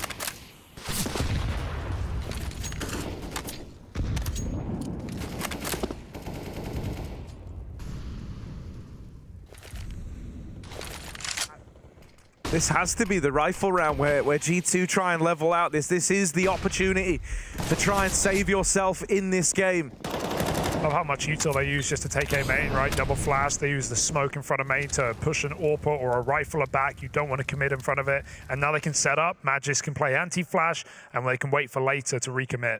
The double AWP's nice though, right? It allows Monte to go and assist over here towards A, and I think the rifle AWP combo is the best way to lock down this A bomb site. ZywOo doesn't care about the opinions, man. He just wide swings out and finds JKS. Uncharacteristic miss for Monte, and Magisk is not in a forgiving mood. He will not let that opportunity sail past him. Nico doing what he can to pick up the pieces here. But right now, ZywOo's just selling one hell of a fake. They don't even have to commit to this. The bomb's coming around, and with that kill onto Nico, this round is secured. Spinks finishes it off, and that was the rifle round that had to hit for G2. Yeah, they're lurking in both bomb sites at the same time, right? Vitality are feeling invincible at this point in the game, and the form that we've seen out of this roster today alone trumps anything they showed us in the group already, right? As I said, wins over Astralis, Nip, big, legit wins, but this is a statement for Vitality going into Paris. And I wonder how much of that is the fact that the initial pressure of just having to attend the Paris Major, true, it's off their shoulders now, right? They're freed up a bit. Of course you want to hit to the legend stage, but the fact that you have already qualified, that initial unique pressure that Vitality feel will be lifted off their chest, and they can breathe a bit. They're a bit more freed up, and we're seeing a few more risks being taken. We're seeing ZywOo really play insane today, but we've seen that before. The difference is we've got Magisk, we've got the likes of Spinks alongside him. A lot of players stepping up today for Vitality, and even Apex, you know, a player that gets criticized for his individual ability a lot, has had some lights out rounds in this game so far. On Mirage especially, he was 4 kills deep in the second half, and then he had that massive 4K entry round on A that was a swing round for Vitality and a buy. And man, they've been winning all the buy rounds in this game. G2 back to Deegs, back to desperation. Vitality look to make this a quick finish, setting themselves up for a BO3 tomorrow. We'll have some time to take it home and prep. If G2 ought to do this, they're playing for the win in regulation, allowing Vitality to head to 14 rounds, and having some leftover cash in the buy in the next year. G2 and Nico We've seen him unravel rounds with this Deagle in the series already. That smoke isn't going to do too much for him. Clips the corner. And his Deagle's got to clip some necks. Maybe he's got a Deagle clip up his sleeve here. Just not over. What? Apex. Apex didn't even mean to get that kill on Monte. Just holding the spray to try and take Nico out, and the bullet just went right through. Just tracking his targets right there. That's wild. Like, that is a literal just stray bullet taking someone out of the round. Literally catching strays. Take this L. Rip my man Monte. Oh, and JKS, he's going to be added to the pile of corpses. Ragdoll just drops to the ground, as do G2's hopes and chances in an eco. Hooksy pops out mid. And Hunter becomes the hunted.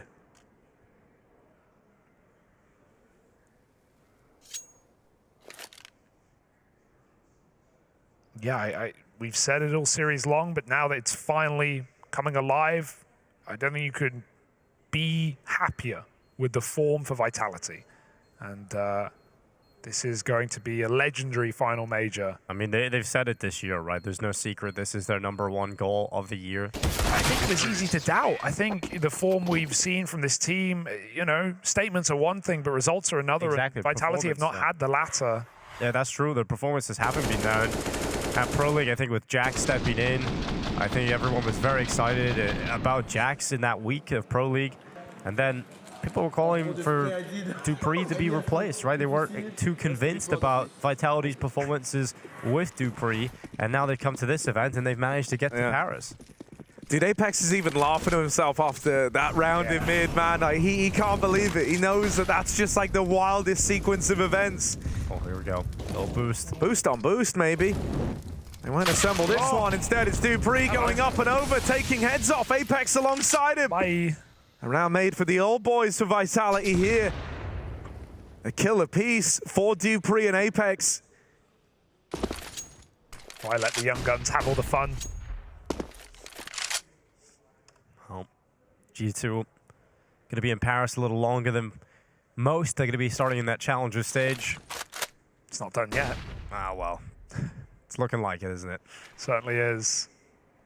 G2 with a silent CT side right now. We know it can be hard to play on Anubis, but Vitality are certainly making a statement here. They've walked into the empty B-bomb site, and this is 15.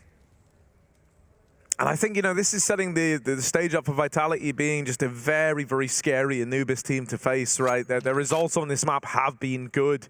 They were even the team who completed that insane comeback versus FaZe. Keep in mind, this is a map that G2 have never lost, right? They played it 5 times. They've 100% win rate. So, yeah, it's, you know. To crush them, this is a massive statement. And the first game that these teams played on this map was a World Finals last year, and G2 won it against Vitality. So, you know, we've gone all the way around now, and Vitality have broken that win streak. And they've done it in a convincing manner, so it seems. I just think they look so comfortable here. Like, that's the scary part, is they've got all these ideas for CT's side about how they want to try and get involved. Comfortable in this knowledge that, like, if Anubis comes up in a series, they're probably going to be the ones picking it. So they probably have to expect that CT side beginning, right? And you know, they've got a lot of ideas for how to get the ball rolling, and they also know that, like, success doesn't hinge on having some ludicrous, you know, 10-5 CT half or something of the likes. They're very, very comfortable. You could even say this T side has been damn near infallible from the Vitality squad. There's been no missteps. There's been some fantastic mid-round rotations. Every one of these little stacks or gimmicks that G2 have tried to employ has often just been dodged altogether.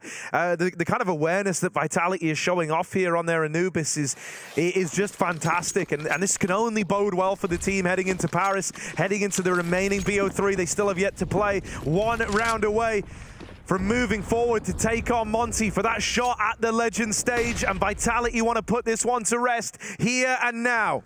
JKS, he's been a bit of a problem piece for G2, and it's going to get worse before it gets better. He's sent to bed. Magist with a quick play and a beautiful flashbang will put Vitality right in the ring to take their space in that Legend stage. Nico trying to desperately claw through this smoke, but the swarm of Vitality is all over the site.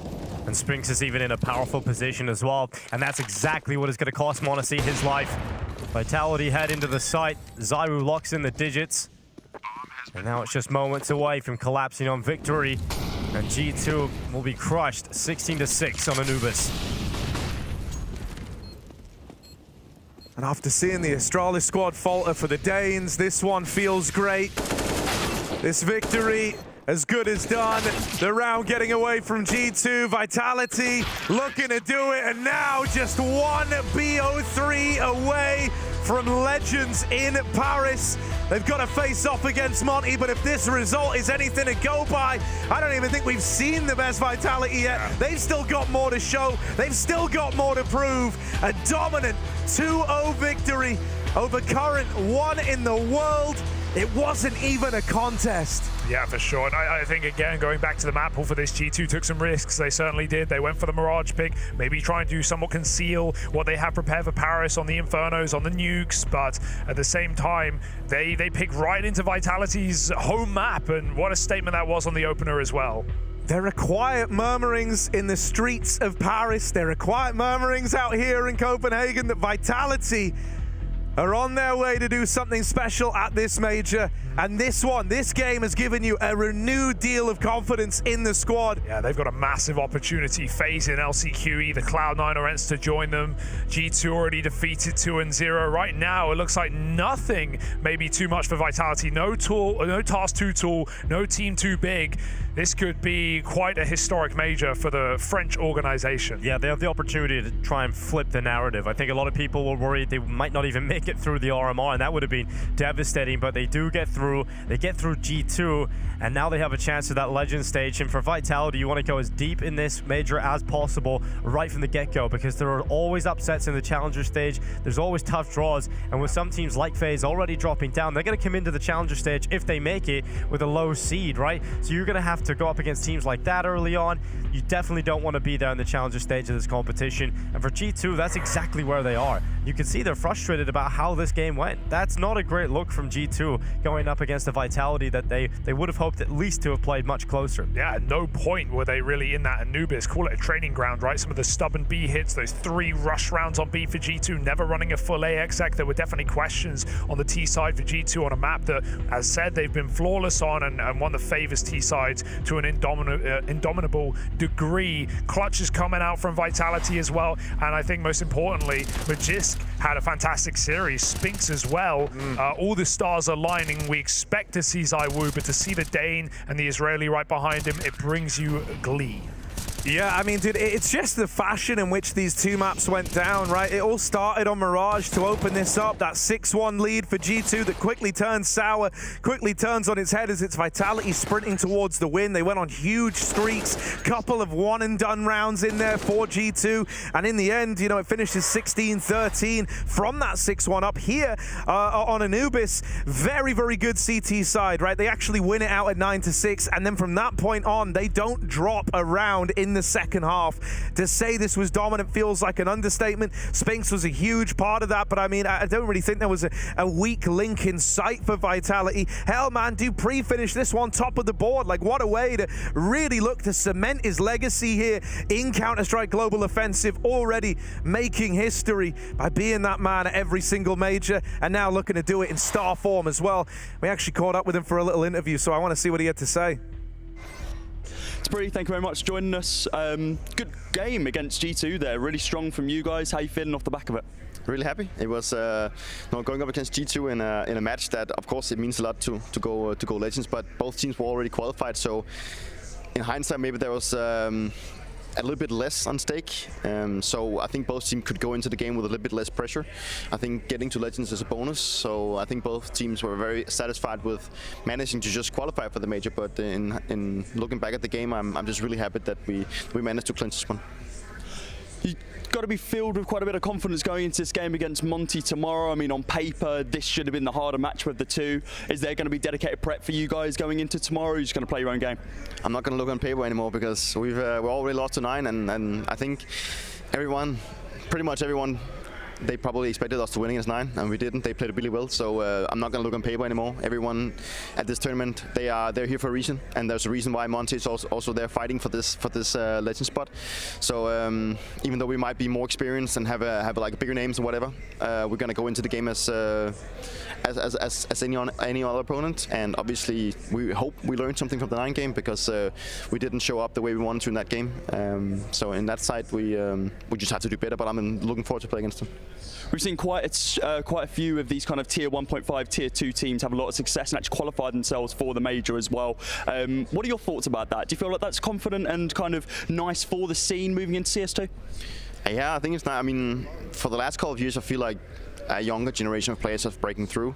I'm obviously one of the veterans, so I remember when it was me, when I was this 18, 20-year-old kid, when I was playing against Taz and Get Right and Forze and all these big veterans now.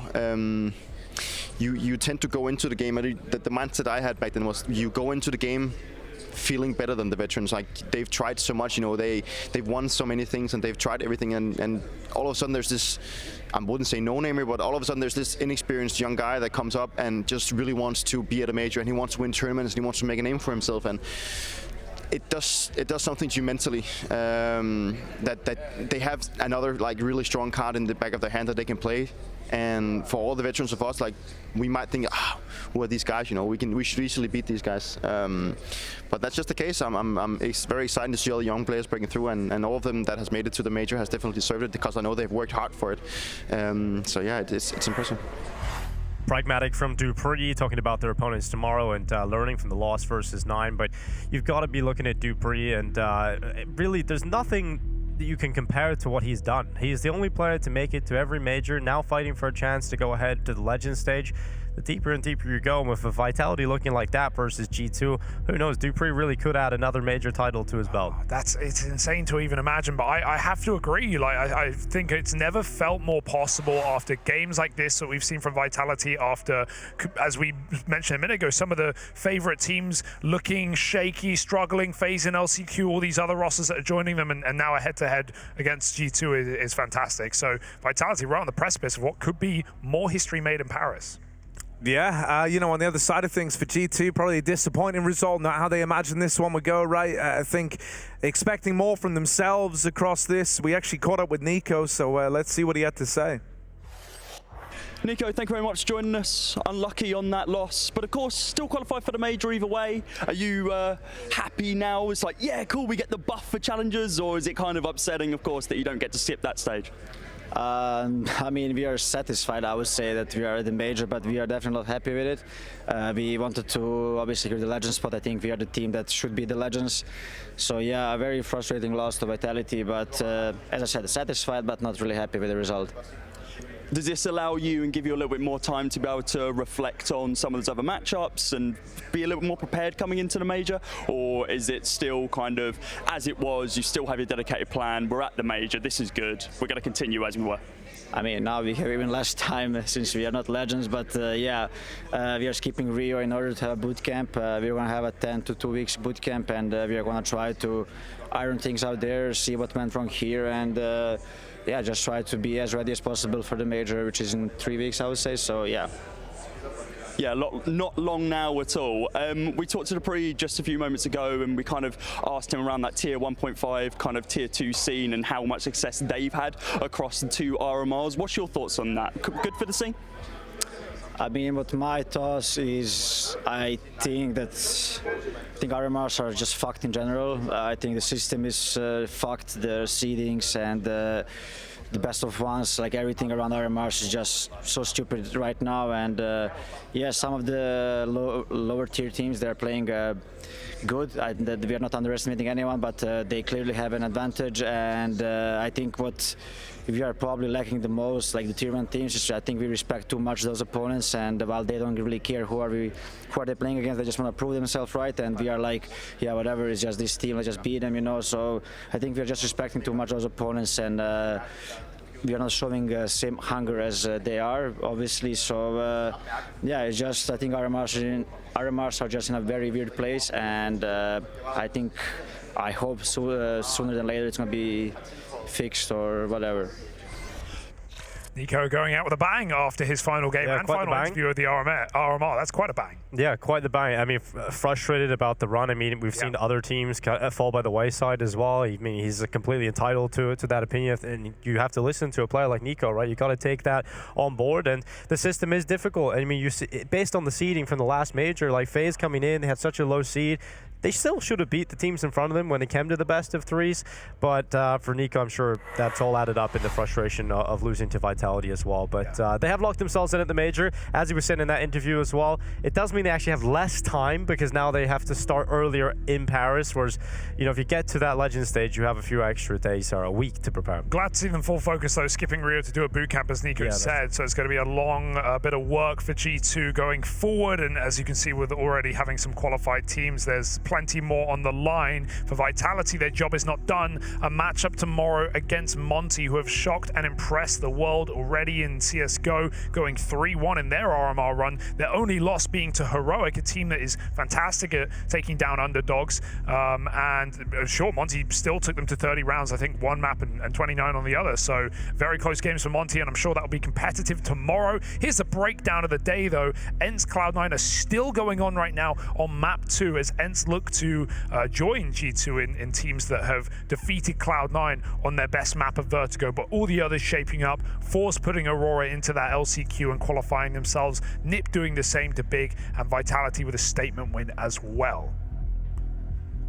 Obviously, we still have the Challengers playoffs left to go. We have the LCQ here, and with teams being qualified from that first group in Falcons, FaZe, and Bait, all going through 2 and 3. You mentioned FaZe's run already had a very hard start, and they've had to wait a week to get prepared for these matches as well. How are you liking FaZe's chances? We have 2 of the 3 teams that are also going to be in the bracket, right? It's going to be Big, and it's going to be Aurora. It is scary, and obviously that ENCE Cloud9 game going on right now as well. I feel like FaZe, I would back them any other day, but I think from last week, they haven't filled me with confidence. I feel like there is definitely a chance they slip up. Aurora is a team that I think FaZe should get through, but the other teams, I mean, it's a little tough. It's a little tough to say, because just based on FaZe's form from last week. Yeah, we mentioned this during the game, Harry, but like looking at Cloud9 ENCE as well, the loser of this potentially somewhere in the bracket with FaZe, potentially running into them. I mean, that has upset potential written over it. Don't you agree?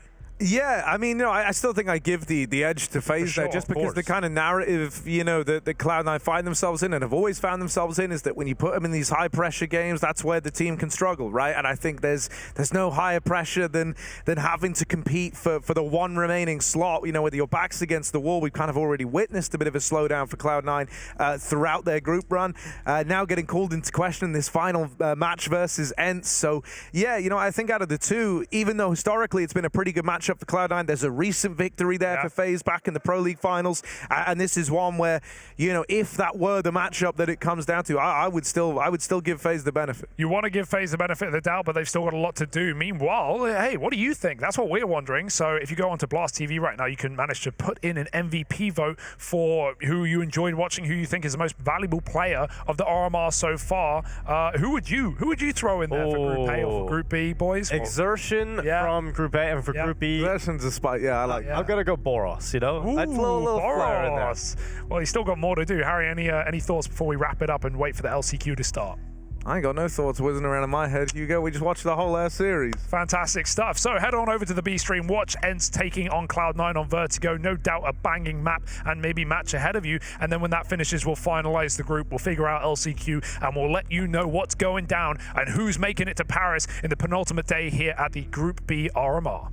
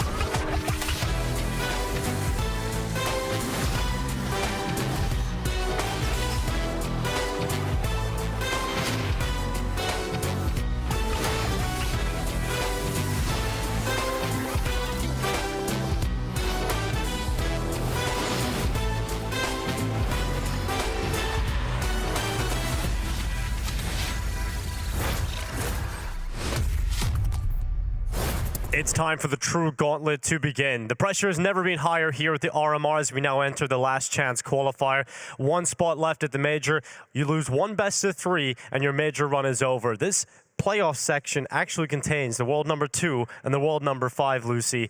This is going to be incredible. Yeah, if the RMRs weren't intense enough already, you're now thrown into the gauntlet where only one of these 6 teams will go through, and there's storylines for each of them. We can take a look at the results as they've come through today. A lot of 2-0s in the mix here, Hawker. Yeah, absolutely. All 2-0s all throughout the day. A couple of teams securing their spots. Good to see NIP back on track with their roster. And we also saw Aurora playing earlier today against Forze. You were covering that one. Not really able to put up as good of a fight as they would have wanted, because that felt like it should have been a close series. Yeah, it seemed like the pressure really got to them. They fell off. They did not perform to the level we've seen from them throughout this event so far. But this is the Legends teams. This is the teams that have qualified themselves as Legends already. Heroic, Na'Vi, Furia, Fnatic, BNE into the Breach 9. And of course, the winner of Vitality versus Monte when it comes to that Legends playoff game. And this is the bracket. You can see how this went down. We got to see earlier today. Vitality beat G2. They move on into that decider game against Monte. And the winner will head to the Legends stage, and the loser of that game heads to the Challengers stage. Both teams, of course, confirmed for the major. Here's the Challengers. We could take a look at every team that has made it here from OG to Fluxo. This is the teams locking themselves in for the Challenger stage, Lucy. Yeah, it's nice to see the whole lot here, right? Combining the regions. We've been focusing on Europe here, obviously, but we had the Asian RMR and the Americas finish up last week. And now we get to see the full picture. We saw the Legends, and now the Challengers with 2 final spots to be decided. Yeah, the 2 Challengers are missing on the list will be the winner of the last chance qualifier and of course the loser of Vitality versus Monte. This is the Challengers playoff. This is how it's shaping up. These are the matches in the last chance qualifier. We have Aurora versus FaZe, world number 2, taking on a difficult side from Eastern Europe in that opening game. Bait versus Cloud9. Cloud9's wounds still fresh as they fall to ENCE into the last chance qualifier, and Falcons, the French hope, take on the Germans of Big. It's not going to be an easy time. There's going to be lots of heartbreak throughout these couple of matchups, but lose one best of 3 and your major run ends, Holka. Yeah, and you could have a few BO3s to play to make it through. You can see there is that stage 2 that will be coming up later, but right now it's all about the first BO3. You have to take it one game at a time at this point. And, you know, for teams like FaZe, for teams like Cloud9, listen, I don't think any of these games are going to be easy necessarily, especially if you get off to a slow start, because Aurora have been a team that have caused some upsets in this tournament. I think also they've played some of the top teams pretty close in the BO1s, and really, it is that man Kenzie who has been the star for them. Just stepping up in so many rounds, playing this aggressive style. Kenzie has been a lot of fun to watch. Yeah, think about the teams that they've played so far, right, Lucy? It's been Spirit, Heroic, G2. They've played some of the top teams in the world to get to this point. And today, losing to their former teacher, their former leader, Jerry, as they fall in the 2-0. And Kenzie, he was a bit quiet on that final map. Yeah, that best of 3 against Forze was actually the one that was the least close, right? And probably against the team that's the weakest among them. You can see those 16-14 games against Heroic and G2. So close for Aurora. And that's going to hurt a little bit, but you can only focus on what's ahead. Yeah, absolutely. That's all you can do, and it is a difficult road ahead. Now they have to take on FaZe, another top side. They've shown that they can bring maps close to the top teams, Hawker, but not beat them. Yeah, and that is scary. I hope for Aurora's sake that they come into this with a pretty positive mentality. And listen, they should realize the pressure really is on FaZe here. Yeah, absolutely. We have a chance to talk to Aurora's Latic ahead of this matchup.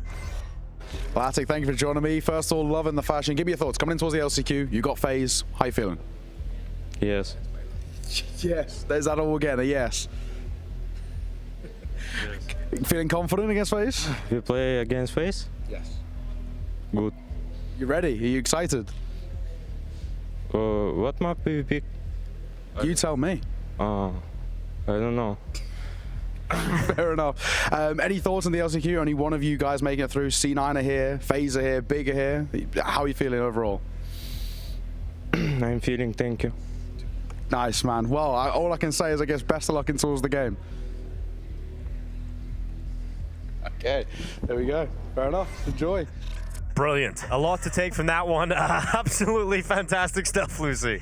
Yeah, I think we got a lot of insight. We did. Right there. We did. Into the personality of Latic, I suppose, is the main thing we've got there. Yeah. He's feeling thank you. What do you make of that?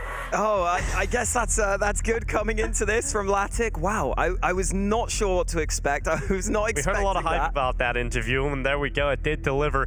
Latic obviously using comedy as a coping mechanism as they head into the last chance qualifier versus FaZe, and maybe they do need a more positive, lighthearted atmosphere because they're going up against the Grand Slam winners, major champions. This is a difficult team to take on as an underdog. This is a team that we thought were going to go 3-0 as legends, right? And they're here in the LCQ.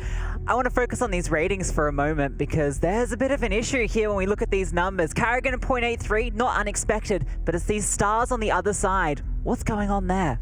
Yeah, we're looking at Twist. Obviously, he's not been feeling it. He's expressed his frustrations on Twitter at times as well. Definitely not been the performance he would have hoped to have had.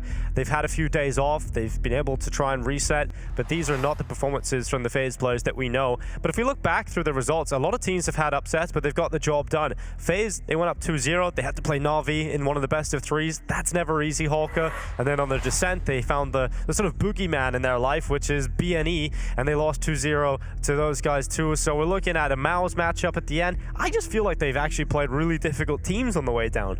Yeah, I would agree. I think the series against Bad News Eagles, they will probably be a bit frustrated with the way they played because they kind of fell into Bad News Eagles' game of the aggression. They weren't always ready for it. They got caught off guard on occasion. But I really think in that series against Mao's played pretty well. Exertion had a game that was just unbelievable. Right, exactly. And FaZe maybe still played a little below what you would expect, but they still looked pretty decent there. Absolutely. Well, we had a chance to talk to Rain ahead of their matchup and see what they were up to after their few days off. Rain, brother, thank you very much for joining me. We're kickstarting the LCQ. You've got your first match against Aurora. Of course, the information was only kind of made public all of a few minutes ago. You haven't had much time to prepare for them specifically, but how do you come in towards a game where you don't have time to prepare for a side like Aurora, who are a little bit of kind of the upset kings at the moment? Yeah, I mean, I think we just have to play to our strengths. I think we should beat them just playing our game. Obviously, we prepared a little bit more for ENCE, considering they were facing Cloud9. So, but no matter what, I think Carrigan and Slava and everybody has done a good job preparing what they can do. Fair enough. And for yourself personally, what's the last week been like? Of course, you went home, so I think Twist went home as well, so you've been kind of here, there, and everywhere. But what's kind of practice been looking like in terms of what was maybe a slightly upsetting EU RMR for you guys? Yeah, I mean, we were pretty sad after the RMR, of course. We knew we had a lot of things to work on, and I think the same day we traveled, we practiced as well. So we've been playing every day and making sure we keep on top.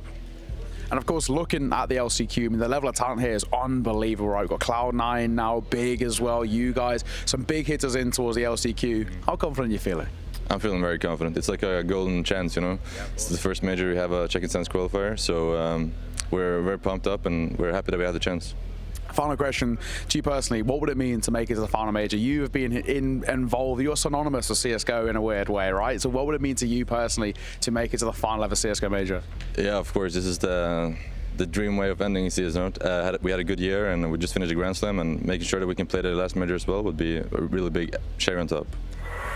Well, to get there, they have to run the gauntlet, and FaZe, they've got the target on their back. That's the team everybody's been having the most time to prepare for in this LCQ, right? So we're looking at teams like Bait and Falcons down there from the first sweep, but we've now got Cloud9 down here, which Rain was saying that they've been preparing for ENCE. They didn't think that Cloud9 would be down here in the last chance qualifier, but there they are.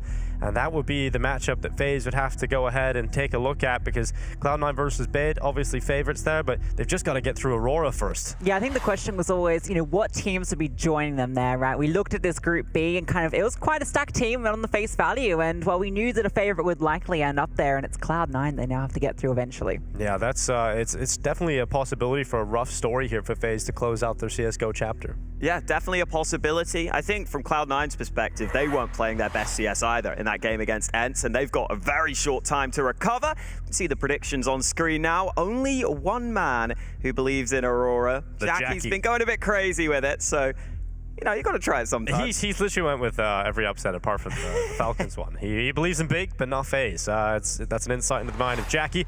But those are the Unicorn predictions and the blast picks for us moving forward. And most of us have decided FaZe Clan should be picking this one up, those with reason and rationale. But I think we look at FaZe, they absolutely should be favorites. They've got the deeper map pool, they've got the more experience, they're used to playing with pressure.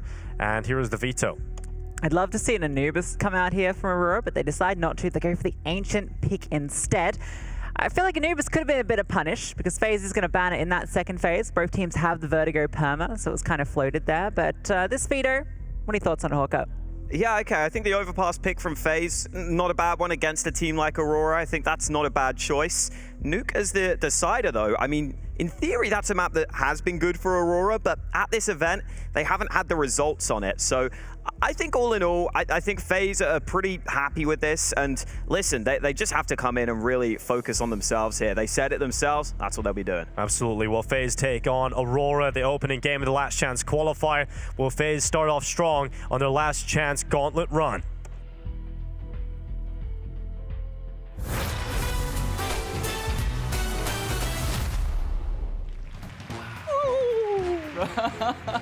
So I just immediately like...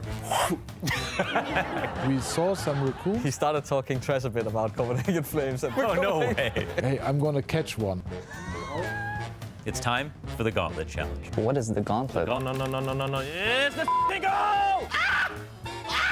No way, this is last place. It went really badly. I wouldn't say it's good, because I would say it was great. Let's go, baby! As Cadian prepares to take on his toughest challenge yet, let it be known it'll take more than a hero to beat this one. We know he can lead his team to victory, but can he go at it alone? It's time for the Gauntlet Challenge. It's time. It's time. Let's beat Dupreeh's ass, yeah?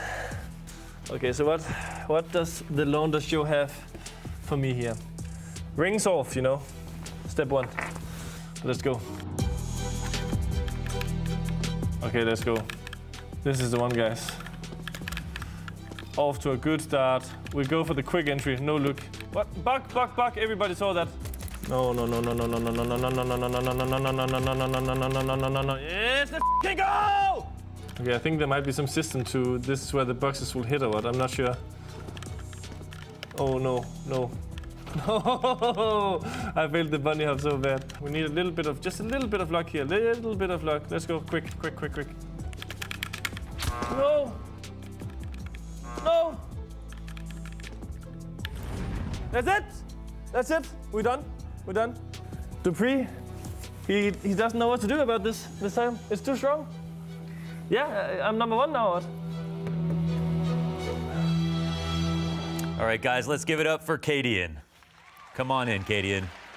Well done. Take a bow. Calm down. It was good, but calm down. I'm going to ask for your signature in a second. Yeah. You were really burning calories on this map. To be completely honest, I was just chilling. I knew that Dupreeh don't stand a chance. Dupreeh don't stand a chance. You heard it here already. Well, why don't we make it official? Let's see if he lived out his dream of beating Dupreeh. To find out, we'll have the assistant. Roll out the leaderboard assistant. Come on, let's keep it moving. Don't go out all night. Don't be alarmed by how long it takes me to write this number down. Just be happy it happened. The submission here from Cadian to the Gauntlet Challenge to see if he could beat Dupreeh. Did he do it, folks? That's right, they finally gave me my own show. Watch the Launder Show exclusively on Blast TV. Let's go, baby! And as always, it's been a blast.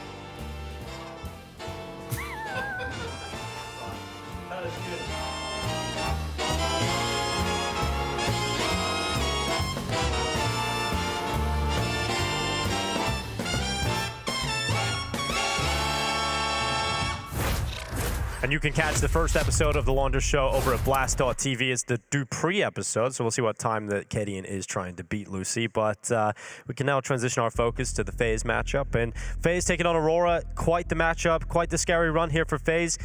Looking at the veto now, how are you feeling about it? Yeah, I think my thoughts reflect the unicorn odds here, where FaZe are definitely favored. I think everyone's going to be thinking that coming into this, but that's been the story with every matchup they've had at the RMR, so you got to take everything with a grain of salt. Absolutely, Hawk. You know, looking at FaZe on this veto, Ancient, it's a map they actually looked pretty comfortable on, even on that last day that they lost to Mao's, right? So you're still feeling good about them? Yeah, I think so, coming into this one. I also think it's interesting hearing both teams in the interviews. I mean, listen, from Aurora, not much we can take from the interview itself, but clearly pretty lighthearted from them. I think both teams are trying to come into this with a mindset of saying, well, from FaZe's perspective, they're saying, we didn't even think we'd have this chance. In previous majors, we wouldn't have had this chance. So they're trying to use that to take the pressure off. For Aurora, I think they're just having fun with it to try and take the pressure off. But I feel like once you get on the server, it's going to be a different story. Yeah, you kind of have to force that fun if you're Aurora as well, right? Because you're only found yourself in this position like right now, right? Before this, you still had a chance until that Forze game happened where you thought you could make the major immediately, right? Yeah, it didn't look like fun when they lost that game, that's for sure. They dropped off. I think, obviously, if they've had some time between the opening game today to now sitting back and realizing, okay, we've got one last chance, and we're up against one of the best teams in the world, the best of last year. G2 have the title right now, and FaZe want to head to the major, the last one in Global Offensive. They've got to start by taking this best of 3 versus Aurora, and they are looking to play the underdog role to perfection. They are looking to upset this major and the run for FaZe Clan as we head into our first map of the last chance qualifier. Looking good here coming into this one. Aurora have picked this Ancient. We'll see if they can get off to a good start on it. They seem like they are in a positive mindset heading into this one. And it is going to be a mid-control attempted from Aurora early. Some decent utility from them to take this area of the map, and Twist will be tested first. And the donut tucked on through. The utility going to flush him forward, and he gets that first fight, but traded out immediately by Laddick. That's going to be the avenue through onto the A site. The smoke lands on down. A good bit of spam comes on through. Rops is still here fighting from Temple. He's going to fall on back as they start to make their way into the site. The plant comes through for Aurora, if nothing else, which will confirm a solid force buy, but a flash in towards the site will attempt to retake here for FaZe. Rain catches an opportunity towards Donut, but the only thing FaZe are catching right now is death on Rops. But luckily Brokey, Carrigan, and Brokey again come through for the kills. Laddick towards the Donut looking for some sweet treats, and Rain will put a bullet right in the cranium. They'll run back for the defuse as FaZe collect their first round. Solid work there from FaZe. Aurora doing a good job at getting onto the bomb site, but man, those kills are so quick from FaZe. They swarm the site itself, they get into a good position, and that final donut player can only do so much. He gets run down. FaZe off to that good start, and I think that's pretty important for them here. Will help them make sure they ease back into this after a bit of time off after that previous RMR over in A. And wow. The intensity is there from FaZe. Yeah, they have to bring that level of intensity. You know, we noticed that on Ancient, actually, when they were playing Mouse in that series, that they went in after the first map loss. They clearly discussed, we need to celebrate every round win. We need to bring the energy and the intensity right from the get-go. And this is going to be the same case for FaZe now. 5 Famises. Against 4 Galils. It's a 5-us. Yeah, this is a little dangerous, perhaps. Especially when Aurora go contact B. No one spotted this. Oh, Carrigan, FAMAS at the ready. He will be the player that is the early warning system here for FaZe.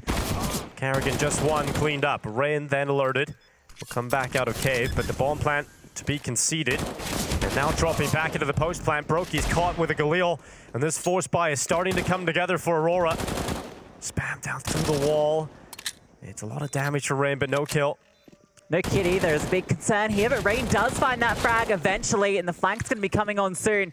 Joined now by Rops. They're going to be trying to fight their way out of this cave, and Rain has just taken names. Celta now the only remaining player, and he is traded by Twists. Yeah, good recovery there for FaZe. Definitely could have got scary when the force buy started to come together for Aurora into the site. They'll be happy at least with this bomb plant, if nothing else. 3 kills in the bomb plant.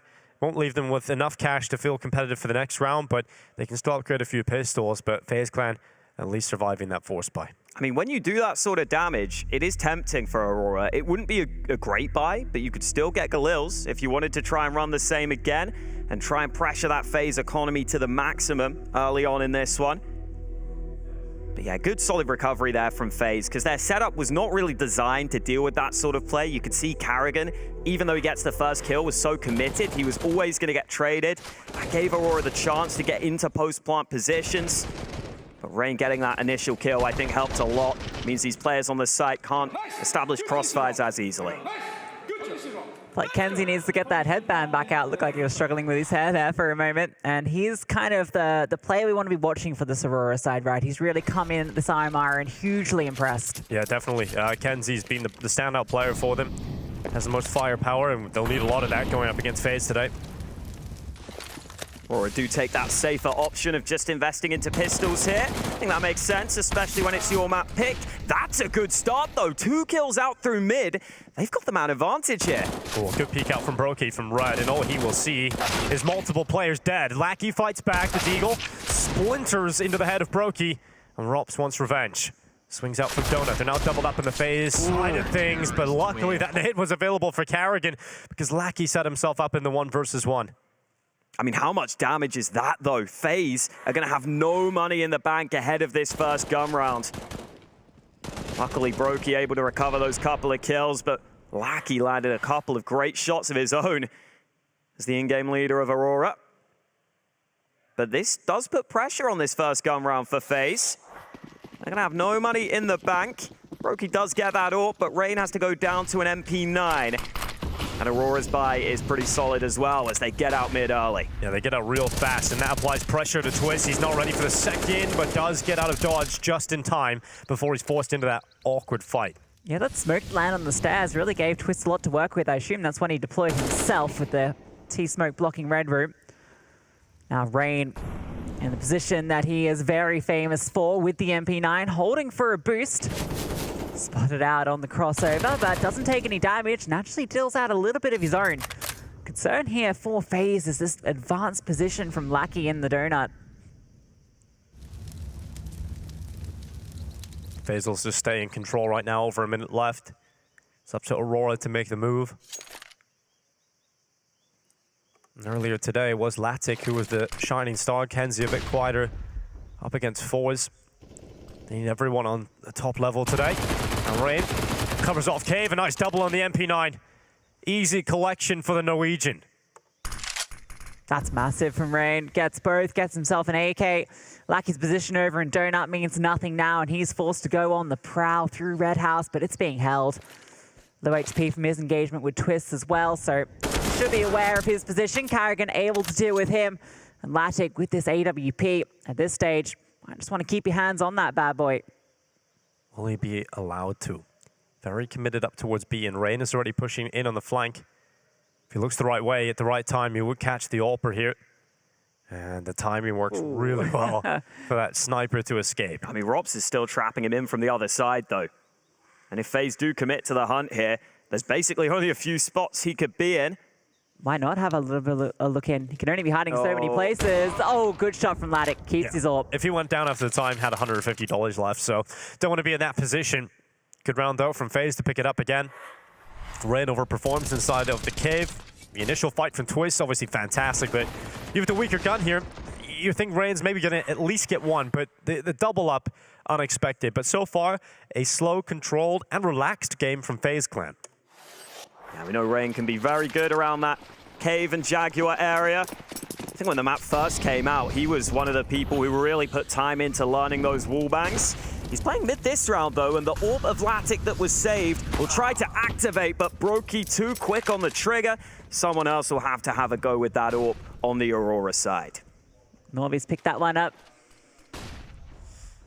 The rest of the gang doesn't have too much here. Lucky's giving it a bit of a look in with the deagle, but spotted out by Carrigan, who's just going to deny his entrance into the site.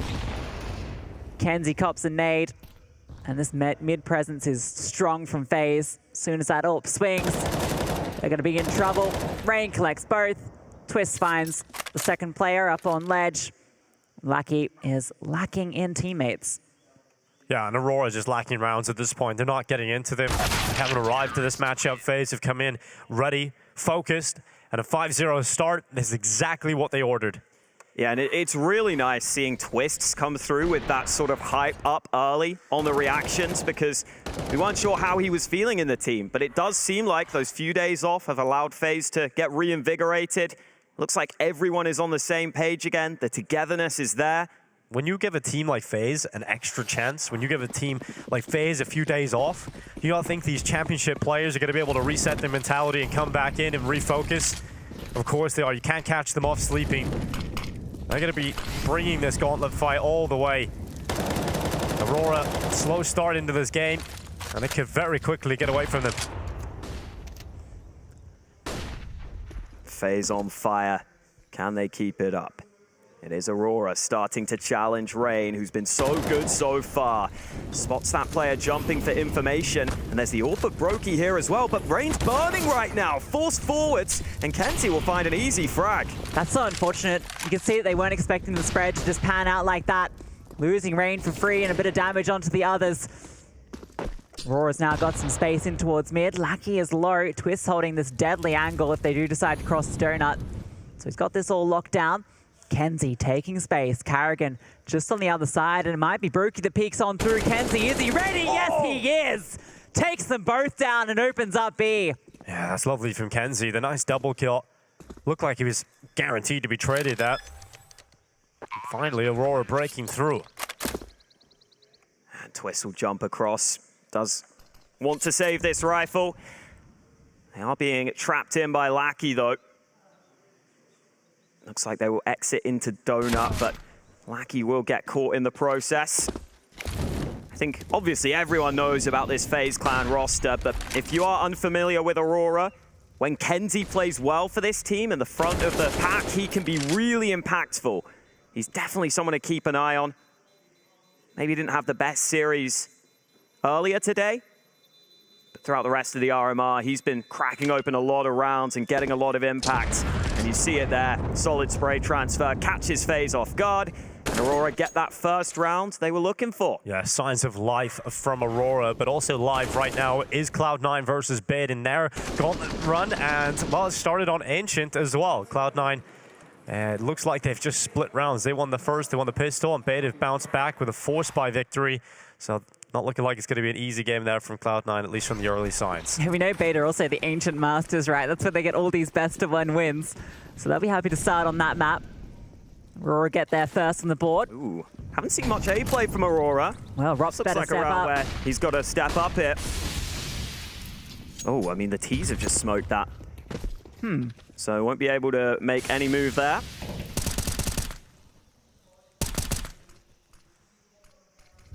Aurora need to get out mid here. Can't waste too much time. They don't have any other control right now. That smoke is about to fade away towards cave, so we're gonna see Rain drop further back into the B site. Couple of players moving towards mid with Brokey's flash at the ready. FaZe want to challenge this. Here they go.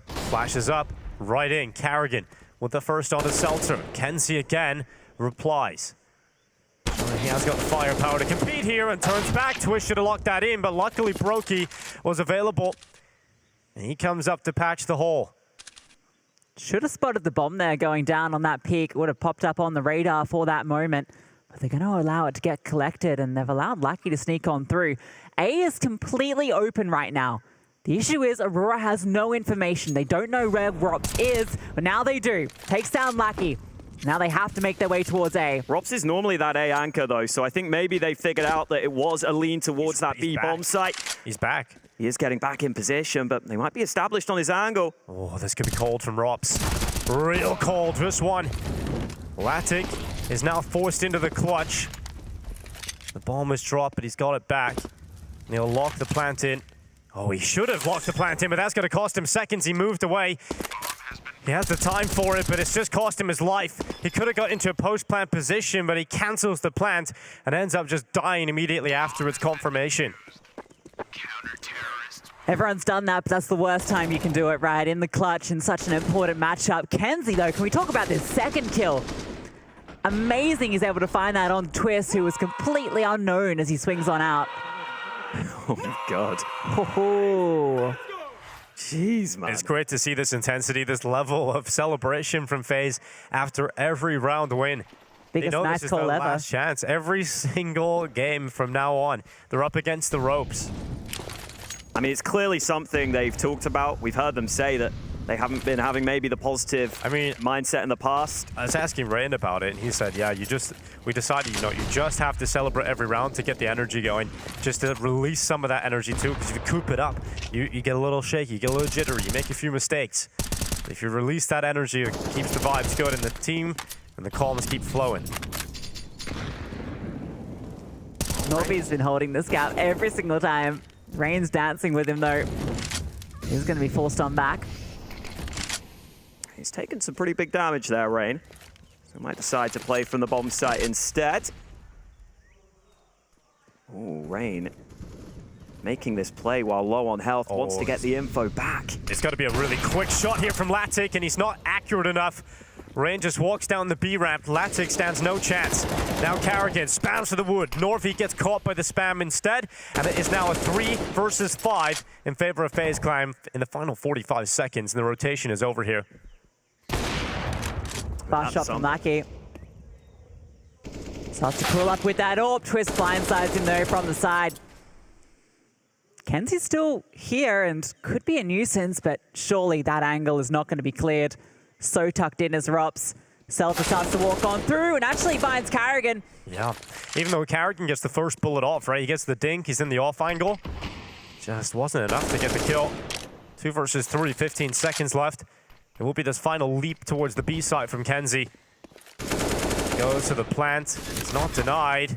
Kenzie can stick it through. Seltzer's covered off the push in. And now it is just Kenzie, the danger man for Aurora. But Rops will make sure no lights get lit up right now. A good recovery yet again from FaZe Clan. Yeah, that was a good position from Rops there. Just takes his time on that mid flank, waits until he knows it is that full B commitment, and eventually comes in from Cave and puts Kenzie in an uncomfortable position on the bomb site itself. A really good start to the round from FaZe, and got a little close towards the end of it, but they lock it in. Great shot from Twists. Aurora still competing in the round. Good call, Brookie. Good fucking shit. Fucking nice initiative. Compliments flowing. And Lackey straight out middle, trying to lead this charge for his team. Decent spot here for Lackey. He'll join the rest of his forces up towards B lane. And it has been Rain often in this position, but it's Carrigan this time committed into Cave, and Rain is with him. Yeah, they're forcing through Cave here because their util is so lacking. If you can take this space, the execute becomes so much more easier. Carrigan, though, is tucked on into that corner, and with Rain jiggling, it's the bait set up here. The flames come on over. Rain actually moves on forward. That smoke's going to deny access. Spam goes through and actually catches Lackey. And Molotov not going to spread on anyone. The issue is the site's completely open, but Aurora don't actually know this, so they're kind of stuck here as well. FaZe take the gamble, and it is working out. Rain peeks on through, and a bit of spam onto him, but he's got another smoke to slow things down further. Yeah, it's a commitment for Aurora yet again into this B site, Alex. Yeah, looks like it. This B site has been where Aurora really are looking to get their work done. They don't really have a flash to work with here. So how do you go through this smoke? I guess they're going to sit in it as it fades, and Rain he's low. Does have the angle and the frag. Yeah, good position there for Rain. Really well played so far on this map. Does damage onto a second player. Now he can start to pull that rotation back of Twists. Brokey can arrive shortly. Seltzer and Kenzie, though, line up on the 2 defenders. And even the rotation, the reinforcement is caught. And that nade still doesn't do enough. Just Rops left, and he is caught. What a turnaround from Aurora. Yeah, a little bit of a fumble from FaZe as well, right? Felt like they had all the positions there. Twist was on the rotate over, but they felt like they wanted to force the fights. That flashbang gave them the incentive to start swinging, and Rain cut on the corner here. Feels like he has to swing on out, but there was just no support. One by one, they're peaked. And I'm surprised FaZe didn't rotate sooner either, right? Because they actually had a lot of info. Rops was all the way through to main halls. They had 2 players peeking down Red House and seeing it was clear, but it took a bit too long for them to get over there. Look what that's done to the money here for FaZe Clan, Alex. Yeah, bad economy. Lackey should be okay to clean up. The spray a little slow, but he gets 2 kills. That is enough.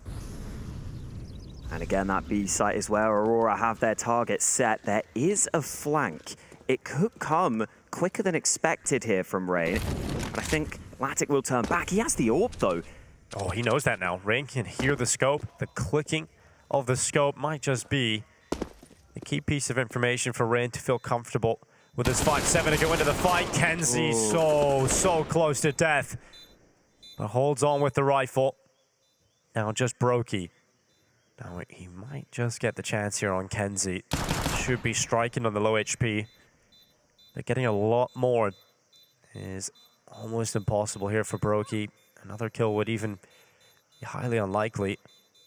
He'd love to just try and get out, but he's getting spammed from 2 directions, and eventually he'll be pushed in from the back. So FaZe Clan have to concede that round loss as expected, considering the purchase. Aurora find another. Yeah, Aurora keeping it close enough in some of those rounds to break FaZe's bank with only couple of round wins of their own. And now we will see FaZe back on the buy. Some nades missing. Brokey does have that AWP though. Let's see if they challenge into mid early. No top mid smoke from Aurora actually, so Brokey could just hold with the AWP initially in this round.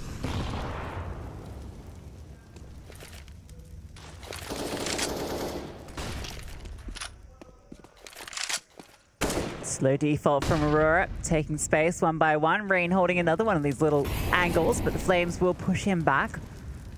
Kenzie begins to take some space in here. Keeping Rain at bay here is quite key because he goes for a lot of those spams, goes for a lot of the information plays. So if you can force him back into cave, you've certainly opened up a lot more space in mid as well. We'll see if that's what Aurora decides to capitalize on. You can see a red house smoke being prepped to throw. Flames to flush out the cubby. Yeah, not a bad way of doing it there. Instead of using the instant top mid smoke, they take that B lane control. Now you can move into mid with that smoke coming through. It's looking like an A split straight away here, under a minute. Let's look at Rops in towards Donut. He'll be the first defender, and he's got Brokey in behind him. The Baltic brothers look to hold as they slip through the smoke. 45 seconds on the clock. Rops is in a really strong position, but he's left Brokey out to dry. He has to make up for it, and the spam in, it hasn't worked out at all. That play from Rops leaves his teammate completely stranded, and he doesn't make up for it. Now Rain on the rotation back. FaZe trying to still win this round. It's so unlikely, but the flashes are fantastic. Carrigan sets up Rain to go in, but it's not enough. And Rops is still up, still has a chance to redeem himself. But he's starting to walk away. Not feeling like he can win this one. No utility on his back. Not really in a position to make much happen. Yeah, that's a rough round. I mean, I think Rops almost got stressed by the fact that he felt like he left his teammate out to dry there, and instead starts to panic and starts spamming the smoke when you've kind of already made the play that leaves your teammate in that awkward position. I feel like you've just got to wait for the smoke to fade and just take as many kills as you can there. Spamming through the smoke ends up being pretty costly in the long run. Rain tries his best, but they're already pretty far down at that point. We'll see if Rops can at least save. Looks like he should be okay to do so, but the rest of the team won't have too much money. Sold him down the river and got nothing for return. It felt like, you know, it's okay if Brokey goes down here, if Rops is able to capitalize, but even when Rain is finding all this space back, that double kill comes through and suddenly you're like, okay, we're back on here, but Rops is not really on the full rotate yet. He hasn't committed to staying donut, and again, just a bit out of position there. Another round for FaZe going the other way, and Aurora making a T side out of this now. After such a slow start, they've arrived to the party. Rops does have the rifle. The rest of the squad upgraded pistols. Unlikely FaZe stop Aurora from getting this fifth. Latic boosted up. Rain ready for it. Swings and a second shot for Latic is very quick indeed. Cool as a cucumber. And Aurora comeback this time of year, located entirely within Ancient. That's not bad though. Rifle dropped. Should be recovered by FaZe here. The bomb is actually still back. If FaZe were to go up and cover off the B lane cross, there could have been a weird scenario there, but obviously FaZe had no way of knowing. So I think they're just saying, let's back up. Let's save these rifles. No chances taken. That bomb's going down. Celta doesn't want to get flanked on. I mean, that was some real flair from Latic on the AWP. Fancy flicks. It's mainly just the movement, the drop down. Looks cool when you pull off a kill like that. And yeah, Aurora finally arriving here. I think the intensity from FaZe makes a special amount of sense early when you realize it is Aurora's map pick. You get off to that good start and you feel like you've got a really good opportunity to try and steal away Aurora's map and just make the series so much easier. And Aurora have done a solid job at recovering here. Not easy to do under the pressure right now. They will step up and secure their fifth round.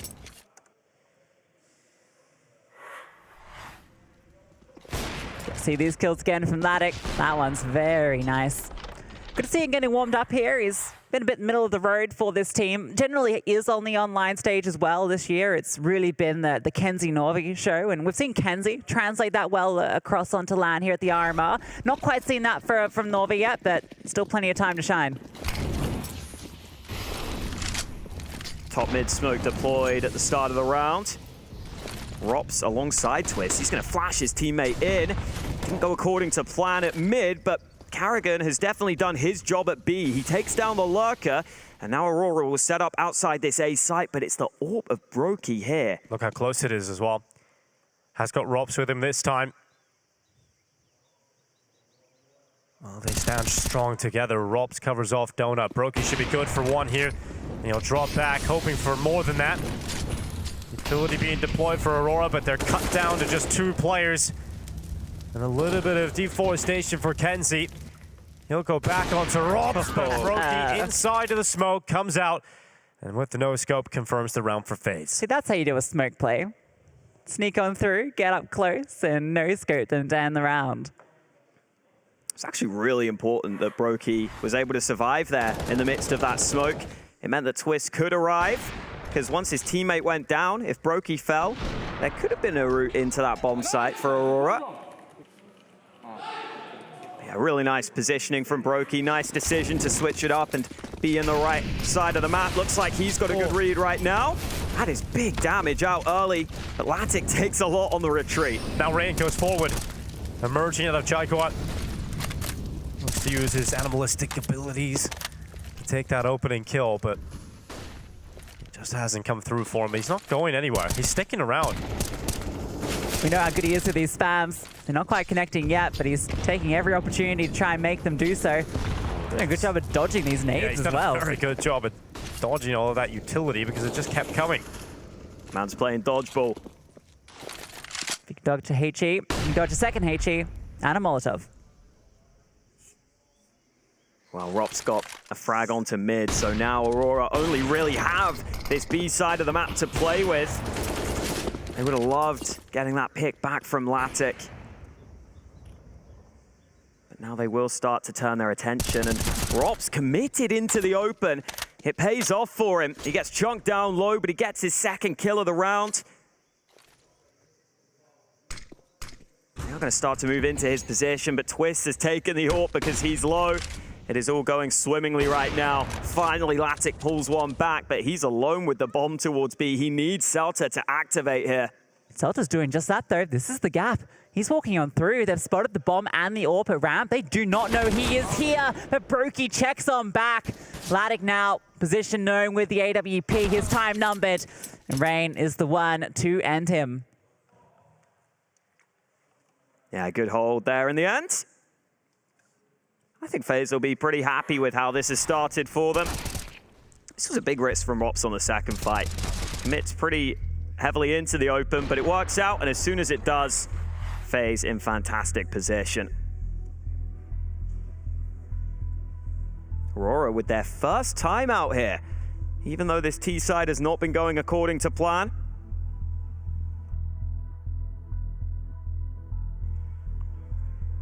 Yeah, it hasn't been going exactly according to plan, but I mean, considering the start from FaZe, could have been just a one-sided show in this first half, but I think a big moment from Kenzie where he's sort of exiting the cave and gets that double kill. That's kind of the moment where they feel, okay, we're in this now. We got a shot. Let's make the most of this half. Let's get as many rounds as we possibly can. FaZe looking to exit this first half with 10 rounds in their CT side. Aurora bring to round 15 an AWP for Latic, 2 Galils, and an AK-47 on 2 players here. Not a whole lot of utility for the T side. And Lackey, he's been trying to get out mid multiple times, but Twist, look at this. Movement, speed, gets himself in towards short and up in towards the B lane. Styling on him there. That's a difficult jump to land, but Twist makes it look easy with the Twist in the air. Hasn't actually gotten too much off it now, because this position you could have got to by walking. Would have been nice if he'd found someone at lane. Rob's holding for this boost, so at least they've got very aggressive control, and Rain is holding if they do push lane, so they've kind of got a lot locked down here. The only places that Aurora can be, well, are exactly where they are. The opening, ooh, there it is. Norvi takes down Rain. Yeah, Rain went for the play, but now FaZe have to start to retreat from this setup. They've lost that lane control, so mid is much more uncomfortable for them. Twist is actually going to stick around into Cubby. In the meantime, Aurora starting to sneak their way up towards B, and there's no one here to fight them right now. Carrigan's deployed the smoke too late.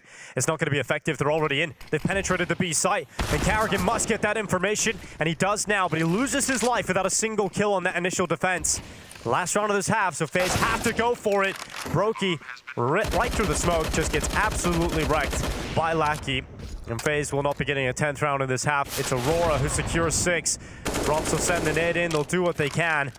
And what a recovery from Aurora. Kenzie once again being that talisman leading forward alongside Latic, their AWP player, and Lackey will close on their 6th round. 9-6 half. FaZe versus Aurora continues after this.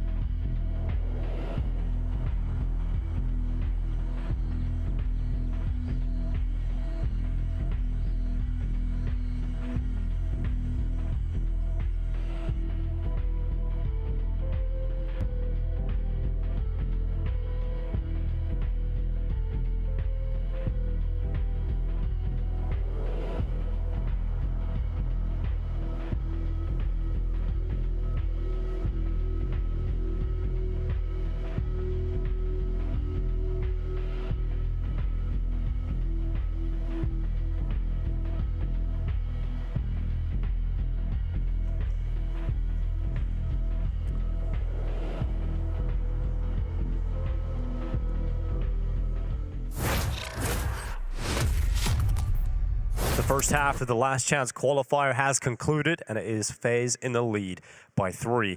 A comfortable affair at the beginning of the game, but Aurora started to climb back into it, Lucy, and it's not going to be an easy matchup for FaZe. We can already tell that. Yeah, that swing of 4 rounds they got in a row started to look quite convincing for them, and closing it out with that final one will have them feeling a little bit more confident coming into the pistol, but still no easy sailing here. FaZe now onto the T side. Let's see what they can do in this pistol. 2 smokes, 2 flashes, and 2 P250s. Do all good things come in 2 for FaZe? We'll find out. We've got some dualies on the Aurora side as well, but it's this A site where FaZe look likely to make their move. A double donut setup for Aurora, and Rops with this P250 had the opportunity. He gets some info, and his teammates are coming out through A main here. Dupreeh get activated though, speaking of twos. Finds the first, but Laddick did fall, so Celta under a lot of pressure, but he is standing up, and he drops both and the bomb. The round thrown into disarray, but Rupp's trying to claw it on back with a double of his own. A 2v2 now made into a 1 versus 2 with Twist trying to recover, but it's the dualies from Celta. Yeah, incredible round there from Celta. That's going to fire him up. That's going to make him feel a lot more confident. And it gets Aurora a good start in the second half. What a round from Celta. In and around the donut, dancing on all these separate angles. Ends up putting in a shift. You can understand that as well from FaZe, right? They just want to remove that threat in donut so they can feel comfortable in the post plant, but forcing that issue ends up costing them. Yeah, it had to be what FaZe were going for there. They were looking to clear out donut, then you can get that bomb down and get into a really good position, but not able to do so this time. And not able to buy really anything here.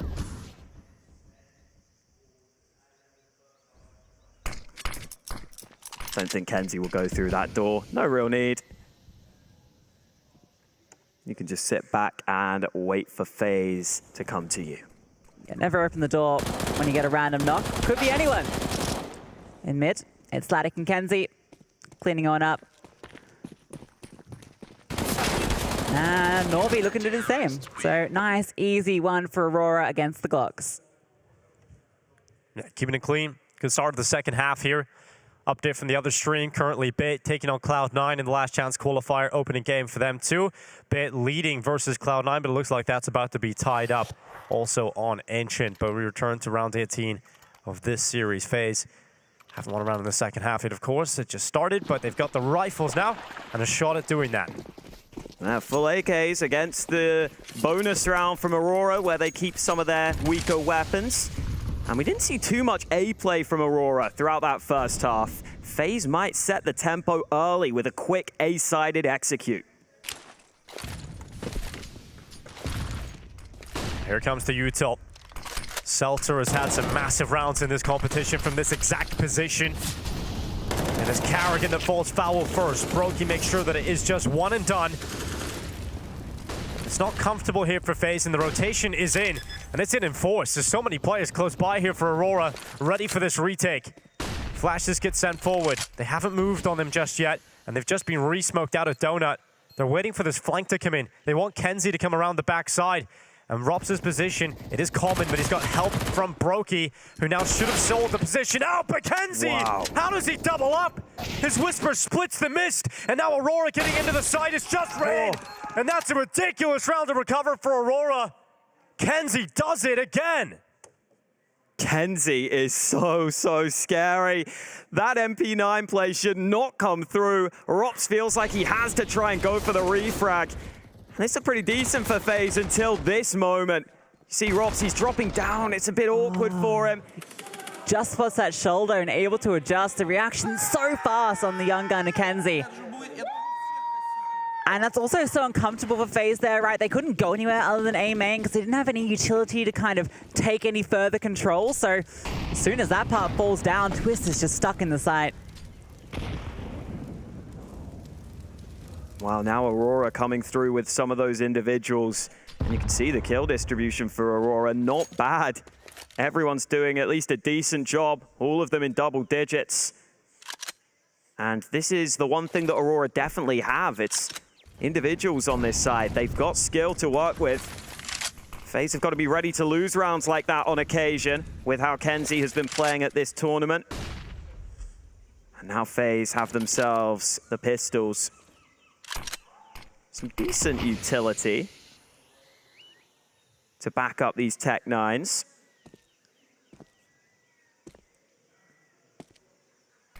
Smoke will go into mid just to take away information. Oh, Raid still takes damage through the smoke. And it looks like FaZe have their eyes set on this B site. Well, they wanted to try and split it, but getting in towards Cave is almost impossible now with range so low. So they're gonna have to focus in on this ramp play. And they're coming towards Kenzie, who has been very sharp so far. The reason they lose the last round. Now this one as well. Kenzie secures another multi-kill round from the B site. And if you're Aurora, you're feeling pretty good about that. You're not slipping up to any of these phase 4 spies. And they've just taken the lead off the back of that. It is their map pick, and well, it looks so good for FaZe early on, right? It was, what, a 7-1 lead at one stage on that CT side for them. But Aurora have crawled back into this, and now they've got themselves at the front. Yeah, one of the things that I felt was missing for FaZe over in RMR Group A was when they started going on a losing streak, it didn't really feel like they had answers sometimes. It didn't really feel like they were able to bounce back. Well, Aurora are starting to take over now, and we need to see a step up from FaZe here. They have the AKs out into this round. And again, they're grouped up outside this A side of the map early.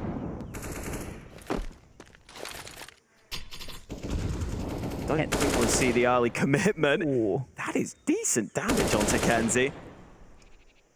The lineup king showing his prowess on the T side. FaZe now going to take space in towards mid. See this close cave, or donut present, sorry. Only player really nearby, and Lucky actually wants to try and contest this a little bit. Maybe catch them at the off angle. Oh, he does come out of the donut. Carrigan, his first victim, and Lucky. Oh! Lucky, who's often the quietest performer, has come out pretty loud in this one. Rops and Rain, the double R combo. Working FaZe back into the final 45 seconds. Still at a disadvantage in the 3 versus 2, but they might have an opening towards B. Yeah, the information is really bad here for Aurora. That smoke means Kenzie sees nothing. They're playing passive on both bomb sites. It is the AWP over here, though. They have another smoke, though. I think Rops will almost certainly put that down to try and cross to the site. They have to, right? Salter's pushing for information, doesn't spot anything A-main with 20 seconds left. Smoke's come down, they know it's got to be here. Ladig is actually getting aggressive. Oh, he's moving on the cap. He can try and deny this, and so close. But the ball will go down, and FaZe now established the post plant.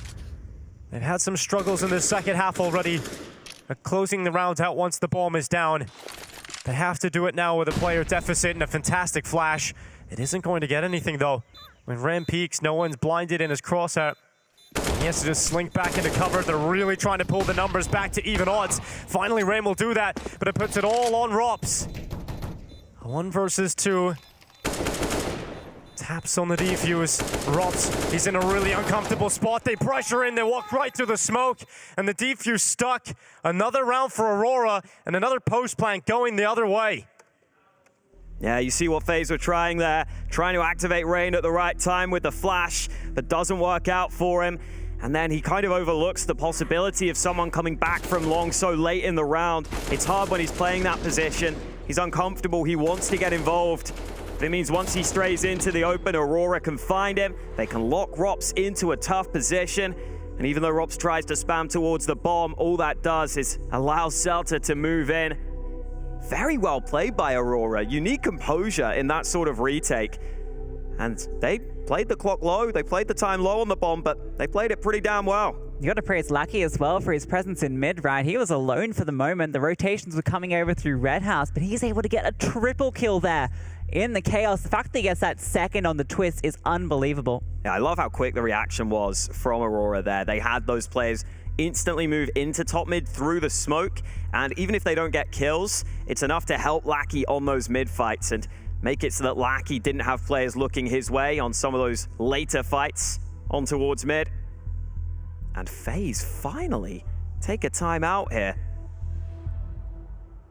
They haven't been able to get things going in this second half, yet to win a round. That's got to change.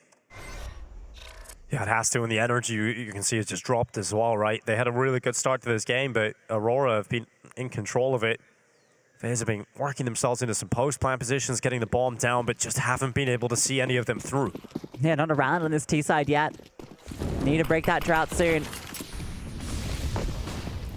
Might be A. Yeah, they've been enjoying this A site. I think in previous rounds, they've got into decent positions, even if they haven't closed them.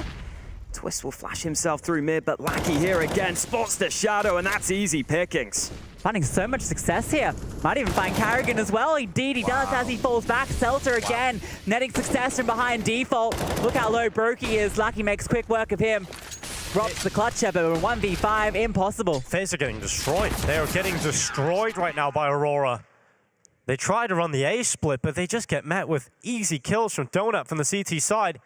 Their split doesn't work out. They don't find any space, and it's just getting completely destroyed. There's only one word for it. Lackey, who was so quiet earlier against Forze, barely able to fight back, has come up against FaZe Clan in the last chance qualifier and is getting multi-kill after multi-kill from the Donut. Yeah, and I was saying earlier, it's felt like sometimes the problem for FaZe has been when they start to go on this losing streak, they struggle to find a way back. This is a big losing streak now. This T side not netting them anything. And when they were at their top, right, when they were at their peak, sure, they would go behind, but they always found a way back in. They were always known as that comeback team. They haven't shown us anything at the RMR to suggest that is the form that they're in right now. They broke through to B, but the bomb plant is denied. And now just Brokey left with a Tech 9 rattling away. Has got himself a second. It's winnable. And the Latvian laser looks to power up. Gets the bomb down, peeks out, but they've doubled up together. And they stop Brokey from any heroics. That's one of the best rounds they've had, right? Just in terms of the amount of space they've gotten, the bomb going down, it comes down to the 1v2. And that was just with those Tech 9s just going with a bit of pace. Lackey just equalized the amount of kills that he had in the entire Forze series. Everyone firing off for Aurora right now. You can see those flames next to their name at the top because this is their domain right now.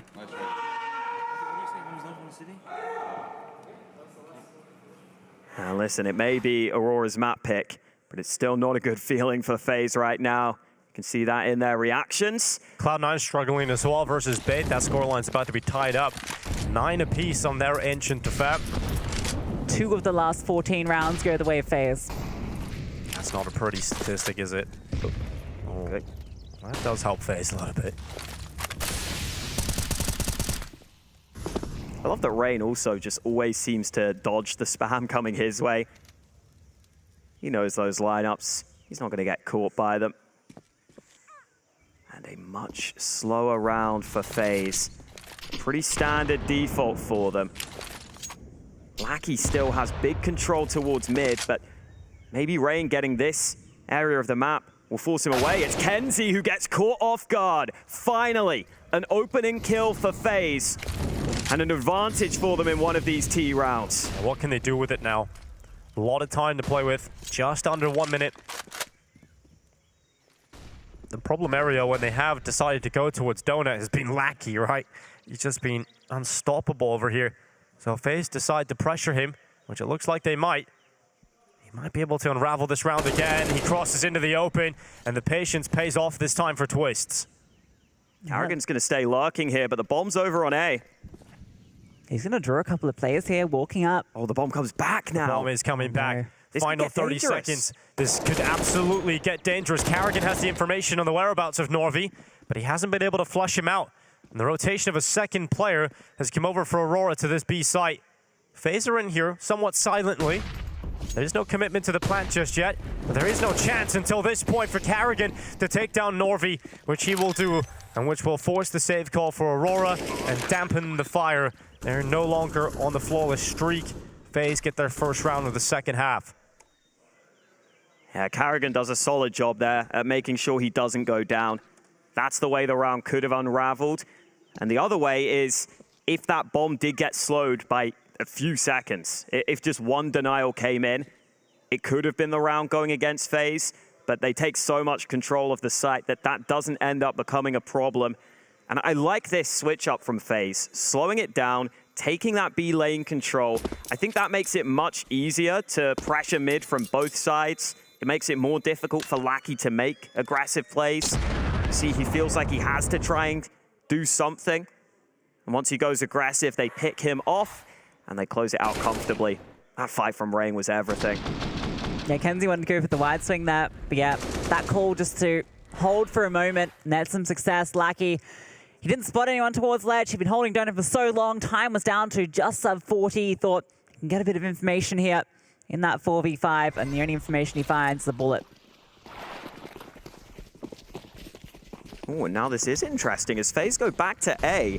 The slow default worked for them in that round, but that doesn't mean they have to stick with it. And again, Aurora so heavily focused on this mid control, but that does leave A vulnerable. Yeah, they've tried to run this A play multiple times. They've got to feel like it can work at some point if they keep going for it.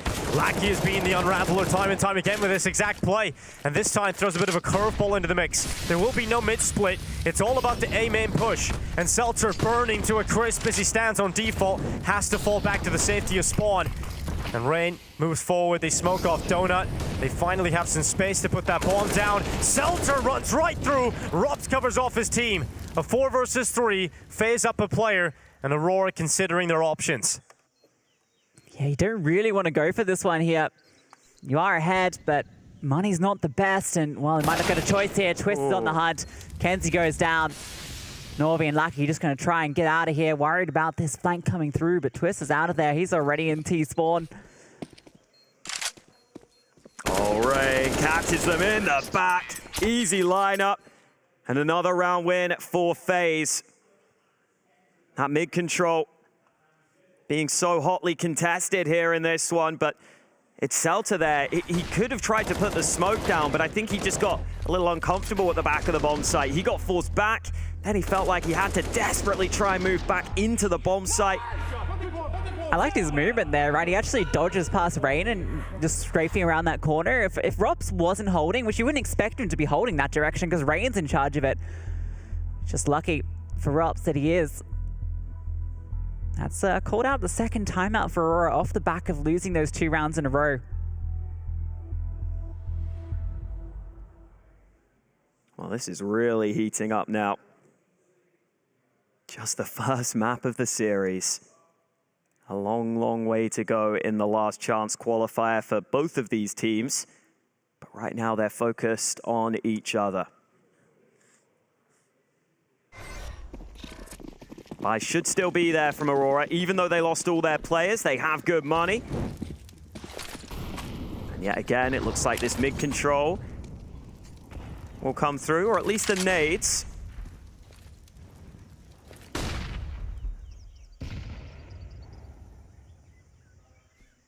Seems like that slow default again from FaZe. Wouldn't be surprised to see them slowly working their way up B lane. And then see where they can go from there.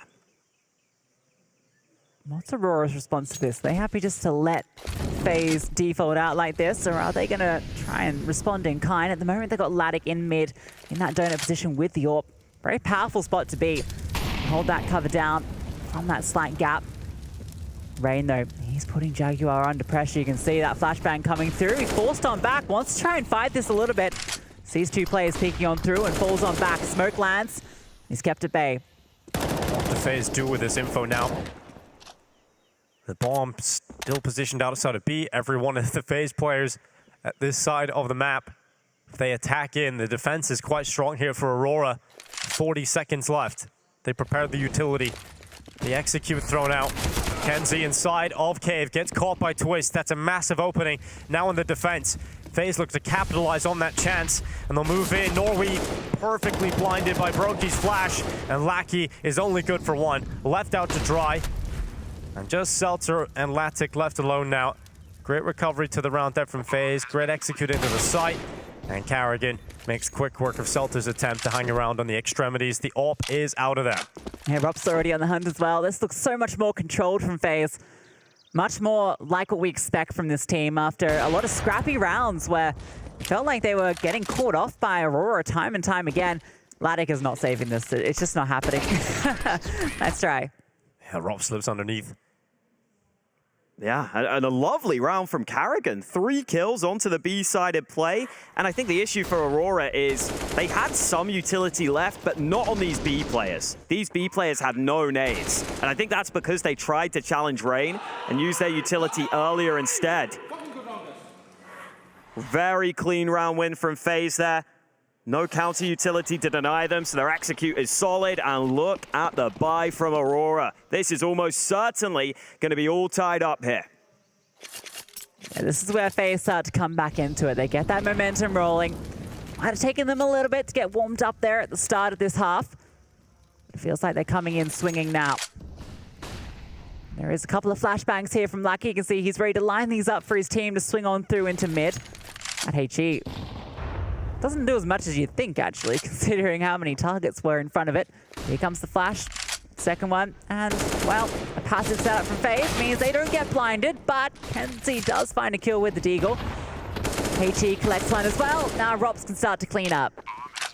And clean up he will. Ooh.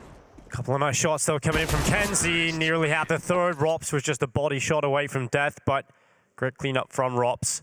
Again, another update from that Cloud9 game, because you're looking at these teams, and you're thinking Cloud9 FaZe Clan, and the last chance qualifier is a real possibility. And that's how that game is going. Cloud9 pulling away now from the tied-up scoreline of 9 apiece. FaZe only starting to come into this one. Yet again in this second half, it's tied up 13-13. And if you look at these teams, both Bait and Aurora find a lot of their success on Ancient as a map. They've won BO1s on it. If they can't win it here to start the BO3, they could be in trouble. Early action at the ready. Brokey turns his back. He has to get the second, but leg shot lands and Norvi gets away. Good damage done, though. Celta went on down, and you know that leg shot came on through. ENCE looking to get active in towards the lane, but is getting shot in from mid. FaZe have this crossfire set up from both directions, so he's not going to be given anything here. Actually going to leave Norvi tucked in with low HP. It's a position that, if not cleared, can normally find a kill for free.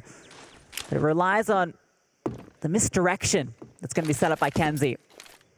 Oh, that's a fun nade. Check that. That's insane. Holy. Oh, NBA that's moment. A trick shot right there. 55 seconds, Carrigan now enters Jaguar. ENCE. Oh, it's a good angle for him, and Carrigan was alone. He loses that fight. 45 seconds, Aurora up a player as FaZe Clan trying to break down the door of B, and they are knocking, and they've come through with death. Rin and Rops take out Norvi and Lackey, and look at the play from ENCE. Slipping down the B lane, Twist considers the flank, knows that ENCE was towards Cave, and will turn on a dime. It's 5 in a row for FaZe Clan. They go on fire. Yeah, it's an attempt at a switch up from Aurora, going really aggressive, trying to challenge heavily into B lane, but FaZe deal with the early aggression, and even with Carrigan going down over towards Jaguar, they just get so much access to the bomb site.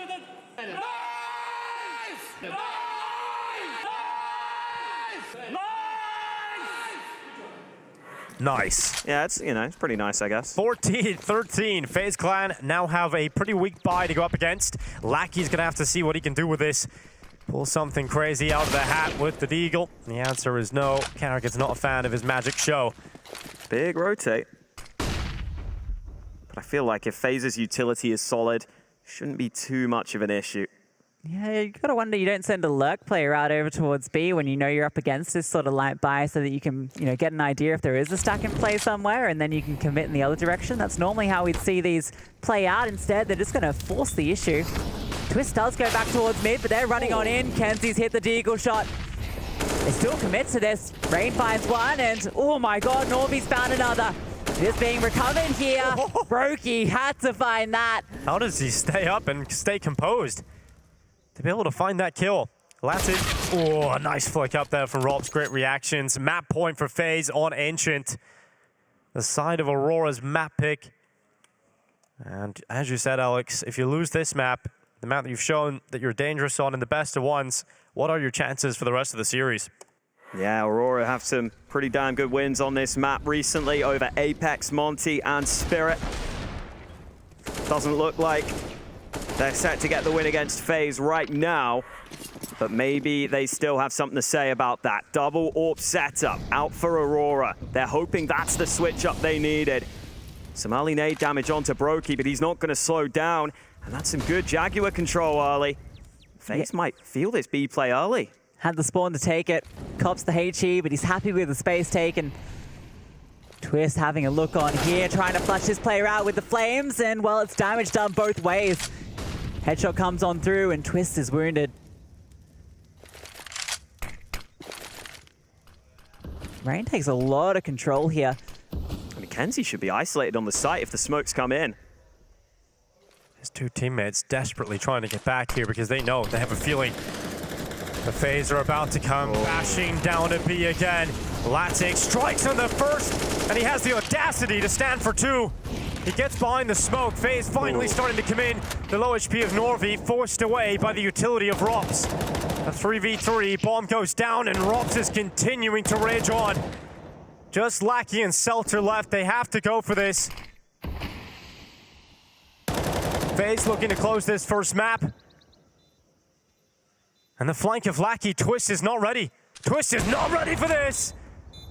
And Lackey will impale him. Seltzer fights back. And now it's just Carrigan, the captain, in the 1 versus 1. Seltzer dances around the site. A 10-second stick. Carrigan swings and will pick up the first map. FaZe find the first of the last chance qualifier. The first map locked in. And they're hoping they can close this series 2-0 and continue their run to the Paris Major.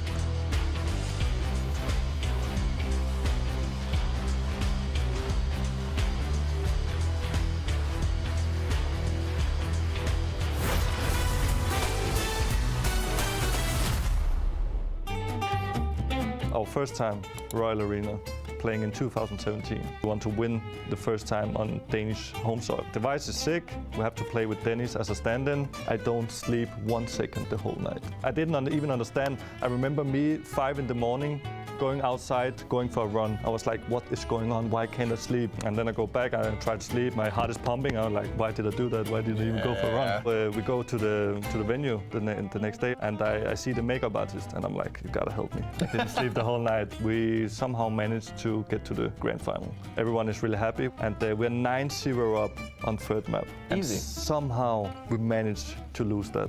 We were 9-0 up on T-side catch. I'm never going to watch that game back. Never ever in my life.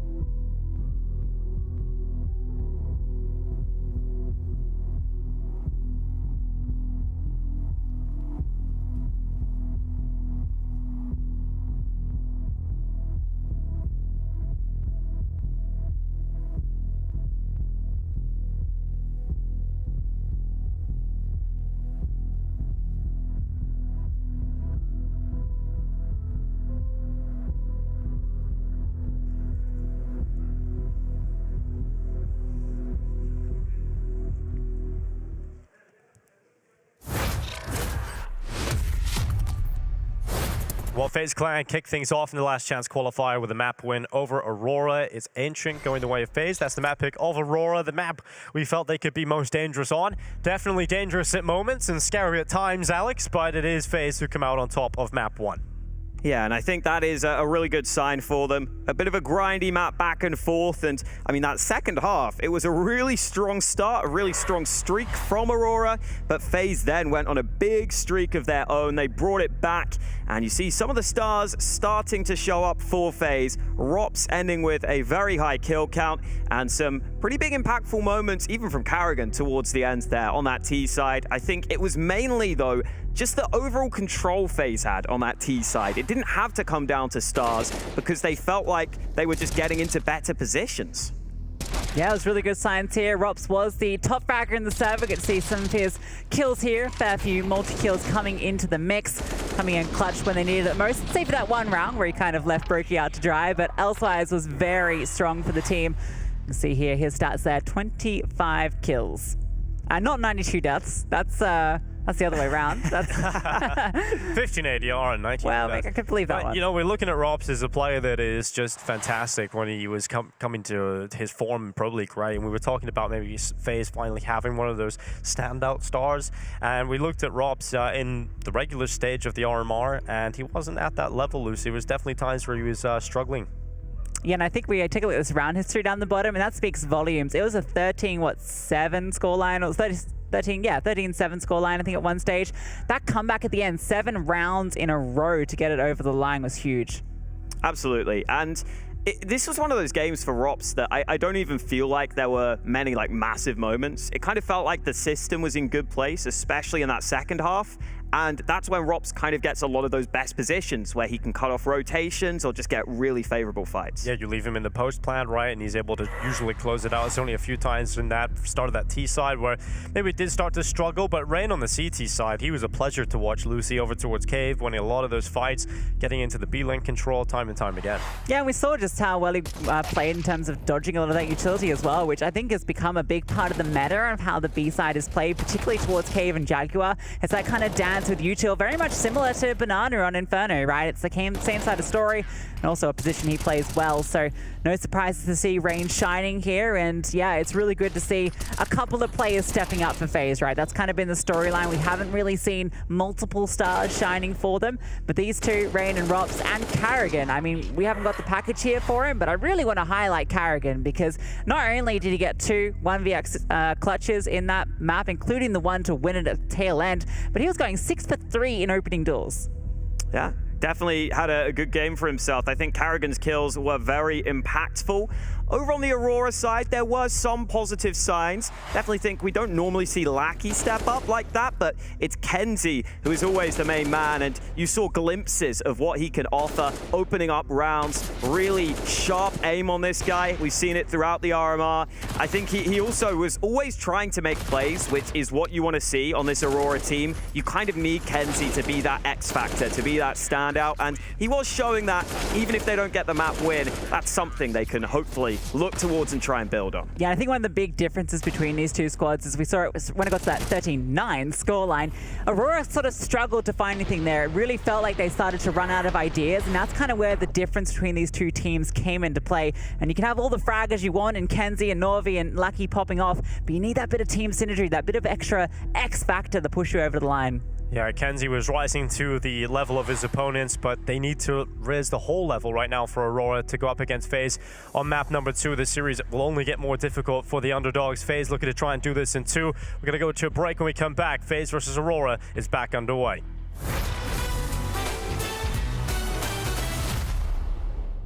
Okay, so I have 5 rounds, and if I nail someone in the first shot, I'm gonna walk out the door. Flusher is the first guy I'm gonna get. No, it was not Flusher. Let's start with Simple as the first guess. Let's try. Okay, let's type Monte, okay? Let's start with him.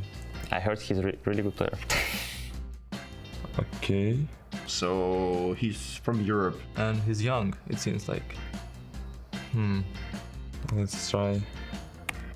I'm gonna go further down south. I'm going to say Kenny S, because I'm gonna try and see if I can hit an Arbor. And I guess I can go for Saibu, since that fits. So he's from G2 and it's an Arbor, so I'm kind of close. G2 and he's an Arbor. He played the last 2 majors. Monte, alright? I just have to go for Manesi here, I think. But Manesi is Russian. Wait, what? Well done. What? Is Russia part of Europe? Wow, I'm actually insane. I told you before that I'm a really good player.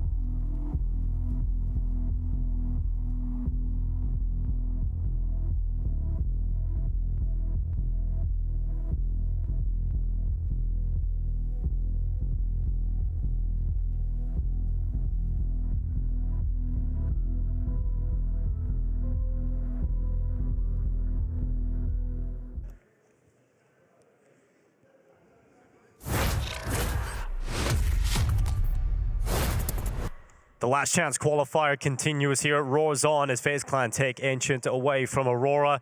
They've had a short break to head outside, get some fresh air, and strap themselves in for map 2. And it's going to be a real wild one here for Aurora, right? They come in after losing their map pick in a position where they had such a lead, where it felt like they could steal that map away. And now going into Overpass, this is a map that Aurora put the reps in on, but they haven't had the most success with it this year. So it's going to be a difficult battle for them. Yeah, this feels like FaZe going for kind of a punish pick in this one. Definitely a strong map for the FaZe guys, though. Definitely solid for them. And I think Overpass is one of those maps where if you're having it towards the bottom of your map pool, it's really hard to just have an individual pop-off carry you through or some crazy moments. Yeah. It's normally a map where if you're the better team, you can control it and you can win almost every time. Yeah, FaZe should be able to grind Aurora down on this map, Lucy. Yeah, I mean, they showed they could do it. They did it against Apex, right, who looked pretty good on Overpass generally, but yeah, FaZe, I think they're proven on this map. They took down Cloud9 over at Pro League on it, so I feel like they'll be coming into this pretty confident, but obviously the key thing here for FaZe is keeping that level head, knowing what's on the line and how many games they still have to play in this LCQ, right? None of them are going to be easy battles. Yeah, there was a strong first half from Apex as well. It looked like FaZe were in an uncomfortable spot in that best of one, but they were able to grind back and show a really strong CT side and close it out in that fashion. And for Apex, unfortunately for them, that Overpass map didn't go so well. I'm expecting the same story here for Aurora. Personally, from what we've seen so far, Aurora definitely have individual skill, but as you were saying, Alex, it's hard to really use that on a map like Overpass across the whole board, right? FaZe should come out on top. Even if the game gets pretty close, they should have enough just to push it over the edge. Yeah, definitely the expectation here. I think that Apex game you're bringing up was the perfect example where Nork and Jacob were doing so much work on bathrooms. They got off to a great start, but it's not easy to close it out when you head onto your T side. You've got to come up with a lot of good ideas, a lot of solid utility to take map control. And it is going to be an uphill battle from this point for Aurora. Well, in that game for FaZe that they beat Apex on Overpass, it was Robs leading the way. Actually broke 30 kills, had a 1.62 rating. Second in there was Rain.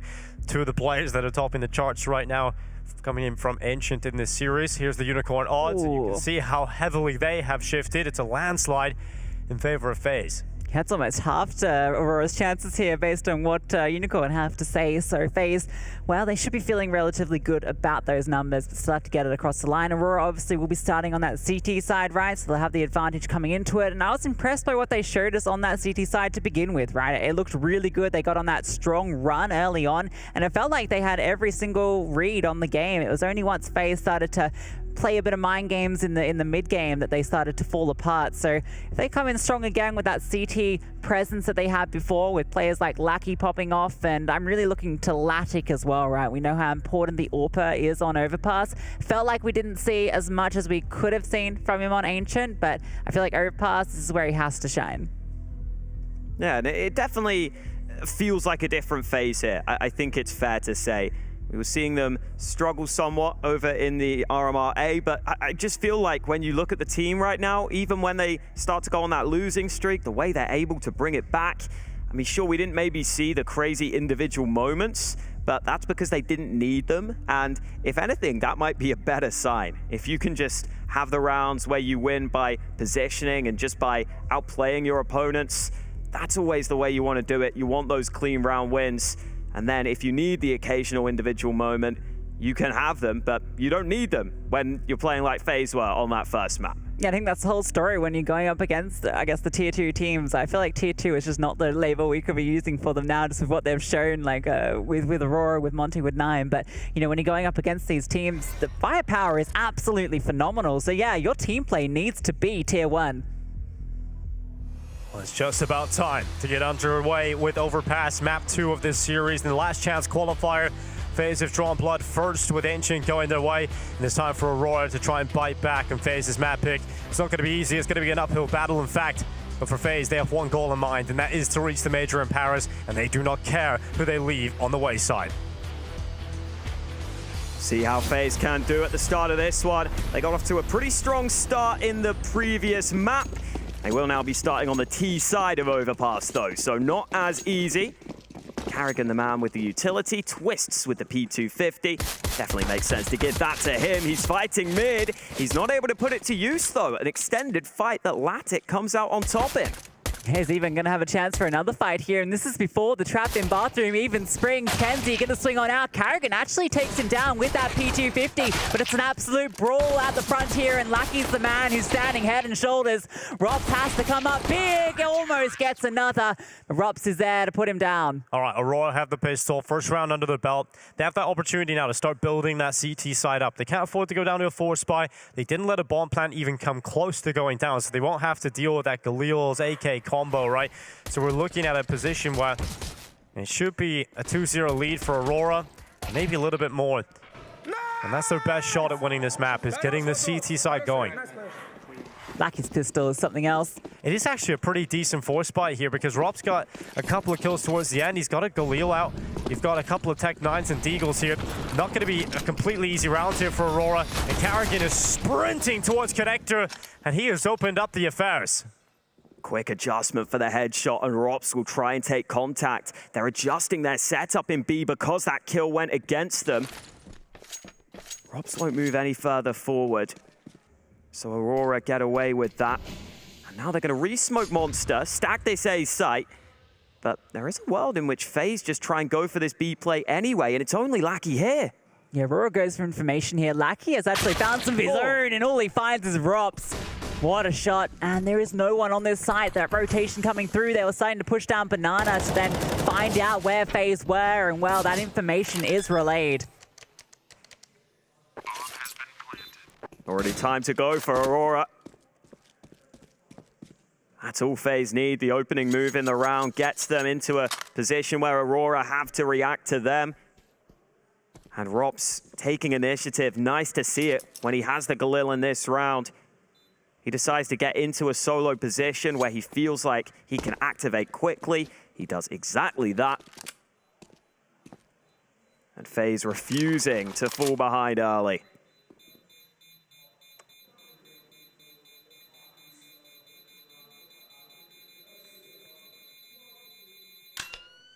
Well, even though the bomb plant doesn't go down, FaZe still able to come to the next round with plenty to play with in this man, Carrigan, on his birthday, charging his way through the connector, cracks open the round with a Tech 9. And FaZe given a nice early start here on the T side. Gotta try and use this opportunity now to take control of the game early on. It's just the perfect call. Gifted that kill, but even if they weren't, it was still going to be the right read, and I think would have been a very competitive round. Well, Aurora saved their premium rifles because they didn't even get to play in the previous round. And I'll look to assemble a boost early. Oh, Norvy's just taken a lot of damage. In the meantime, this smoke will obscure the vision. And Latic won't be able to do anything from this area. Decides to drop down to go for the spam there. That's just not to reveal the fact that he is boosted up, which is obviously a lot of information because of the commitment to that boost. You don't want them to know that it's not coming through the wall. Just a small little detail there if you're wondering why he did drop down. Brokey having to use the Deeg at this range rather than the MP9. But they will start to move up through A long, and Lackey trying to fight forward, takes a nade for his troubles. This boost being assembled, but Rops will be safe. It's good information for Aurora, though. They currently have a B stack in play, but they might adjust that just in time here. Need to go fast. Fast they will go. Carrigan running by the bathrooms. Lackey's hearing a lot of steps, but Rops, this is the perfect spot. That's exactly where you'll find him. Just a little further away from the rest of his team to catch the unsuspecting players as they try and flank his teammates. Latic and Selter, well, they're looking for some shelter to save these weapons. And Brokey's looking to deny. He's bringing the storm towards them. And 2-1 now for FaZe. That round went perfectly for FaZe. They don't lose a single player. Brokey activates at the end to get a couple of kills with the MP9.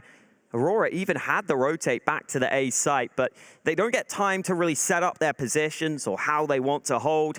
And they also don't get in a position where they can help Lackey, who was the solo A player.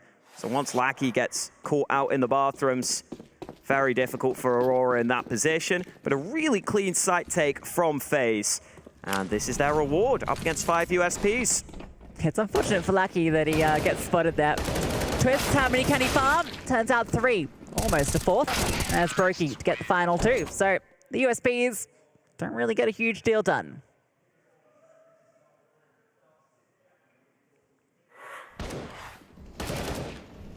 Everyone loves a Galil spray. Yeah, FaZe get off to a really comfortable start in this T side. They can completely dictate the pace. You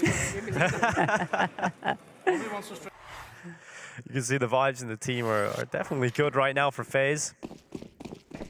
I'm sure they've had a long time these last few days just thinking about how they should approach this in every facet, mentally, also physically on the server, but they've come in, taking that first map, and Rain tries to charge around long. Kenzie standing tall, doesn't let Rain bully him. Oh my God! Says no! What a lineup of the nade, and a little chuckle as Carrigan runs away. That's unbelievable! Oh, that's so mad. I've never seen anything like it. Goes all the way from fountain to long bathrooms to finish the job. It's like a 40 damage nade as well, wasn't it? Holy. That couldn't have been more perfect. That's mental. Oh my He just knows that. And now they come back to B, and the sneak through Monster would be a nice read here. Salter's playing on short, so they can get out Monster pretty easily right now. Yeah, he also only has an MP7, and he no longer has a head. Twists will happily take that away from him. Lackey tries to cause some problems for FaZe, but he won't be able to. Smoke in his face. And Norvi, he's behind the Heaven Molly. And it's bought some time for FaZe to drop down into post-plant positions, but a 3 versus 3 retake, absolutely still a possibility here for Aurora.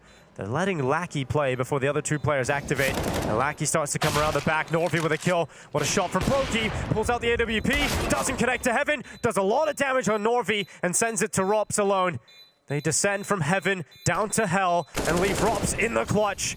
The first is good, and he'll quickly run away. He wants to cause some problems. He doesn't make it easy for them, and he's done enough to get FaZe their 4th round. Well played from Rops. I feel like he could have ran at Latic at the end there. He's going to die to the bomb anyway. But really smart positioning, really smart decision-making. And you saw Lackey move in from short and clear out Monster. So I think they figured that Rops was on that big flank the whole time. They were aware of that possibility. But still, Rops able to just get into that sneaky position.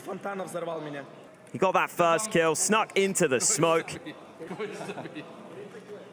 Yeah, that's the reaction to the nade. Very nicely done. You know, we're at the size of that nade, I swear. All right, there's an AWP out. So got to be a heroic one, and it's going towards long. Looking to get something done out here. There is Rain. Rain's shown that he's not afraid of a fight. Meanwhile, Lucky's actually made that deagle, but hoo-hoo-hoo! Rain coming on down hard. Rops gets one as well. Got to protect that AWP, make sure it doesn't get collected by Kenzie. Oh, that HE actually might make it easier to collect. They've done a decent job here, Aurora. Ooh. And now it's even better. Kenzie on the deagle. Oh! Kenzie lighting up the scoreboard with kills. And now it's just Twists. He has recovered 1 kill, but 1 more needed. And Norvi's got the element of surprise in the bathrooms.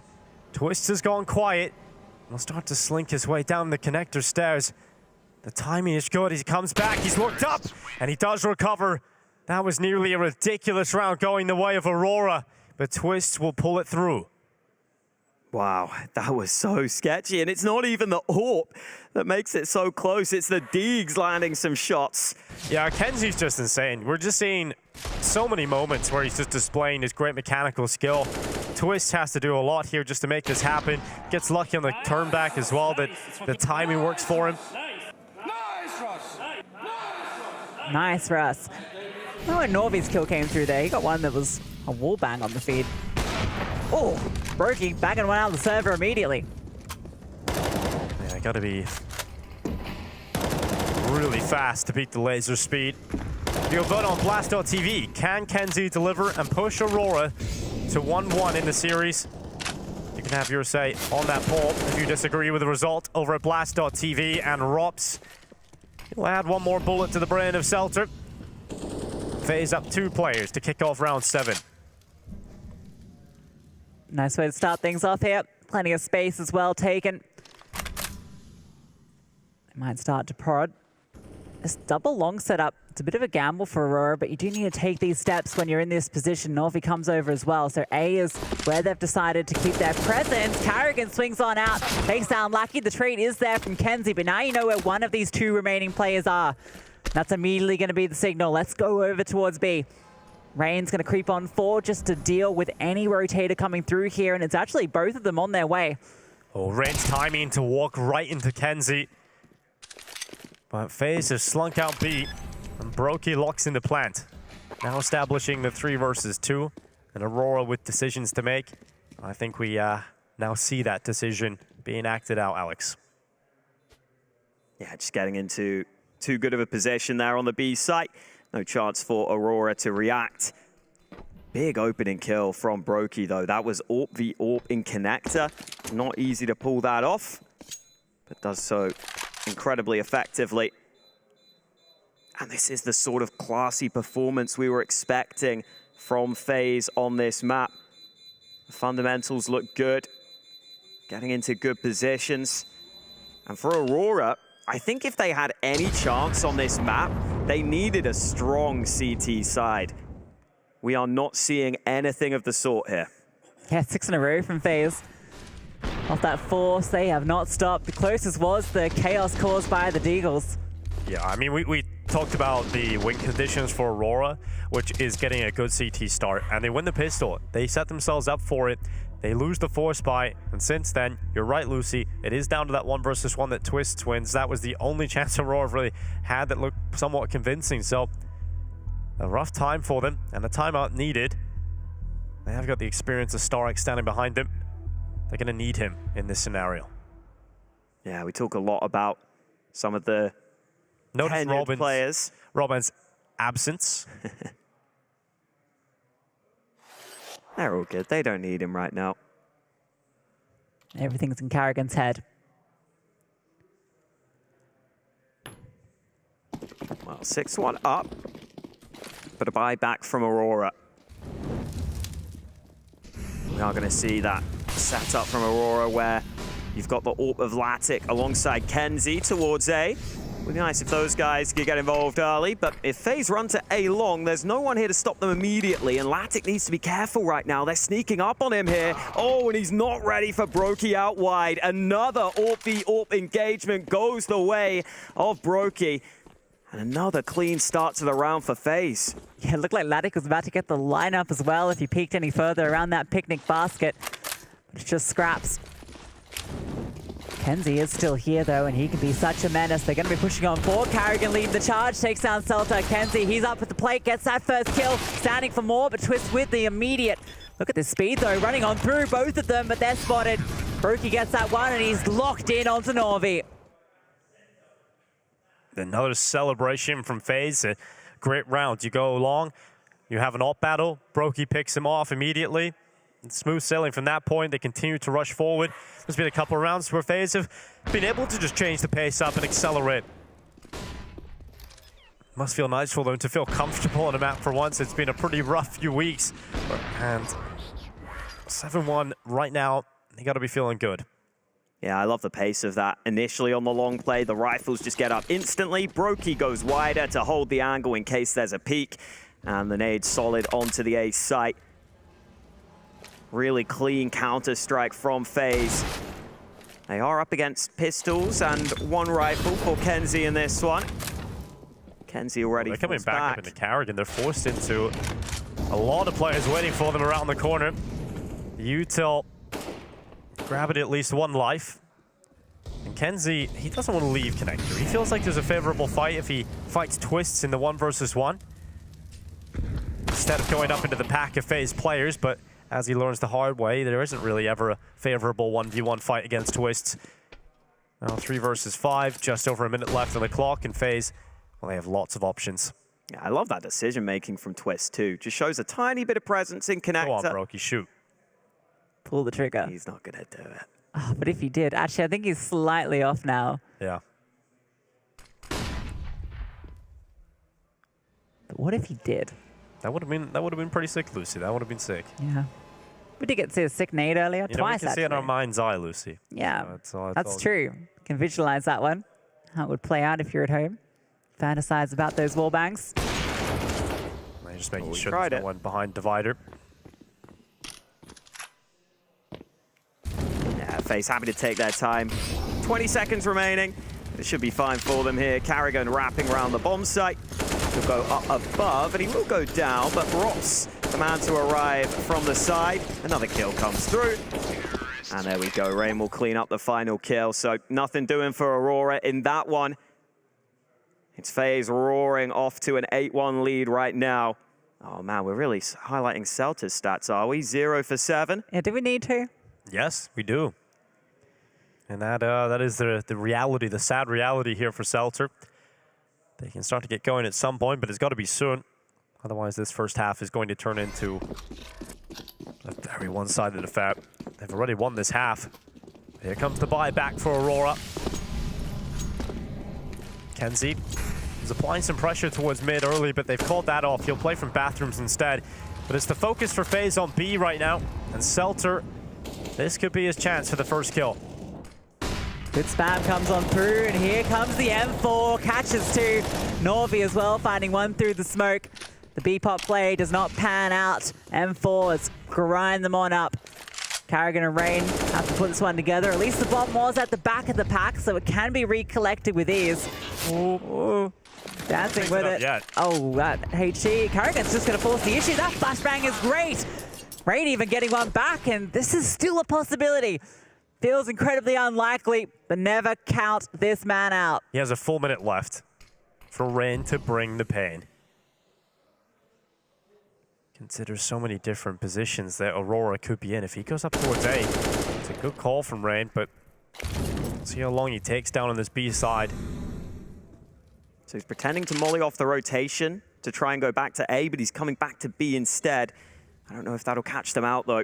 Oh, Lackey's on the right side. Rain was ready, but so was Lackey. A very quick headshot from the CT there. And finally, that B side gets pressured. Celta doesn't crack. And a second round for Aurora. First since the pistol. I feel like it's just so difficult to pull off a monster rush, especially when there's no pressure in towards short as well. That's normally the key element of that, right? You need to be putting on that dual pressure so that you pull at least one of these players away. Unfortunately, not the case there. FaZe get eaten up. Solid hold from Celta and Aurora, and Kenzie was having a little look into mid, but no aggressive commitment. These boosts have really not got much for Aurora. FaZe have always done a solid job at holding back early. Wow. Decent utility there. Celta takes 2 nades down to 44. Well, they realized he was playing that close-up monster position last round, so they went to punish him if he did it again. They brought his health down to 44. It's a lot of bullets that don't go anywhere. Yeah, kind of wild they don't go through it, but FaZe won't be complaining. Yeah, just dodged away from the wallbang there. And now Kenzie forced back as well. We do have a 3-man A stack for Aurora, including the AWP. And there's not as much utility this time for FaZe. Rain is so much further ahead than the rest of his squad right now. Not a commit. He wants to be the playmaker in the bathrooms. Carrigan will come back up from connector to join him in the same area. But Rain is still so far forward. What's Rops get up to here? Looking outside a monster. They can still go either way.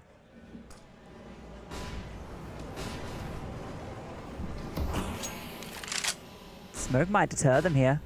Although the bomb does start to come up. Twist is down in short, looking for space. They're just seeing if they can find anything here.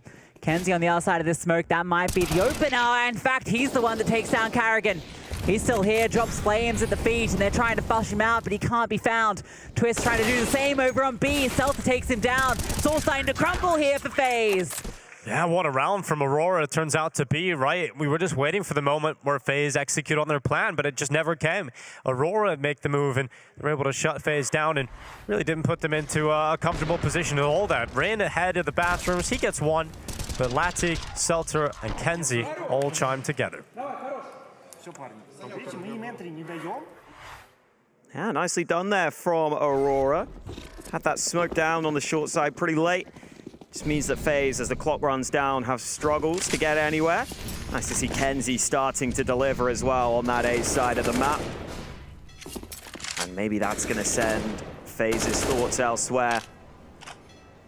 This B side being leaned towards heavily by FaZe early in this one.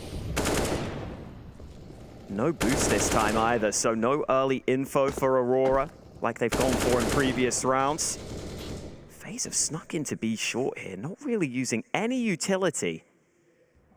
I wonder if Aurora would be ready for this play if it were to come through. Kenzie's gotten a lot of information just from his position in bathrooms. It looks like it's about to be really explosive here from FaZe. Util going in. Norfi at the pillar. The flash is up. Everybody blind on the CT side, but it doesn't matter for Norfi. He uses the pillar for great control and covers himself off, peeks in and out for multiple kills.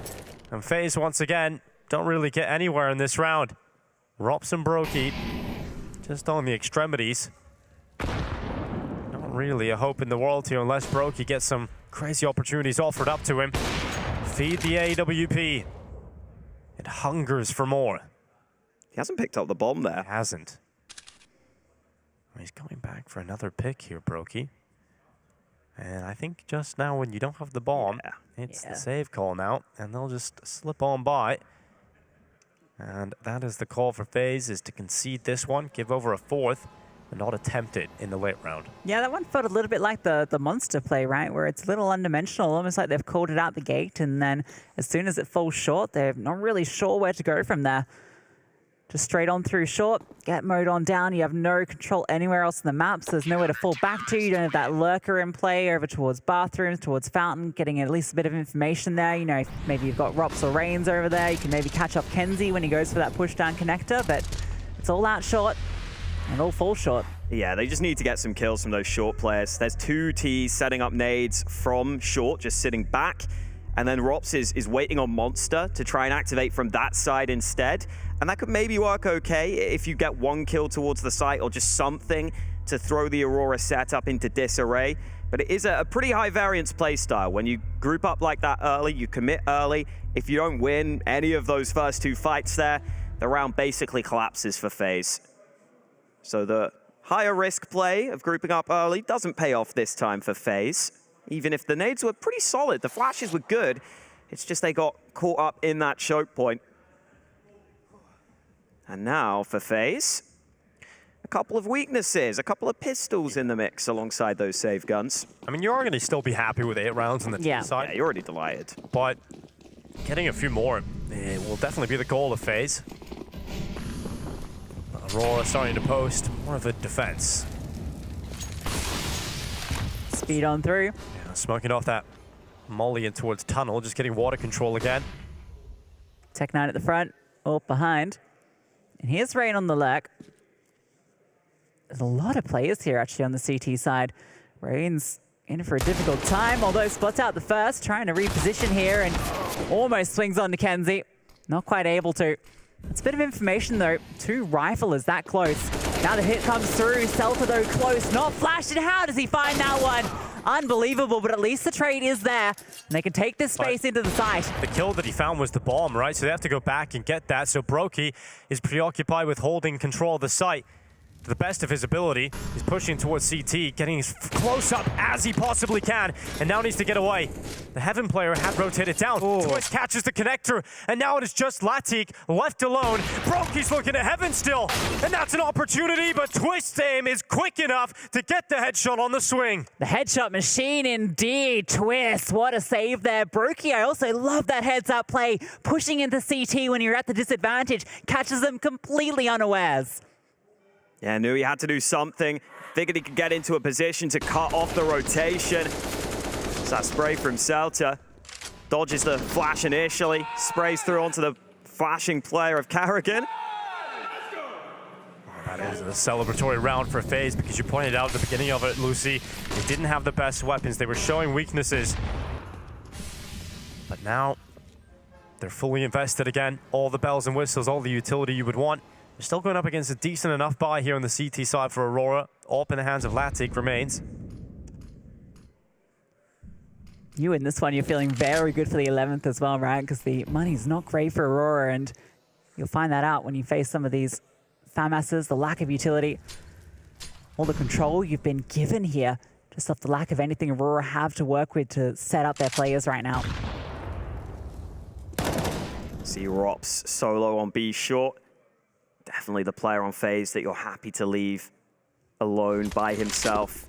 If anything, Rops prefers to play that way.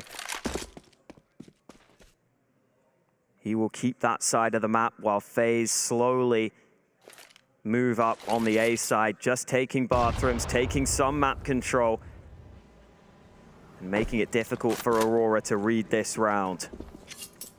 Time will be very low when FaZe do go for their play. 38 seconds remaining. They start to clear out the bathrooms. And Lackey will rotate into A here, so 3 CTs in position. Gives them a chance to try and shut this down. Carrigan. Molly's out bind. Atlantic's in front of the utility, so he will stand at the dice box. Rolls the dice, gambles with his life. It's just one though. There's Twist and Rain sweep in with 3 kills. FaZe confirmed themselves the 10th round, and with that, they put themselves in a strong position to take 11 at the half. Aurora will slink away to save with the M4A4 and the FAMAS, but they will not really be able to amass much of resistance when it comes to purchases in this next round. Slick, clean entries. That's great. Twist that double. It's been so good for FaZe, right? And it's been Twist and Brokey, really, the two of them stepping up in a big way. 14 kills now for Twist. Yeah, that time at home definitely allows for just a little mental reset. Yeah. I think it's a good thing that he had some time away from this environment, away from the RMRs, away from the studio. Just go home, reset mentally, because he said he wasn't feeling the game. He wasn't feeling it, and he needs to go home and just reset, get some home time. He's obviously still practicing when they got back home the day they landed, but just being in your own environment can sometimes give you that little reset, that refuel you need to come back and start swinging again. That spam through the smoke towards truck is so nice. The fact that he gets that opening kill, it takes the real emphasis of the play away from Aurora. It was meant to be a massive crossfire between 3 CTs, but instead, you instantly get thrown into panic, and the last round of the half, not looking great in terms of Aurora's buy. FaZe with a fantastic opportunity to find 11. 4B for Aurora, and some initiative taken. We haven't seen this too much from the CTs. Yeah, but Twist is here. He's looking for it. Gonna spot out the player. Oh, Lackey caught as he tries to move through that smoke. Trap sprung. Twist is very fast on it. Look at that HE as well. Right on the mark. They're being flushed on out. Yeah, they know there's likely a sort of aggressive setup here with some of the weaker weapons that they might have. So they just don't want to be caught by any of that. So nice and methodical. Setting up a boost as well. Yeah, I don't jump pick that against Rops and Twists. This could be good. Rops up on top. Smoking towards the barrels, comes at just the wrong time. Rops unable to get the kill. Instead, it's Carrigan that walks into B. Waiting for Util to set him off, but he's just going to go now at the timing. And it's not going to work out for Carrigan. In fact, he offers up a gun. And that's an upgrade to play with now for Aurora. Yeah, Brokey was holding from far back with the AWP, so Carrigan felt like he had to take initiative. In the meantime, Rain sneaking into A, turns around at the right time, and now FaZe have safe passage back to this bomb site. That's the duel that probably decides this round. Yeah, they're continuing to move up towards A here, FaZe. Rain is in a position to cut off those rotations, so the resupply of forces towards the top site are not going to be arriving unscathed for the Aurora team. Rain finds Selter first. Last round, so you have to offer yourself up to the Rain God himself. And he will dish out death. 11 rounds to 4 for FaZe. Map 2 looking good.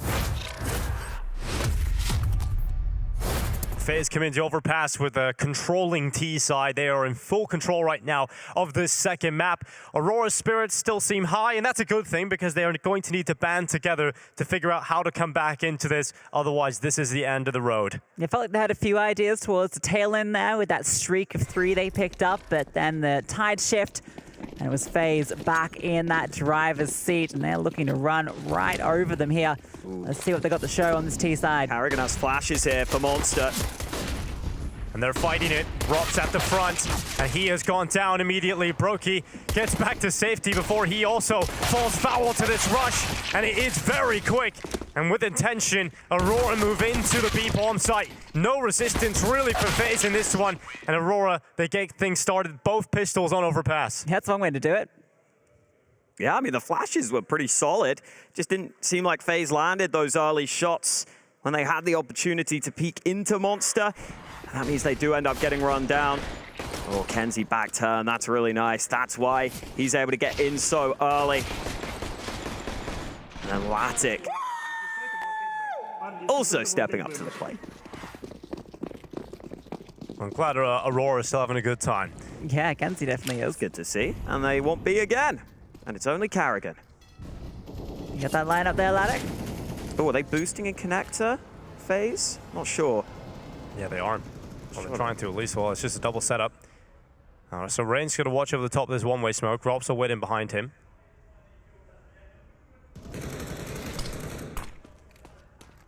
Kenzie decides, I'm not going to respect that smoke. I'm going to move before it even blooms. So right in towards the side he goes. Kenzie going to be a Velociraptor chasing down his prey. Carrigan might be offered up. Boom.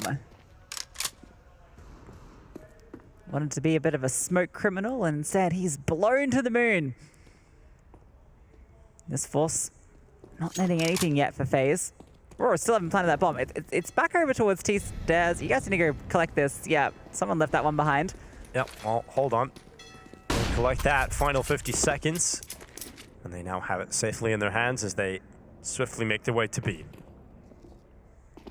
Nice and easy. FaZe should be saving at this point. Over on the other stream, Cloud9 currently 9-7 up against Bait on Vertigo. Normally Cloud9's home map. Yeah, that's got to feel a little worrying for Cloud9, but they were able to pull through even when it was close on Ancient. We'll have to see how they settle the score here, whether it be a 2-0 or Bait fight back and forces to a third over that. If I'm Bait, I'm downloading that demo from Cloud9 vs ENCE, right? Take a look at that one. I wonder if you even had time to watch. Probably. Well, you know, there was an hour break. You had enough to watch the gun rounds. Skip on through it. Small little upgrade for Rops. Bit of extra money on the SMG kill and a Galil into his hands. But not much worth talking about at the end of that round. It is another one for Aurora. Still have to stay focused in this one, though. You know your opponents have saved their guns over on the CT side. Yeah, I think if nothing else, it's a nice chance for these Aurora players, even if they can't come back into this, to show us what they can do, especially for someone like Kenzie. He's had a couple of really impressive moments here against FaZe. Let's see what FaZe can do on this one. Brokey tries the peek, but that nade instantly straight back at him. And this time they do have the boost. Just no one here to aim at. I feel like Kenzie has been kind of like one of the big standouts alongside Boros, I feel, just obviously without the success that Monte have found. But Aurora's fragger here has been a real highlight to watch. Yeah,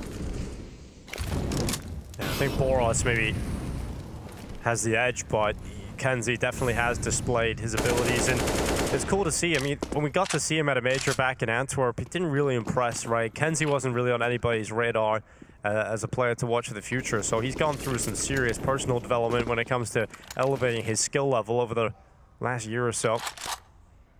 Wasn't enough to take down his former teacher today, Jerry. Ooh, and FaZe have all the info here. In the gap, Spots Norvi in the B play, now pushing through. Rain's on the flank around the backside. Celta already forward. AK-47 actually falls to the USP of Carrigan. And finally, the replies start to come in swiftly from Aurora. Robs has arrived to the party, and that upgrade from the previous round might just be their reckoning as Rain is around the back. The Deeg is connecting, and suddenly it is just Lackey in the 1 versus 3. Violence needs to be the first quote up, and it is Rops with the Galil as he looks down at barrels. What a round to secure for FaZe. Incredible movement from Rops there as well. Gets that first kill, relocates to the B site, dancing through smokes, never able to be found there. I couldn't believe Carrigan found that kill as well. It felt like they were going into the side that was so weak. It was just that USP tucked into the water, and he finds a kill, and that's enough to allow Rops to have the space. Let's see that shot from Carrigan, beautiful. And you get to see the dancing as he finds the last 2. Yeah, Rain took info at mid at the perfect time, and now look at Aurora's buy. It's limited, it's weakened, and it's the perfect opportunity for FaZe to get themselves into a dominant position on this map and in this series. I mean, the utility's just so bad for Aurora. At least you have a couple of AKs, but if FaZe don't give you those fights, it's going to be really hard to find a way in here. Rain could get caught up here. He's standing very much in the open. If they manage to sneak up close, could be in danger. Ooh, definitely spots Norvi here. Repositioning with the Galil, looking to see if a boost is going to come on over. Again, he's in a position where he can get wrapped on very fast. Carrigan's just pushed B short, so rotate will begin, but I don't know if it will get here in time. So you need Rain to slow this down, right? And Norvi just walks right through. Rain not in a position to deal with it. And Brokey at bank. It's just one so far from this FaZe defense. That's not enough. Twist moves forward, can't deny the plant. And that's a frustrating round loss for FaZe, but a celebration for Aurora because that one came out of nowhere. Yeah, that one was a bit stolen. It felt like Rain was going to get that kill. The shadow was there, but I think just the pressure of the situation, hearing the footsteps everywhere, the utility come over, he just wasn't quite ready for the fight. Can't believe he loses that one. Twist tries his best. The numbers are just there. And even the first flank from Carrigan denied, which might have been something that could have thrown some chaos into the mix. First time out at this stage. That just says a lot about how one-way this has been for FaZe until now. Yeah, the first half, very clean. I think after a round loss like that, too many mistakes made. Didn't really click too well. Yeah, just take a little breather here. Call a timeout. Just take a break in the game for as long as you can here. It's just to reset and focus up again. And they do have an investment. Still, Carrigan has to go to an MP9 to get extra utility, but they'll have the ult for Brokey. There's not a lot of util here available for FaZe's CT side, and the opposite story for Aurora. They've got all of the utility. Breaking point for FaZe. Still the gun, still the aim. Still 5 of the best in the game. Brokey spots out one. Decides he doesn't want to stick around because he's been spotted too. Fires off the shot, falls on back. Still be a thorn with his presence, but the reposition, the right move here. Aurora will now slowly look for that A control, but look at the monster aggression. Celta traded out 1 for 1. That's some solid info for FaZe. There's no one else likely to be in that monster area of the map. Still Brokey and Rain sticking with this aggressive setup. They've got to be a bit concerned about long, though. Brokey has to look back towards that. It's a tricky position, but it's only the one player in Lucky here, so less of a concern. They are actually going to go back. Oh, this is dangerous. But Brokey misses his opportunity. He does. He slips up. And now Aurora have an opening. 48 seconds left. A chance towards this A site yet again, but the bomb is still outside of B. And Rops is here, just elevated up alone. When does he drop that smoke? Still pressuring up towards bathrooms, but this should now signal the call to go into B because Rain overperforms. He gets the 2 kills. Now Rops gets the second extra time to react, but he doesn't get a kill from it. Rops goes down, and that's the B side fallen. Twist is rotating down through connector. He's already in water. Ooh. And Ram spamming. He's so close. And oh, the damage has been done. But Twist just about misses out on denying the bomb plant. But they've tracked Kenzie. They see him in the open. And the 2 versus 1 is recovered for FaZe. They get the B side back. And there's 13 rounds now. It's recovered because Rain gets that double kill. If he gets traded out there, I think that's an Aurora round immediately. Brokey getting found here without getting a kill. That swing from Lucky is huge. Yeah, it's weird because Rops doesn't get one either, right? So yeah, definitely a world in which if Rain doesn't get those 2 kills, there's Aurora players send one at least down connector, and then you have another player on the B side. But Rain does so much work and then is able to help close it out with twists. And maybe a little surprised that Aurora didn't just group up in the 4-on-3. They still had some solid utility, but not meant to be in that round for Aurora. And that's one that will be a frustrating round loss for them. They know they had the advantage, but Rain wins both those key fights. Aurora still with a bye, but if they lose this, they are in trouble. FaZe with a big lead here, getting closer and closer to victory. And a step in the right direction in this last chance qualifier. Classic setup here. Rain's gun barrel will be sticking out, so Brokey has to hold a bit further forward than otherwise you might need to. You can see he's sticking out a bit more than the slither angle. Still a powerful setup. Rain gets a good angle here on Lackey as he walks around, and there it is, gets that kill. And he's still sticking here. Oh, that timing is not good though. Norvi able to come on through with the kill back, and Brokey a little bit afraid of this, falls on back, flash through. Repositions, also standing out wide here. Has to be good with these shots. Smoke comes on through. Under pressure, but staying alive. Brokey. Oh, man. It's not even needed. Brokey doesn't even have to do anything. Rops and Twist chime in, and it's just Norvi behind the smoke screen. He's dropped into the toilets. Brokey just leaves him there. 14 rounds now secured for FaZe, 2 away from moving to the next step in this last chance qualifier. Such a fantastic rotation from FaZe there. Rain goes down, but Rops was already rotating up to plug the gap, and Rops was so key here. Just holding off long. This is the kill. As soon as he gets this, it's pretty easy pickings for FaZe because Brokey doesn't have to be concerned about the flank. Twist also arrives. That means Rops can even hold the bathrooms. It's nice, right? Because when Rops gets that kill, the immediate swing comes out for long to try and trade him, and Twist is already there. I mean, FaZe still keeping up that hype, man. I like to see it, because some teams, when they're 14-7 up, they might say, okay, we've got this. But no, FaZe know how important every round can be. They're not taking any chances here, whether that's with the mood or the rounds. Well, this is the golden ticket to 15. To series point versus Aurora. Cloud9 have just secured the same. And Aurora do go for the full investment here. So if they do lose this, the next round will look similar. Tech9 rush B to cap things off. Why not? Give it a go. Out through short. Carrigan will draw the initial attention. He can drop back, and then that sets them up for Rops.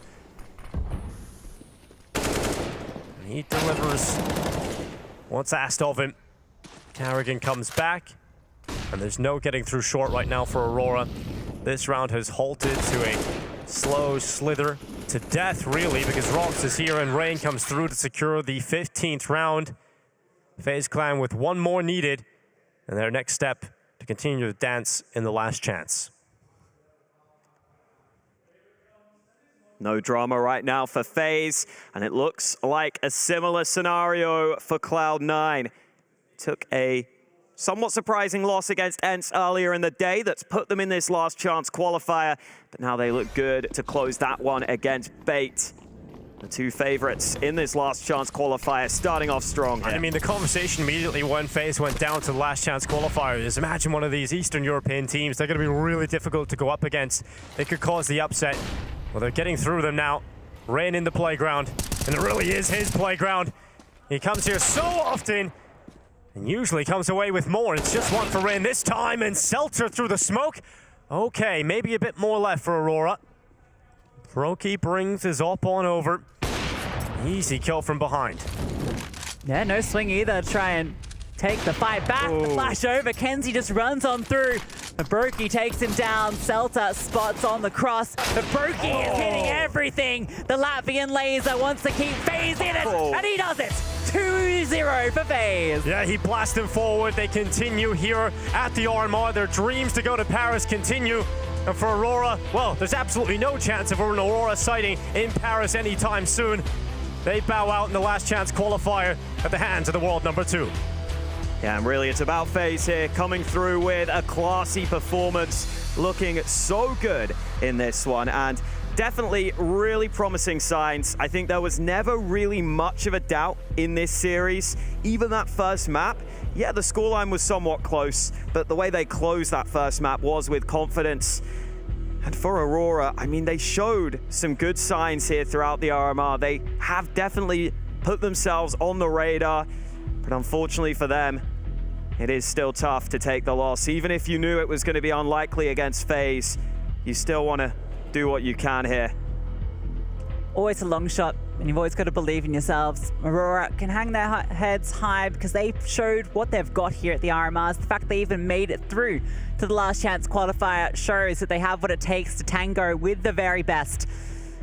And well, FaZe definitely amongst the very best as they take a convincing 2-0, and that's very important for this team with what they have ahead of them, the teams that they'll have to face on this path for that final challenger spot.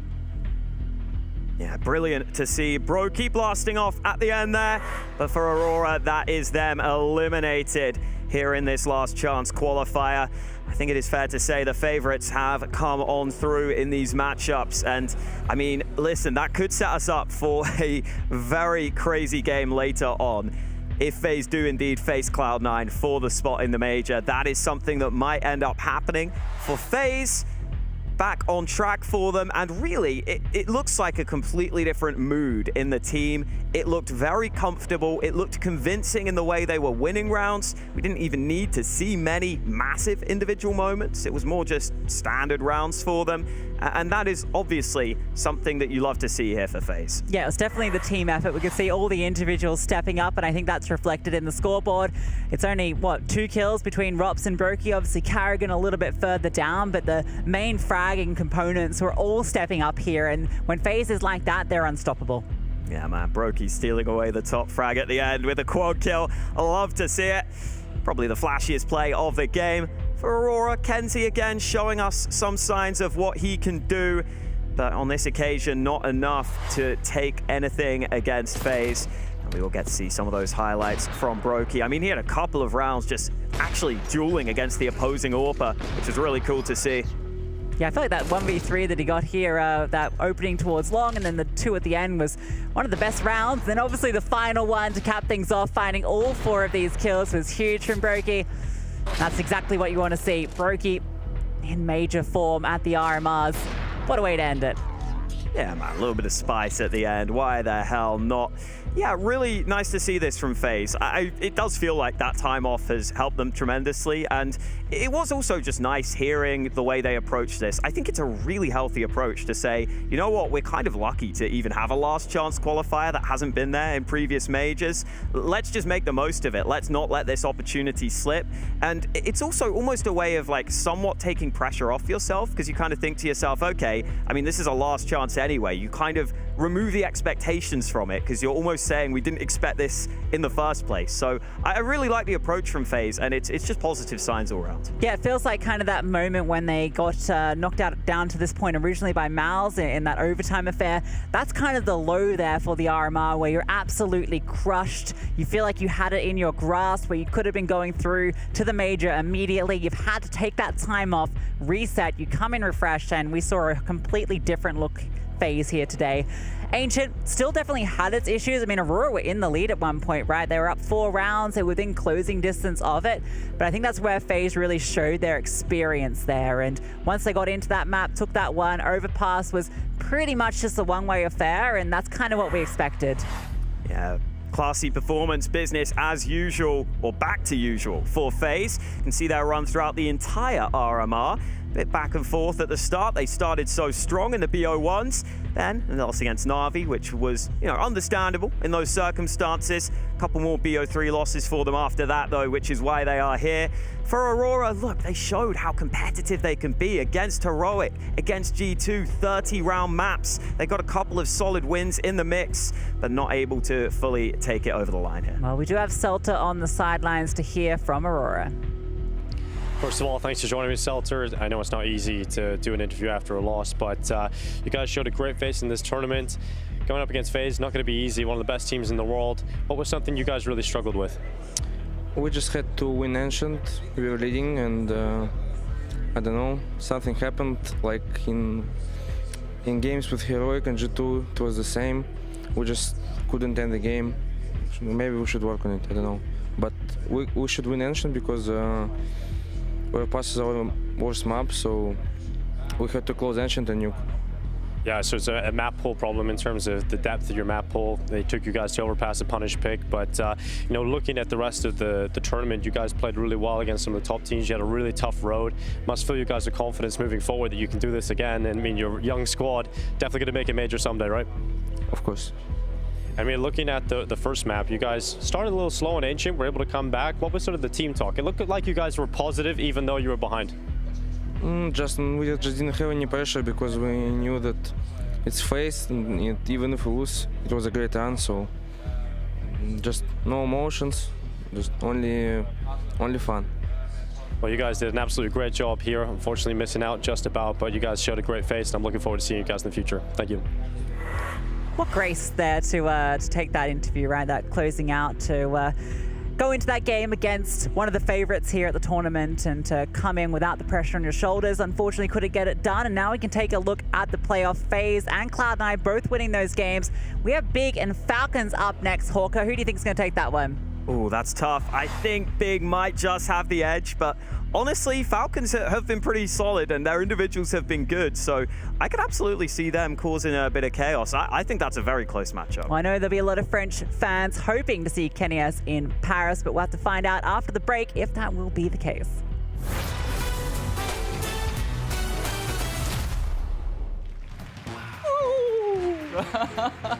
So I just immediately like...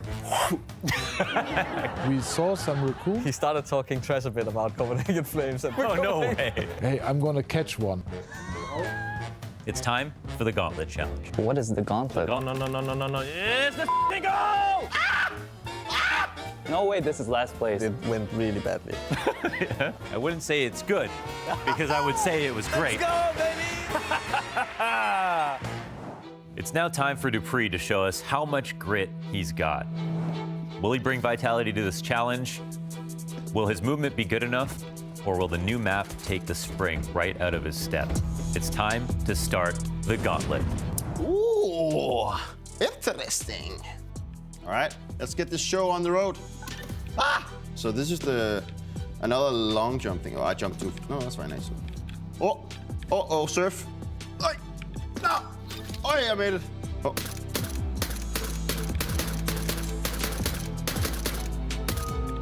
Easy Katka.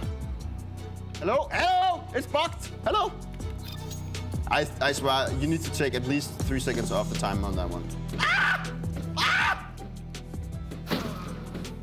Oh my God, what did I just do? I'm literally too slow. Oh, that was close. No! Ah! Ah! I made it, don't worry about it. Oh! Oh! No! Yes! Woo! Can we call S-Attack and get him in here, please? Movement King, A-Core, maybe Alexi B, something like that. I'm pretty old, so movement is not my key thing, but I excelled in the shooting part, so I think that's fine. I think that was okay. Dupreeh, everyone. Well done. I was watching from the sidelines. Let me shake your hand again. First one, the bravest to set a time on the Gauntlet Challenge. How did you feel about your tries? Started out decent, turned into horrendous, ended up fairly fair. Like any good career, right? Yeah. Yeah, pretty much, yes. All right, let's make it official. Let's pull in the leaderboard. Assistant? Beautiful. Let's go ahead and reveal your time as the first official contestant of the Gauntlet. That's right, they finally gave me my own show. Watch the Launder Show exclusively on Blast TV. Let's go, baby! And as always, it's been a blast.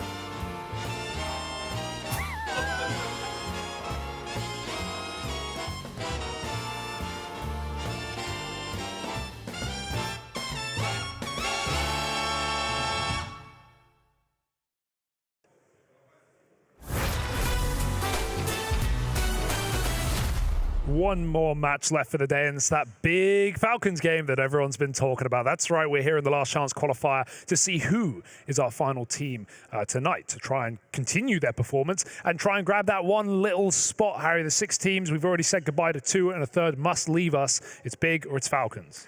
Yeah, you know, and I think this one, out of the other games, right, this one is the one that's more up in the air, right? You know, big are going to be fresher in our memories, but Falcons over in Group A, they looked good, man. I actually really liked what this team brought to the table. There were some impressive performances out of the likes of MBK and Body, especially, who I think deserve a bit of a shout out heading into this game. We have the playoff bracket on your screens here. You can see with FaZe and Cloud9 winning. I think that's quite reassuring, right? Yes. The last second, the last minute recovery from both of these teams. And especially with the point you just make about, you know, our big being fresher in our minds, right? Because now we have one team from the first week and now we have one team from the second week. So there's no guarantees or anything. You know, Falcons have been here. We've seen them around the hotel. They've been hanging out. They've been, I'm sure, pracking and playing a lot, getting ready and staying inside of the LAN vibe, as obviously Big only just fell down to this spot yesterday. So they are, yes, definitely fresher, definitely, you know, more in the recent memory,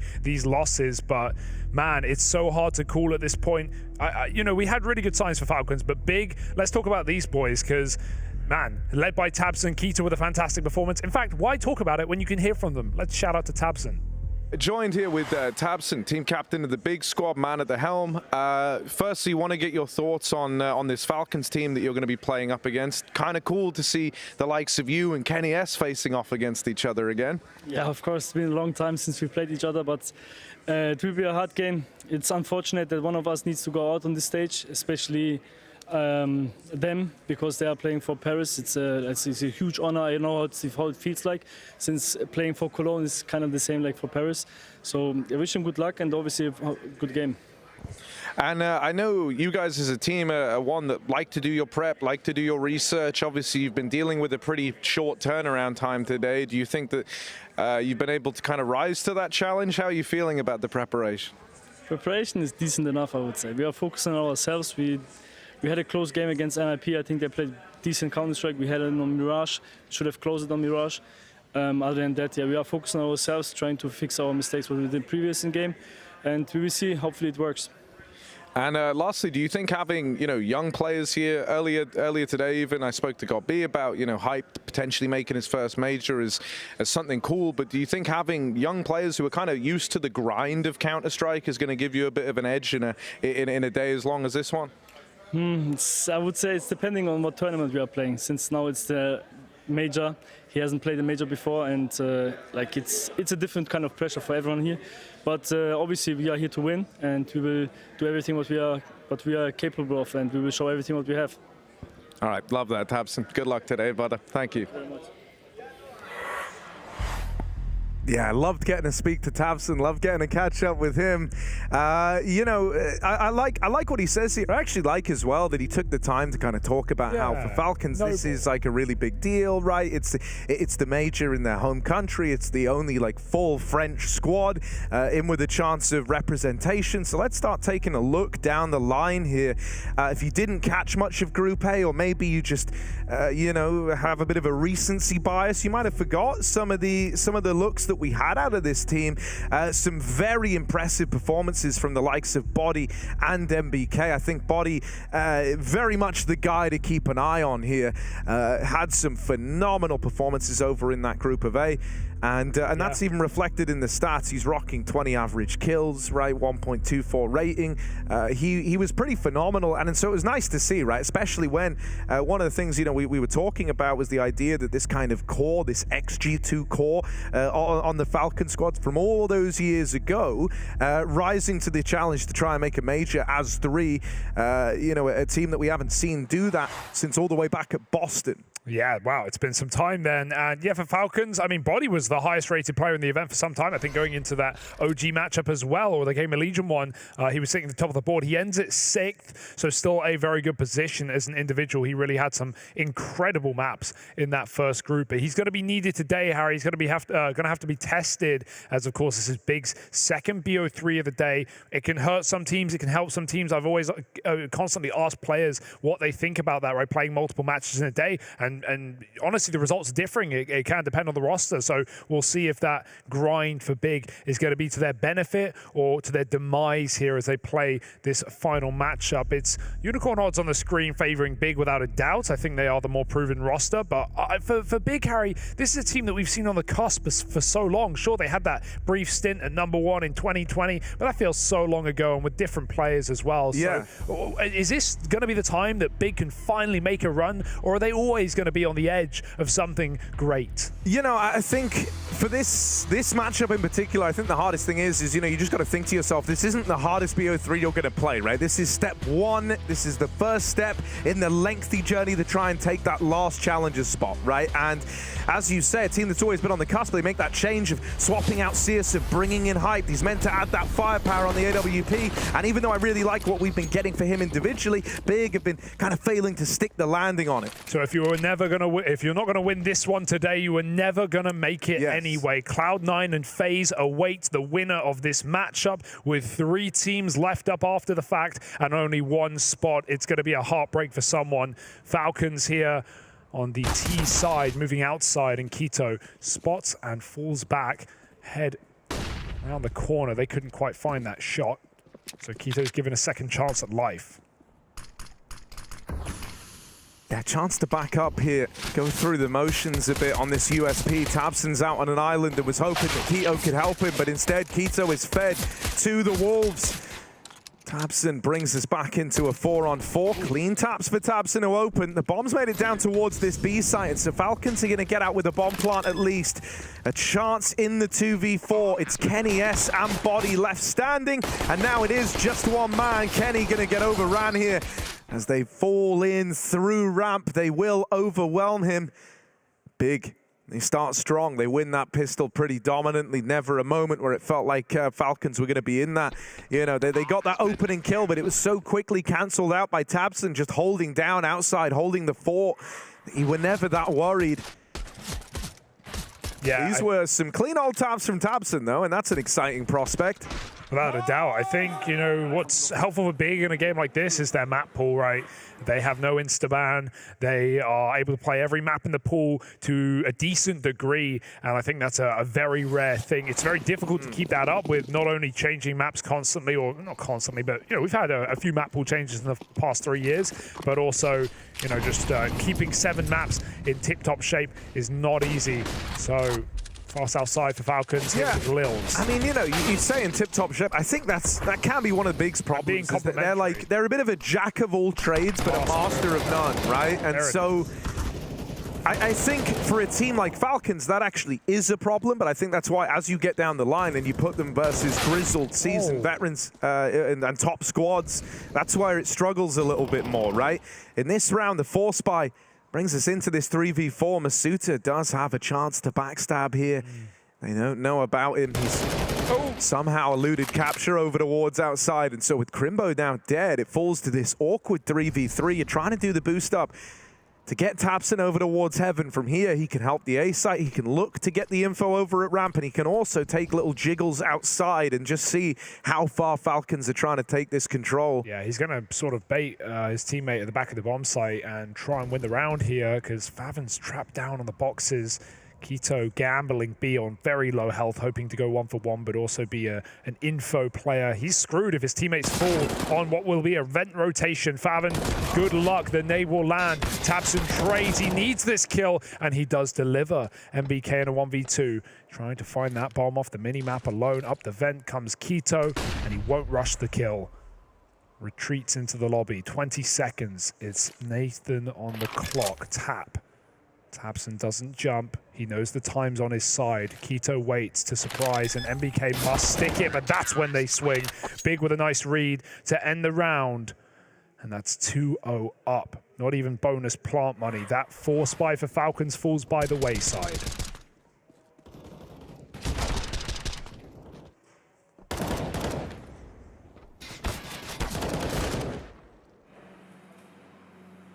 Yeah, one of the players I'm hoping we can see look good in this series is Kenny S. You know, I feel like for the most part, we kind of had middle-of-the-pack performances from him throughout their group of the RMR, right? And let's face it, one of the big intrigues of this Falcon squad is having Kenny S back in the server. I think, you know, he faced some pretty stiff competition in his group. They had that final match versus OG, and there he's going head-to-head with Dexter. So, like, that's an AWPer that is currently in great form. Someone who can really take control of games. Their opening match as well, or one of their opening games, rather, was versus Na'Vi. Obviously, don't need to tell you who's AWPing over there. So, you know, I think thus far, been some pretty stacked AWP matchups for Kenny. But this is one where you're up against Hype, an Academy AWPer who sure looks great.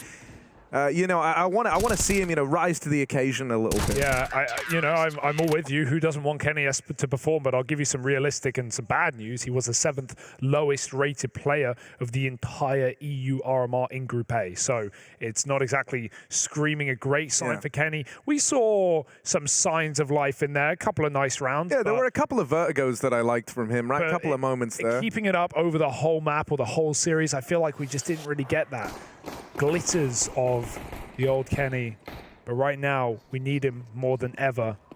3-0 for Big, in control right now. Still somewhat bonus with Fathom being on an SMG. They're not rich yet. They're trying to build that real estate. Get their portfolio going. That's a nice molly. It made Hyphen turn because he ticked in it, and then Hyped will just swing for the kill. And I love Big immediately pull back, play a very passive round. They go back on the hot roof, they re-smoke. Player drops down B because they have the number advantage. And right now, Falcons desiring outside control. Masuta will get secret. There's still a man behind main. But Big are just cycling their util, trying to buy as much time as possible.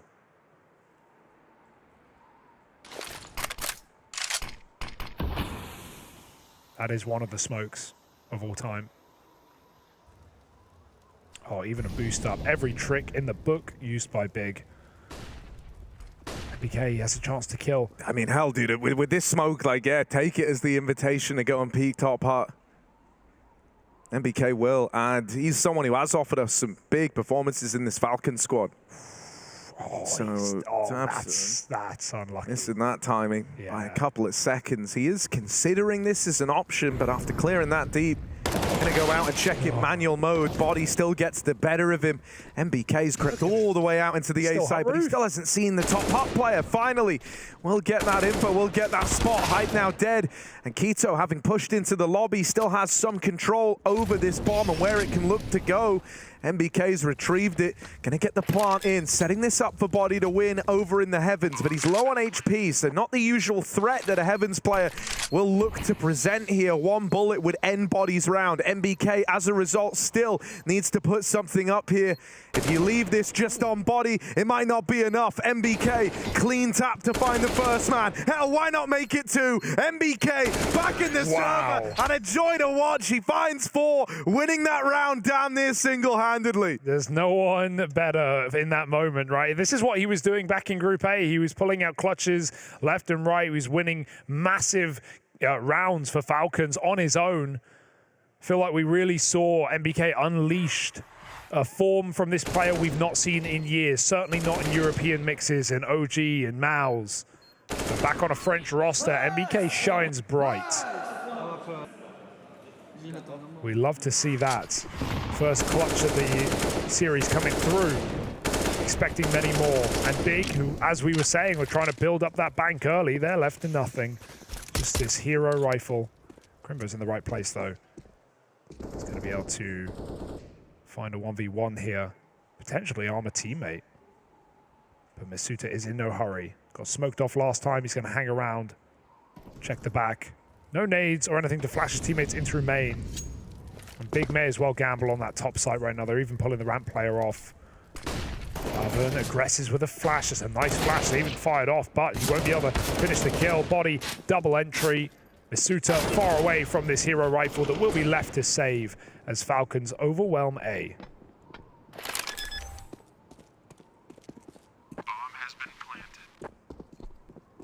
Yeah, Crimbo's best option, not to move a muscle, and eventually just look to save this A1S.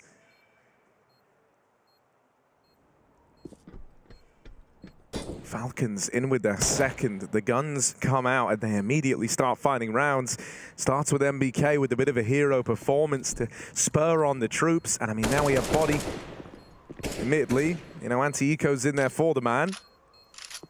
But a nice sequence of kills from him, and that's exactly what you want to see. These two have kind of been the bulk of the firepower for the Falcons, so reassuring to see them both starting off strong. Big knew this was not likely to be their round, though, and so taking that save coming into this next one with the reinvestment, even going to have that AWP coming through for Hyped. He's going to look to bring that out now, and I mean, you know, pretty cool opportunity for Hyped here, right? Not just still in with the chance to try and make this last chance qualifier run happen, still in with this opportunity, this end goal, this light at the end of the tunnel of trying to nab that final challenger spot. But on top of that, get into Don and AWP versus Kenny S. Now, I think this is an interesting buy here. They've just partially bought up. Looking to maximize that first investment when they get it. They had a couple of players with, like, less money after that last round, so this one, they were hoping to do something with the pistols on the outside push, and it didn't pan out for them, did it? Yeah, 5-7 is a fickle mistress at the best of times. If you don't nail that first Heaven player should get this. Yeah. All right. Winning this round, though, Harry, I think is... Oh, sees that at range? He's hit the dink, and Kenny's got to respect it. He calls for support, Body supplies, and Crimbo at the back of the site weirdly has close. Some low health players at nade. Imagine if it went anywhere else. They're going to drop down B. Why give him the chance? MBK running back to T-spawn. Crimbo eats that flash, but hey, if he hunts his kill, that's something. Keep that money low. Crimbo playing for later, not playing to win the round. With his routing, he'll have to make noise.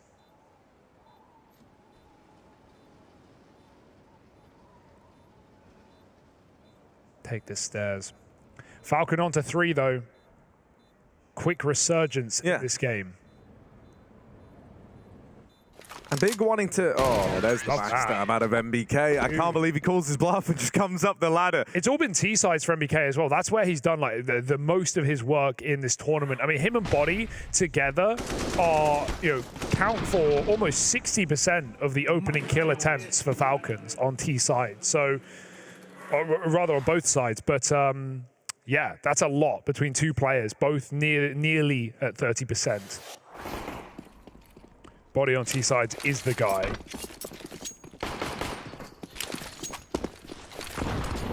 And now we got that full buy back for Big. Everything they could need, including that AWP on Hyped.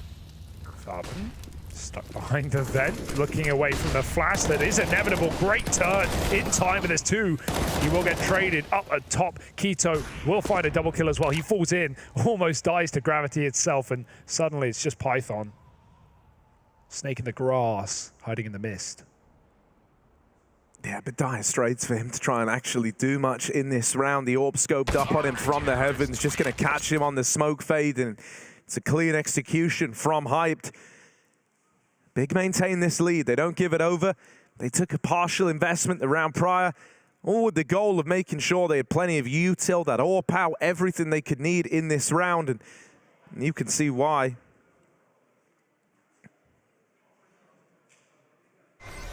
It's a nice way to build back in.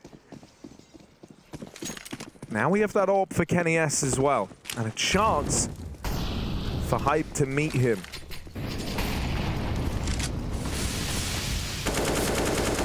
I want to see how Falcons use this T-side AWP on Nuke. This is one of their better maps, one of their home maps, and so you definitely want to give Kenny the chance to make it work. Smokes outside. I think Big must have mollied that. It looks like the third one has bloomed too early. So Big knowing the tendencies of what they're up against. Crimbo aggressive, and he spots Python, takes him out from under. Hyped was covering the entire time, so as Kenny attempts a trade, Big go 5-on-3 up. Someone needs to be a hero.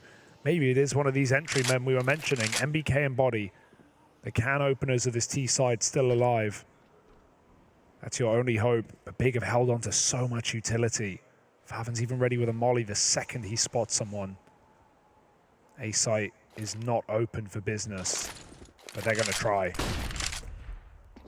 Yeah, dropping in through main. having this split starting to take shape. They've got a man pinned in behind the CT vent. That is a tantalizing prospect for this opener. Makito looks to take these fights, will get blown out by MBK. Masuta finds himself a double. Oh, Masuta on for the hat trick. Dropped out of the round now. It's falling to this 1v1 and MBK holds his own in it. That's so late out the heart. That's so late, Harry. He should not be there, but that's exactly what works again for a clutch on this T side. Crimbo's trying to run away, wondering where this last player is, but those footsteps give MBK all he needs to convert another round for the Falcons. Damn. This is a good sign, right? We haven't really seen body activated yet. Kenny keeping up his Group A performance. Struggling start. But with MBK, yeah, there's no better way to word that, is there? You're laughing. For MBK, man, the experienced man of the Falcons. Yeah, I mean, dude, I think he's kind of the coolest part of all of this in my eyes is this duo of him and Body. I, too, is very romanced by the Kenny S return. But I think the kind of reversal, just the Uno reverse card that MBK has played on his kind of output in the games has been fantastic, right? He really enjoyed taking down his former teams as well. Obviously, he did once manage to get rid of Mouse in a BO1, had some choice words after the fact. Struggled a little bit more against OG. But man, they dominated Mouse, did Falcons in a BO1, 16-8. And we know how good Mals are right now. We saw their form against FaZe. Body with one of those important openers. This rifle is at least in the firing zone, but Crimbo taking one and maybe no more. He's not getting given this trade. Kenny can fall back. He's done some damage. He just wants to live, contain. As Falcons have taken ramp against the Pistols, they have a path to beat. Oh, MBK just wanting to put a stop to any danger in this round here and now. That takes those fights in towards hell, wins them both. This M4 has found itself down towards B. Could have looked to get involved on the plant there, but the fact that he doesn't swing the doors screams that this will just be the save of the M4. Gonna try and exit out through the vents. What's Keto up to? He's got nothing to save here, Harry.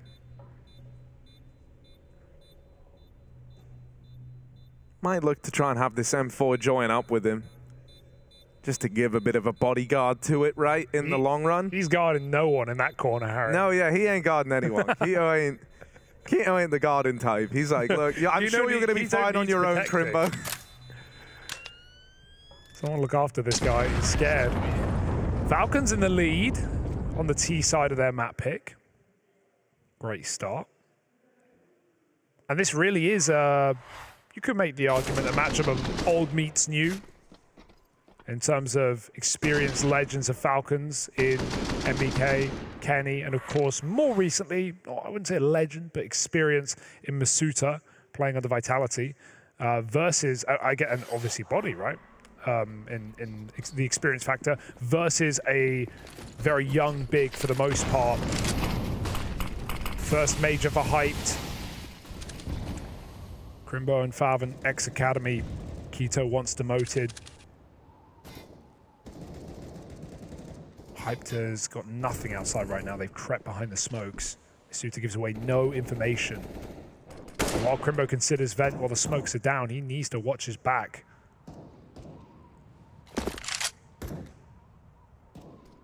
There's no one in main to even call that main drop either. Big have relatively little info right now.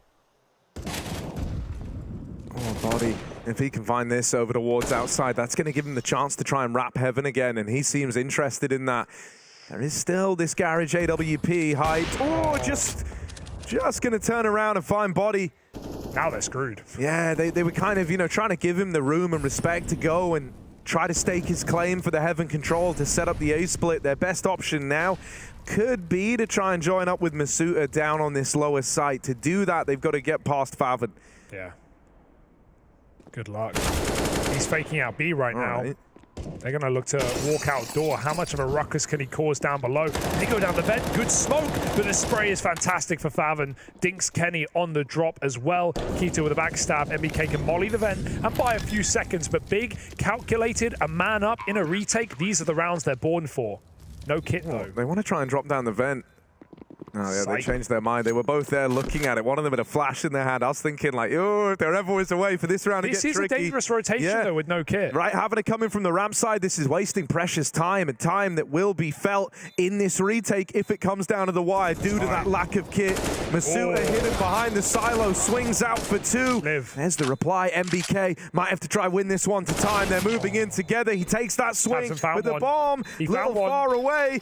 Kit's been retrieved, and so they will get on that with time to spare. Big, they successfully stick the landing of that retake. Maybe that's why they routed ramp there as well, Harry, right? There was one down on the ramp side, so that worked out perfectly for Big, dropping into the lower side. That's the kill. They actually dropped the kit on Crimbos. Definitely communicated for Big to try and have numbers there so they could guarantee its pickup. What a play from Masuda, man. He's putting up some big rounds right now, but it's not enough to convert the post plant. And I feel like I've seen, I want to theorize, because I've seen 20 rounds in the RMR at least where that door on B, one of them is gone and one of them isn't. So that's got to be on purpose with nade lineups. Different purposes for it, of course.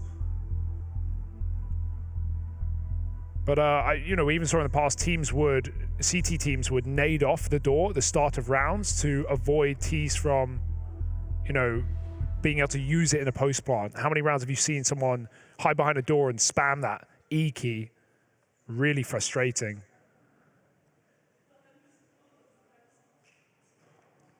I guess it's a risk reward play, because if T sneak down vent, think about how far they can get with an open door without making any noise. So you've really got to play around it. I haven't caught anyone nading it yet, though. I'll keep my eyes open.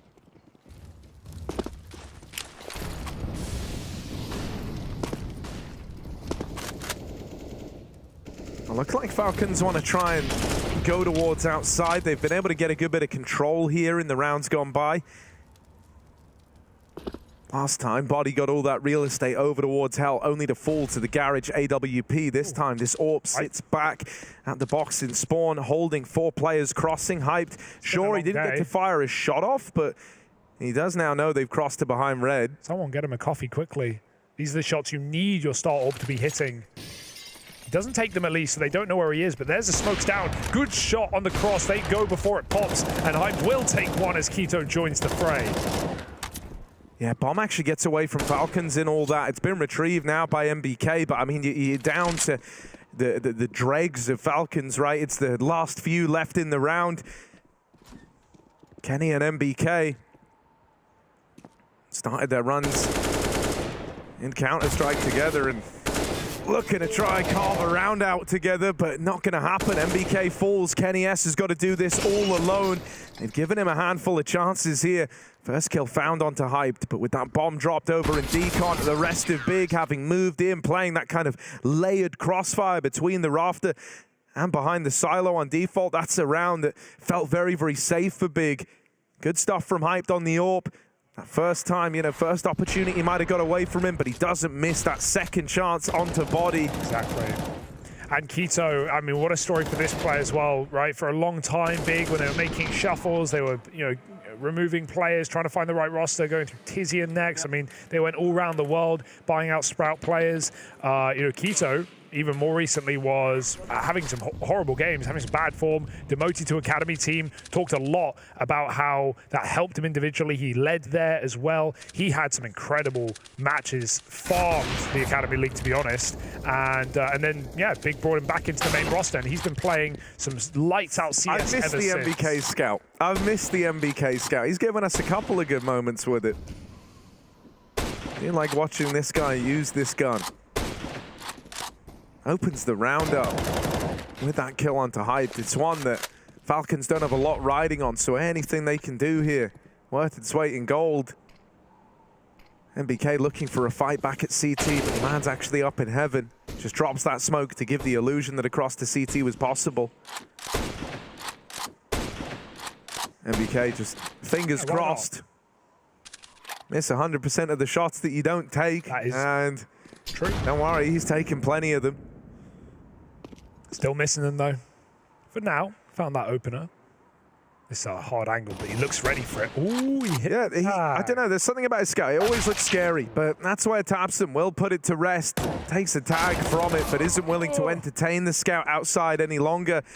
Now retrieved by Python and body spotted, crossing over towards Hell. Look at him go. He's frequently tried to get this real estate. Python scout rings out with one, leaving him in this 1v2 clutch. Both players well leaning over towards A, but now he's got 15 seconds to try and make this play into the site, and I like this reposition from Keto. Very, very safe way to play it. You know he doesn't have time to properly clear out the heart, and so you just wait for the plant. It was inevitable. He's the one on the clock, not you, and so Keto collects his free kill, and with it, the round. Yeah, a little worrying for Big. They're trying to chase the ecos outside a little bit. And, you know, for fair enough, right? They have range. They can hit Glocks going off, but it only beckons them into a scout that gets a few tags and some damage. Big will still be okay. But the story of this CT side has been they haven't been able to build up money. And so, you know, as soon as Falcons find gun rounds, they are going to be putting Big down the pistol soon. A couple more opportunities to do so. Oh, aggressive for Keto. He just looks so confident, man. That's what's been the best part about watching this guy play. Great flashbang for body. And Masuta with some nice aim takes Hyped out of the equation. Another entry. They're going to go for the A-pop. Bit of spam. Favin's got to be careful. That ammo will run dry quick. Keto spotted deep outside. Gets revenge for Hype. And Crimbo, it's all on you now. Got to kill them all, and he cannot. Keto in a 1v3, and they're dropping B. Yeah, and he's very, very far removed from this. Although, even though he's taken the routing down towards lower, this is still going to be a very tricky round. Holding above the vent, we'll see one player just kind of lost to the hands at times. Sakito given a 1v2 down at lower. That third man will be coming in a little bit later. However, he doesn't really want to take it any further than this. Yeah. Felt a little bit odd that he was even rotating down towards lower to give this one a go, and he will just write it off. So Falcons find their way back on the board. They break this 3-round streak that Big had embarked upon. And they will get out with the AWP at least. Keto keen to grab that. You know, whenever you're watching Big, I think it's good to talk about their academy team and the system there, right? You've already touched upon how Keto took that demotion down to it for a while, right? Had some time even trying to lead in amongst the academy players. There's also a lot of history for the other big boys on this team with that squad. When you look at Crimbo and Hyped, they also featured there. Crimbo used to lead there.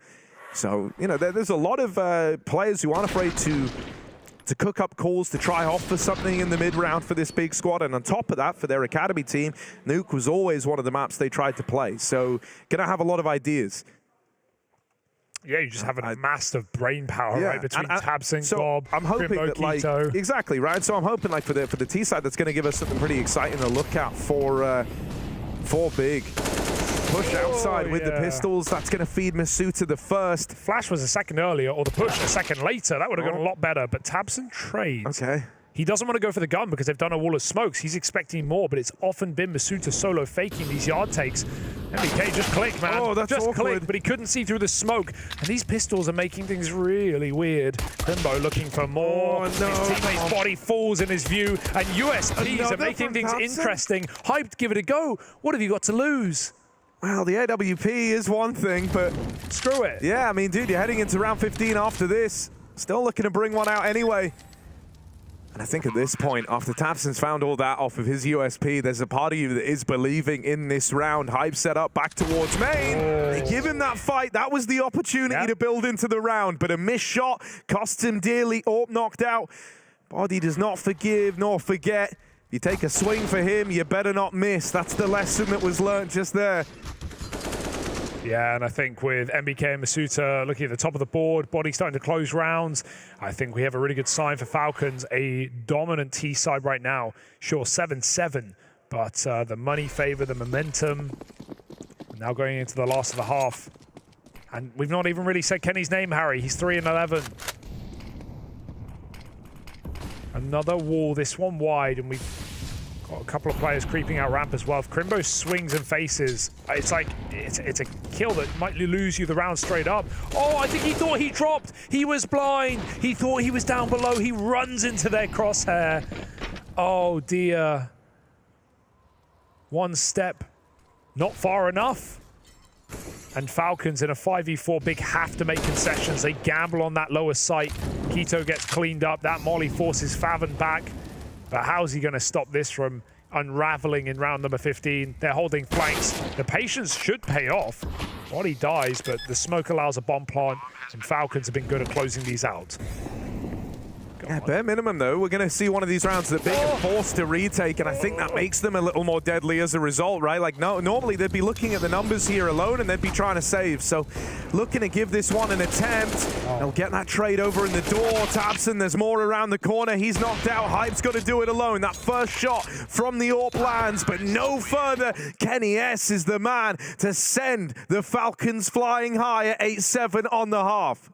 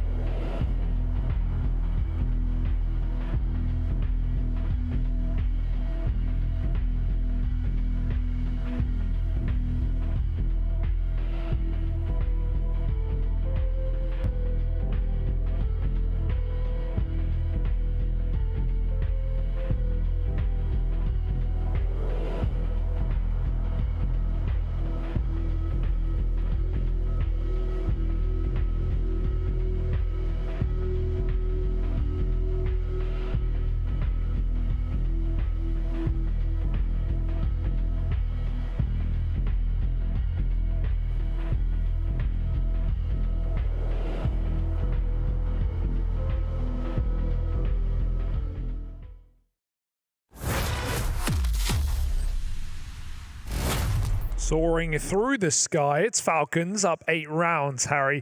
Big. They started strong, they finish a little slower, but it's a game of two halves for a reason. We swap sides, Big go to the T and Falcons CT, and we'll have to see if they can keep it swimming sweet. Yeah, the one thing that's going to bode well for Big, I think, across this series is that the Falcons have a pretty dire pistol round record, at least when they were playing in Group A, right? Yeah. 25% success rate, and they played a hell of a lot of pistol rounds across that time, I can tell you that. So Big, that can be their way back in, is by winning this round. The numbers are on their side. They deal with that first man over towards ramp, body now dead. Kenny S already down at this lower side of the map, has a teammate here to join him, but runs the risk of getting overwhelmed. These dual Berettas are hungry. They want kills, and they want them now. Bit of damage done. That molly actually holds Quito back. It's like putting a leash on him, man. He wanted to just go wild with the dualies, and he will do it eventually. Quito, one of the OGs. His, delayed gratification on that round. One of the OG pistol, or sorry, Julie players. One of the first to grace our screens with 5K. And those taps are delicious, marvelous, you could even say. MBK looking to save. Yeah, so the rather, sour pistol track record keeps up for the Falcons here, right? That's both pistols to open up this map, going the way of big. And I think, it's things like this that really come to matter if it ends up being a close game, right? There's always going to be this thought in the back of your mind. We all know how important, how much weight pistol rounds can carry. And, if this ends up being some, 28, 29 round game and you lose out, which has happened to Falcons before back in their group, those sorts of rounds, knowing that even if you just won one pistol in a map could have made all the difference, it makes results hurt that much more.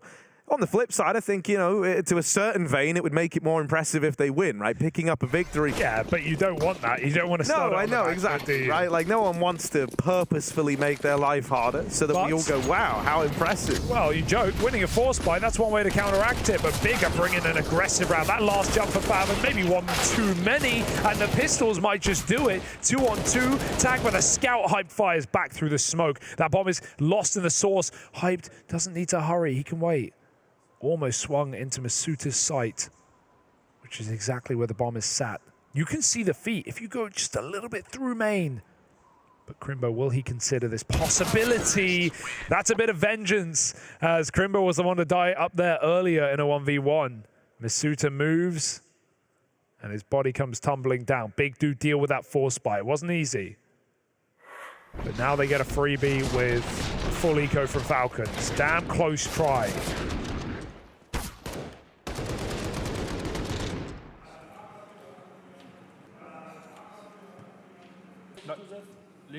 Leg toch rein, Bruder.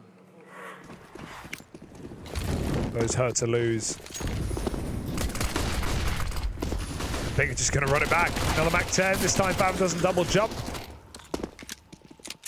There's not much room on this site for Falcons. They've been pushed out, hounded down. Hyped may as well. Oh, I guess they've got more Mac 10s. But yeah, swap them out. Let someone else hunt. Yeah, you just say to Quito, go make me that AWP money. Yeah. Go earn me that AWP.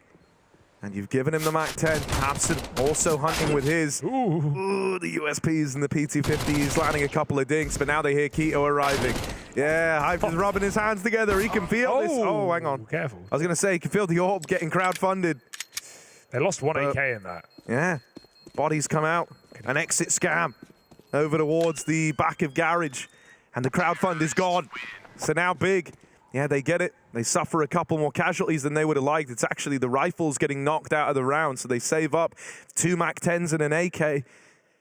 Considering what could have been, you're actually kind of happy with that if you're the Falcons. Gob calling an instant timeout coming into a gun round as well, right? They've had, weird anti-force, anti-eco, so they're definitely going to change the pace. You'd like to think going into this first rifle round, winning this can propel Big forward to taking this map away from Falcons and going to their pick of Mirage. 10-8 right now.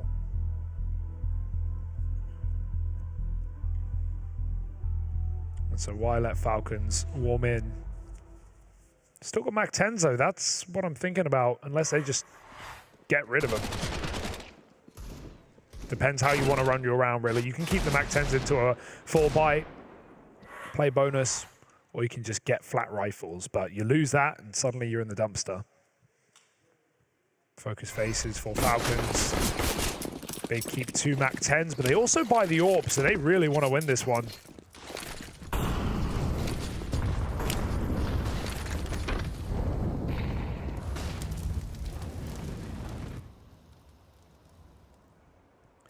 Kenny 4-14.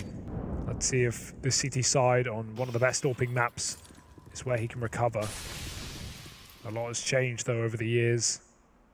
Body, what a play. And no one knows. No one will ever know. Yeah, I don't think you're expecting this. Not for their first rifle round, right? Because this is like a pretty serious decision for Body to have made. One that leaves him out on a real island entirely alone. Oh, and actually he has 5 big players all standing with their back turned. But there his own friends right now. Oh, they turn around and deal with him. I think they saw him on the map. Maybe he appeared on the map when they went up the ladder. Like that, that play just flicked back around. Wild. I mean, 1-for-1 could be worse, but man, could be so much more. Yeah, could have been so much more, right? And that's what you're left with, the feeling of Falcons. They were really hoping that Body had the round in the palm of his hand. This 4-on-4, bigger content with that. They know it could have been so much worse. Line up in the door for Python, though, and there's the reply. tabseN at least brings this back into a 2v2. They've got to get past Masuta if they want to go A, but there's still that option to drop down the vents. They'll go for it, dropping down with both players. Kenny S down at the B site already. This is the moment. Oh, no. Hang on a moment. Looking back in, and tabseN takes his head clean off with it. That should be the round. Masuta dropping down the vent, looking for a way back in. But Big shouldn't offer him anything here. He's going to have to graft for these battles. Opens the door, now they know where he is, and that AWP bears down upon him. tabseN donning the big green, puts a stop to that clutch attempt. Yeah, you can have all the star power you want, all the young players, all the, fraggers, but at the end of the day, so there we go. Favn was like turned back into the lobby anyway, looking that way. Yeah, I mean, again, did he turn because of the mini-map, right? Like, it can give you good info, but I don't know if the legs have eyes. Maybe. Wow, that's a really rough way for your first rifle round to go, especially considering, the kind of chance that you had, how much stock was put in that big flank from Body, that aggro push. Leaves them with next to nothing now. Body's got this M4 taking it to the back of Garage. He's just holding for the main cross here, so Secret still open, too big if they want to try and go for it. Masuta does lie here with the pistol. You're hoping that Big don't have too much of a problem getting past him. Body's feeling the pressure to try get involved, try take some fights outside, and Hyped will get served up to that at 1 M4, but now it's lost back in Garage. Same as last round, it's like 1-for-1, not really enough, especially with how irretrievable the rifle is. In this round, Masuta makes the 5-7 work. MBK's taken lobby. Suddenly Big, the doors are closing on this round. They are getting surrounded. MBK dropped on by Crimbo. And now he runs ramp, taking that space, knowing the gap afforded. Python trying to get into position. He's going to backstab them. That will only sell him further, but he jumps the gun. tabseN's patience pays off. And this is what I was saying. You can have these young fraggers, you can have these star players, but all reliable tabseN, that's who you really want performing. The guy who's been in these positions, who's attended majors, who's made runs. This is the guy who can keep you pumped. tabseN's putting on an excellent game right now for Big when they need him. And if they take their opponent's map pick to start the series, with tabseN at the top of the board, it's going to be hard to shut Big out. And with the opponent waiting in the wings after this being that Cloud9 squad who have had their kind of downfalls across their run in the RMR. Is that you confirming it, Harry? Yeah. FaZe are locked in to the last spot, to the better seed. They did have hard opponents, that's to say for sure. And BK smoked out, but he's shooting anyway, blind as well. Doesn't stop him. Equalizes things in a 4-on-4. Big making the move, and that's a sick flick for Quito, vertical. Wow. Yeah, Python gets bodied in that head-to-head. Bomb's locked in Garage. It's a little awkward. Still ways around this for Big. He's just going to go main, but he needs Quito to get kills. He needs Quito to get space. Right now, he's holding off on this Heaven play. Bigger, really, they know they have powerful positions, and instead of just jumping the gun and climbing up and trying to split A, they're seeing if Falcons give them anything. If Curiosity does indeed kill that cat, and maybe it will, Kenny getting spammed. He couldn't see his opponent, but tabseN further from the angle. Now Quito, surely soon, he'll start to activate. What a check for Kenny. He stays aware, He's not had a great game, but he can keep them in this round right now. Keto's got to go. That or he goes ramp and they group lower. Nothing wrong with that either. Big take an alternative option. Falcons have gambled on that top site. Keto's just faking right now. This is lovely. He's not even going to commit here. Back down the ladder to B. They've got to go soon, but Falcons won't realize till it's too late. I mean, dude, if you're Falcons at this point, that molly must feel weird, right? There's some element of that where you're like, something doesn't feel right. Why would they molly from heavens? They don't want us to know about this guy. Everyone was kind of hesitantly holding on to it. But in the end, you know, with that decision, they'd already kept 3 players over on upper. They're just going to write this round off and give Big the respect, letting them move up onto 13. Sadly, the right call to make here. I mean, sure, you could go for it, but they gambled, and sometimes you've got to go down with your ship. Except that when you're playing in a 3-on-3, all on upper, it was never meant to be won. Now, what's worse is losing guns here. I think fighting is completely unnecessary for Falcons in this position. They need the save. Oh, MBK was out on a limb there, but he won't be challenged by Keto, who runs to ramp. So 13-8, a flawless T-side right now for Big. 6 straight rounds. And I just love that slowdown in the 3-on-3 at the minute mark. Look at the clock, 1:18, Crimbo's at hell. At 25 seconds, he goes up heaven. You have to have some serious patience, but also teamwork for no one to give away any kills or take any audacious fights while you're making that play. The whole round is based around what Keto finds, and if he finds nothing, they use him as a fake. Triple wall of smokes outside for Big, being deployed. Throw it late. Go back to it.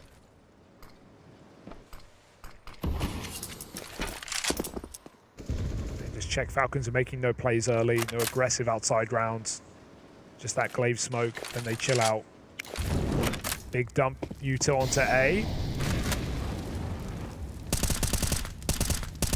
But they've still got these smokes in spawn, though. So that should be the late play. Tabson's going to start to lob them out at minute mark.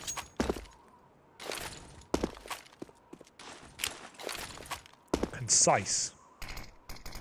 This is Keto's time again.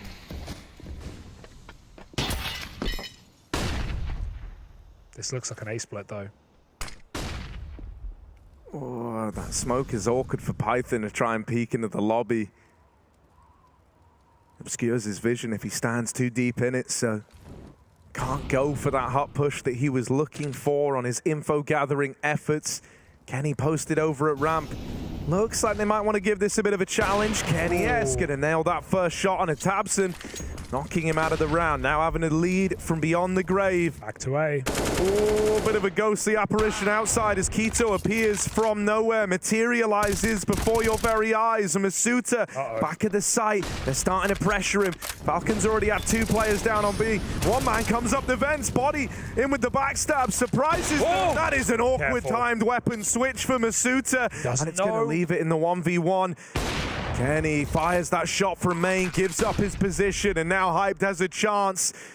Bomb planted, but this one will be decided by the fight. Kenny's moving in with the backstab. Hype looking the wrong way. Kenny hoping he gets given this, and he will. Hype swings it wide, and Kenny S with that retrieved AK wins the clutch to find a round for the Falcons. Finally provides. He had to win that one, Harry, or that would have honestly been GG, right? When Kenny's going down to the opposing AWPer in a 1v1 this late in the game. Hype feels the pressure, and you can see it. He moves round the site, and Kenny just backs up and puts distance. Dude, I can't believe that play from body as well. Like, you know, what a knowing, you know, it's kind of all or nothing at this point. You really just have to try and make a play. Sails, soars up the ladder, and comes in with that backstab. Falcons still in with a chance here. 9 rounds. But they've got to start chaining them together now. If they want to make this a long series, if they want to stand a chance on their map pick. Another instant wall. Falcons don't panic. They do drop man down the vents, but this is an A-pop right now for Big. Oh yeah, and MBK, even though he keeps it even, even though he keeps it in this 4v4, gonna need a little bit more from the man behind the site. Kenny S with that AWP. It's him and MBK. It's all him and MBK in this round. Two French legends trying to make it happen. Kenny S got his taste of blood in that last round, and now he can't get enough. Just Crimbo left in this clutch. 1v3, bomb on his back. That orb shot was shockingly close in through the heart. Impacts on the wall next to him. Crimbo trying to drop down the vent. It's not the safety net he thinks it is. Body lurks there. Didn't you learn anything from that last round? Yeah, he dropped instantly when they threw the door nade. Got a bit of spam off and fell to B because of big outside smokes. Something that should remain in the back of your mind when you play, you know, nuke T sides, like who is dropping. And that will often depend on the timings you throw smokes and what you leave unperturbed. Awkward round for Big, who got the A entry they wanted thanks to Keto. Still didn't get them in the round though. Big have been lacking that opening kill power. Everyone kind of middling of the pack. That's a drop for Keto. That's a way to start a round. Finds Python on top of the hut roof. There's a second look. That's a nice flick. And 3 kills in an instant for the Falcons boys. 4 on 2. Bigger in the sight, although they don't know it. Crimbo's again full blind. And he'll get traded, leaving just one man. Favin, is he up for the clutch? Oh, he certainly seems to think so. Favin on his way there, but Kenny S puts a stop to it. And over the course of these last few rounds, Kenny S has found his impact. He has found his voice, starting to make this happen. I think that crouch for Favin ruined the 1v3. I think he actually headshot Kenny, but he crouched and the bullet hit the box. He did a lot of damage for one bullet. That looked on it for Favin. He was on for it, but Kenny, again, as you said, saves another round. Okay, it wasn't a headshot, but yeah. The impact definitely got sucked by the box.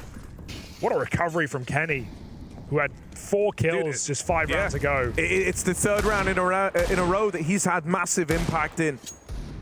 And that's so reassuring. Yeah, it's what you're waiting for. Sometimes it just takes one. Remember who you are. And look what they've done. Finally, Big broken. We were at the point where if Hyped won that 1v1 to Kenny, 14-8. Yeah, this should have been over, right? This should have been over. Kenny S has kept it going. Kenny S has kept Falcons in this. They need to do right by him. Ooh, Hansen down to get tricky with the door. Surely. MBK really wants to force that fight, but he knows better. He knows that while that door's on, at least he's got a bit of a safety net. Boosting over red, but Kenny... Oh, just going to unscope. Misses the timing on that run boost completely. And actually, everyone gets down. Now, they're going to hear the running. They're going to hear the footsteps. But Kenny's going to be a little upset with himself that he didn't get a chance to get involved. Still, Masuta puts them in boxes, and Kenny will get his time in the... Oh, never mind. Hang on. He's deked out of the round. Favin's still going to fall. It's all contained. They keep it under control. And that round was... finally one that Kenny didn't have to stand and deliver in, or else it was all GG. They do hold on to it cleanly. Losing a handful of players to the pistols to make it down towards B, but closing this gap up, that's the real object for the Falcons now. Just 1 round between them and Big. Yeah. As they've embarked on this 4-round streak, 3 of the rounds coming from the legendary French AWPer. Surely Big can't choke this one, right? Seemed like everything was going perfectly this game. And even first half, both pistol rounds converted as well. And Big with a 6-round streak to start their T side.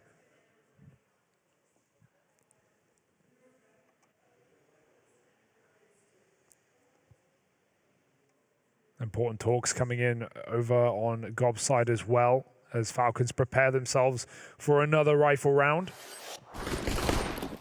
Hyped has the AWP.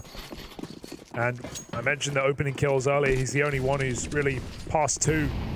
4 and 5 though, still in the negative. Good nades. Crimbo with a big opening kill. It's actually MBK pushing Hut there. Don't know if that was with a flash though. Something Falcons have been adopting a few times this half. Keto takes a lot of space for no smokes. Look at the gamble. They go down the vent. They come back up. Cycle smokes. Util lands late. Is Keto going to use this to get Garage? No, the rest of the team are going to move behind it. Luckily, there's no one playing it because using 2 smokes for that big of a margin, there is a slight gap. Big are aware of the possibility. They risk it for a biscuit. I'm terrified for them, man, on this cross. Luckily enough, no one from the Falcons here to punish. Oh, that was real tight margins there. They get a lot of bodies down towards Secret, but Falcons do take the precaution. They rotate a second player down. Python here playing this crossfire with Body. He can wait for Body to make contact. Look to play this bait and switch. Oh, the timing on a lot of these napalms have felt awkward, but Python there gets out with a double. That is exactly what was demanded of him in that scenario. You wanted a 2-for-1 because now he's found you this path to the equalizer. Suddenly, Body can dedicate to defending the B site, leaving 2 over on upper. Kenny is holding for this vent rotate. It's not going to be as free as Big Thing. And Crimbo's going round the world, man. He didn't go for the main play while he had a chance. He wants the whole enchilada. He wants all the glory. Are Big even going to commit on B right now? It looks like they might. They're putting a lot of pressure on, and they're getting hounded down. Forget the strat. It's pulled out from underneath you. And Falcons will do it. I don't even know if Big wanted to go B there. The thing that's so wild, because I don't think they necessarily did. I think a lot of it, they were giving Crimbo room and respect to see what he could get away with on this Heaven Wrap. And that's where Falcons, when they go back and they rewatch this game and they see how close they came to that round getting stolen away, it was the perfect timing to drop down the vent. And man, you know, I got to give Falcons a lot of credit here as they're embarking on this comeback. It feels like in these moments where quite a lot's being demanded of you, be it in terms of, you know, making a bit of a gamble, making a bit of a read, or having someone have to step up individually, whether that's denying a clutch or multi-killing. It feels like they are just meeting those expectations. They are just meeting what is demanded of them in this game, and it's keeping them in this. It's a very proactive play from Falcons, without a doubt. And that's what's kept them in these last few rounds, Harry, because Big went on a streak of 6. Falcons are now up to 5 on the CT side, leveling the playing field now late into the map. Hey, they won the first half all that time ago. But that big streak goes back the other way. And you can see the stress on Tabson's face as well. He's been doing all he can. Top of the team, second in the server.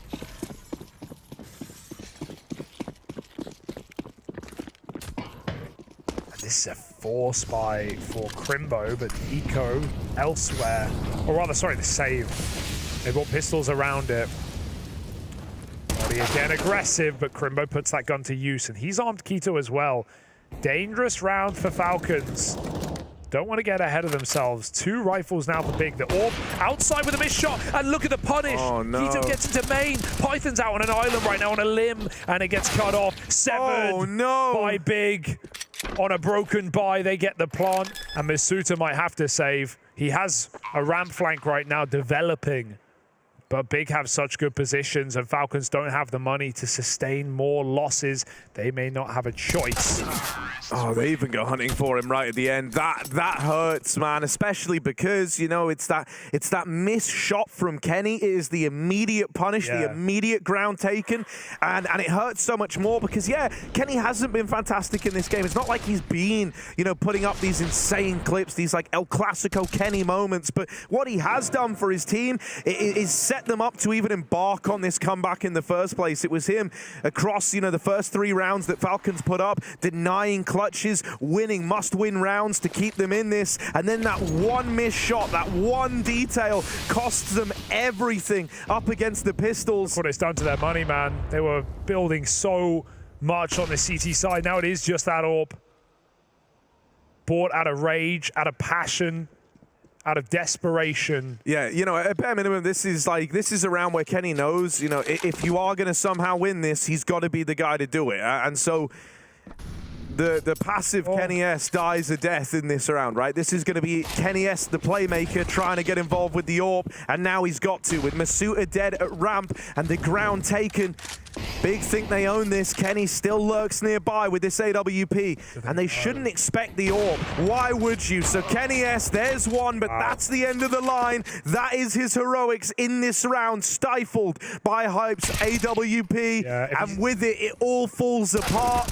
Big up on a 15 as there's nothing Falcons can do here. He looks so jumpy in this round, constantly rotating. If he stayed on that close ramp angle, he would have had more options to take shots and fall back, but instead stuck in a position where even getting 2 would have been a miracle. A hyper important trade from Hyped, and Big are getting exactly that as they find 15 on their opponent's map here in this best of 3.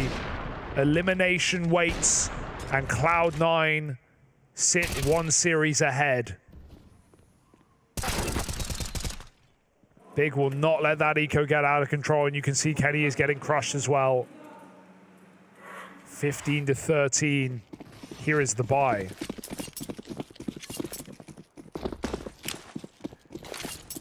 We need to go back to the old reliable Masuta, MBK, the players that started this series for Falcons on the right foot. Or body. The guy who made them competitive in the groups in the first place. You will find that 5-on-4. Dry walk outside. Did not go well for Keto. But Big will give it another go, perhaps with smokes. Dude, the thing that's just so wild is, you know, it's the opportunities and the shots that you miss that cost you rounds. They're the ones that stay with you. You know, Kenny ain't going to be reflecting on how, I got this all started on some 3-round comeback for us. I won those 1v1s to put a stop to Big early on. What's coursing through his mind right now is how he had that AWP in the Hero AWP round. He couldn't deliver, how he missed that shot up against the Pistols to have it all start falling apart. Falcons, they're a man up here, but they've got to stand and deliver, and at least Body is providing. He's trying to be that guy. Ooh. Trying to be the hero that the Falcons so desperately need. And now he's knocked out of the round. MBK with him as well. Into the 3-on-3. Kenny S has retrieved an M4 and looks to hold down Hell, at least disallowing this split through the heavens into the A site. Good real estate to own. They want to try and pressure outside, and they will catch Faven with that bomb on the cross. Masuta continues his reign of terror, but it's not enough. Crimbo with the round, with the clutch that sends Big 1-0 up in this series, one step closer to facing off against Cloud9 in that BO3 for the last remaining challenger spot. Winner of that going on a face phase, my word.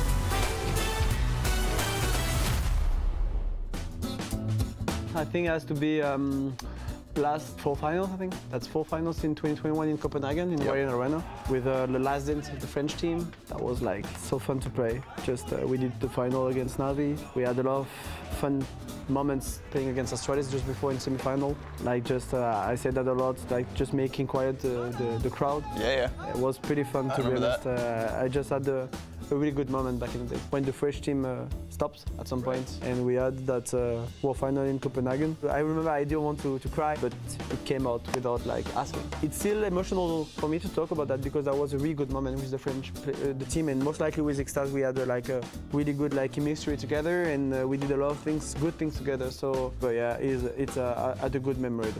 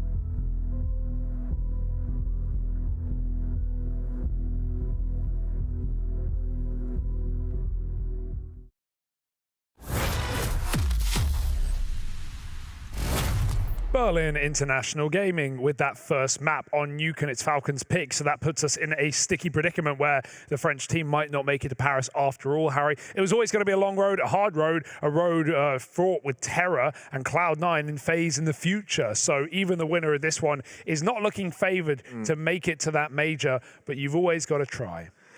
Yeah, man, you know, it's such a sad way for it to fall apart, right? Because for Big, there was this inescapable feeling that they were kind of looking for this one round to bring them back into it, right? And I don't know if they were expecting that one round to arrive in a round where, you know, that they mostly had Deagles to work with, but that's what ended up happening. And, you know, it was all predicated with one unfortunate miss shot out of Kenny S's AWP, leads to them spilling in through main, finding that timing on the main split. And from there, they didn't drop around. On the build-up to that, Kenny had won a couple of tight 1v1s to keep Falcons in the game.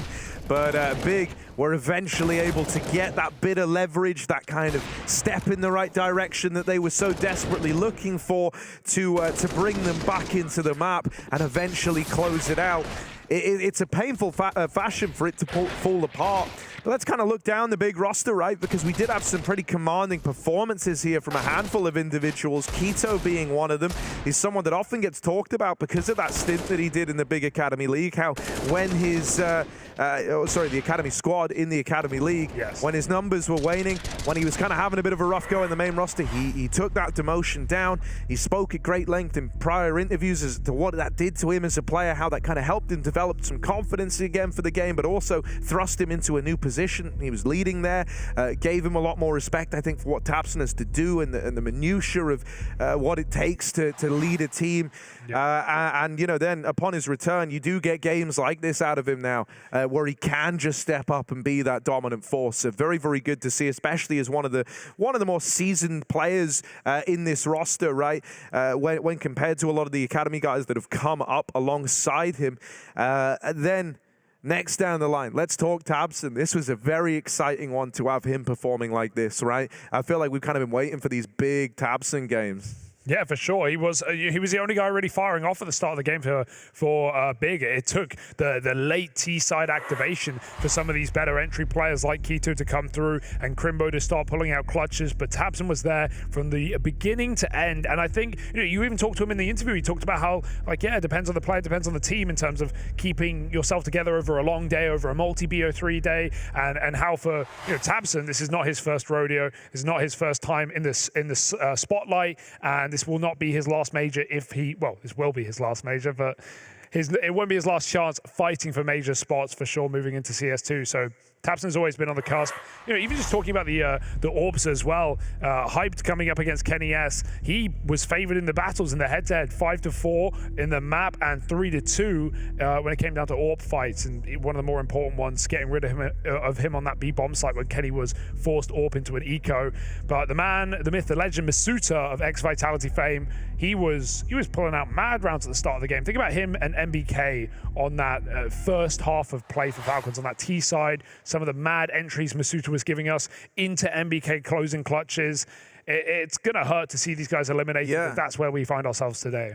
Yeah, I mean, you know, it looked like a perfect storm almost for Falcons to find success here, right? Like, you know, Body, someone who was instrumental to them in their run through the group, was a little quieter than maybe you would have liked, but it felt like it didn't matter early on because you had Masuta and MBK kind of matching that firepower up for the task, only to have, you know, the struggles start to show for Falcons as this one went on. Yeah, and pulling out some of the things that you talked about in that game, right? 25% pistol win rate for this team in Group A. That is a poor number, and that kept up in this game today. To think Falcons won that first half, 8 rounds on the T side, and they didn't get a pistol. They didn't win a force buy. They didn't Big converted both pistols. They even went on a 6-round winning streak off of the second half. Yeah. How are you even making games competitive with a pistol rating that low? It links back into what we were saying when we were talking about the pistol stats, and we said, Harry, like, man, you know, if this ends up being a close map, if you lose this in the 29th round, if you lose it in the 11th hour, it's going to feel like, man, if only we did get one pistol and have that chance to convert, would have been a whole different story. So, you know, Big, they pick up Falcons map pick.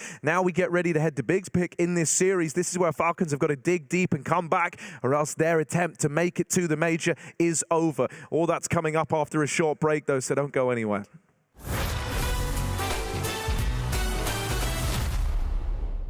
Okay, so I have 5 rounds, and if I nail someone in the first shot, I'm gonna walk out the door. Flusher is the first guy I'm gonna get. No, it was not Flusher. Let's start with Simple as the first guess. Let's try. Okay, let's type Monte, okay? Let's start with him. I heard he's a really good player. Okay. So he's from Europe. And he's young, it seems like. Let's try. I'm gonna go further down south. I'm going to say Kenny S, because I'm gonna try and see if I can hit an Arbor. And I guess I can go for Saibu, since that fits. So he's from G2 and it's an Arbor, so I'm kind of close. G2 and he's an Arbor. He played the last 2 majors. Monte, alright? I just have to go for Manesi here, I think. But Manesi is Russian. Wait, what? Well done. What? Is Russia part of Europe? Wow, I'm actually insane. I told you before that I'm a really good player.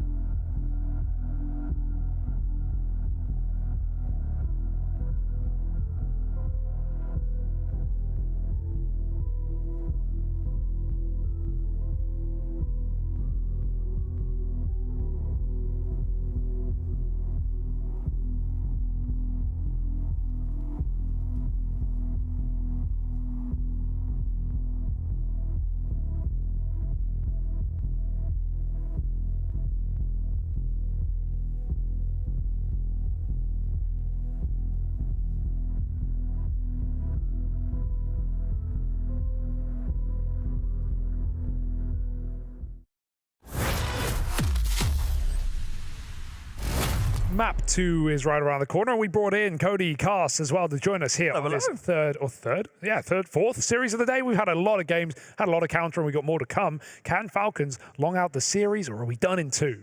Do love some counter, especially towards the end of the day. I mean, it's going to be an interesting one, right? Falcons, they had some nice flourishes throughout that game, but it didn't look too convincing, Harry. Yeah, you know, I mean, it's a very weird feeling. You can see the folks at Unicorn don't fancy Falcons' chance of the comeback.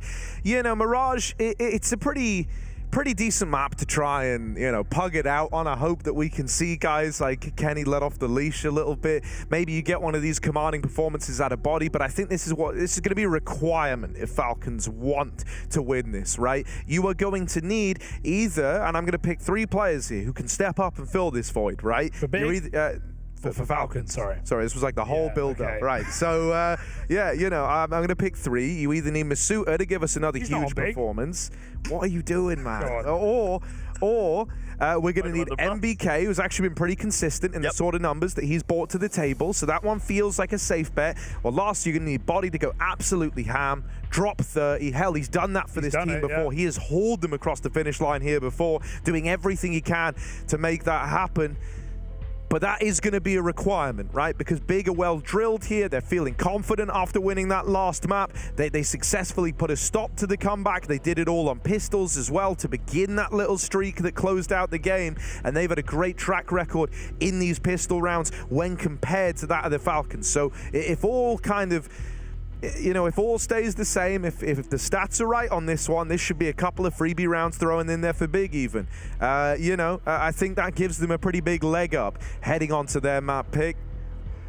It's quite interesting if you compare like the bottom fraggers on both teams, like Hyped, of course, 17 frags to his name, so outperforming both Kenny S and Python. But even though it's 17 compared to like the top frags of like 26, 25, Keto and Tabson, how influential were those kills across that entire nuke? They were just impact frag after impact frag. And even though he went negative, he doesn't care. He's on the server, he's feeling himself. The young gun still able to put up the kills. We are going to be jumping into Mirage now, and well, maybe some Puggy styles, maybe some regimented play. Who knows? T side for Big, CT side for Falcons. Let's kick this one off. Oh, they've got a Harry on their team. So, wait, is that?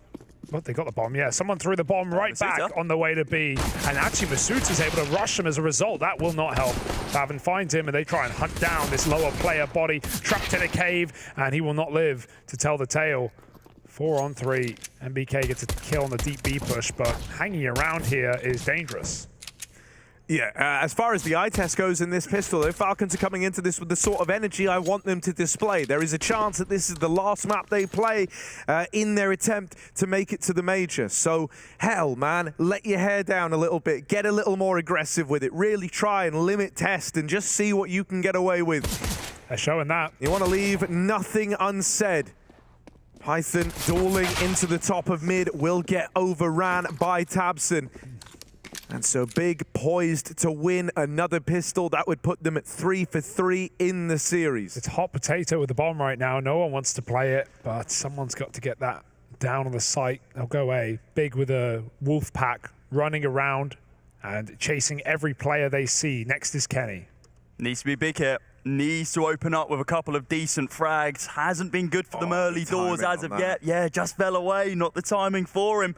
Is he going to go for the swing? He does and gets dinged absolutely instantly. Down to 9 HP, bodied by Keto, and now just MPK.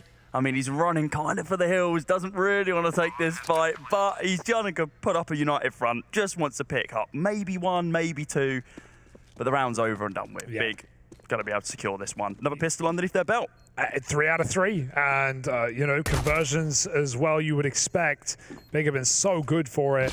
MBK tried to save him a CT pistol and they hunted him down or back on nuke. He won't allow that to happen. He goes out on his own terms, but a backstab still. And Big with a convincing pistol round. They were a little late to be. It looked like they wanted to go for a pop, but fiddling around with the bomb, and the kills kind of came to them.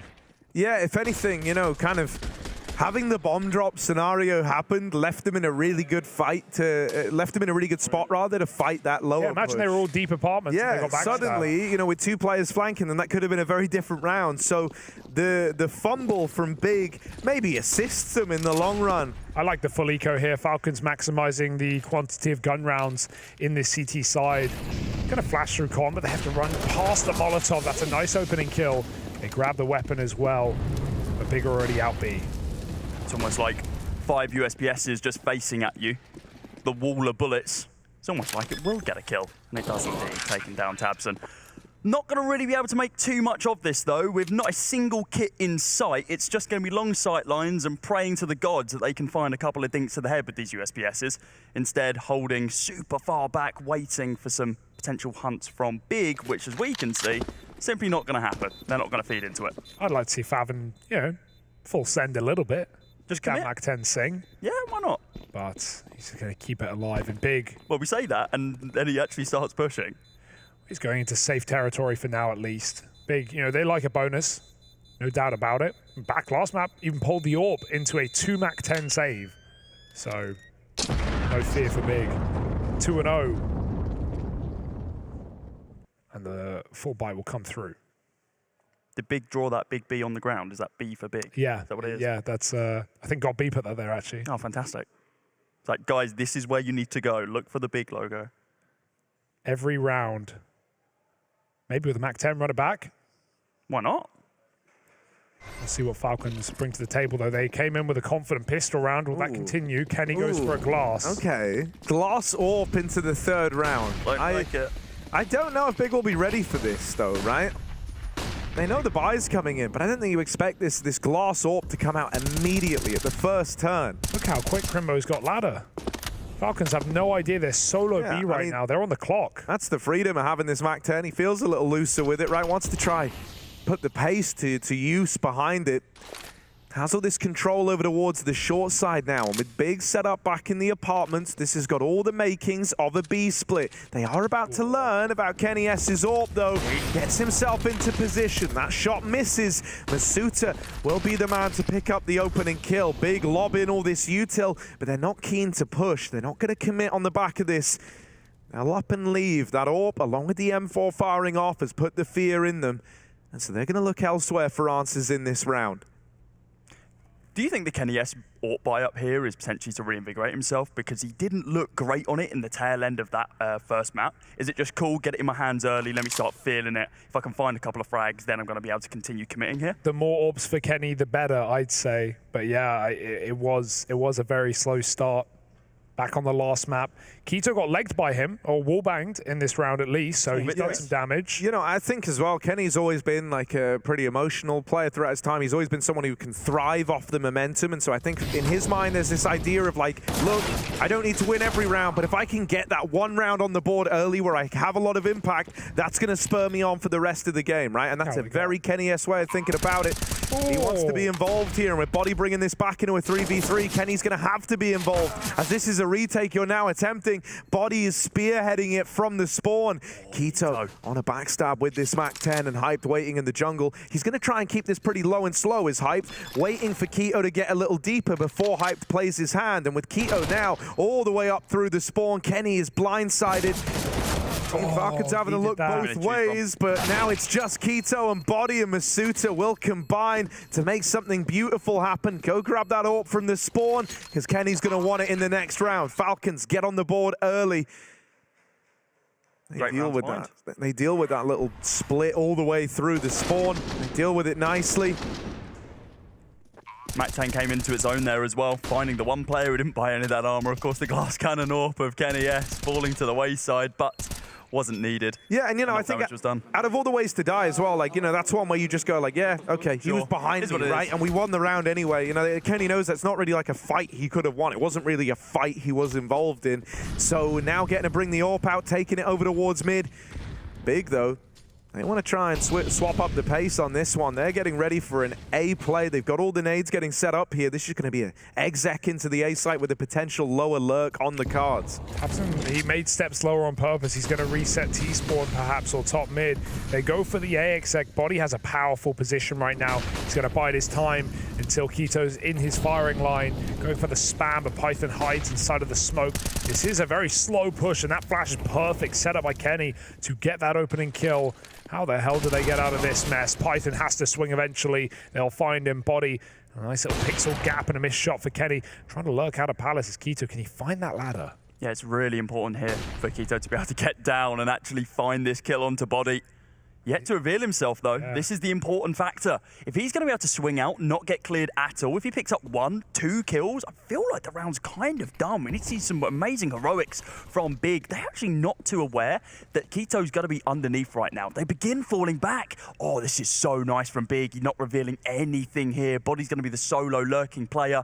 And as they push out, are they even going to think about clearing this angle? I don't think they are. Oh, he reveals himself. You can't whiff those ones. Finds 1 kill, but Hype's there for the trade. A bomb site completely open. And they can still double fake. tabseN, if he can start to make noise at B, this might still draw players back. 20 seconds. If this is the backstab, it might be too little too late. Everyone's here in jungle. Hype throwing utility. They are waiting for tabseN, but they have not got a lot of time. This AWP on the cross, that molly is going to do nothing to stop Kenny. He hits his shot. Masuta follows up, and tabseN is lost to the hands of time, putting Falcons back on the board with 2.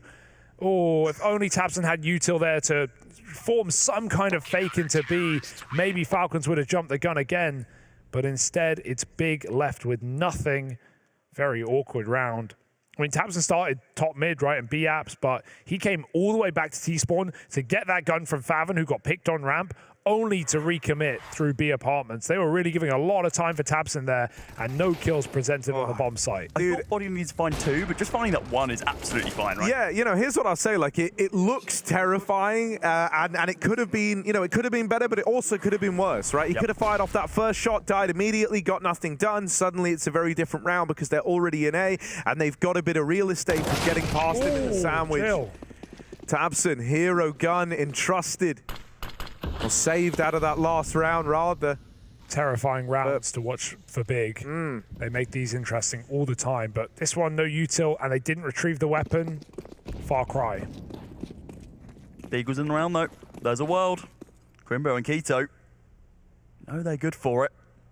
It needs to be some swift openers. Can't be laboured at all. Oh, Pyjamas gonna be ready for it though. Damage already gonna be down to Tabson. Easy couple of frags. Does get taken down on the wayside though. Keto and Hype's picking up the pieces, but it's not gonna be enough for them to be able to convert another round. Falcons move themselves into the lead. 3 rounds on the trot now. Looking pretty good, but we should now be seeing a buy coming on out from Big to make it a little bit more convincing. Time is nigh. Yeah, it won't have all the little bells and whistles, though, right? You are going to be lacking an AWP, and so they actually don't elect to go for it. Yeah, not the first time we've seen them make this decision. They did it back on Nuke as well. Big, very much a team that like to have everything. You know, even back when Searson was in this team, there was a real priority of making sure that your AWPer has an AWP in their hands, and sometimes that can completely make up Big's mind for them. Nice B rush. They're going to come in with a fast B play here. Still a chance to do damage with the partial investment, and they catch that opener onto Masuta. Fall blind at the hands of Crimbo's flashes. Kenny spamming smokes, hoping that he can find something on this AWP. His body swings out wide from short, just getting himself back in. His teammate falls. This AK put in the hands of Favon goes to work.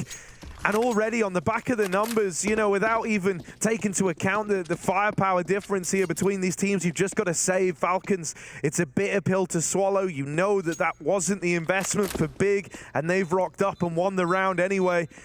Ultimately, that just comes down to, you know, one man at the B site having to go huge, and Big's util is good. It makes life hard for Masuta. He tries to take a very safe cross, like, let me rephrase that. Tries to take dangerous routing to a safe destination, right? Wanted to get all the way back into the market, set up for a retake.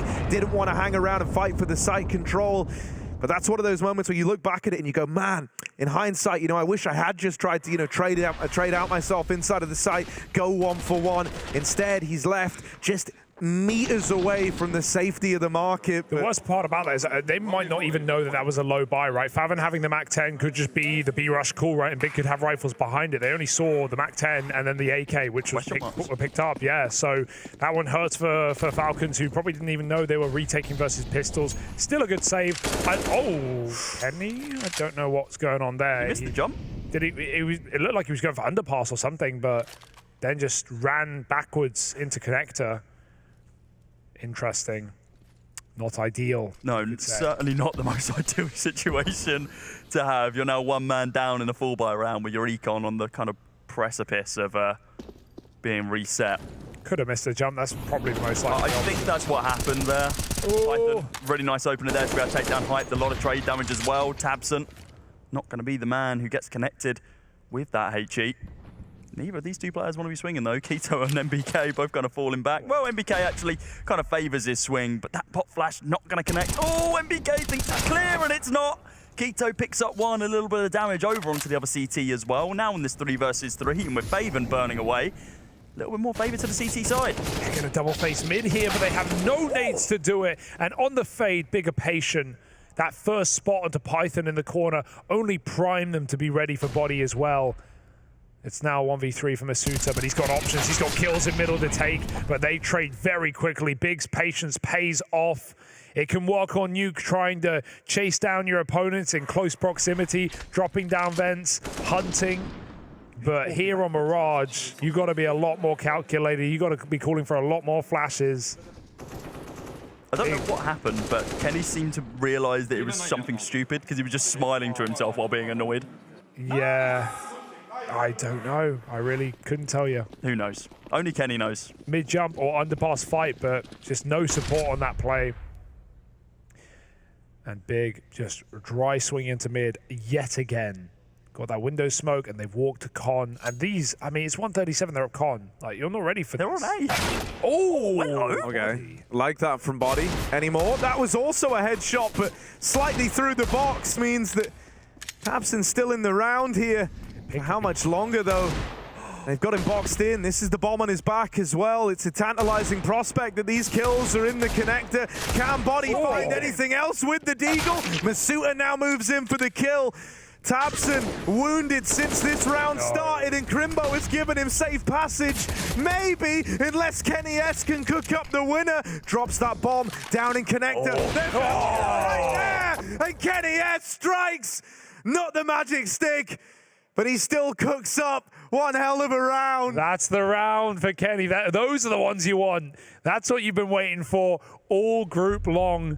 All week long. That was like one of those moments where Kenny finally, he's thinking like, oh, the CS gods have finally smiled down upon me again. He wins that fight to Tabson. He looks at his feet, and what gun is there? Oh, it's the AWP, Kenny's right-hand man, and he uses that to win the 1v2 on an eco round for the Falcons. Yeah, I mean, Kenny holding angles and trying to react, boring. Kenny with a millisecond quick scope. That's the Kenny I know and love. The shot so fast that you never see the black outer screen of the scope. That was a retro Kenny play for sure. Yeah. One for the history books, one for the throwback. Blow the cartridge and put it back in. So we all still in con, man. Like, come on. We can all feel that one deep down. Crimbo, shutting out Crimbo in clutches. Hey, he ended the map on Nuke with a 1v2. It was almost a really sick comeback from Crimbo there. Clutch kid.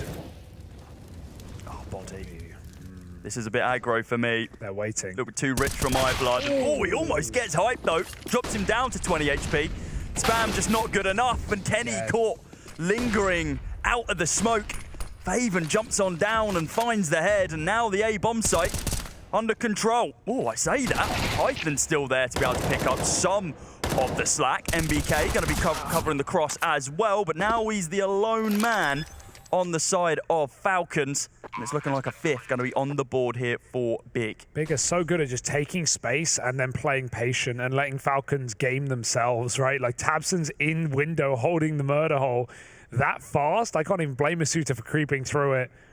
And yeah, an overwhelming round from Big. Some nice entries. Kenny just caught again, fighting lower. Sure, he had his teammate taking top mid, but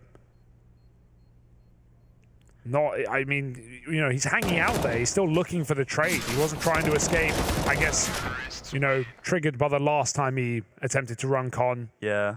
Big were always going to trade that kill. I would like to see him play these more kind of passive angles, like the ones we saw. That was really nice and hyped, actually. It's really lucky to not get taken down by Body.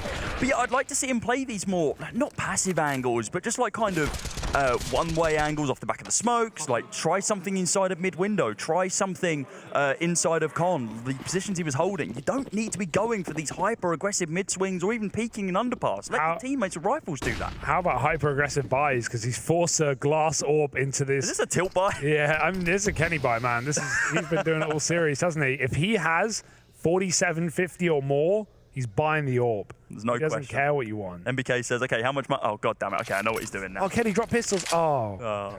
We wanted the Eagles, man. No. I buy glass cannon. Don't worry. Well, let's see if he can make it sing. He's in the right place right now. They're setting up full smokes, though, so Kenny's got to make a decision. Play in front or behind, the latter of which will leave him lacking. Kenny S behind triple. This is, where a flashy AWPer can thrive. Molly, though. Molly's going to make life awkward for him. Kenny burns in it for a moment, still hangs around here, but a shot sails past him. Just saying. And that AWP, it might be best running for the hills. Masuta, Kenny might not have been down to save it, but Masuta certainly is. He'll up and leave with that AWP. Just look to get out of the round with something still intact for the Falcons. We talk about Big's util, and that round is another example of it just being perfect. They counter every playable position on A, and especially considering, right, that AWP was like the big ticket item, and you saw how hard life was for Kenny. He was mollied at the first turn, brings him down to 40 health, full flashed on a peek out to try and take an aggressive angle into the ramp, has one chance, one shot with the AWP, and that shot falls short. Goes back in a CT to assemble the boost, dies to the nade. At every turn, the util was so punishing from Big. Yeah, a flawless round. Perfect grenades, 6-4. And sure, the AWP is saved, but there's still no money left for Falcons. They've got to take a full eco around this big green. Timeout's been called. I think it's from the big side as well. Just want to take a moment. Yeah, looks like it is. What's that, just a celebratory round? It's like, yeah, good job, guys. That was really nice util usage. Gob's always getting ahead of it. He's not going to leave it till it's too late. He's going to make sure Big stay focused, stay in the game, stay ahead, stay winning. I like that he's making himself present as well. Instead of just sitting back and just kind of chilling and talking to them through TeamSpeak, he's actually getting next to them and like looking at them, having these conversations, laughing with them, and actually kind of being more involved. And what some of the other coaches we've seen do. Definitely, I wouldn't say underrated because we give him so much credit, but definitely one of the more active coaches, yes. In the game. Sure, Big have always been around. Never walk as well. Yeah, Big have always been around the top 20. And God B, I think, has been a large part of that, helping bring up some of these younger players. We even have academy players, in the academy squads, talk about the cohesion between, in the big house, and I don't mean prison, but in their, facility in Berlin, the cohesion between the main team, the academy team, and how God B is a large part of that. Very important. They'll pop out A here against the eco, and they give no warning this time, but maybe they should have. Body sounds the alarm with a double D, dead after the second, and Kenny's nowhere to be seen with that AWP. His teammates are being picked apart. It might have to be that save. Kenny bought armor here anyway. Masuta goes through. Can he tempt them in? Beckon Kenny to make a play in a 2-on-3 down. But, this is not 2015 anymore. The meta is well established. This is an unlikely scenario for Falcons. Masuta needs to find at least one deke here. If he can find a kill, then maybe there was a world, but it was way too late in the round. No kits available either. They just have to fall back. Yeah, locked out of it. The decision already made on Big's part, right? The moment they don't face you in the 3v2, they don't give you a way back in. You were always destined to save this one, so that AWP carried forward.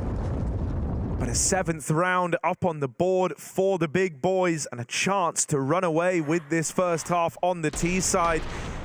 This is in spite of some good rounds from Body, or at least, some good chances that he's affording to the Falcons. Body Deeg currently sat at above 100 ADR in this game. He is giving it all he's got, right? And, he was one of the guys who I said, like, if you get a big performance out of him, maybe there's a chance. All right. But when one Falcon looks to get involved early, Body really feeling the pressure to try and turn the tide in these rounds. He takes that comp peak and is nailed by Hyped on the AWP. An early 5v4, a rough way for it to go. The start dropped out for the Falcons. And so now it's down to the men left behind. Those are the worst deaths as well, because even though Hyped was trained on the angle, was probably going to shoot anyway, the flash only forces his shot. And Body, you see him blind, you see that little kill feed icon. It's in the crosshair. Yeah, it just hurts. Kenny also knocked off his perch. Falcons trying to sink their claws into some position here, and Python may have got something. There's a world that Crimbo just one-taps him here, though. I mean, Crimbo's so good for it, but no, Python ready and waiting. A little bit too aggressive for Crimbo to be expecting that one, which makes sense. It does. Go. So many more. What else can they find off the back of this one, though? 40 seconds remaining. A Python, another off angle being held. Just run dry around, it would seem. Didn't want to reveal himself off the back of the reload. Kenny S needs to go big here. Right. Finds Tabson. Going to be now down in that AWPing 1v1 against Hyped. Hello, goodbye MBK. Get out of this round.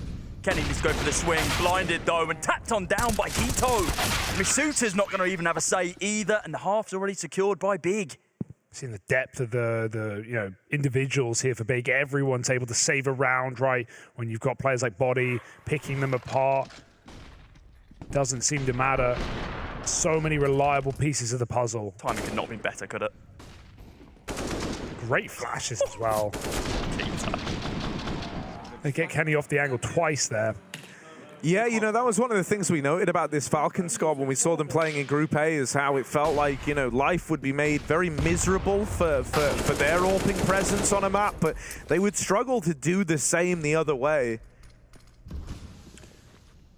Often it feels like Orpas have a great degree of freedom versus this team.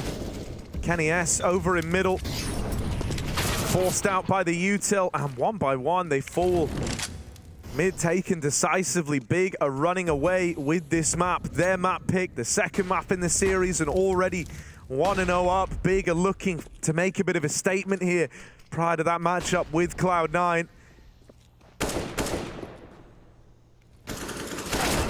Thompson gonna fall. Kenny S delivers the SMG in his back pocket, still offering up some resistance here. Body is flanking through the apartments, and he's given enough time to get involved. Still in with a shot here are the Falcons. A bit far removed. One of these big players lost on this lurk, and the bomb in the B site. They're dedicated to this one. It's whether or not Falcons can realize that there is this market player. Not looking for sales, he's looking to make a withdrawal from the round. The backstab in, Body dead, and Kenny having a turn on a dime. Got to deliver with the AK now. Flashes raining, and Quito swings on the back of it. So sweaty, even the way they play that 2-on-1. Great flank play, backstabs Kenny on the truck, and they just pepper him with bullets until they can find a flash that he must turn from. Oh, sorry, Body on the truck, and yeah, Kenny in the cubby. It's a nice round for Big. Falcons make it interesting, no doubt, but 9 rounds on this T side. We are running out of time for the Falcons. And MBK, the one guy who kickstarted the entirety of Nuke, the one guy who could pull two clutches very early in that game, is absolutely silent right now. 1-11, and Body continues to feel the brunt of the burden, the need to find openers, as he often does. Taking 30% for this team. He attempts it once more, taps, and that flash bounces back. It's not meant to do that, but I'll just slow him down while his teammate pop out a dry. Yeah, Python back in the spawn. Life's not going to be easy for him here, but he does have a gap on this smoke to play around. He's looking for the man in the sight. Won't spot a thing yet. Just trapped on the other side of this CT smoke, and the plant coming in for Big. 5v5 retake in at the A site, and Crimbo looking to make a play to tip the scales. Crosses into the jungle. Python might have opened, but it swiftly returned. Hyped is so good at nailing these trades. Feels like every single time Falcons think they found a way in, Hyped is there to shut them out, and this AWP keeps delivering in the post plant. With Fabin having crossed earlier, this round's teed up for Big. He's got them boxed in at the connector, and the last bullet dispatches of MBK. Masuta falls, and it is looking dominant for Big right now. Double digits locked in. Looking for that statement victory. And man, for MBK, someone who's been, you know, a consistent voice in this Falcons squad, someone who's been a dependable piece of the puzzle. You needed him to perform here, at least some semblance of the MBK that we saw in the Falcons RMR Group A run. But we're not getting that. He's 1-12, having a very rough go at it. And with Body stepping up, it's one of these big what-ifs. You know, what if MBK was a little more active, finding more impact? Could this be more? You feel like it certainly could have been, but that's not the world we're living in here. Big, dominant as hell. Body, so keen to get involved early, really trying to be that man making a difference. But over these last few rounds, he's been hard counted. He's been a source of these 5v4s that Big have found themselves in more often than not. And no good deed going unpunished here. Anytime Falcons find an equalizer, Big are there to tip the scales. Faven, oh my God, it's kill after kill, isn't it? It's absolutely brutal. Not given a single opportunity, and you're left with the two long-running friends, teammates in the form of Kenny S and MBK. To try and scrape back around here. 3 mollies. You stay there. You do not move, basically saying that to MBK. Getting shut out of the round, not been given an opportunity to find more than 1 kill so far. And you got to be thinking that MBK's got so much on his shoulders right now. He's got to shoulder kind of the burden of the rest of the team that's around him as well. He's got to make sure that he's helping them out mentally, and also got to try and find his own kills. Gets himself a second. This is the reinvigoration that we need to be seeing from MBK. With a single flash and only 17 bullets remaining in the mag of this AK, he needs to see if he can find something, but instead he finds an AK round to the forehead, and it is going to be Faven who closes it out inside of our first half.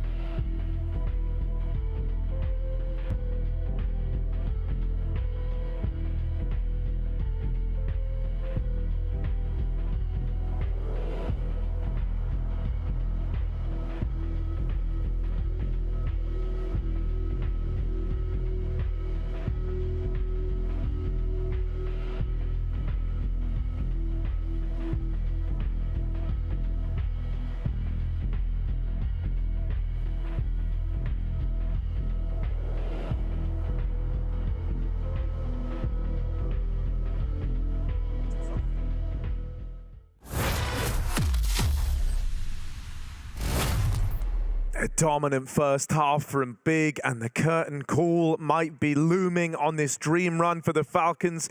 This last chance qualifier to try and snap up that last remaining spot in the challenges at the Paris Major.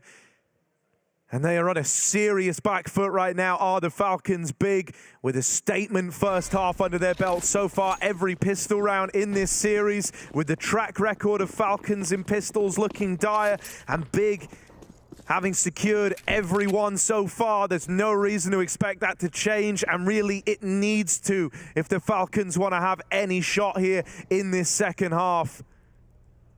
Quaddies for Big and a bait and switch to get him in. Favon beckons the Falcons into his bomb site. Will they bite? Kenny makes noise in middle with MBK, but this is all a bit of a ruse for what will eventually be a B hit. Geordie's up close. Crimbo looking for a kill for each of them. Oh, it's laboured, but he does find one for each. Looking for a little bit more here as well, but the swing on through. Python, blind, still going to be able to find that kill into Crimbo. And MBK inside of mid, taking down Favon. Now on a 3 versus 3, looking to be able to make it a little more level for the Falcons. They bring it back down to a 2 versus 2 with a tap there from Python.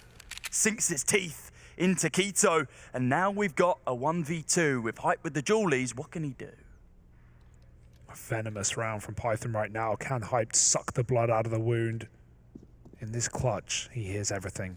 One on the site with the plant. MBK close bench. He closes the gap, the distance. Tries to take the headshot, and there it is. 1 bullet for Hype on a pre-fire, and that's all Big need. It's all they require to find 12. 4 out of 4 pistol rounds in this series, and Big have converted them all so far. It's all screaming Berlin International Gaming to go through to that next round, that next challenge, and it might be a French major with no French roster. Crazy to think, isn't it?